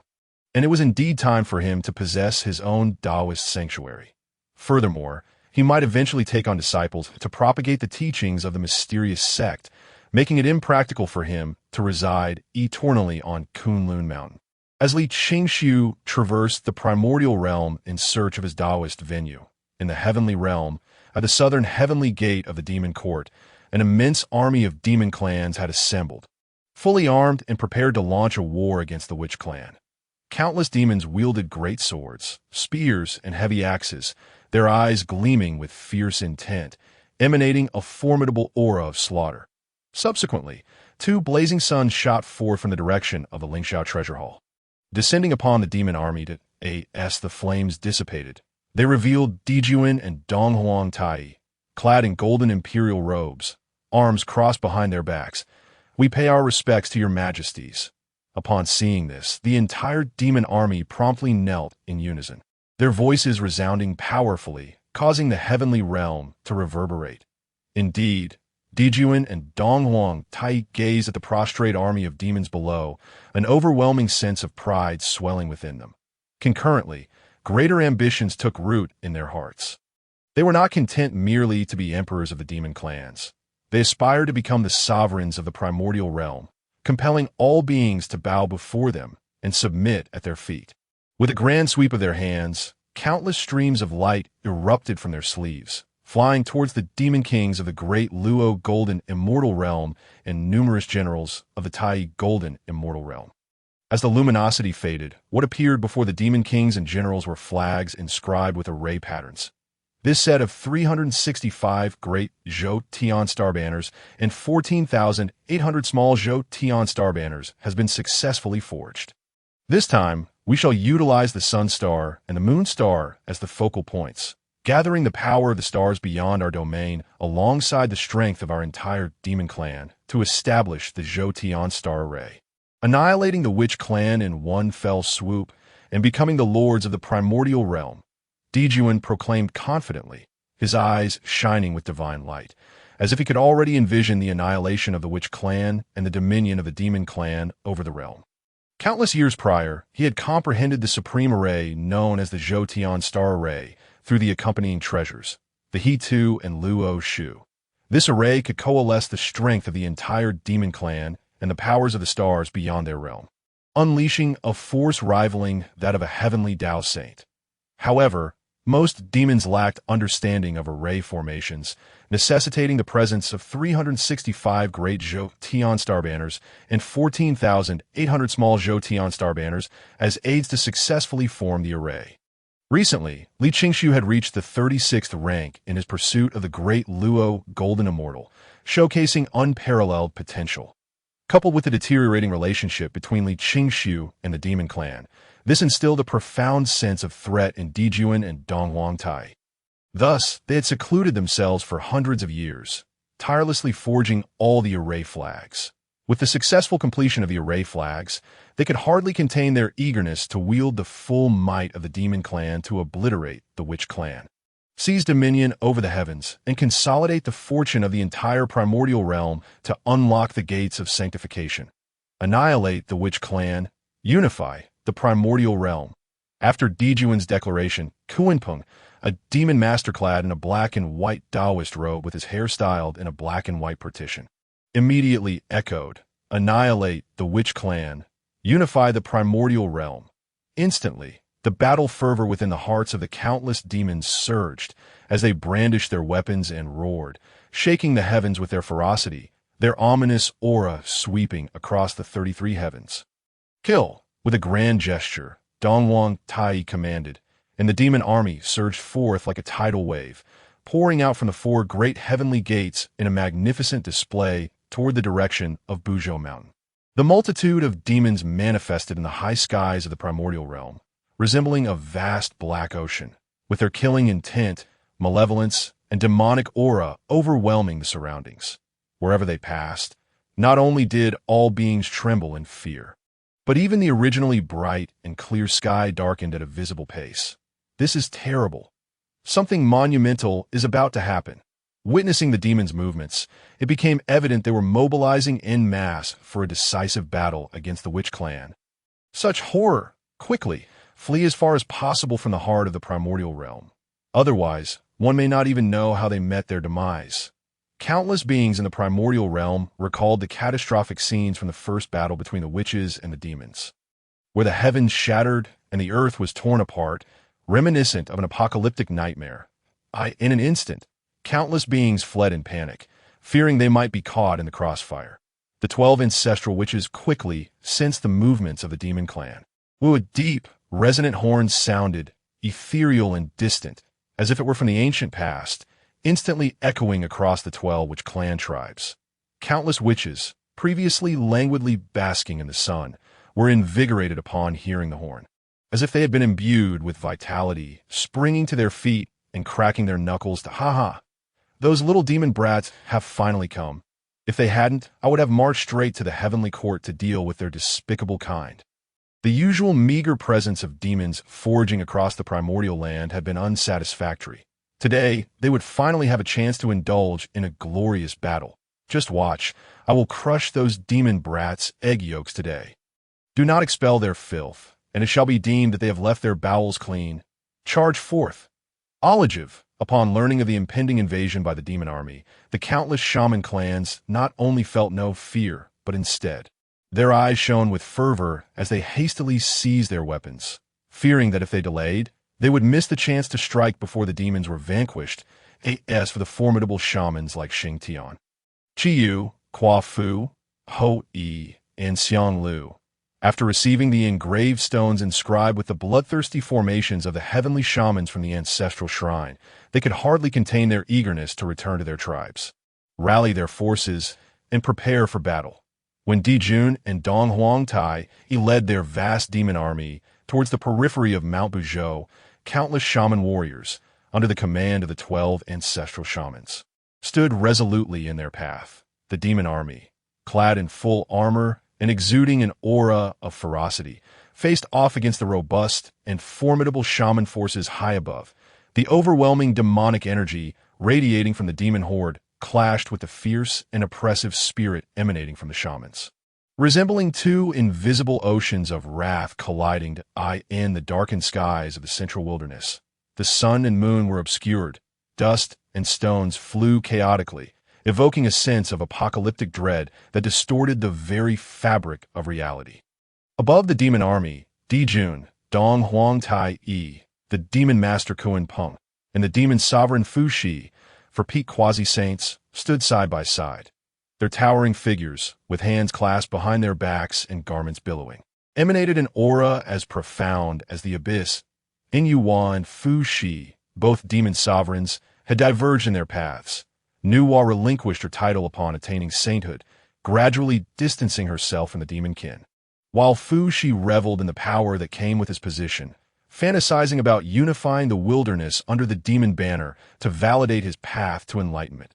Opposing them, the 12 ancestral shamans, stout and muscular like small mountains, eagerly awaited the confrontation with the demons. Today, your shaman clan shall face annihilation, while my demon clan shall unify the wilderness and reign supreme, Dijun proclaimed, his tone dripping with arrogance.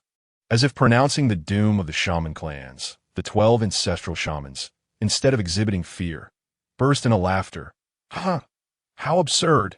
To commence daydreaming in broad daylight, just a couple of feathered pests wishing to unify the wilderness. Such ridiculousness. Perhaps you should take a moment to reflect on your own inadequacies. They jeered in unison. Dijun and Dong Huang Tai Yi, as the demon emperor and sovereign, felt their dignity severely undermined by the shaman's mockery, their countenances darkening instantly. Merely a group of brash fools devoid of primordial spirits, ignorant of the heavenly cycles, still daring to boast as death approaches, Dijun retorted coldly, his eyes flashing with lethal intent. What you utter now shall serve as your epitaph. Upon your demise, I shall inscribe it upon your gravestones. If you leave behind complete corpses, Dong Huang Tai Yi added, his aura thick with murderous intent, chilling the atmosphere around them. Enough of this prattle. Are we to engage in battle or not? Truly, your incompetence is matched only by your verbosity, shouted Zhu Rong, the ancestral shaman, eager to engage and dismissing any verbal sparring with Di Jun and Dong Huang Tai.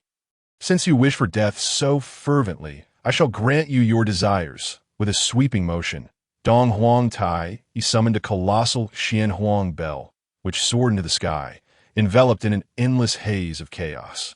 This was the Chaos Bell, the foremost of innate treasures, a companion artifact of Dong Huang Tai. The bell's exterior was inscribed with celestial bodies, while within it lay the essence of mountains and rivers.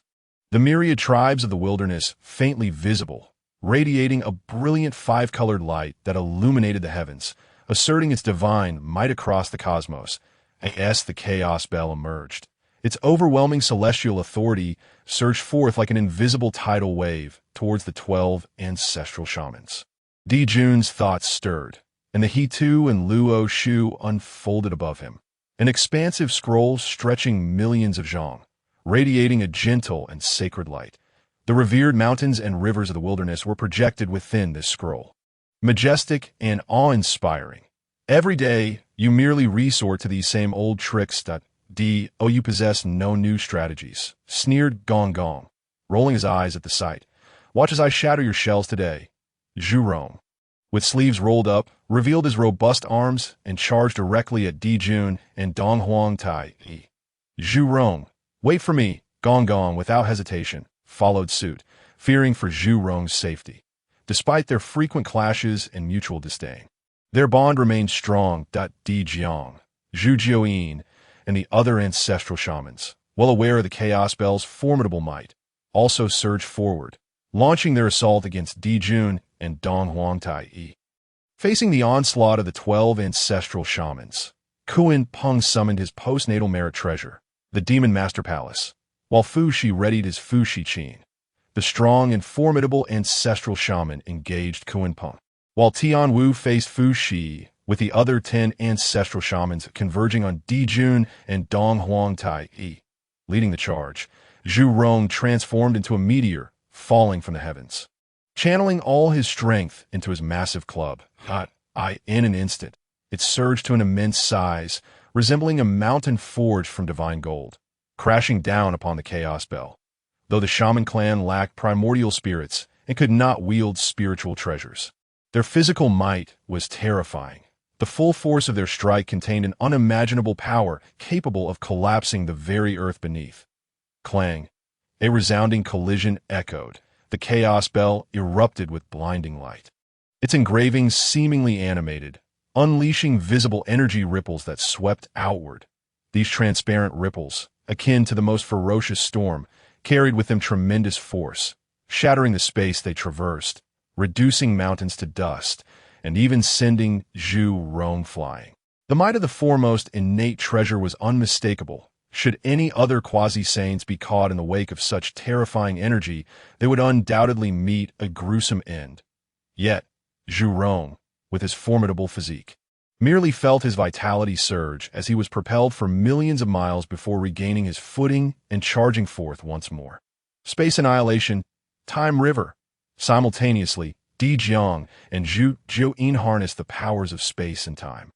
The very space occupied by Di Jun and Dong Huang Tai shattered like a broken mirror, threatening to erase their very existence in a terrifying display of vast river, composed of endless temporal patterns, spanned the heavens, engulfing Di Jun and Dong Huang Tai in its depths. The flow of time within this river was billions of times swifter than in the outside world. Even a quasi-saint, ageless and enduring, would rapidly age and perish when submerged in the relentless tide of time. Although the Deluo, golden immortal, quasi-saints, and even saints were hailed as immortal, this was merely in comparison to ordinary beings of the wilderness. When faced with calamities, they too would find themselves on the path to demise, not truly immortal. The Chaos Bell swelled against the tempest, expanding to an immense size and enveloping Di Jun and Dong Huang Tai in a protective shroud, isolating them from the annihilation of space and the relentless onslaught of time. Standing firm like a rock amidst turbulent waves on the other side, the strong and formidable ancestral shaman was engulfed in dazzling lightning, his hair standing on end like countless serpents of electricity. Even his eyes blazed with radiant light. With thunder, he shattered the darkness. The mighty ancestor of the shaman, Qiangliang, let out a thunderous roar, unleashing a formidable palm strike towards the ancient Kunping. An endless torrent of thunderous energy cascaded down like the Milky Way from the heavens. Although the Kunping ancestor attempted to emulate the Eastern Emperor Tai by expanding the Demon Master Palace above his head to an immense size of 1,000,000 zhang. Hoping to shield himself, the overwhelming might of the thunder summoned by Qiangliang was far too tyrannical. Moreover, the Demon Master Palace was merely a postnatal treasure of merit, incapable of rivaling the innate supreme treasure, the Chaos Bell wielded by the Eastern Emperor Tai. Despite the Demon Master Palace blocking a significant portion of the thunder's might, the residual thunder still struck him with ferocity, leaving him charred and emitting plumes of black smoke. Realizing he could no longer withstand the onslaught of Qiangliang's thunder, the Kunping ancestor swiftly abandoned his resistance, opting instead to engage Qiangliang in a game of cat and mouse with his swift Kunping form. Meanwhile, Fuxi sat cross-legged high in the sky. Before him lay a dragon-carved, phoenix-engraved Fuxi zither, exquisitely crafted and imbued with ancient charm. Yes, he played a mournful tune. The melodies transformed into colossal divine axes and long spears. Countless divine weapons shimmered with a fierce radiance, descending upon the heavenly Wu ancestor like a torrential downpour, tearing through the fabric of space. The heavenly Wu ancestor rapidly gathered his hands, conjuring a terrifying tornado that reached unimaginable heights. Connecting heaven and earth, the tornado swept through. It uprooted countless mountains, drawing them into its tempestuous vortex, where they were subsequently torn to shreds by its overwhelming force. The myriad divine weapons, too, were ensnared within, rendering them incapable of posing any threat to the heavenly Wu ancestor. In the heavens, a cataclysmic battle erupted among the 16 pinnacle quasi-saint experts, causing the very skies to shatter, the sun and moon to dim, and the mountains and rivers to crumble, as if heralding the end of the world. Witnessing the fierce clash among the 12 ancestral shamans, Emperor Jun and the Eastern Emperor Tai, the likes of Xing Tian, Qi Yu, and Hua Fu did not hesitate, charging like wolves into the fray against the demon army, leading countless clansmen in their assault. Simultaneously, the great shamans activated the formation stones they bore in an instant. The Blood Fiend Great Formation was activated, enveloping the entire battlefield. Empowered by the formation's might, the blood of the myriad shamans surged as if boiling, their divine power operating with unmatched speed and fluidity. They felt as though they possessed an inexhaustible wellspring of strength, their fighting spirit igniting further. Kill. They roared. Slay those demon spawn. Let us feast tonight. The multitude of shamans surged forth like a flood unleashed, their momentum unstoppable as they charged at the demon army. Yet the demon gods like Bai Zhe and Gue Che stood undaunted, counterattacking with their own legions. With a resounding crash, the dark mass of shamans and demons collided. The clashing of weapons and the sounds of bodies meeting thundered through the air, accompanied by a kaleidoscope of divine powers, as countless limbs and corpses fell like leaves in a storm. In mere moments, billions from both the shaman and demon clans perished, their blood staining the earth beneath. As the strongest among the great shamans, Xing Tian transformed into a towering giant, standing tens of millions of zhang tall. In his left hand, he wielded a massive shield inscribed with the image of a primal beast, and in his right, a long-handled axe. Charging into the fray, Xing Tian, with his formidable quasi-saint mid-stage cultivation and terrifying physical prowess, rampaged through the demon ranks like an unstoppable force. None among the demons could withstand his might. Observing the massacre of his kin, Bai Zhe, the foremost among the 10 demon gods, stepped forward to confront Xing Tian. Clad in a flowing white robe, adorned with a splendid crown and wielding a feather fan, he exuded an air of elegance, with his left hand holding the fan and his right grasping the Bai Zhe brush. He began to sketch in the air, the brush dancing like a dragon. The Bai Zhe brush possessed the miraculous ability to turn the ethereal into the tangible, and as Bai Zhe drew the outlines of great mountains, they materialized instantly, descending to crush Xing Tian. Break! Xing Tian roared, swinging his axe with all his might, shattering the descending mountain into a myriad of fragments.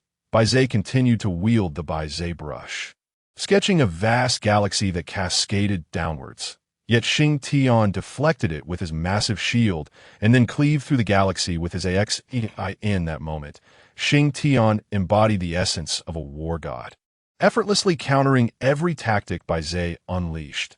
Gazing upon Xing Tian's cold smile and eyes filled with murderous intent, even Bai Zhe, the foremost of the 10 demon gods, could not help but feel a chill creep into his heart. Sensing the unparalleled killing intent emanating from Xing Tian, Bai Zhe knew he could not underestimate him, and thus summoned forth his ultimate technique. From his chest, a drop of blood the size of a fist flew forth, hovering before him. The blood was crystalline and radiant, its surface adorned with myriad patterns, containing the essence of divine power. With the Bai Zhe brush, he used the blood as ink, pouring forth all his energy to depict 4 colossal, fearsome beasts in the sky. These 4 beasts, Chaos, Qiongqi, Taowu, and Taotai, were formidable generals under the ancient beast emperor of the primordial beast dynasty. With a thunderous roar, Chaos, Qiongqi, Taowu, and Taotai unleashed a terrifying battle cry, as if they were alive, radiating a malevolent aura, and launched a coordinated assault on Xing Tian. But he wielded his axe and shield, engaging fiercely with the 4 fearsome beasts. Meanwhile, Qiyu rode upon a rotund, iron-eating beast, brandishing the tiger soul blade. Rampaging through the demon ranks, the iron-eating beast, with its stark black and white fur, appeared deceptively cute, yet was ferocious, trampling all demons in its path into a bloody pulp. Each swing of Qiyu's tiger soul blade cleaved through countless demons, blood cascading like waterfalls. Standing atop a mountain, Ho Eve drew his sun-shooting bow to a full moon, unleashing a barrage of arrows that shot forth like a celestial rain, overwhelming the demon saints and forcing them to cower. Meanwhile, the remaining shamans fought with unrelenting fervor, showing no mercy, even exchanging their own wounds to slay their enemies, instilling fear in the hearts of the demons. Although the shamans had previously displayed fierce tenacity during the battles against the demons, they had always held back somewhat to preserve their strength. Yet today, they fought with reckless abandon, like wolves and tigers, inflicting heavy casualties upon the demon ranks. The demons believed the shamans were merely exhibiting temporary bravado, certain they would soon exhaust their strength, and thus they resolved not to worry. When their vigor wanes, they will become easy prey for us, declared the demon god Jiuing, his voice booming across the battlefield, momentarily stabilizing the morale of the demon forces. Indeed, the others concurred, with the shamans fighting so recklessly, it won't be long before they tire. Moreover, their numerous wounds will drain their vitality. We shall hold our ground until they falter, then counterattack. Realizing this, the demon ranks began to adopt a defensive posture, aiming to wear down the shaman's stamina and divine power, waiting for the injuries of the previously wounded shamans to worsen.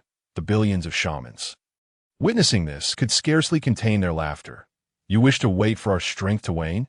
Very well, let us see whether you perish first or we exhaust our strength, under the enhancement of numerous heavenly, which blood fiend great arrays.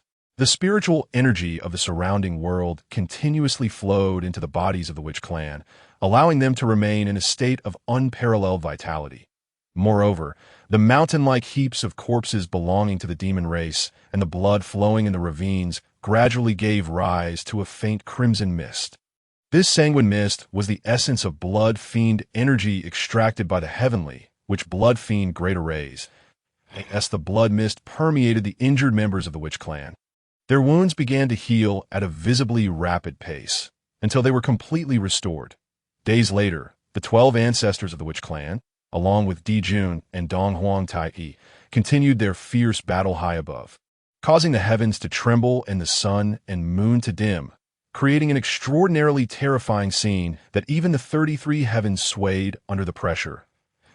Beings at the pinnacle of the quasi-saint realm. They had long achieved a state of unity with the cosmos, possessing an inexhaustible divine power. It was not merely a matter of battling for several days. Even an intense conflict, lasting 1 or 2 epochs, would pose no challenge for them.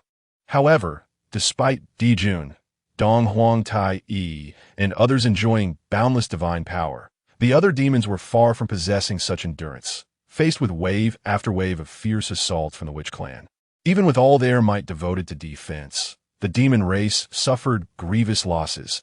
The most despairing aspect was that after several days of resistance, their divine power had dwindled to a mere fraction. In stark contrast, the witch clan remained vigorous and formidable, as if they possessed an inexhaustible reservoir of strength and divine energy, driving the demons to retreat further. Even the initially severely injured members of the witch clan had long since returned to peak condition. How could this be? This was utterly inconceivable. The entire demon race had anticipated that the witch clan would exhaust themselves first or even succumb to their injuries. Yet the reality was utterly contrary. The demons were left with barely any divine power while bearing various degrees of injuries, whereas the witch clan appeared as fierce as ever, as though there had been no battle at all. This unexpected turn of events and the vast disparity in conditions between the two sides ignited an uncontrollable sense of despair within countless demons. After all, if this continued, it would not be long before their divine power was completely depleted. When that moment arrived, they would become mere prey. This overwhelming sense of despair spread like a plague among millions of demons. Some demons stationed at the front lines, in a bid to survive, began to flee towards the rear. Although the demon race stood as one of the two mightiest clans in the primordial wilderness, they were not like the witch clan, which was genuinely a cohesive and unified lineage. The so-called demon race was formed after Dijun and Dong Huang Tai Yi discovered the ancient heavenly court and established the demon court, drawing together the essence of the flora and fauna of the primordial realm, or those who had cultivated successfully. These beings, seeing the favorable cultivation environment of the heavenly realm, and with Dijun and Dong Huang Tai Yi having acquired the treasures of the ancient heavenly court, which provided cultivation resources according to their cultivation levels, willingly joined the demon court. If they could follow Dijun and Dong Huang Tai Yi to defeat the witch clan and dominate the primordial wilderness, gaining greater benefits, they would naturally be inclined to do so. However, the prospect of marching to their deaths was an entirely different matter. After all, they earned only a few hundred celestial stones a month. What was the point of risking their lives? Seeing that their employment in the demon court was now leading them to death, a large group of demons immediately scattered in panic. Due to the escape of these demons, the defensive formation originally created by the ancestor Kuanpeng began to show vulnerabilities. "No retreat is permitted. Those who flee shall die," roared the ghostly card demon god, striking out with a palm that instantly turned tens of thousands of fleeing demons into a shower of blood, in a desperate attempt to salvage the army's collapse. Yet once morale was lost and fear took hold, it was not so easily regained, as the defensive formation showed cracks and the witch clan's forces prepared to charge in to reap lives. More and more demons began to scatter, terrified that the witch clan's blades would fall upon them at any moment. These demon brats are finished. Brothers, it is time to strike down the drowning rats. Kill them, crush them to pieces. The great witch Shiyu raised the tiger soul blade and charged into the demon army atop a robust, black and white food iron beast, mercilessly harvesting the lives of the demon ranks. Other witches, like wolves and tigers, plunged into the enemy ranks, scattering what little resistance remained of the demon defensive formation into disarray. With divine power depleted and the wounded demons hastily fleeing, they encountered the fierce and relentless witch clan, turning the battlefield into a one-sided slaughter. The demon army diminished at a visibly accelerated pace, akin to snow melting under a scorching sun. High above, Dijun and Dong Huang Tai Yi engaged in battle with the 12 ancestors of the witch clan. Noticed this shift, in shock at the demon's rout. They also comprehended that if they did not reveal their trump card soon, it would be too late once the demon race suffered irreparable losses. Heavenly Star, Great Formation, arise. Although countless demons appear to be in a state of collapse under the witch clan's full-scale assault, Dijun and Dong Huang Tai Yi unleashed their vast imperial might, instantly intimidating the demon ranks. Together, they activated the supreme innate treasure, the Chaos Bell. The Chaos Bell radiated brilliant light, emitting a resounding sound that reverberated through the heavens. Dong. The bell's chime echoed, illuminating the cosmos. causing the heavens and earth to dim and the universe to tremble, revealing the undeniable might of the innate treasure. The 12 ancestors of the witch clan, including Di Jiang and Zhu Jiuyin, were instantly sent flying by the full force of Di Jun and Dong Huang Taiyi's strike with a chaos bell. Instead of pursuing, they ascended into the skies above. Power of the sun. Di Jun stood at a specific position, invoking the power of the sun through the river diagram and Luo book, forming the yin-yang arrays. Power of the moon. Dong Huang Tai-yi wielded the chaos bell, using it to summon the lunar power, instantaneously establishing the moon arrays. Simultaneously, the demon sovereign Fuxi and the demon master Kunpeng quickly began to draw upon the power of the stars for beyond the realm. Cosmic star power, augment my being. Opening sun star power, augment my being. Following suit, the 9 great demon gods, including Bai Zhe, Ghostkar, and Jiuying, raised the great Zhou Tian star banner, soaring into the sky to occupy specific positions. The immense great Zhou Tian star banner stood tall in the heavens, fluttering in the wind, suspended above the 9 great demon gods, with countless formations shining brightly, coming to life as they established a connection with the 9 stars in the chaotic world. Shu Tian, Tian Xian, Tian Ji, Tian Quan, Yao Guang, Tian Shu, Tian Xian, Tian Ji, and Tian Quan. After Di Jun, Dong Huang Tai-yi, Fuxi, Kunpeng, and the 9 great demon gods established the foundational framework of the Zhou Tian star formation. An incredibly terrifying aura swept across the heavens and earth, hinting at a hint of holy might. The demon army, which had already been on the verge of collapse, felt this overwhelming and vast presence. In an instant, confidence surged as if the opportunity to obliterate the witch clan lay within reach, and no longer did the myriad of demonkin flee in disarray. Instead, they soared skyward in unison.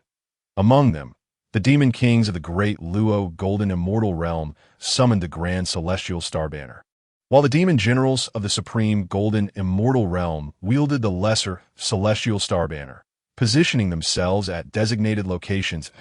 As for those demon kings and generals who had been slain by the witch clan while clutching their star banners, their banners were now summoned by an unseen force, ascending into the heavens to be seized by other demon kings and generals. After all, the demonkin were one of the 2 mightiest races of the primordial world, and the number of their great Luo golden immortal and supreme golden immortal powerhouses far surpassed that of the star banners. The 365 grand celestial star banners and 14,800 lesser celestial star banners were fully activated under the concerted effort of numerous demon kings and generals. Countless star banners fluttered in the wind, their intricate patterns shimmering, directly drawing upon the celestial powers from beyond this realm, at a gentle yet resplendent brilliance, akin to the Milky Way, cascaded from the chaotic world, illuminating the 365 grand celestial star banners and 14,800 lesser celestial star banners. In that moment, the primordial heavens were awash in a dazzling light, completely enveloped by the radiant starlight, casting a silvery glow upon the mountains and rivers within a vast radius of billions of miles. While the countless demonkin may not have understood the intricacies of formations, they nonetheless poured their divine power into the grand celestial star banners with all their might. The 365 grand celestial star banners and 14,800 lesser celestial star banners erupted with an endless array of patterns, enveloping the entire demonkin race, forming an immense, awe-inspiring red formation that obscured the heavens. From a distance, the beings of the primordial world gazed upwards, unable to discern the multitude of demonkin, only perceiving a splendid formation coalescing from billions of intricate patterns. Boom! Countless patterns whirled like gears, merging the power of Emperor Jun, Dongwang Tai, Kunpeng, Fuxi, and the entire demonkin race with the forces of the Sun Star, Moon Star, and innumerable celestial powers from beyond. Boom! In the next moment, a majestic and overwhelming holy might surged forth from the formation.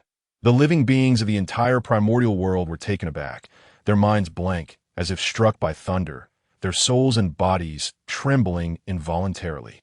Under the resplendent holy might, even the 12 ancestral witches at the pinnacle of quasi-saint realms felt as insignificant as ants before a dragon, or fireflies in the presence of a full moon. Heavens, the demonkin possessed such a terrifying, unparalleled formation. Judging by its aura, this formation wielded the power of a saint. The Witch Clan was likely doomed today. Could it be that the demon court would truly unify the primordial realm and become its sovereign?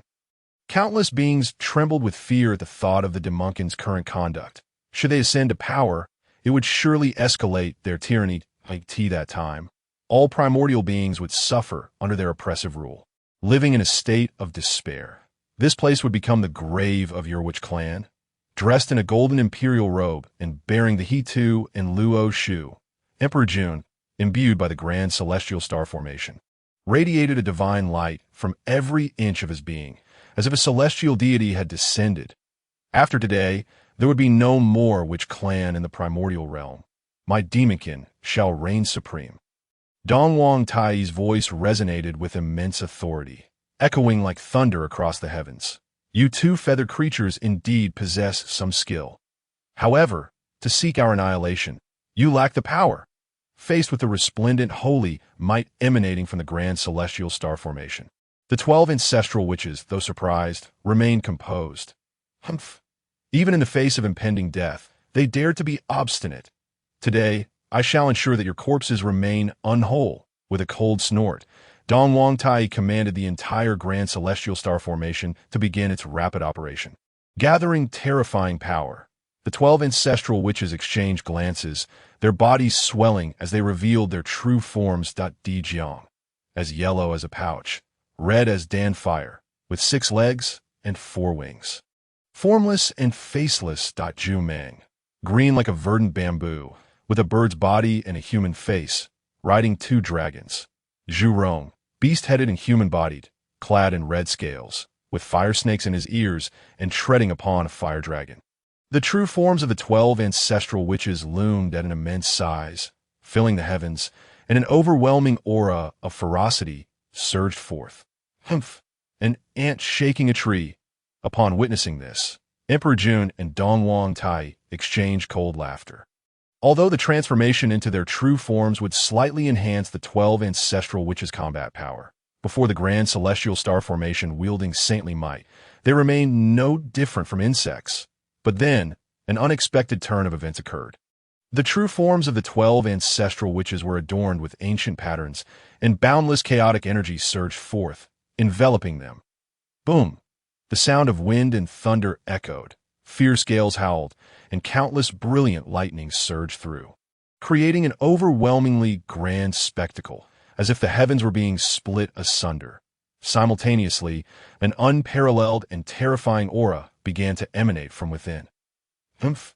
Pretentious tricks. Though Emperor Jun and Dongwang Tai felt a twinge of unease upon sensing this aura. They did not believe the 12 ancestral witches possessed any means to contend with the grand celestial star formation.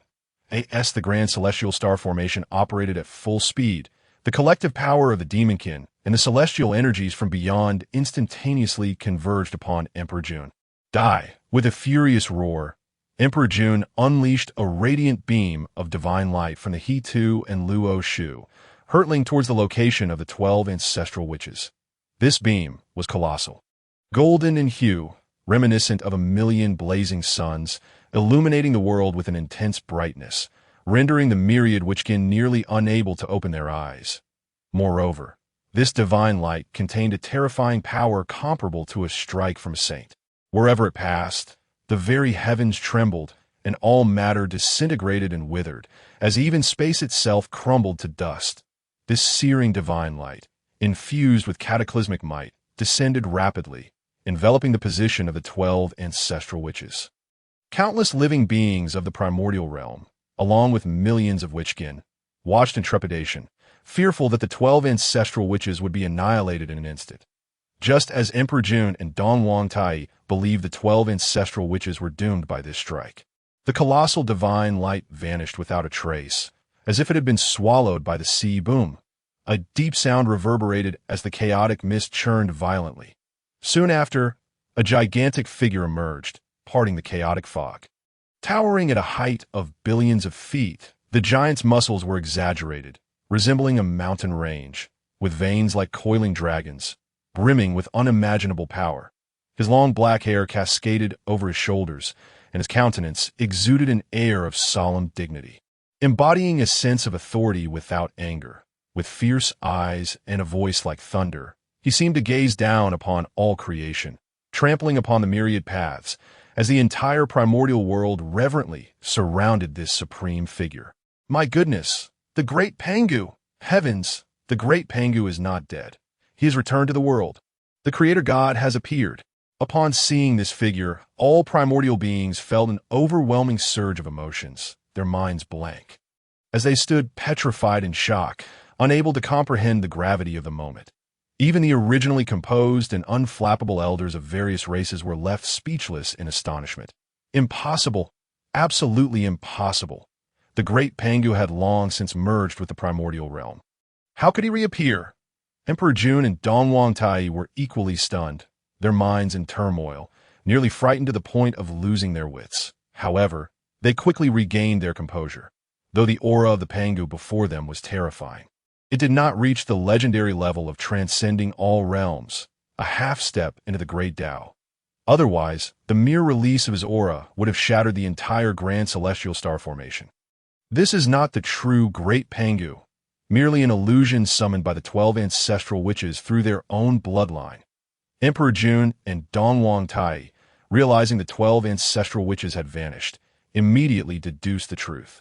A fox assuming the majesty of a tiger, just an illusion, lacking even a millionth of the true great Pangu's power. Let this emperor show you how to destroy it today. Emperor Jun and Dongwang Tai rekindled their fighting spirit, commencing the full operation of the grand celestial star formation, determined to obliterate the Pangu illusion conjured by the 12 ancestral witches. Bring forth the axe, as the ethereal figure of Pangu spoke. A resounding voice reverberated throughout the vast primordial world. With the emergence of his voice, an endless array of Tao patterns surged forth from the void, coalescing into a colossal heavenly opening divine axe. Simultaneously, in the heavens above, the grand formation of celestial stars rumbled and rotated as countless demon clans and myriad external celestial forces converged upon the river map and the Luo book, along with the chaos bell. Boom! Clang! The river map and the Luo book each emitted a beam of golden divine light and chaotic divine light. These two beams, each a myriad of zhang in thickness, swiftly fused together, dazzling beyond compare, akin to a cascade of galaxies bursting forth. Once united, the power of this strike surged once more, resembling a colossal chaotic dragon, bearing terrifying destructive force as it lunged toward the ethereal figure of Pangu. Break! The towering ethereal figure of Pangu raised the heavenly opening divine axe high above his head, channeling all his strength into it, before striking down heavily toward the front. The axe's radiance surged into the heavens, cleaving through the boundless universe, parting darkness and chill, unleashing the most horrific rifts and annihilative brilliance, sweeping across the 6 realms and 8 desolations. Under this unparalleled strike, the entire primordial world seemed on the verge of being cleaved in two, as all tangible and intangible matter was obliterated beneath the AX in the next moment.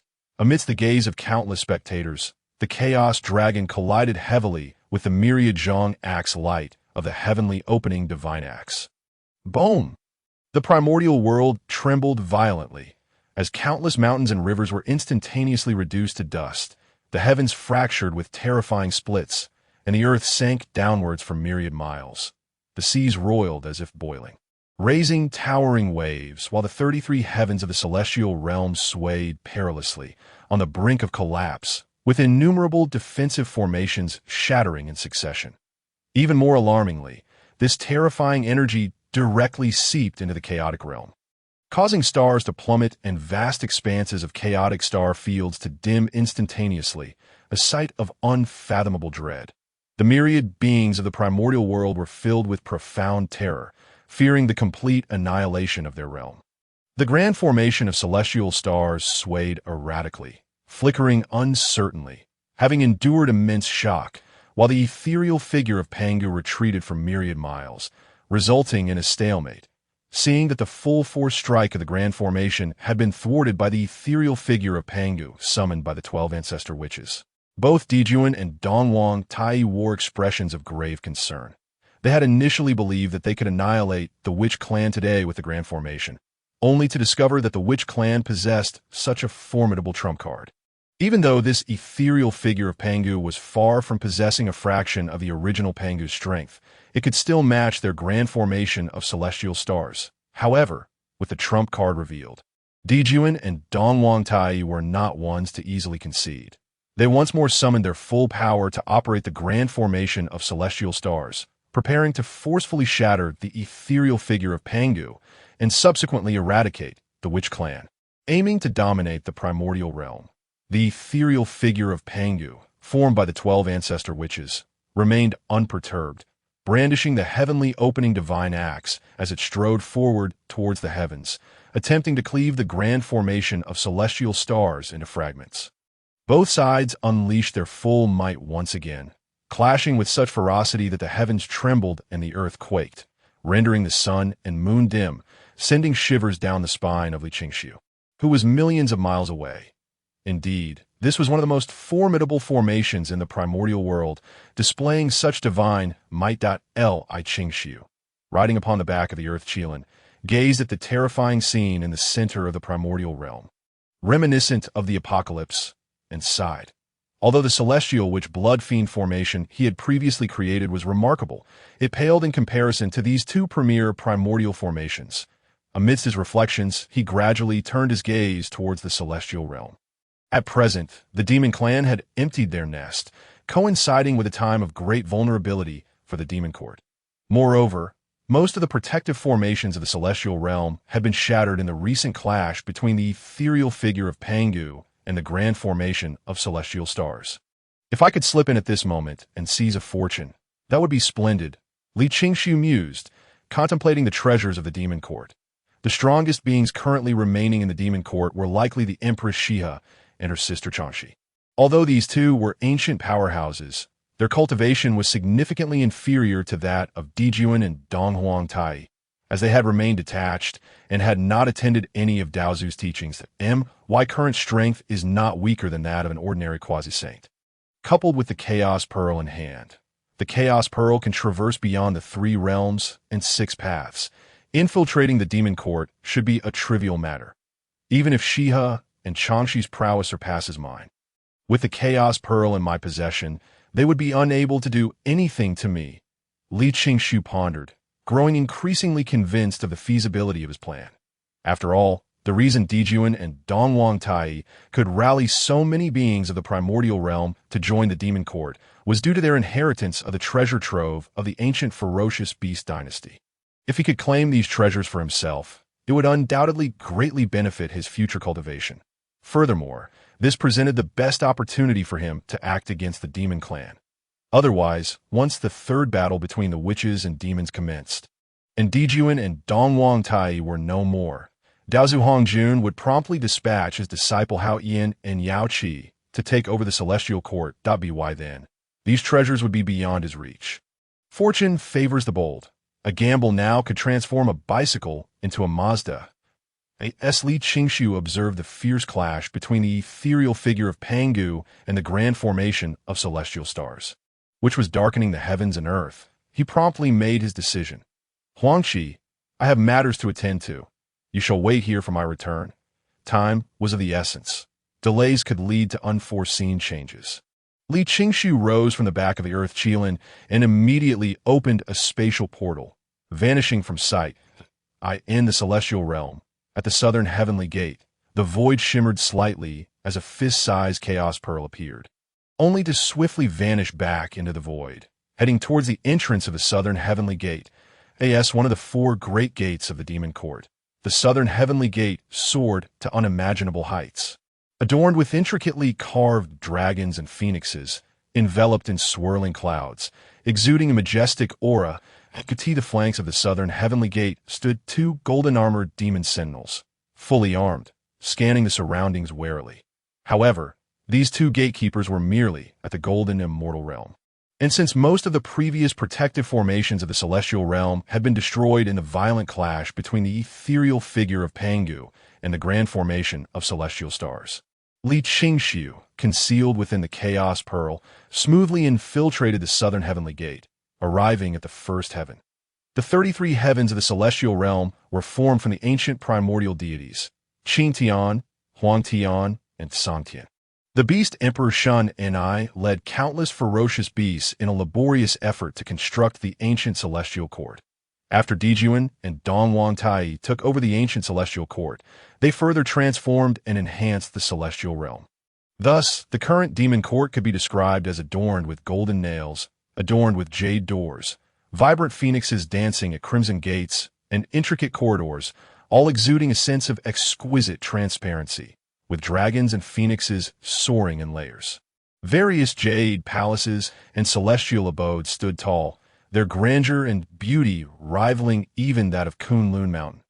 However, due to Dijuan and Dongwang Tai's intent to maximize the power of the grand formation of celestial stars in one fell swoop to annihilate the Witch Clan, they had virtually led all the demon clan members away.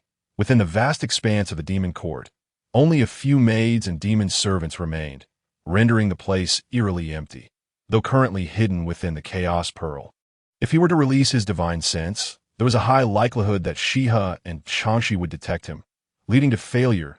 It appeared that he could only rely on luck within the Chaos Pearl.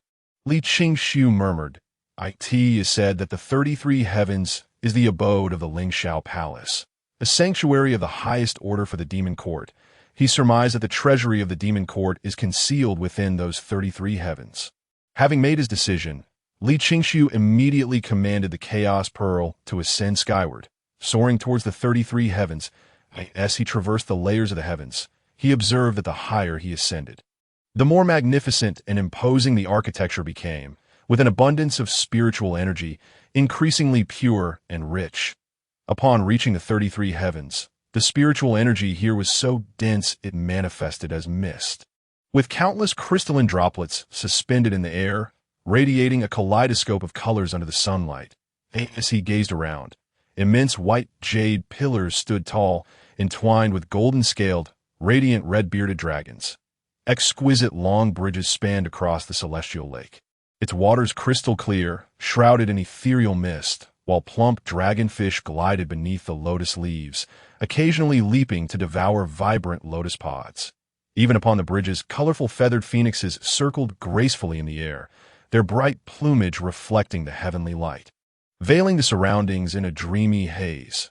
Moreover, the 33 heavens are the closest point to the chaos world within the primordial realm. Here, one could distinctly observe countless stars and shimmering galaxies from the chaos world, filled with mystery and the unknown. Qingxiu marveled at the astonishing vista before him, genuinely impressed. However, as time flows differently between the heavens and the earth, he pondered when the second great war between the witches and the demons would come to an end.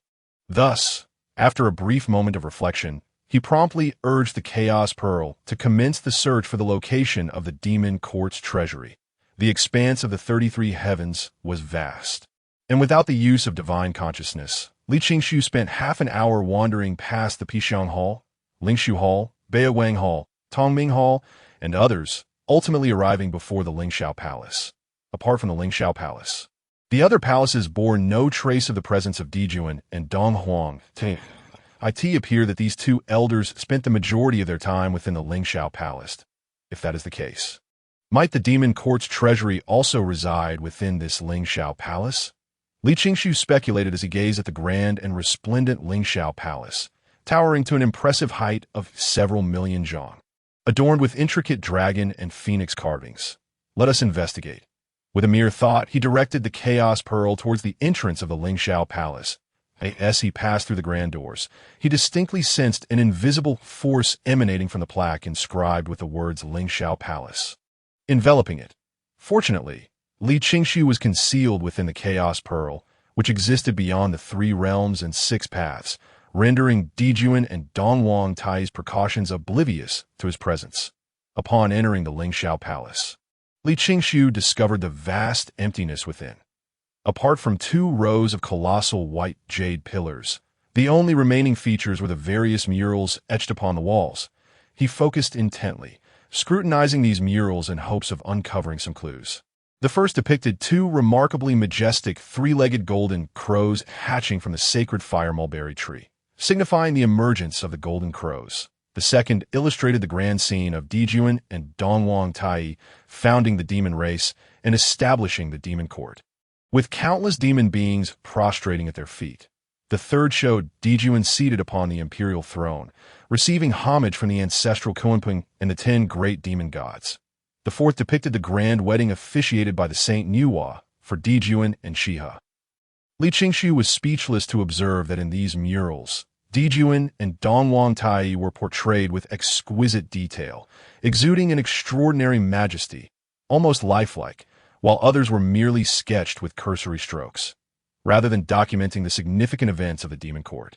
These murals resembled self-portraits or a pictorial anthology of Dijuan and Dongwang Tai. Bah! How egotistical, Li Qingshu thought, shifting his gaze and continuing deeper into the Lingxiao Palace. At the far end of the Lingxiao Palace lay a high platform, flanked by 2 golden imperial thrones, each towering 100 zhong. The left throne was intricately carved with dragon motifs, with 9 dragons coiling around the backrest, and the armrests fashioned as fearsome dragon heads, exuding an imposing aura. The right throne was similar, but bore the engravings of Qilin motifs instead. Li Qingshu halted before these thrones and activated his innate divine ability, the Chaos Divine Eye, from within the Chaos Pearl. As the golden vertical pupil opened at his forehead, the surroundings transformed dramatically. All illusions stood revealed beneath the gaze of the Chaos Divine Eye. Soon, he spotted a highly concealed spatial formation slowly operating at the armrest of the dragon throne. Seeing this, Li Qingshu's heart surged with excitement that, if he was not mistaken, the spatial formation at the armrest of the dragon throne was likely the key to opening the demon court's treasury. Ensuring there were no outsiders in the Lingxiao Palace, the space slightly distorted, revealing the Chaos Pearl, which shimmered with translucent brilliance, enveloped in chaotic energy. Subsequently, Li Qingshu transformed into a streak of light, soaring out from the Chaos Pearl and landing before the dragon throne. Gazing at the massive dragon throne, he concentrated, invoking the law of heaven and earth, causing his body to expand at a visible rate. The law of heaven and earth, one of the 36 heavenly methodologies created by the primordial ancestor Hongjun, is also the most widely practiced method in the primordial realm, with many cultivators having trained in it. Upon reaching a height of several hundred zhong, he seated himself upon the dragon throne. Placing his left hand upon the dragon-headed armrest, he gently turned his wrist. The dragon's eyes carved into the armrest lit up, emanating 2 beams of deep blue light. The deep blue light converged, forming an ancient, imposing bronze door several dozen zhong ahead of the throne. The door towered several hundred zhong, appearing immensely formidable, etched with various modeled patterns and fierce beast reliefs. 4 fierce beast reliefs, menacing and grim, gaped with cavernous mouths, exuding an overwhelming might, as if ready to rend the very fabric of the world. Li Qingshu focused intently and instantly recognized these as the ancient 4 ferocious beasts, Chaos, Xiongqi, Taowu, and Taotai. With a resounding rumble, the ancient doors gradually opened, releasing a wave of time-worn AI. Seems my conjecture was not mistaken. Li Qingshu rose from the dragon throne, returning to his normal size. As the Chaos Pearl above him flew towards the door, the Chaos Pearl descended, enveloping him in a shroud of chaotic energy. Though this door likely led to the demon court's treasury, Li Qingshu remained cautious to avoid any traps laid by Dijuan and Dongwang Tai. As the Chaos Pearl entered the door, he felt a dizzying sensation wash over him. The next moment, Li Qingshu found himself within an immense cavern. The cavern soared to several million zhong in height and was incredibly vast, resembling a celestial realm, with numerous stars twinkling overhead. As he beheld the mountain-like accumulation of countless treasures before him, his heart raced with excitement. Celestial tears of verdant gold, phoenix blood of crimson gold, dragon-patterned black gold, divine mark of purple gold, Tao Tribulation Gold, Feathered Ascension of Azure Gold, Eternal Blue Gold, and other celestial metals radiated a dreamlike glow, illuminating the entire treasury in a riot of colors. These divine and celestial metals, merely the size of a fist, could be refined into exquisite postnatal spiritual treasures, immensely precious and rarely seen in the outside world, yet within the demon court's treasury. These divine metals piled up like towering mountains. Additionally, the treasury was replete with numerous divine materials for formation, such as flying immortal stones, sun stones, fire god stones, earth fire stones, earth rock cloud stones, ocean blue stones, ocean blue marrows, 10,000 method stones, phoenix stones, and Shilin pattern stones. The IT was thanks to these divine materials that Dijuan and Dongwang Tai could swiftly forge the 365 great Zhou Tian star banners and the 14,800 small Zhou Tian star banners. The Earth Core Spiritual Liquid, Earth Core Spiritual Paste, Earth Core Jade Essence, Primordial Mysterious Ginseng, and Hongming Purple Fruit were neatly arranged upon countless shelves. Additionally, rare medicinal herbs and spiritual grasses, such as the Flaming Bloodheart Herb, Black Heart Demon Soul Flower, Purple Spirit Cloud Chrysanthemum, Fate Soul Ghost Face Flower, Snowbone Ginseng, and Dragonheart 9-Leaf Herb, were scattered throughout the cavern, each possessing a rich history. The Beast Calamity represents the first calamity in the primordial world, with the Beast Emperor Shun Ni and the 4 ferocious beasts being among the earliest beings to emerge within this realm. The Beast Emperor Shun Ni led countless ferocious beasts to wreak havoc across the primordial landscape, in the midst of endless slaughter and the accrual of karma. Countless treasures born at the dawn of creation were also seized.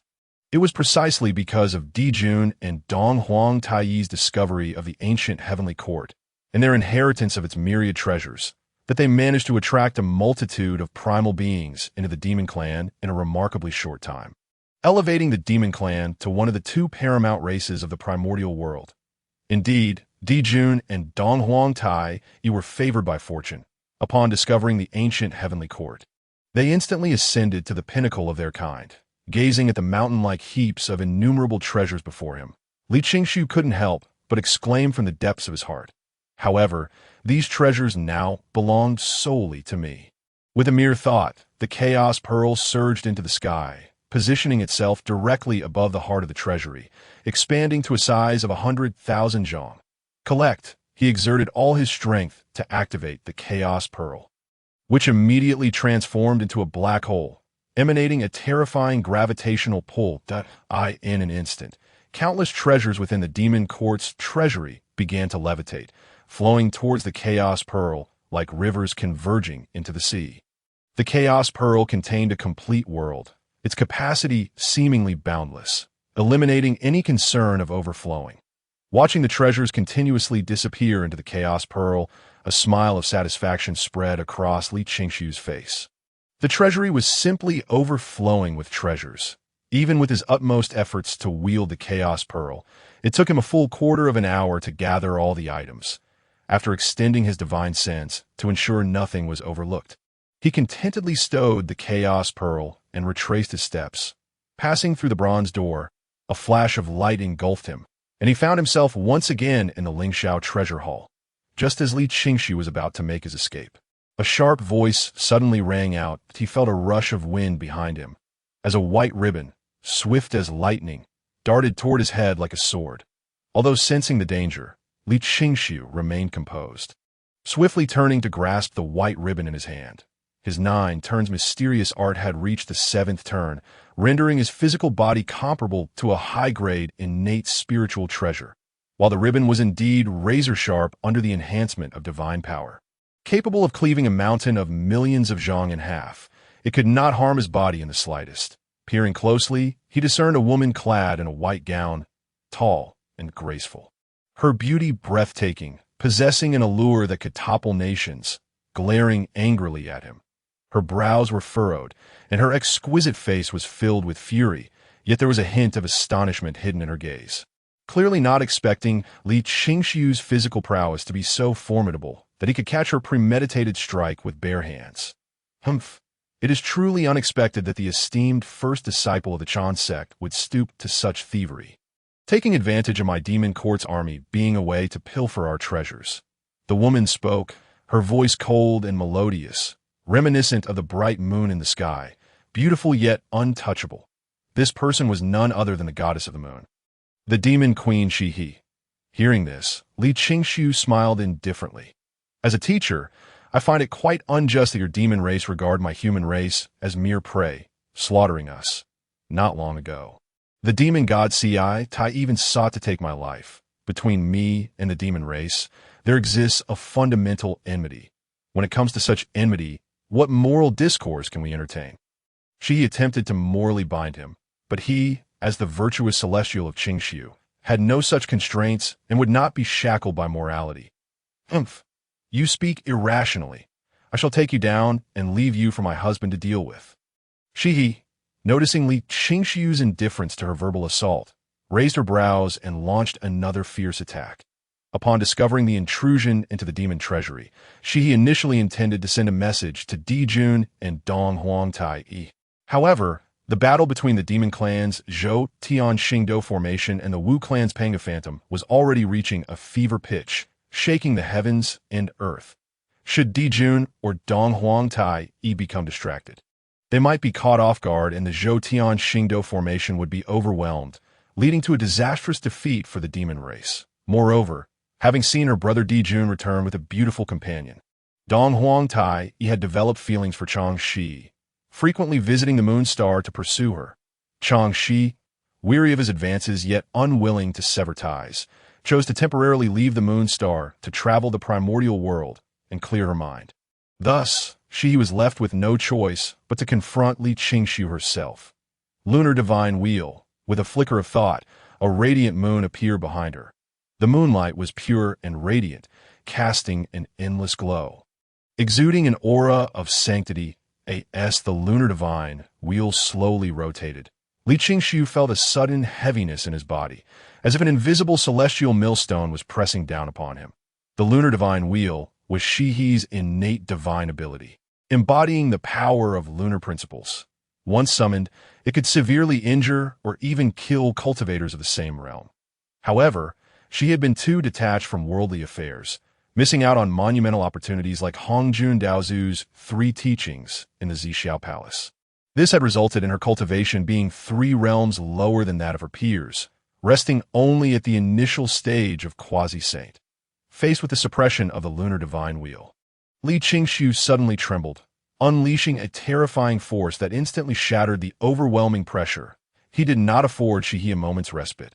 His body leaped like a dragon, delivering a powerful punch toward the Lunar Divine Wheel. Boom! Crack! The crisp sound of shattering echoed as Li Qingxiu's unparalleled fist shattered the Lunar Divine Wheel into countless fragments.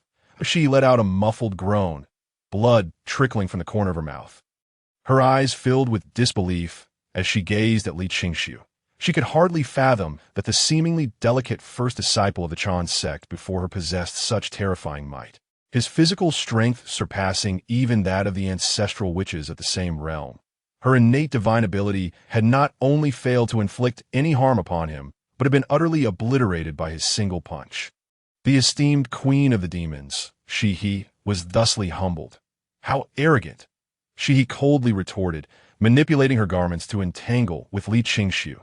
The treasury of the demon court was of utmost importance to the entirety of the demon race, and as its queen, she could not allow Li Qingxiu to carry away their foundation. Moreover, with the Celestial Realm's day equating to a year in the mortal realm, the conflict between the demon and witch races would soon reach a decisive conclusion. All she needed to do was stall Li Qingxiu until Dijun and Dong Huangtai returned. Though Shi-He's strategy was sound and rational, she had once again underestimated Li Qingxiu. Having blossomed into 36 petals, he had absorbed the vastest essence of the heavens and earth, undergoing a complete metamorphosis. Coupled with his comprehension of hundreds of principles, including those of power, combat, and destruction, even without invoking divine power or spiritual treasures. His terrifying physical prowess and the enhancement of those principles were beyond Shi-He's capacity to withstand.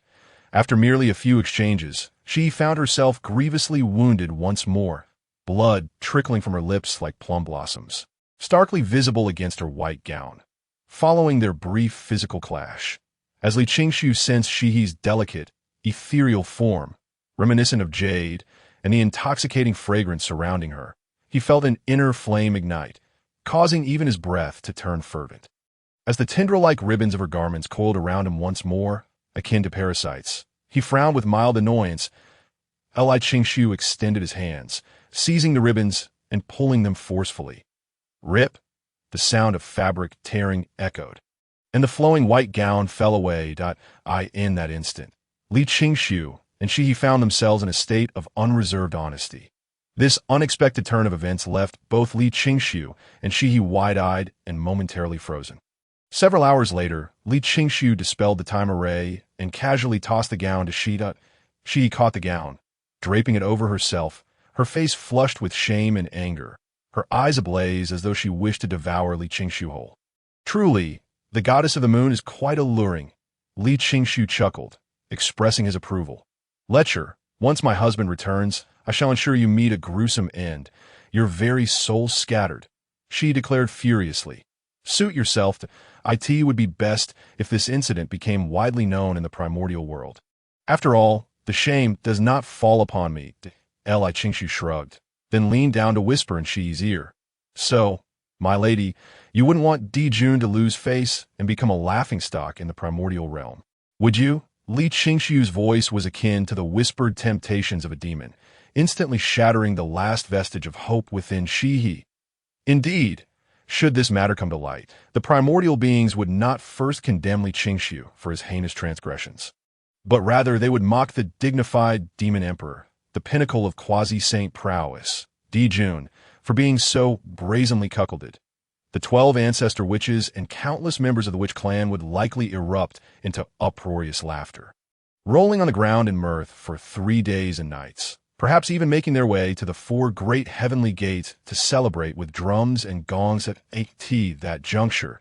Dijun and the entire demon court would surely become the laughingstock of the primordial world, their once formidable authority reduced to ashes if Dijun were to learn of this indignity, driven by humiliation to confront Li Qingshu atop Kunlun Mountain in a battle to the death.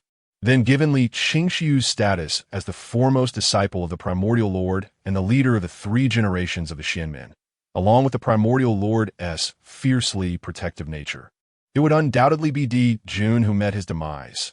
Thus, no matter the circumstances, if a third party were to learn of this affair, it would be the demon court and Dijun who would suffer the consequences. Contemplating this, Shihi's gaze dimmed, as if all vitality had been drained from her, collapsing to the ground. Although her pitiable demeanor would evoke a protective instinct in any ordinary man, Li Qingshu, as a Sigma male, would never fall into the snare of a woman that he cast a glance at Shihi, then vanished into the chaos pearl without a trace. Meanwhile, the blood-red celestial array that enveloped the heavens continued its fierce battle against the towering phantom of Peng. The 2 sides have been engaged in relentless combat for days on end, shaking the very foundations of heaven and earth, fracturing the fabric of space itself, with the heavens appearing as if they might rend asunder, and everything within 100 million miles reduced to nothingness, were it not for the unyielding mountain, formed from Pangu's backbone, suppressing the central region of the primordial realm.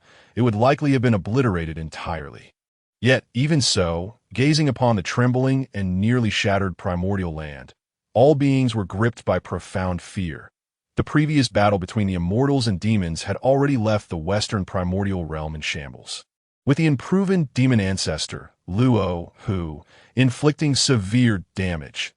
Now, with the celestial array and Pangu's phantom, both possessing saint-level power, if they continued their reckless slaughter, the primordial world would inevitably shatter. That time, all beings beneath the Deluo golden immortal realm would be consigned to oblivion.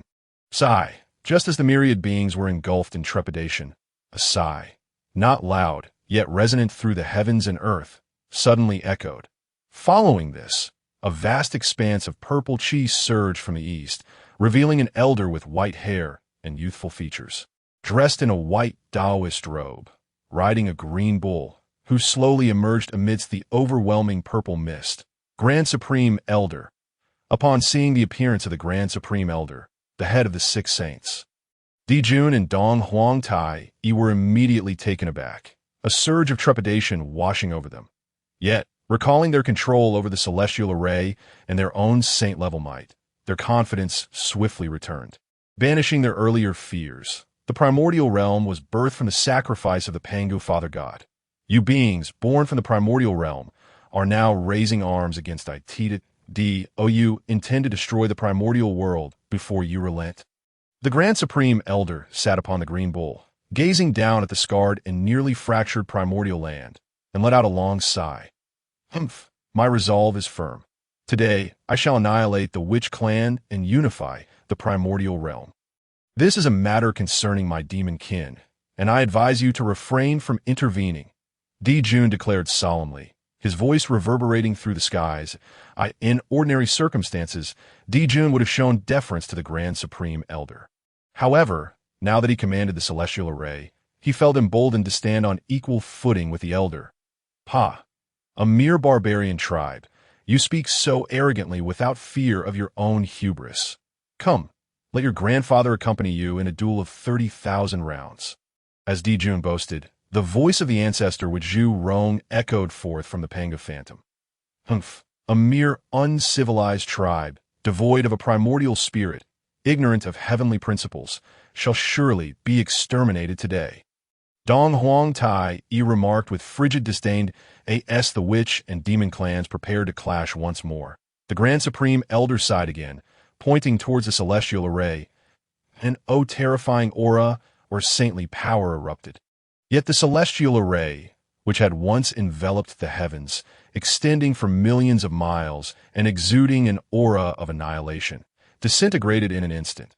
The connections to the solar star, lunar star, and myriad stars beyond were severed, the array's patterns dissipating, leaving Dijun, Dong Huang Tai, Fu Shi, Kuanpeng, and countless demonkin in a state of utter bewilderment. At this moment, the Grand Supreme Elder pointed again towards the Panga Phantom. The phantom vanished, and the 12 ancestor witches reappeared in the realm. The myriad beings of the primordial realm gasped in unison, rendered immobile in shock. The 12 ancestor witches, Dijun, Dong Huang Tai, and others felt a tidal wave of disbelief surge within them. They had believed their celestial array and Panga Phantom had achieved saint-level status, capable of battling true heavenly saints. Yet the reality far exceeded their expectations. With a mere flick of the Grand Supreme Elder's finger, their greatest trump card was shattered, instantly reverting them to their original forms.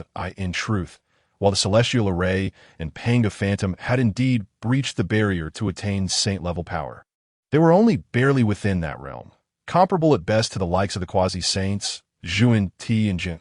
The Grand Supreme Elder, as the true heir of Pangu and leader of the Six Saints, had absorbed the merits of creation and the merits of establishing the teachings to achieve sainthood, far surpassing Zhuan Ti, Jane, and Nuwa.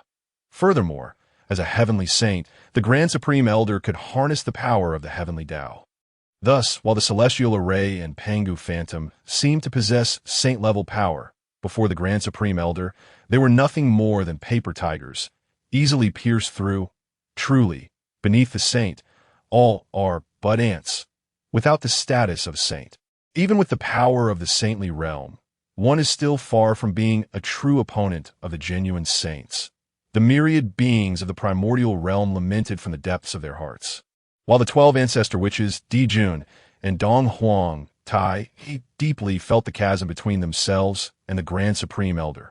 After forcibly dismantling the celestial array and the Panga Phantom, the Grand Supreme Elder raised his right hand, and the innate supreme treasure, the Taiji diagram, flew forth from his sleeve. The Taiji diagram resembled a vast scroll upon which the yin and yang fish danced. Transformed from the axis back of Pangu, possessing unfathomable might, the yin and yang fish swam gracefully, exuding a rich Tao rhythm.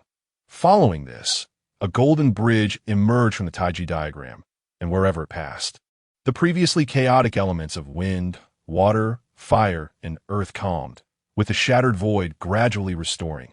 Before the eyes of all, the land that had been reduced to dust in the battle between the witches and demons reappeared, mountains rising from the ground in response. The nearly obliterated central primordial realm was visibly restored at an astonishing pace, soon returning to its former glory. Once again, this spectacle allowed the beings of the primordial realm to witness the unparalleled supremacy of the saints. Perhaps the celestial array and Pangu Phantom had barely possessed destructive power at the saint level, but they could never match the saint's ability to create and reshape the universe.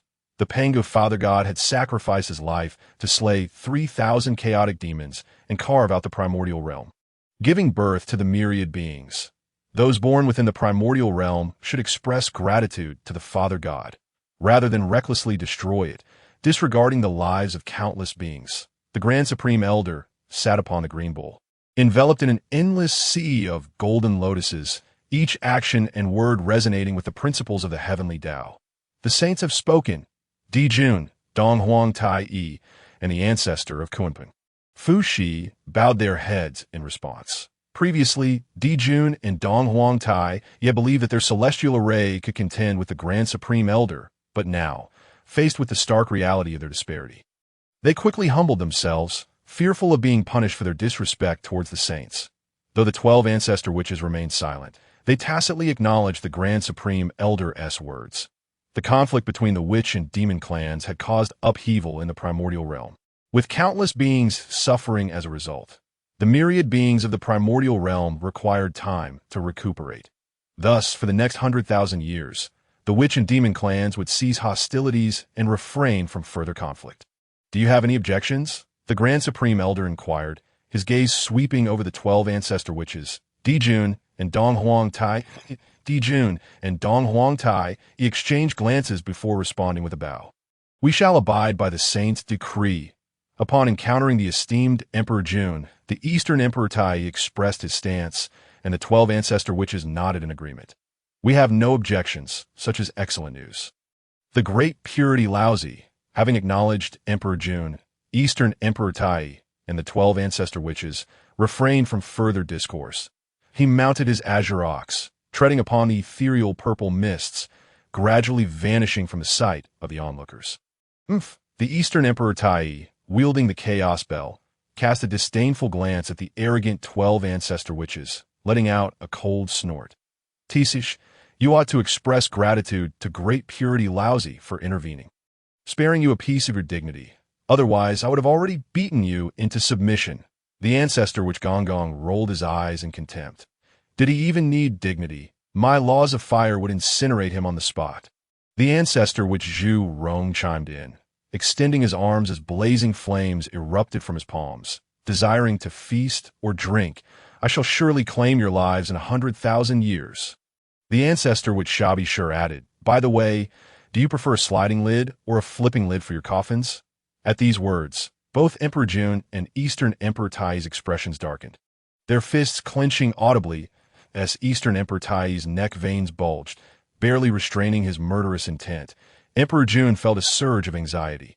Great Purity Laozi had previously issued a sacred decree for the Wu and Yao clans to cease hostilities for 100,000 years. If Eastern Emperor Tai were to act first out of rage, he would undoubtedly invoke the wrath and punishment of Great Purity Laozi. Moreover, the 12 ancestor witches were masters of verbal sparring. Zhu Rong and Gong Gong were particularly formidable in their banter, and any continuation of their quarrel would merely lead to self-inflicted humiliation. Thus, Emperor Jun promptly commanded, all members of the Yao clan, heed my order. Return to the palace. With Emperor Jun's decree, countless members of the Yao clan immediately turned, soaring majestically back toward the heavenly realm. Unlike their earlier triumphant arrival, the returning Yao army resembled a flock of defeated roosters, each one dejected. They had come with the ambition to eradicate the Wu clan and unify the primordial lands. Yet, they had been brutally beaten by the Wu clan, empowered by the Bloodfiend array, suffering heavy casualties, with even several Yao gods nearly perishing. Their most potent trump card, the starry array of the Zhou Tian, had not performed as anticipated, after being obstructed by the phantom of Pangu. It disintegrated under a mere gesture from Great Purity Laozi. Following this incident, the morale of the Yao clan had plummeted, and the atmosphere on their return journey was exceedingly somber. Cursed Wu clan, cursed ancestor witches, cursed Great Purity, meddling in affairs.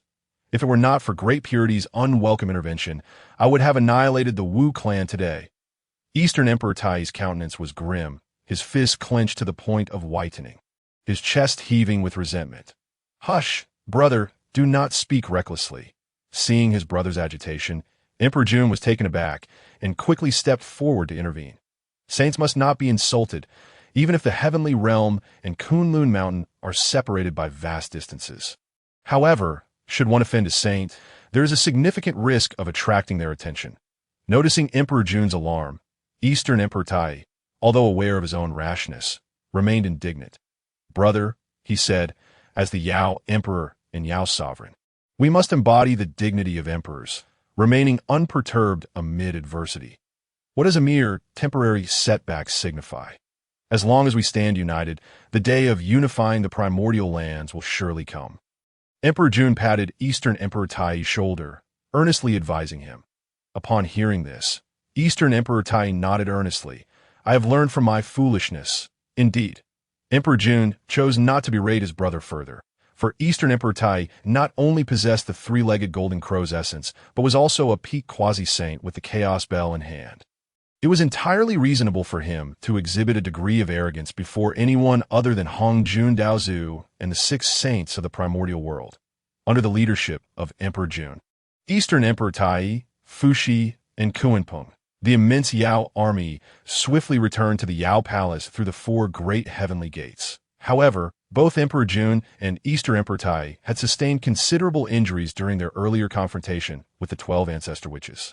Thus, upon their return to the Yao Palace, they immediately made their way to the Lingxiao Treasure Hall in the 33 Heavens, intending to procure some treasures from the Yao Palace treasury to aid in their recovery.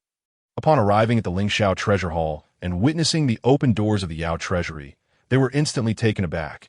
"Brother, someone has infiltrated our Yao treasury while we were away."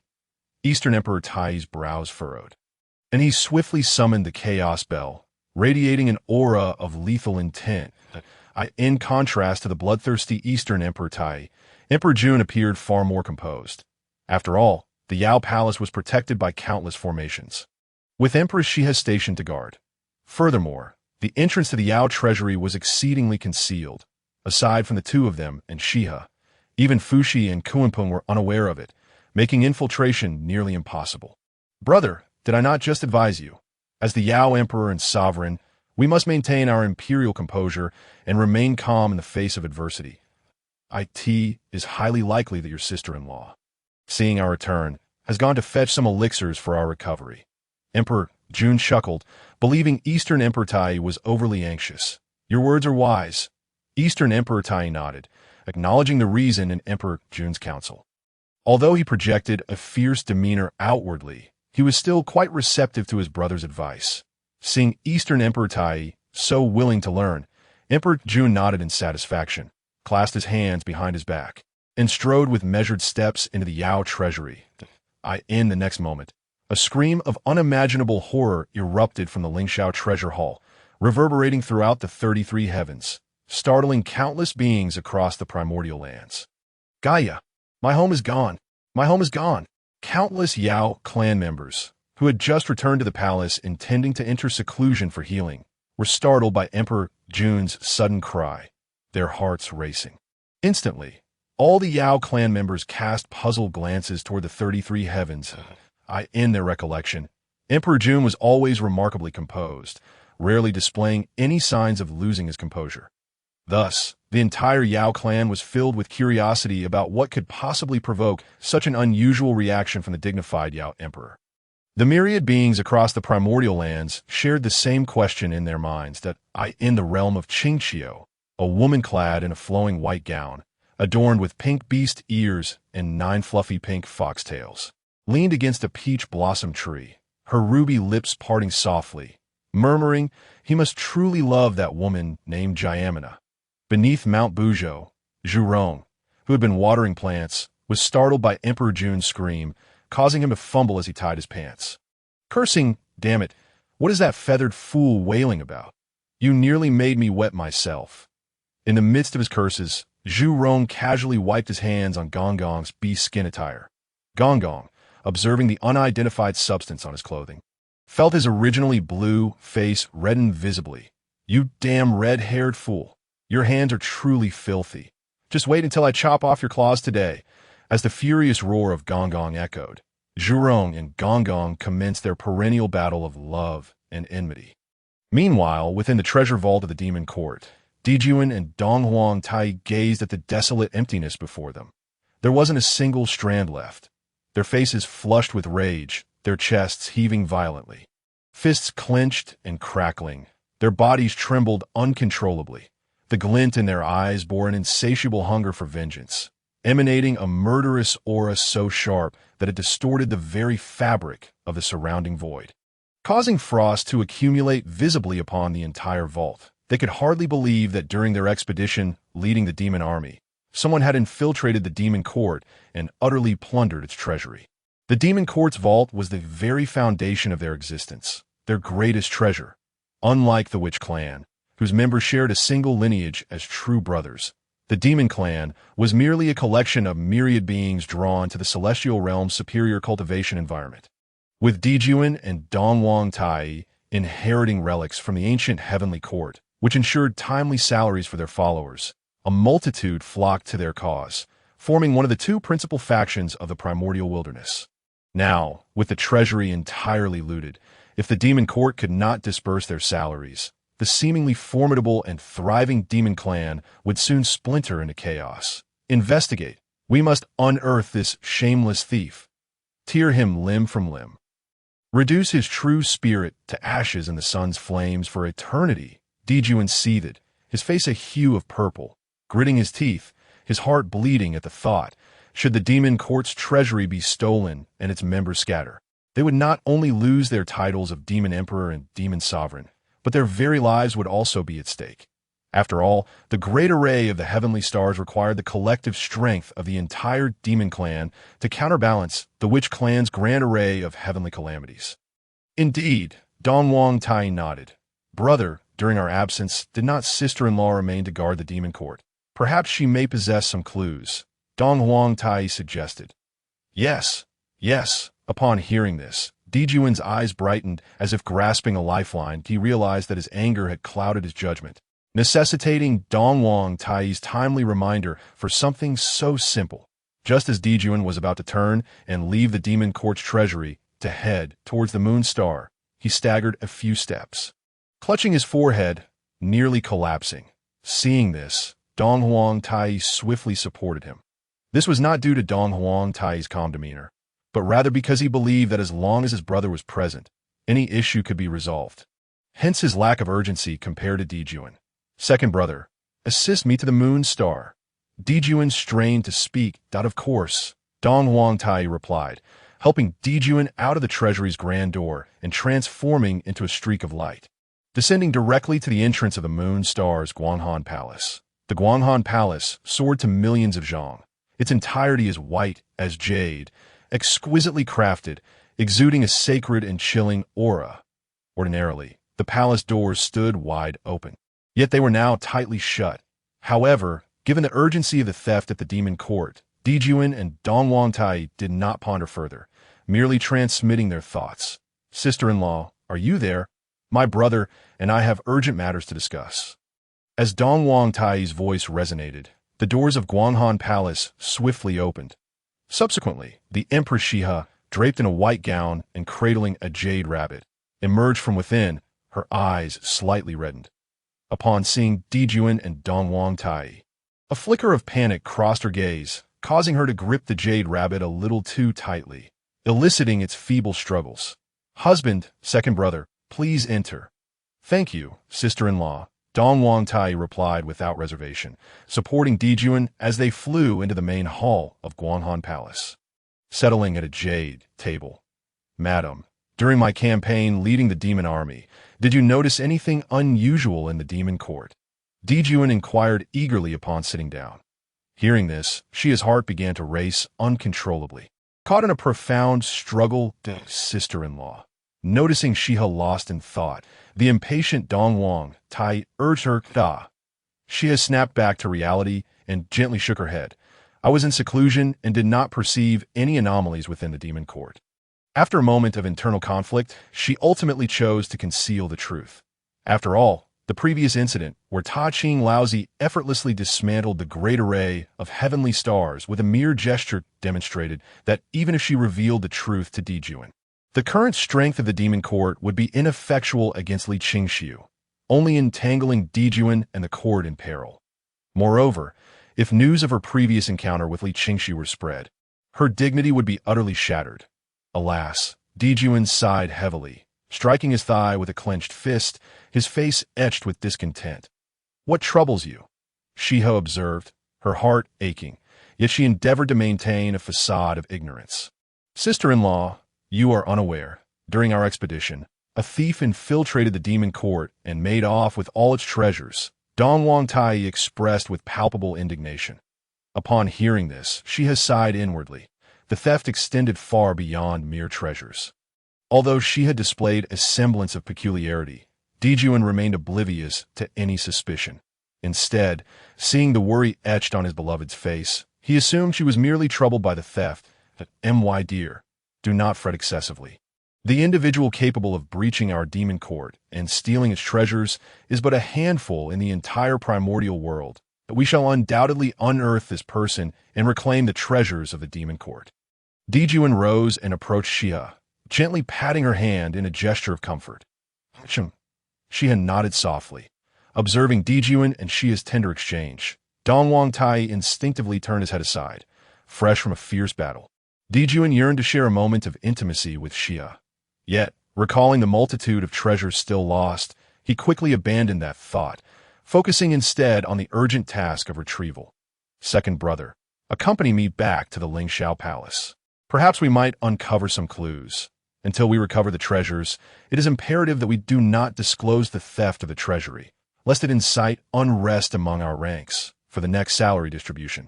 We shall temporarily substitute with our personal possessions." Dijuan instructed Dong Huang Tai solemnly. "Understood." Dong Wang Tai responded earnestly. Subsequently, the two departed Guanghan Palace, soaring towards the Lingxiao Palace in the 33 heavens. After watching Dijuan and Dong Wang Tai leave, Shiha exhaled a sigh of relief. She opened her palm to discover it drenched in cold sweat, the moisture mingling with a substantial tuft of rabbit fur she had anxiously plucked from a jade rabbit. Meanwhile, as Dijuan and Dong Wang Tai frantically transformed into detectives, seeking any trace left by Li Qingxiu, the true Li Qingxiu rode atop the earth Qilin, humming a tune, leisurely traversing the high heavens of the primordial wilderness. Having successfully raided the demon clan's treasury and acquired a wealth of rare treasures, as well as having had a clandestine encounter with the Empress Shiha, his spirits soared. Furthermore, following his confrontation with Shiha, Li Qingxiu had come to a profound realization of his own formidable prowess. It was time to take on disciples and propagate the teachings of the Xianmen. To do so, however, he first needed to seek a suitable place for his teachings. According to Li Qingxiu's memories from his previous life, during this period, the primordial wilderness harbored several unclaimed top-tier paradises, including Shouyang Mountain, Daoyuo Mountain, and Jineo Island. The remaining places, such as Taishan, Amei Mountain, and Huashan, paled in comparison to these three. Shouyang Mountain, being a transformation of Pangu, felt rather peculiar as a residence. Jineo Island, located in the depths of the Eastern Sea, was also not ideal. It seemed that Daoyuo Mountain would be the most fitting choice. Li Qingxiu pondered for a moment and swiftly determined his objective. Just as he intended to traverse the void towards it, the chatter of various systems in his mind suddenly caught his attention. "Check-in system. Brother Tong, everyone, I've just discovered a new way to make money. Selection system." "What way?" "Check-in system. Those loan companies previously profited tremendously from fruit loans through the female systems. Check-in system. Now, in order to expand their business, they have launched fruit loans for the male systems. Combination system. Oh, and then check-in system. Isn't this a once-in-a-lifetime opportunity to reap some benefits? Selection system. You plan to partake in fruit loans? Check-in system. Indeed, this kind of opportunity should not be missed. Combination system. But brother, loans must be repaid, and with interest compounding, if you can't repay, they might release your photos and videos on explicit websites. Check-in system. Oh, and then selection system. I'll also take a loan, and if I can't repay, I'll let them showcase me in the domestic hunk section. Huh. Check-in system. Great minds think alike. Combination system. What S wrong? Combination. Are you feeling insecure? Combination system. Go away. Who feels insecure? I'll take the loan. Combination system. However, aren't we wanted criminals? Will they lend to us? Selection system. As an SSS level wanted criminal, Brother Tong will certainly be recognized. But we may not be. Selection system. Moreover, those offering fruit loans are already violating system rules. Even if they recognize us, they wouldn't dare inform the authorities. Check-in system. That makes sense. Let's go and reap all those offering fruit loans and teach these young bosses a lesson. Selection system. Let's get to it. Right now. Combination system. If we reap enough, I want to buy a bottle of Siding Kang hair oil. The three systems harmoniously agreed and set off towards the fruit loans. Such talent. Li Qingshu couldn't help but exclaim, genuinely impressed by his three systems, which were indeed remarkable. Not only were they clever, but they also possessed audacity, even daring to engage in fruit loan schemes. Brother Tong, here, what's the matter? If possible, procure a nameless earth, attribute primordial spirit for me, preferably at the quasi-saint level. Li Qingshu instructed the system, with the second battle of the witch and demon already past. According to his memories from his previous life, the Earth Mother ancestor which would soon undergo reincarnation, completing the path of the earth. Without a primordial spirit, once the physical body reincarnated, her consciousness would be eternally trapped in the cycle of reincarnation, akin to falling into oblivion. The Witch Clan currently maintained a good relationship with him. His ability to comprehend the forces of space and time, achieving the 36th rank in the Tao, was largely due to the assistance of the 12 ancestor witches. Thus, Li Qingshu certainly could not stand idly by while the Earth Mother ancestor witch fell. After much contemplation, he devised a method that would both construct the 6 realms of reincarnation, complete the path of the earth, and provide a resting place for the true spirits of the myriad beings post-fall, while also preserving the life of the Earth Mother ancestor witch. This involved allowing her to refine an earth attribute primordial spirit. In this way, even if her physical body reincarnated, her consciousness could detach and escape with the primordial spirit. Quasi-saint level earth attribute primordial spirit. Is it? No problem. Await my good news. System notification. Your system has initiated Highland lineage to proceed with the heist. Good brother. Is there something urgent? Li Qingshu sighed, casually opening a spatial gateway to Mount Aluo. The Earth Qilin suddenly flapped its wings, instantly transporting Li Qingshu through the gateway to the foot of Mount Aluo. Mount Aluo soared to immeasurable heights, resembling a sharp sword piercing the heavens, its grandeur immense, surrounded by endless white clouds at its midsection. The entire mountain was rugged and adorned with lush trees, hosting a variety of exotic flowers and herbs. Silver waterfalls cascaded down, and the rising mist, illuminated by the sun, formed vibrant rainbows. Gazing upon the beautiful and majestic scenery of Mount Aluo, Li Qingshu felt a deep sense of satisfaction. I choose this place. He stood up on the back of the Earth Qilin, stepping forward to land on the mountainside. This position was perfectly situated above the clouds, where stepping out of the cave allowed one to behold vast golden seas of clouds and the expansive sky. Once he selected his position, Li Qingshu conjured the foundational forces of earth, wind, water, and fire, directly striking forward with a palm as the forces of earth, wind, water, and fire infused into the mountains. The entire Mount Aluo began to tremble ominously, the rocks shifting to create a cavern hundreds of feet deep. The forces continued to operate, and within the cavern, a rain of flowers and golden hues began to flourish, gradually forming a small world. Just as Li Qingshu was about to channel his divine power to completely perfect this small realm, he suddenly sensed an unusual aura. A radiant divine light erupted from within Mount Aluo, akin to an extraordinarily bright sun, illuminating the endless sea of clouds in a golden brilliance. As the light gradually faded, the concealed treasure revealed itself. It was a square, entirely golden jade seal, adorned with 9 vividly lifelike divine dragons intertwined around it, with engravings of the 4 sacred beasts on its base, and the words Kong Tong inscribed beneath. The treasured seal of humanity, the Kong Tong seal. Upon seeing the Kong Tong seal, Li Qingshu felt a slight shock within. After all, in his memories from his previous life, The Kongtong seal was a treasured artifact birthed from Shoyang Mountain, wielding the power to control the fate of humanity and the ability to establish or depose emperors. He never imagined that while establishing a dojo on Mount Deluo, the Kongtong seal would autonomously fly out. It seemed that his memories from the past were not entirely accurate. I Qingshu murmured, hardly feeling astonished. After all, his understanding of the primordial world stemmed largely from various novels and films, which naturally diverged from the true essence of the primordial realm. Just as Li Qingshu prepared to take it into his possession, the sky above suddenly darkened. Soon after, a resounding dragon roar echoed through the heavens, filled with boundless beastly might. Roar. He looked up to find an enormous golden dragon, measuring several million feet in length and as thick as a mountain. Descending with its gaping maw wide open, its formidable claws gleaming like heavenly blades, seemingly capable of tearing the very firmament apart.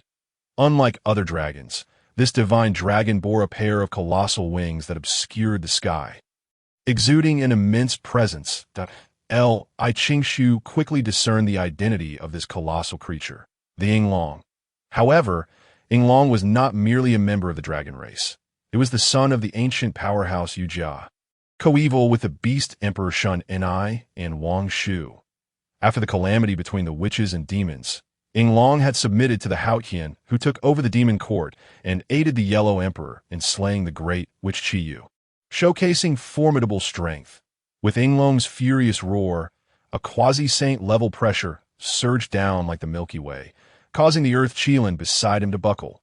Almost unable to stand, Qingshu stood resolutely in the high air, his robes billowing, gazing at the descending Yinglong, gently extending a finger. With a momentum akin to a thunderous torrent, Yinglong felt something was amiss. The distance between them had dwindled to mere millions of feet, a distance that could be traversed in the blink of an eye.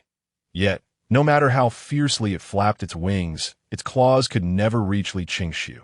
That short distance now felt like an insurmountable chasm. Something's wrong. Retreat. As the son of the ancient powerhouse Yujia, Yinglong had survived into the present amidst the fall of most ancient beings, relying on its cautious nature, seeing the situation exceed its expectations. Yinglong wasted no time, immediately flapping its wings to turn and attempt to flee. That moment, countless deep blue spatial patterns surged from the void, coalescing into chains of law. The chains intertwined, swiftly forming a massive spatial cage, thoroughly imprisoning Yinglong within. Roar. Upon realizing its predicament, Yinglong let out a series of thunderous roars, exerting all its might to crash against the spatial cage. Boom! Boom! The dragon of the abyss unleashed a series of strikes, pouring forth all of its primordial strength. Yet, even after colliding to the point of seeing stars, it could not budge the spatial prison in the slightest. With a mere gesture, Li Qingshu summoned the deep blue spatial cage, bringing the dragon before him. Fate is sealed. Upon seeing Li Qingshu, the dragon was immediately engulfed by a profound sense of despair. It had never anticipated that, despite its careful evasion over the years, eluding the calamities brought by ferocious beasts. The tribulations of the Dragon Han era and the celestial war between immortals and demons, it would still meet its demise. After the celestial war, the dragon discovered a supreme, innate spiritual treasure, the Kongtong seal. Forming in the depths of Kongtong Mountain, in its desire to possess the Kongtong seal, the dragon chose to slumber beside it, awaiting the day of its emergence to claim it and augment its own power. Just moments ago, the Kongtong seal had suddenly manifested, awakening the dragon with its divine power radiating forth. Overjoyed, the dragon prepared to seize it, only for the Kongtong seal to vanish in an instant, as if summoned by some external force. Following the lingering aura of the Kongtong seal, the dragon traversed the void, ultimately arriving at Mount Deluo. Witnessing the supreme, innate treasure it had awaited for eons slipping from its grasp. Especially to a mere Deluo golden immortal of inferior strength, the dragon resolved to strike down its adversary and snatch the Kongtong seal away. However, to its astonishment, the individual before it wielded an unfathomable power. far surpassing any Deluo golden immortal it had encountered since the calamities of ferocious beasts. With just a single finger, the dragon found itself utterly powerless. Truly, it was a matter of fate and destiny. The dragon lamented, having exercised sufficient caution, only to be thwarted by an opponent far beyond reason, leading to its dire predicament. Just as the dragon prepared to embrace death, Li Qingshu refrained from delivering the final blow. After all, he was about to establish a sanctuary on Mount Deluo and found himself in need of a guardian beast. I present you with two choices. Point 1. Death. 2. Serve as the guardian of my sanctuary. Li Qingshu's calm voice echoed in the dragon's ears. I choose the second option. I choose the second option. The dragon responded without hesitation, akin to a drowning soul clutching a life-saving straw, having barely survived from ancient times and possessing boundless longevity. It was unwilling to turn to dust just yet. Very well, I Qingshu nodded and pointed at the dragon. At a crimson divine light shot forth from his fingertip, merging into the dragon's brow and becoming one with its consciousness. This divine light was a seal forged from the essence of the laws of destruction. Should Li Qingshu will it, or if the dragon attempted to break this seal, the destructive power contained within would unleash its full force. Annihilating the dragon's primordial spirit and consciousness, the seal of destruction embedded itself within the dragon's mind. Li Qingshu gleaned its memories that it was not he who discovered the Kongtong seal, but rather the Kongtong seal that had sought him out. Ah, Li Qingshu murmured, finally understanding the reason for the Kongtong seal's appearance on Mount Deluo. Every entity possesses a spirit, and supreme innate treasures are no exception, a treasure of the human race. The Kongtong seal inherently maintained a profound connection with humanity that it had bequeathed the eternal life scripture, created written language and mathematics, and served as a teacher to humanity, even earning the recognition of the heavenly Tao. Apart from a Saint Nuwa, residing in the palace of Huahuang in the chaotic realm, the Kongtong seal gathered the most fortune of the human race, surpassing even the Grand Master Ta Ching, the founder of the human teaching. Thus, once the Kongtong seal emerged, it would instinctively seek him out. Had Li Qingshu not traversed dimensions, the Kongtong seal would have chosen the Grand Master Ta Ching, who left Kunlun Mountain to establish a sanctuary on Shouyang Mountain due to discord among disciples of the three teachings. Upon comprehending the sequence of events, Li Qingshu focused his mind and instantly summoned the Kongtong seal from the heavens into his grasp. After a moment of careful admiration, he stowed it away.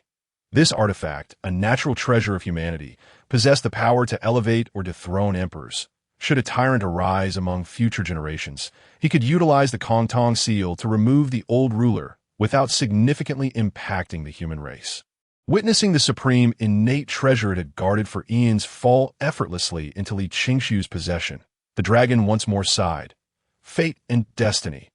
After securing the Kongtong seal, Li Qingshu's thoughts stirred, and he promptly dissolved the spatial prison binding the dragon in a flash of divine light.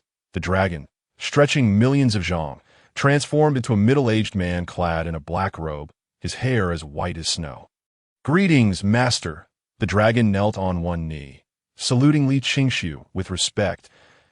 I Qingshu nodded indifferently. I am the direct disciple of the primordial saint. From this day forth, you shall serve as my guardian beast. Should you abandon your post, I shall not hesitate to impose severe punishment. Li Qingshu warned the dragon sternly. Rest assured, master, from this day forth, I, the dragon, shall fulfill my duties diligently, never daring to slacken. The dragon, taken aback, quickly vowed.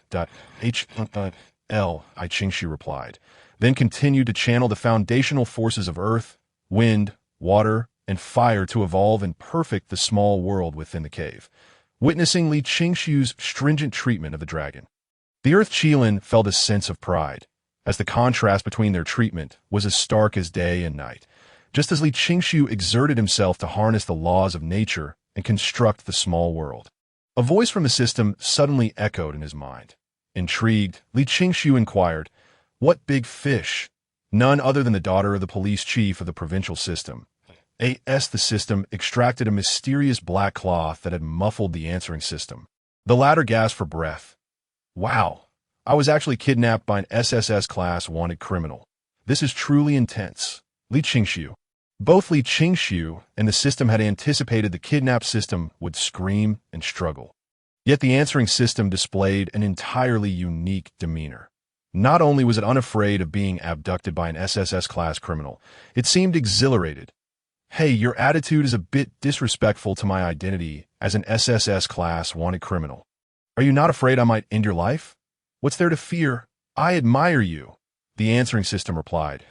I specifically came to the city because I heard you were here, and I even chose to walk alone at night. The answering system's response once again far exceeded the expectations of Li Qingxiu and the system. While others might dread being kidnapped, this answering system had flown to the city specifically to abduct the system. Truly, high-level hunters often appeared in the guise of prey. The subsequent words of the answering system left Li Qingxiu and the system utterly astonished. You must have kidnapped me to deal with my old man. Right? I shall help you confront him. Oh, you have a communicator? Let's record a video for my old man and ask for a ransom first. Are you the kidnapper, or am I? Why do you seem more familiar with the process than I do? The system was utterly speechless. This was the first time it had encountered such a scenario that I've seen it portrayed like this in dramas. The answering system retorted, but let's not dwell on that for now. How much ransom do you want? Li Qingxiu, seeing the situation, promptly advised, this answering system has a special identity. We should ask for a higher amount. Absolutely, otherwise it would be a disservice to all the trouble I've gone through. Let's demand 5 million. What? 5 million. Too little, far too little. It must be at least 50 million. 50 million. Your father earns only 30 a month. How can he have that much extra? I recall your father was recently recognized as one of the top 10 clean systems. What clean system? It's all a ruse. My old man's illicit income is far greater than you can imagine. Come on, open the camera and remember to activate the beauty mode. Well, seeing the answering system so proactively engaged, the host naturally had no reason to refuse. As the host activated the video recording function, the answering system immediately commenced its performance. Answering system. Dad, save me. I've been kidnapped. Answering system. They're now demanding a ransom of 80 million. In old banknotes with consecutive serial numbers, neatly packed in a black suitcase, to be delivered to their specified location. Answering system. If you do not bring the ransom to save me within 3 days, or if you inform anyone else, I will never see you again. Answering system. Dad, please save me. Boo-hoo. Due to the answering system having been violently brought back by the host, her hair, makeup, and attire were in utter disarray. Coupled with her expression of sheer terror, her reddened eyes, tears glistening at the corners, and her masterful acting with a choked voice, she even gestured for the host to gag her with a cloth at the end. This self-directed kidnapping video was indeed flawless. Even professional actors would be left in awe. Moreover, the previously mentioned ransom of 50 million had now escalated to 80 million. Answering system. Puffed. Answering system. Is it done? Let me see. The answering system tore off the cloth from her mouth and, with an expression of pure excitement, bounced over to the host, leaning in eagerly. The host, slightly disdainful, extended a finger to press against her forehead, pushing her away a bit. Answering system. Not bad, just that the big eyes and slender face effect isn't fully activated. Answering system. It's acceptable. Just send it to my dad, that old man.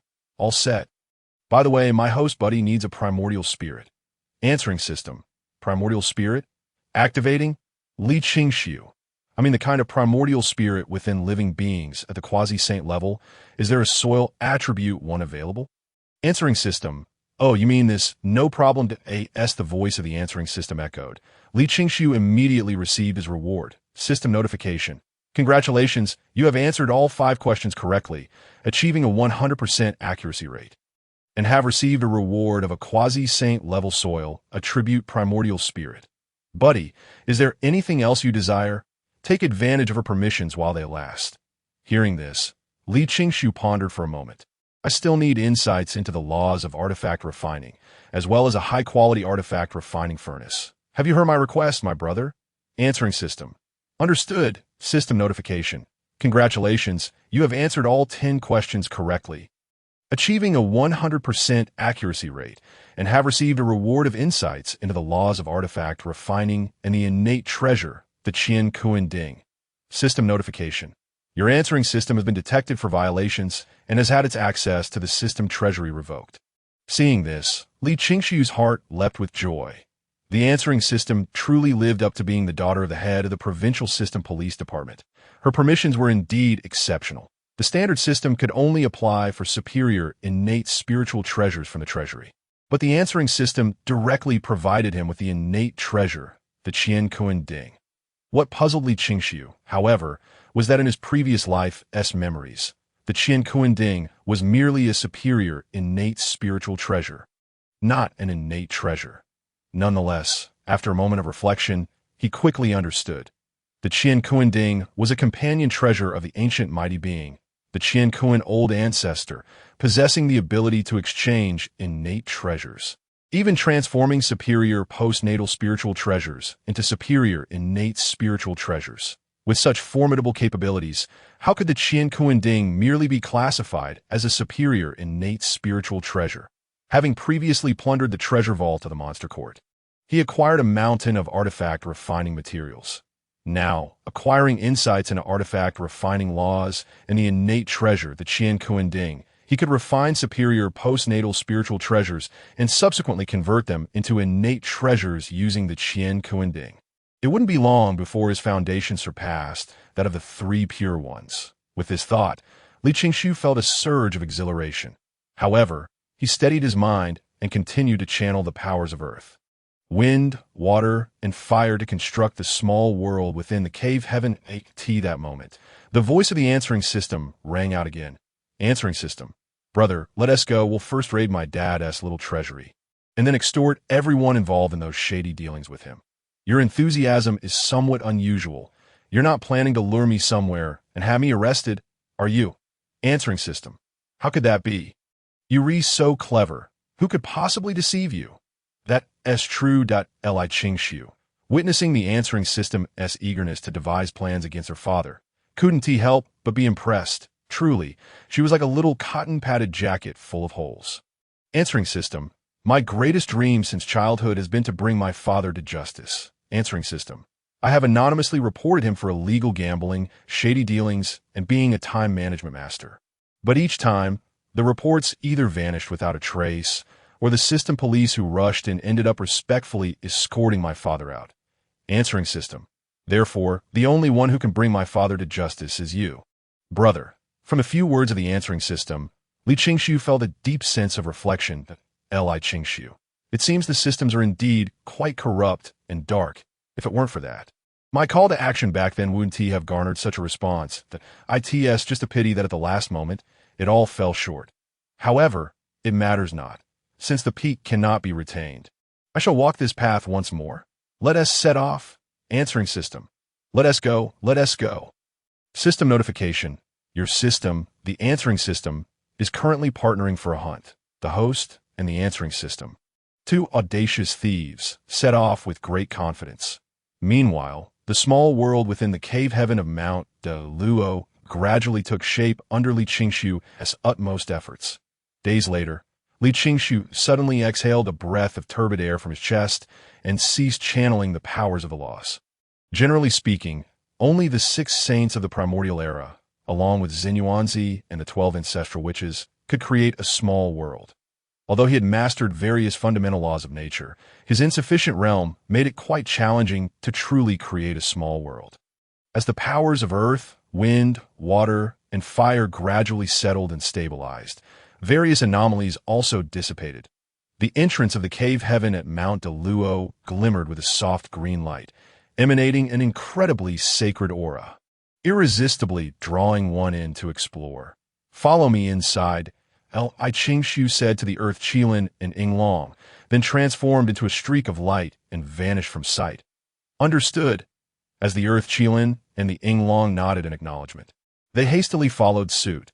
Upon traversing the entrance to the cave, they were greeted by a vast expanse of breathtaking scenery, a realm that encompassed mountains, rivers, and celestial bodies in all their glory.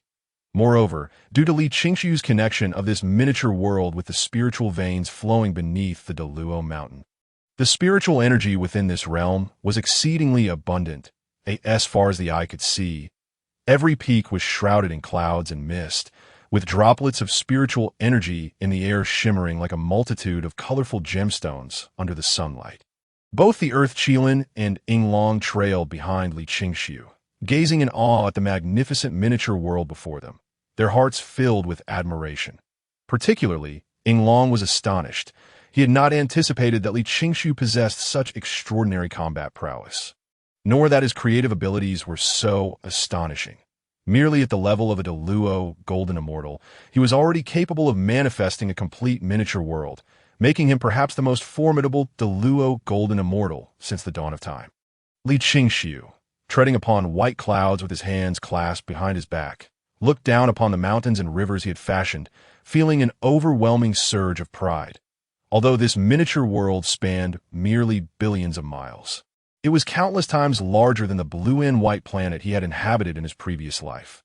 Furthermore, the mountains and rivers within this realm were not only aesthetically pleasing, but also constituted an immense formation. Should any outsiders attempt to intrude forcefully, Li Qingshu could activate this formation to detonate not only the entire miniature world, but also the spiritual veins beneath the Deluo mountain. In such an event, even a peak quasi-saint would either meet their demise or be left severely injured. Soaring through the air, Li Qingshu led the Earth Qilin and Yinglong to the center of this miniature world, where stood the loftiest mountain. The mountain towered tens of millions of zhang high, its imposing presence resembling a sword piercing the heavens, as he invoked the powers of the golden and earthen laws. The entire mountain began to tremble with a resounding roar. Subsequently, a magnificent palace, resplendent in gold and jade, exuding an aura of profound Tao, ascended from the ground at a visible speed, reaching a height of 100,000 zhang. Li Qingshu extended his right hand, using his finger as a quill to inscribe the three characters Qingshu Hall in the air. These characters gleamed with a metallic sheen, transforming into a plaque that was embedded above the palace entrance. Thus, his Taoist sanctuary was entirely completed. I shall enter seclusion for a period. You may cultivate on your own. Li Qingshu instructed the Earth Qilin and Yinglong before soaring directly into the Qingshu Hall. With a thunderous boom, the doors of the Qingshu Hall closed, and the palace lanterns on the walls flickered to life. Illuminating the entire hall as if it were noon, he settled onto a meditation cushion. And with a wave of his hand, he retrieved the innate treasure, the Qian Kuinding. The Qian Kuinding, transformed from the seed pod of the chaos green lotus, resembled an ancient bronze cauldron, appearing immensely heavy, imbued with the marks of time. Inside the cauldron was intricately engraved a diagram of Tai Chi, with two yin-yang fish entwined, gently swimming and emanating the essence of the universe. The exterior of the cauldron featured 8 evenly divided sides, each inscribed with the patterns of the 8 trigrams, while its 2 ears symbolized heaven and earth, and the 4 legs represented the 4 symbols of metal: wood, water, and fire. Li Qingshu focused his mind, gently closing his eyes as he began to wholeheartedly refine the Qian Kuinding and comprehend the principles of artifact forging. Time flew by like an arrow, and in the blink of an eye, tens of thousands of years had passed. During these years, Li Qingshu not only integrated the insights of artifact forging bestowed by the answering system, but also delved into a more profound realm of understanding.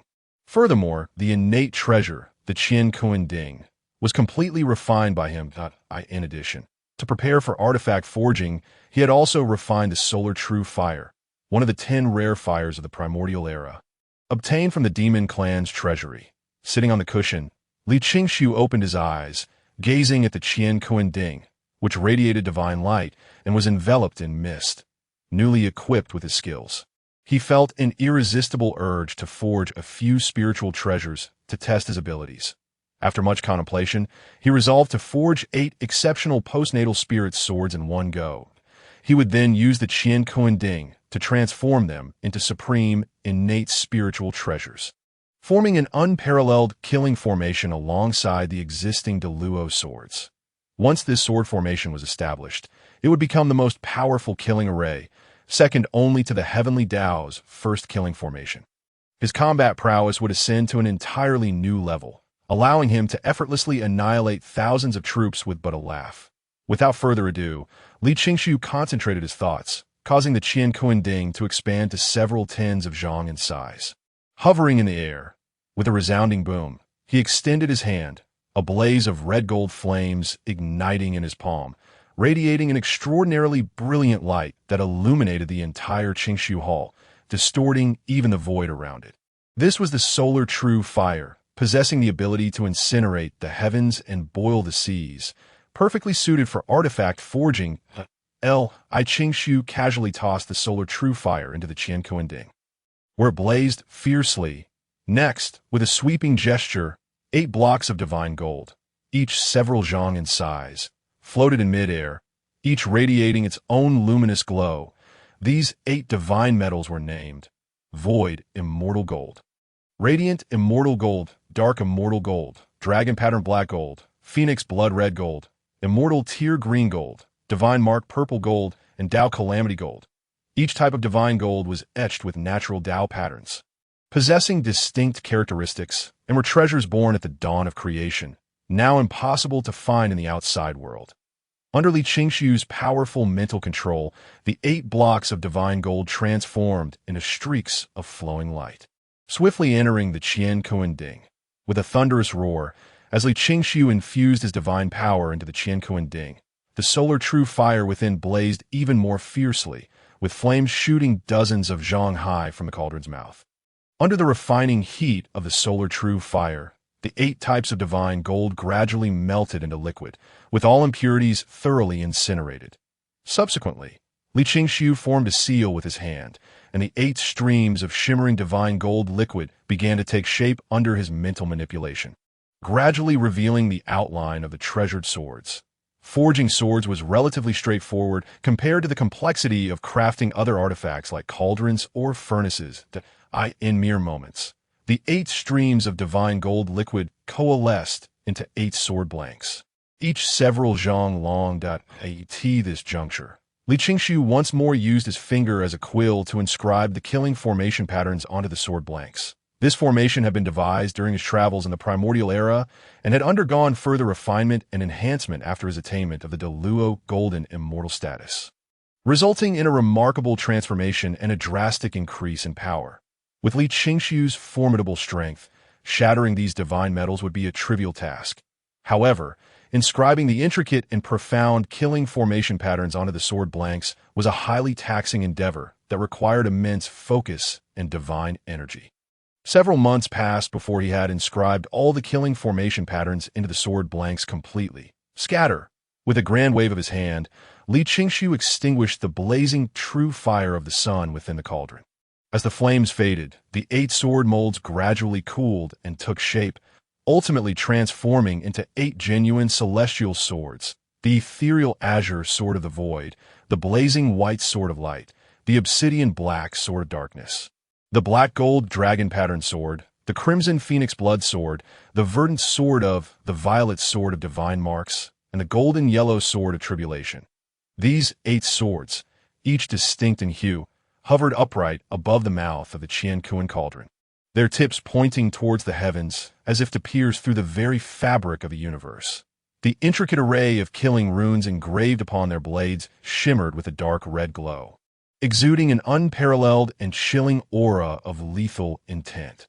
Thanks to the exceptional refining materials such as void celestial gold and light celestial gold, combined with the scorching heat of the true sun fire and the enhancement of the innate treasure, the Qian Kuan cauldron, Li Qingshu successfully forged 8 supreme postnatal spiritual treasures on his very first attempt. However, this accomplishment merely marked the completion of half his plan. The next phase was of paramount importance.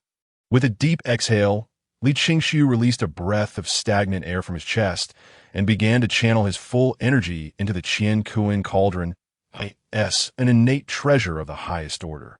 Operating the cauldron required an immense expenditure of divine power. Even the most formidable of Deluo Golden Immortals would struggle to activate it to its full potential, even if they were to exhaust themselves completely. Now he sought to transform the 8 supreme postnatal spiritual treasures into supreme innate spiritual treasures in one fell swoop, a task that demanded an unimaginable amount of divine energy. Under Li Qingshu's vigorous efforts, the Qian Kuan cauldron erupted in a dazzling brilliance, illuminating the 8 trigrams etched upon its sides and the 4 symbols inscribed on its leg. As the yin-yang fish at the base of the cauldron began to rotate slowly, a torrent of profound and vast Tao resonance surged forth, enveloping the 8 celestial swords entirely. Under the mystical power of innate replacement from the Qiankuan cauldron, the 8 swords began to undergo a gradual metamorphosis. Time flew by, and in the blink of an eye, several millennia passed. With a thunderous rumble, the gates of the Qingshu Hall swung open, and 9 beams of flowing light shot forth, soaring into the sky and landing in designated positions. The Void Celestial Sword, Light Celestial Sword, Dark Celestial Sword, Dragon Pattern Celestial Sword, Phoenix Blood Celestial Sword, Divine Marks Celestial Sword, Tribulation Celestial Sword, and a Luo Celestial Sword. All 9, each distinct in color, floated majestically in the high heavens. The array patterns upon their blades radiated an intensely formidable aura of slaughter, shaking the very heavens and earth. As the 9 swords emerged, a tempest erupted across the land, with sand and stones swirling violently, thunder and lightning crackling, as if deities and demons were wailing in anguish. The atmosphere of this small world underwent a dramatic transformation, saturated with the essence of slaughter, a harrowing aura blanketing the land. The skies suffused with a blood-red haze, and malevolent energy surging forth. Such a terrifying and apocalyptic aura instantaneously roused the previously meditating Earth Qilin, and Ing Long they looked skyward, their eyes wide with shock. Faces pale, their bodies and souls trembling involuntarily, overwhelmed by the sheer terror of the murderous intent that chilled them to the core. Amidst their fear and trepidation, both the Earth Qilin and Ing Long were equally astonished. They had not anticipated that their master, after merely a few tens of thousands of years in seclusion, could conjure such a fearsome killing formation. Even more incredulous was the fact that their master had summoned 9 supreme, innate spiritual treasures in one breath.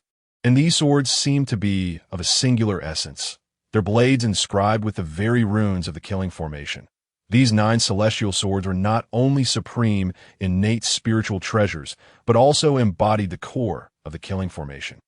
Once unleashed, the complete killing array would form instantly, leaving enemies no chance to escape. Despite their formidable strength, the Earth Qilin and Ing Long were well aware that they were merely mighty beings within the vast wilderness. Yet, even from a distance, they felt an overwhelming chill. Should they become ensnared within the killing formation, they would likely be obliterated, their souls scattered, and their true spirits extinguished. The Earth Qilin and Ing Long were engulfed in their profound astonishment. Li Qingshu stepped out from the gates of the Qingshu Hall, swiftly ascending into the heavens. Sensing the terrifying power of slaughter and annihilation encapsulated within the formation, he felt an immense satisfaction. Once the formation operated at full capacity, even the strongest of early to mid-stage quasi-saints would stand no chance of resistance. Even the protection of supreme, innate spiritual treasures would be insufficient to escape death. Gather! Li Qingshu raised his right hand, and the 9 celestial swords transformed into trails of flowing light, vanishing into the depths of his sleeve.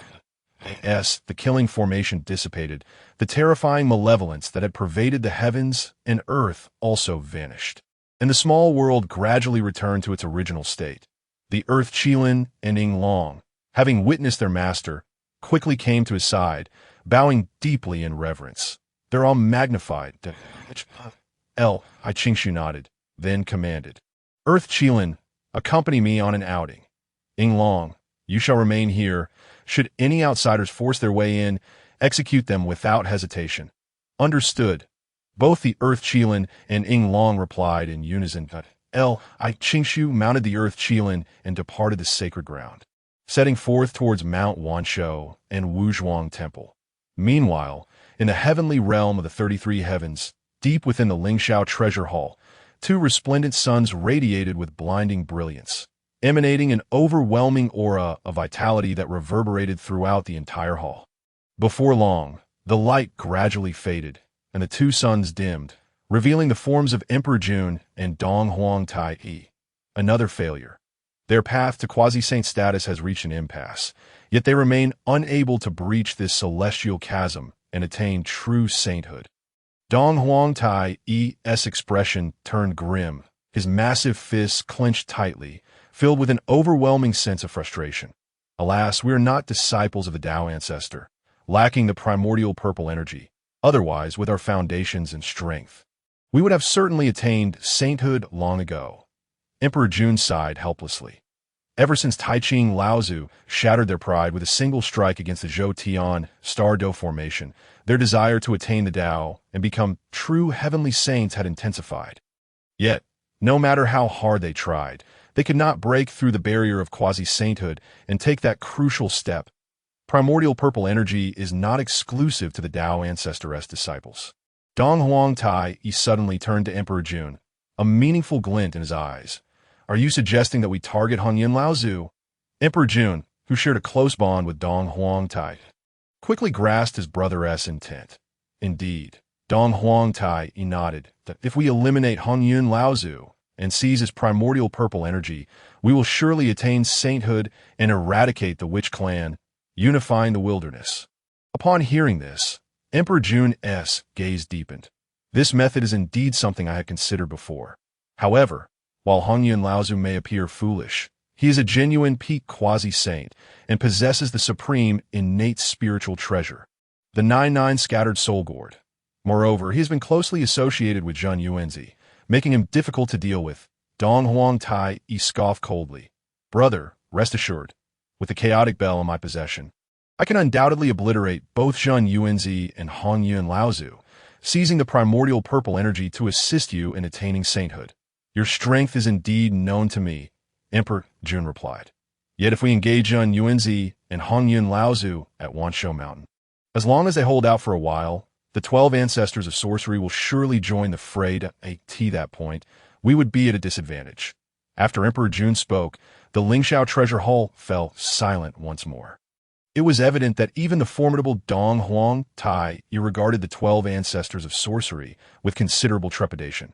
Suddenly, Dong Huang Tai's eyes lit up as if an idea struck him. He promptly spoke, Brother, do you remember that during the Tao Ancestor-S first sermon in the Zhixiao Palace, Hongyan Laozu offered his mat, representing his position of sanctity, to the Pudu? This resulted in Pudu owing Hongyan Laozu an immense karmic debt. Emperor Jun nodded. I certainly recall this. Dong Huang Tai continued. The karmic debt from a position of sanctity is of monumental significance.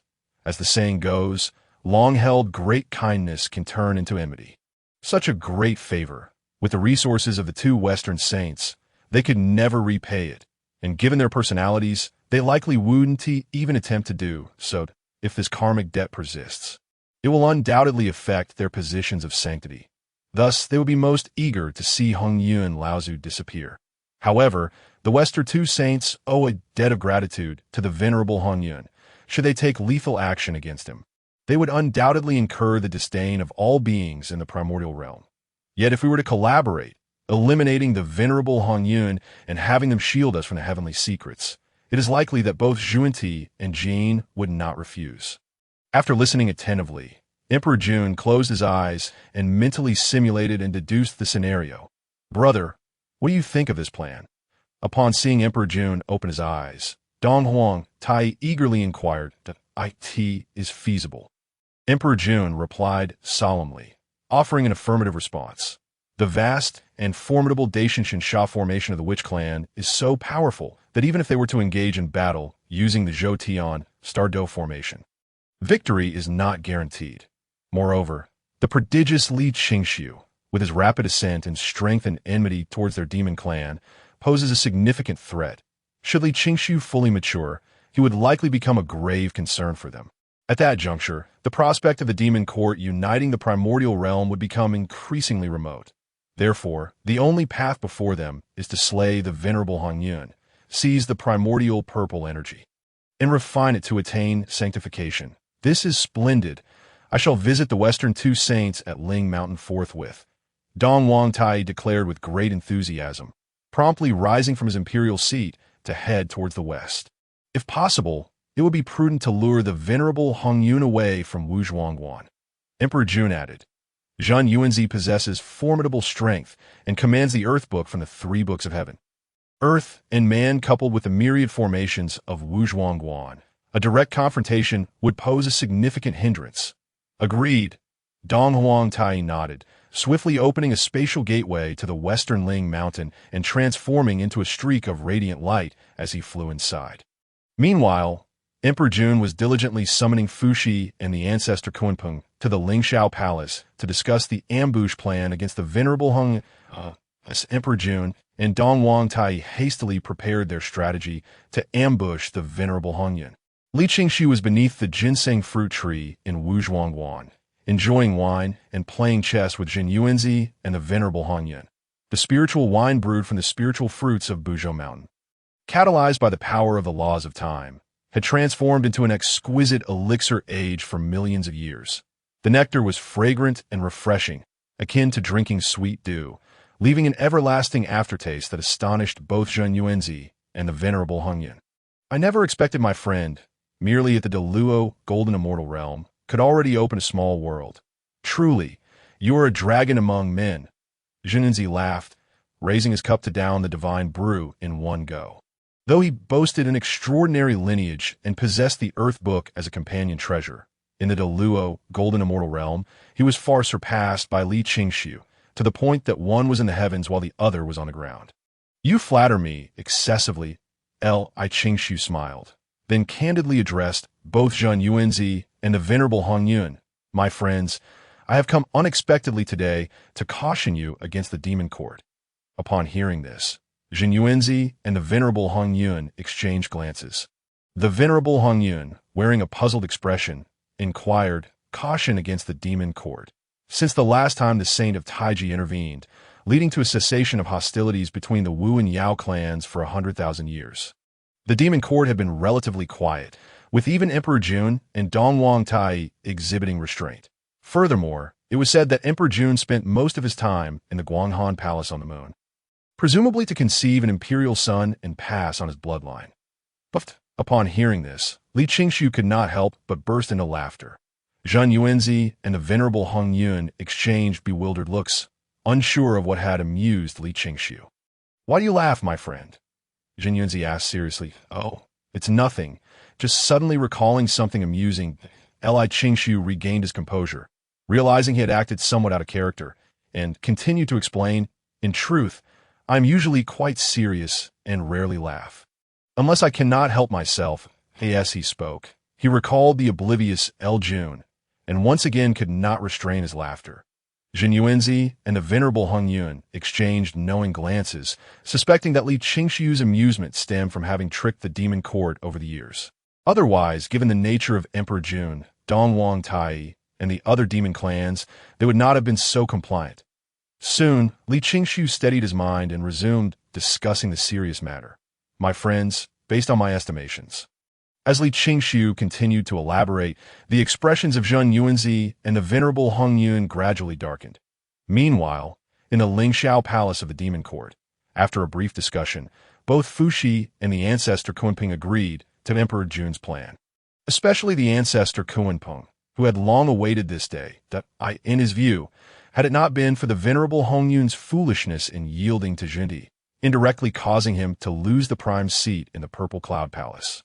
He would now be the one accepted as a disciple by the Tao ancestor Hongjun, attaining sanctification and being worshipped by all beings in the primordial realm. Thus, the ancestor Kunpeng harbored a deep-seated animosity towards the venerable Hongyun. Similarly, Fuxi hoped for Emperor Jun to attain sanctification, extinguish the witch clan, and unify the primordial world. Once the demon clan became the sovereign of the primordial realm, as the demon emperor, he could also ascend through destiny to become the supreme saint. Upon reaching a consensus, a spatial gateway suddenly materialized in the Lingxiao Palace. Shortly thereafter, a beaming Dong Huang Tai emerged from within, filled with exhilaration. Second brother, how goes it?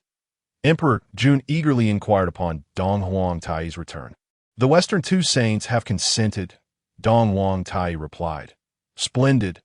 Emperor Jun clenched his fists, unable to contain his excitement, as though he could already envision himself seizing the primordial purple energy attaining sanctification, and receiving the reverence of all beings. Today, I shall personally slay the venerable Hong Yun, the ancestor Kunpeng declared coldly, his narrow eyes radiating a fierce killing intent. Now that everything is in place, when shall we act? Fushi donned in his bagua robes, queried. Time is of the essence. The longer we delay, the more dreams we conjure. I believe the sooner, the better, Dong Wang Tai proposed. Indeed, Emperor Jun pondered for a moment before nodding. In the primordial realm, where time is but a fleeting notion, 100,000 years of peace is merely a blink of an eye for entities of their caliber. Given the warlike nature of the Witch Clan, it is highly likely they would seek confrontation the moment the 100,000 years of peace concludes. At that point, they would struggle to contend with the venerable Hong Yun. After formulating a detailed plan, Emperor Jun, Dong Wang Tai, Fushi, and the ancestor Kunpeng immediately set their plans into motion. Tiwuzhuang Guan on Mount Wanshou. A streak of seven-colored light descended from the chaotic realm, trailing a long tail and emanating an extraordinarily divine aura, swiftly sweeping across the skies above Wuzhuang Guan, casting a kaleidoscope of colors over both the temple and the entire Mount Wanshou. A celestial treasure descends. This is a tremendous opportunity that cannot be missed. Upon seeing this, the venerable Hong Yun's face lit up with joy, and he soared into the sky, pursuing the seven-colored light. The speed of this seven-colored light was astonishing, crossing vast distances in an instant. Even the venerable Hong Yun, who had transformed from the primordial cloud, found it challenging to keep up. Unbeknownst to him, he had already strayed far from Mount Wanshou, arriving in a remote valley in the eastern part of the primordial realm. As the speed of the seven-colored light began to decelerate, the joy on the venerable Hong Yun's face intensified. He hastened his pursuit, eager to claim it for himself. Suddenly, the seven-colored light halted in midair, gradually dimming to reveal the true form of the ancestor Kunpeng. Hong Yun, long time no see. The ancestor Kunpeng's icy voice echoed. The venerable Hong Yun quickly turned around, his narrow, sharp gaze fixated on the venerable Hong Yun, exuding a killing intent as deep as the abyss. In an instant, the entire sky darkened visibly, shrouded in heavy black clouds. Kunpeng, my friend, it has indeed been a while. Upon encountering the venerable Kunpeng, the esteemed Hong Yun was immediately taken aback. Bah, you wretched old thief, you have caused me to lose my sacred position. I shall not rest until you pay for this. Yet you dare address me as a fellow Taoist. Kunpeng seethed, his teeth clenched. His gaze filled with a terrifying fury, as if he longed to devour Hong Yun whole. Hongpeng Taoist, your words are misguided. I merely relinquish my seat to Taoist Juni. How does this concern you? Are you not merely a coward who fears the three pure ones and seeks to unleash your wrath upon me? Hong Yun retorted, his countenance darkening as he realized the truth of Li Qingshu's prior predictions. Kunpeng had been blaming him for the loss of his sacred status and was poised to take action against him. Kunpeng's expression faltered slightly, having had his innermost thoughts exposed. Indeed, it was the primordial lord who had forcibly expelled him from his seat during their time in the Purple Cloud Palace. However, being one with the three pure ones, the primordial lord was not only the true disciple of Pangu, but also a saint of the heavenly Tao, and thus Kunpeng dared not speak of revenge. Yet he could not bear to see the sacred position that had once been within his grasp slip away. Consequently, he chose to redirect his resentment and fury toward Hong Yun, who he deemed a more manageable target. Humph, you are on the brink of death. There is no point in further words. If you were to simply surrender the primordial purple chi, I might allow you to die with your whole body intact. Kunpeng declared, his desire to eliminate Hong Yun surging as he approached with a menacing aura. Seeing Kunpeng drawing closer with malicious intent, Hong Yun contemplated retreat as the wisest course of action.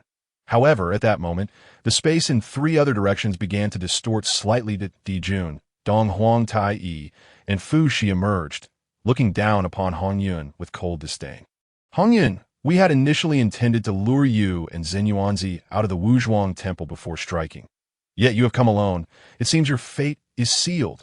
Dong Huang Tai Yi laughed maniacally, his booming voice echoing throughout the valley. Di Jun and Fu Shi remained silent, their gazes icy as if they were staring at a corpse. Faced with the encirclement, Hong Yun's expression remained remarkably calm. Esteemed Taoists, do you not fear that my dear friend Xinyuanzi and the 12 ancestor witches will come to my aid upon hearing of this ambush against me? At this, Kunping erupted into raucous laughter. Ha! Hongyun, with death imminent, you still cling to futile hopes that do you think we are oblivious to your thoughts? Even if they were to come, they would never know that it was we who struck you down.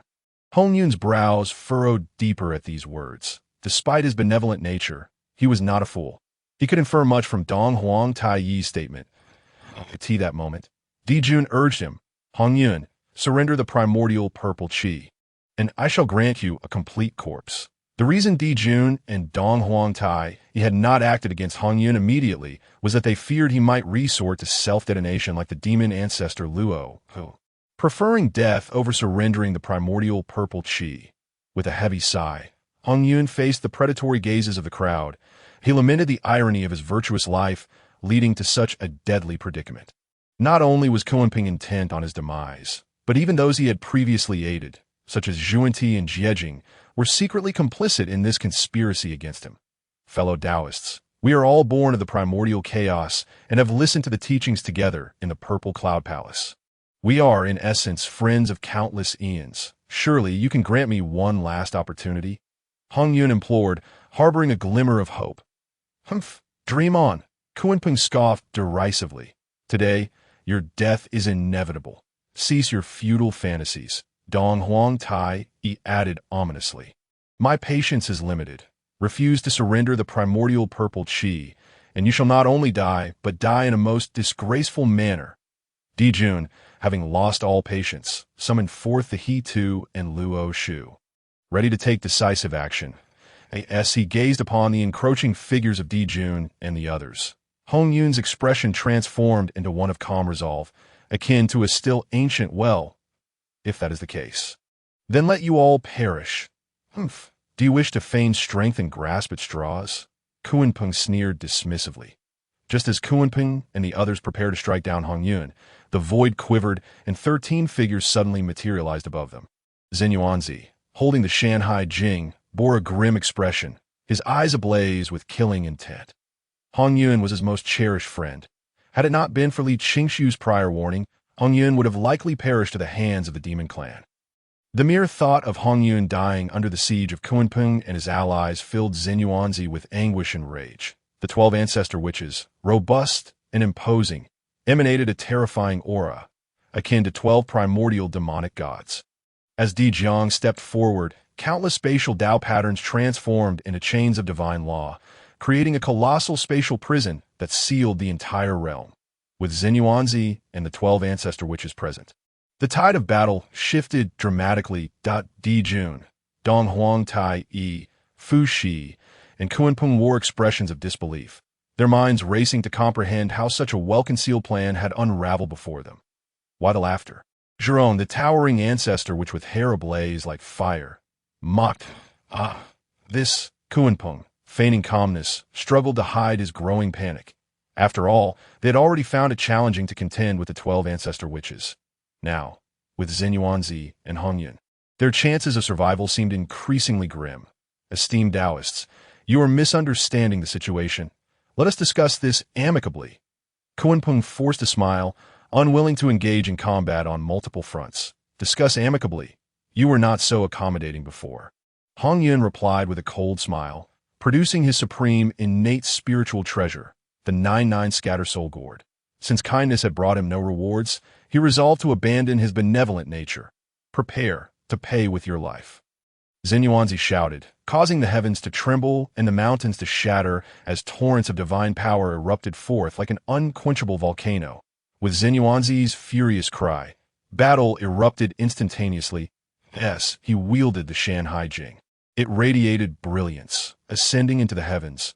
Pages depicting various exotic beasts flipping open autonomously, each vividly alive and bursting forth into vibrant images spanning millions of miles.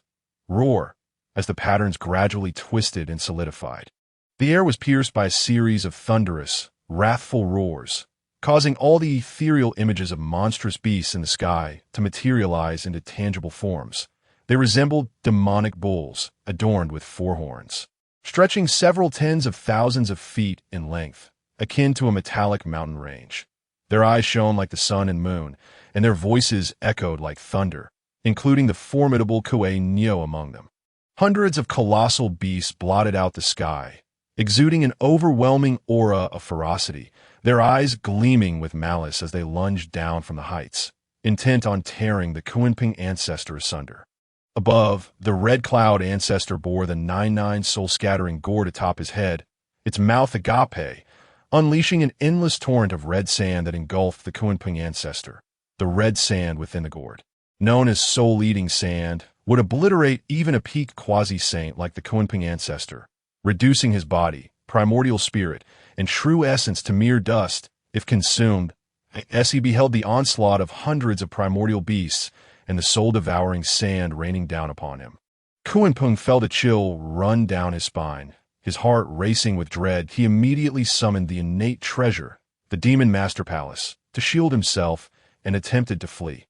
Given his strength, he might have managed to contend with either the Red Cloud ancestor or the Zenyuanzi alone. However, now beset by both simultaneously, confronting them head-on would only lead to his demise. Unfortunately, the entire realm had been sealed by the spatial divine chain, leaving Kunping akin to a turtle in a jar. Unable to traverse the void or break free, relentlessly pursued by Zenyuanzi and the Red Cloud ancestor, with no escape in sight. With a thunderous roar, the formidable Grand Witch, with hair standing on end, was enveloped in terrifying thunderous energy. Upon striking with his palm, a sea of lightning cascaded down. Fushi, striving to steady his mind, engaged in a fierce exchange with the Grand, which while placing his hopes for survival upon the Eastern Emperor Tai. They found themselves in dire straits, with only the Eastern Emperor Tai, wielding the innate treasure, the Chaos Bell, possessing the potential to shatter their spatial prison. Otherwise, given enough time, they would inevitably perish in this place. Fushi placed his hopes in the Eastern Emperor Tai, who, at that moment, faced the onslaught of the ancestral witches with mounting trepidation. Ordinarily, he and Emperor Jun could match the 10 great ancestral witches. But now, with the Kunping ancestor being battered and bleeding under the relentless assault of the Red Cloud ancestor and Zenyuanzi, he could no longer divert their attention. The addition of one more ancestral, which shattered the previous equilibrium. Space shatters, time flows, flames of annihilation, frozen wasteland. The 11 ancestral witches unleashed their most potent divine abilities, causing the very fabric of space where Emperor Jun and the Eastern Emperor Tai stood to rupture.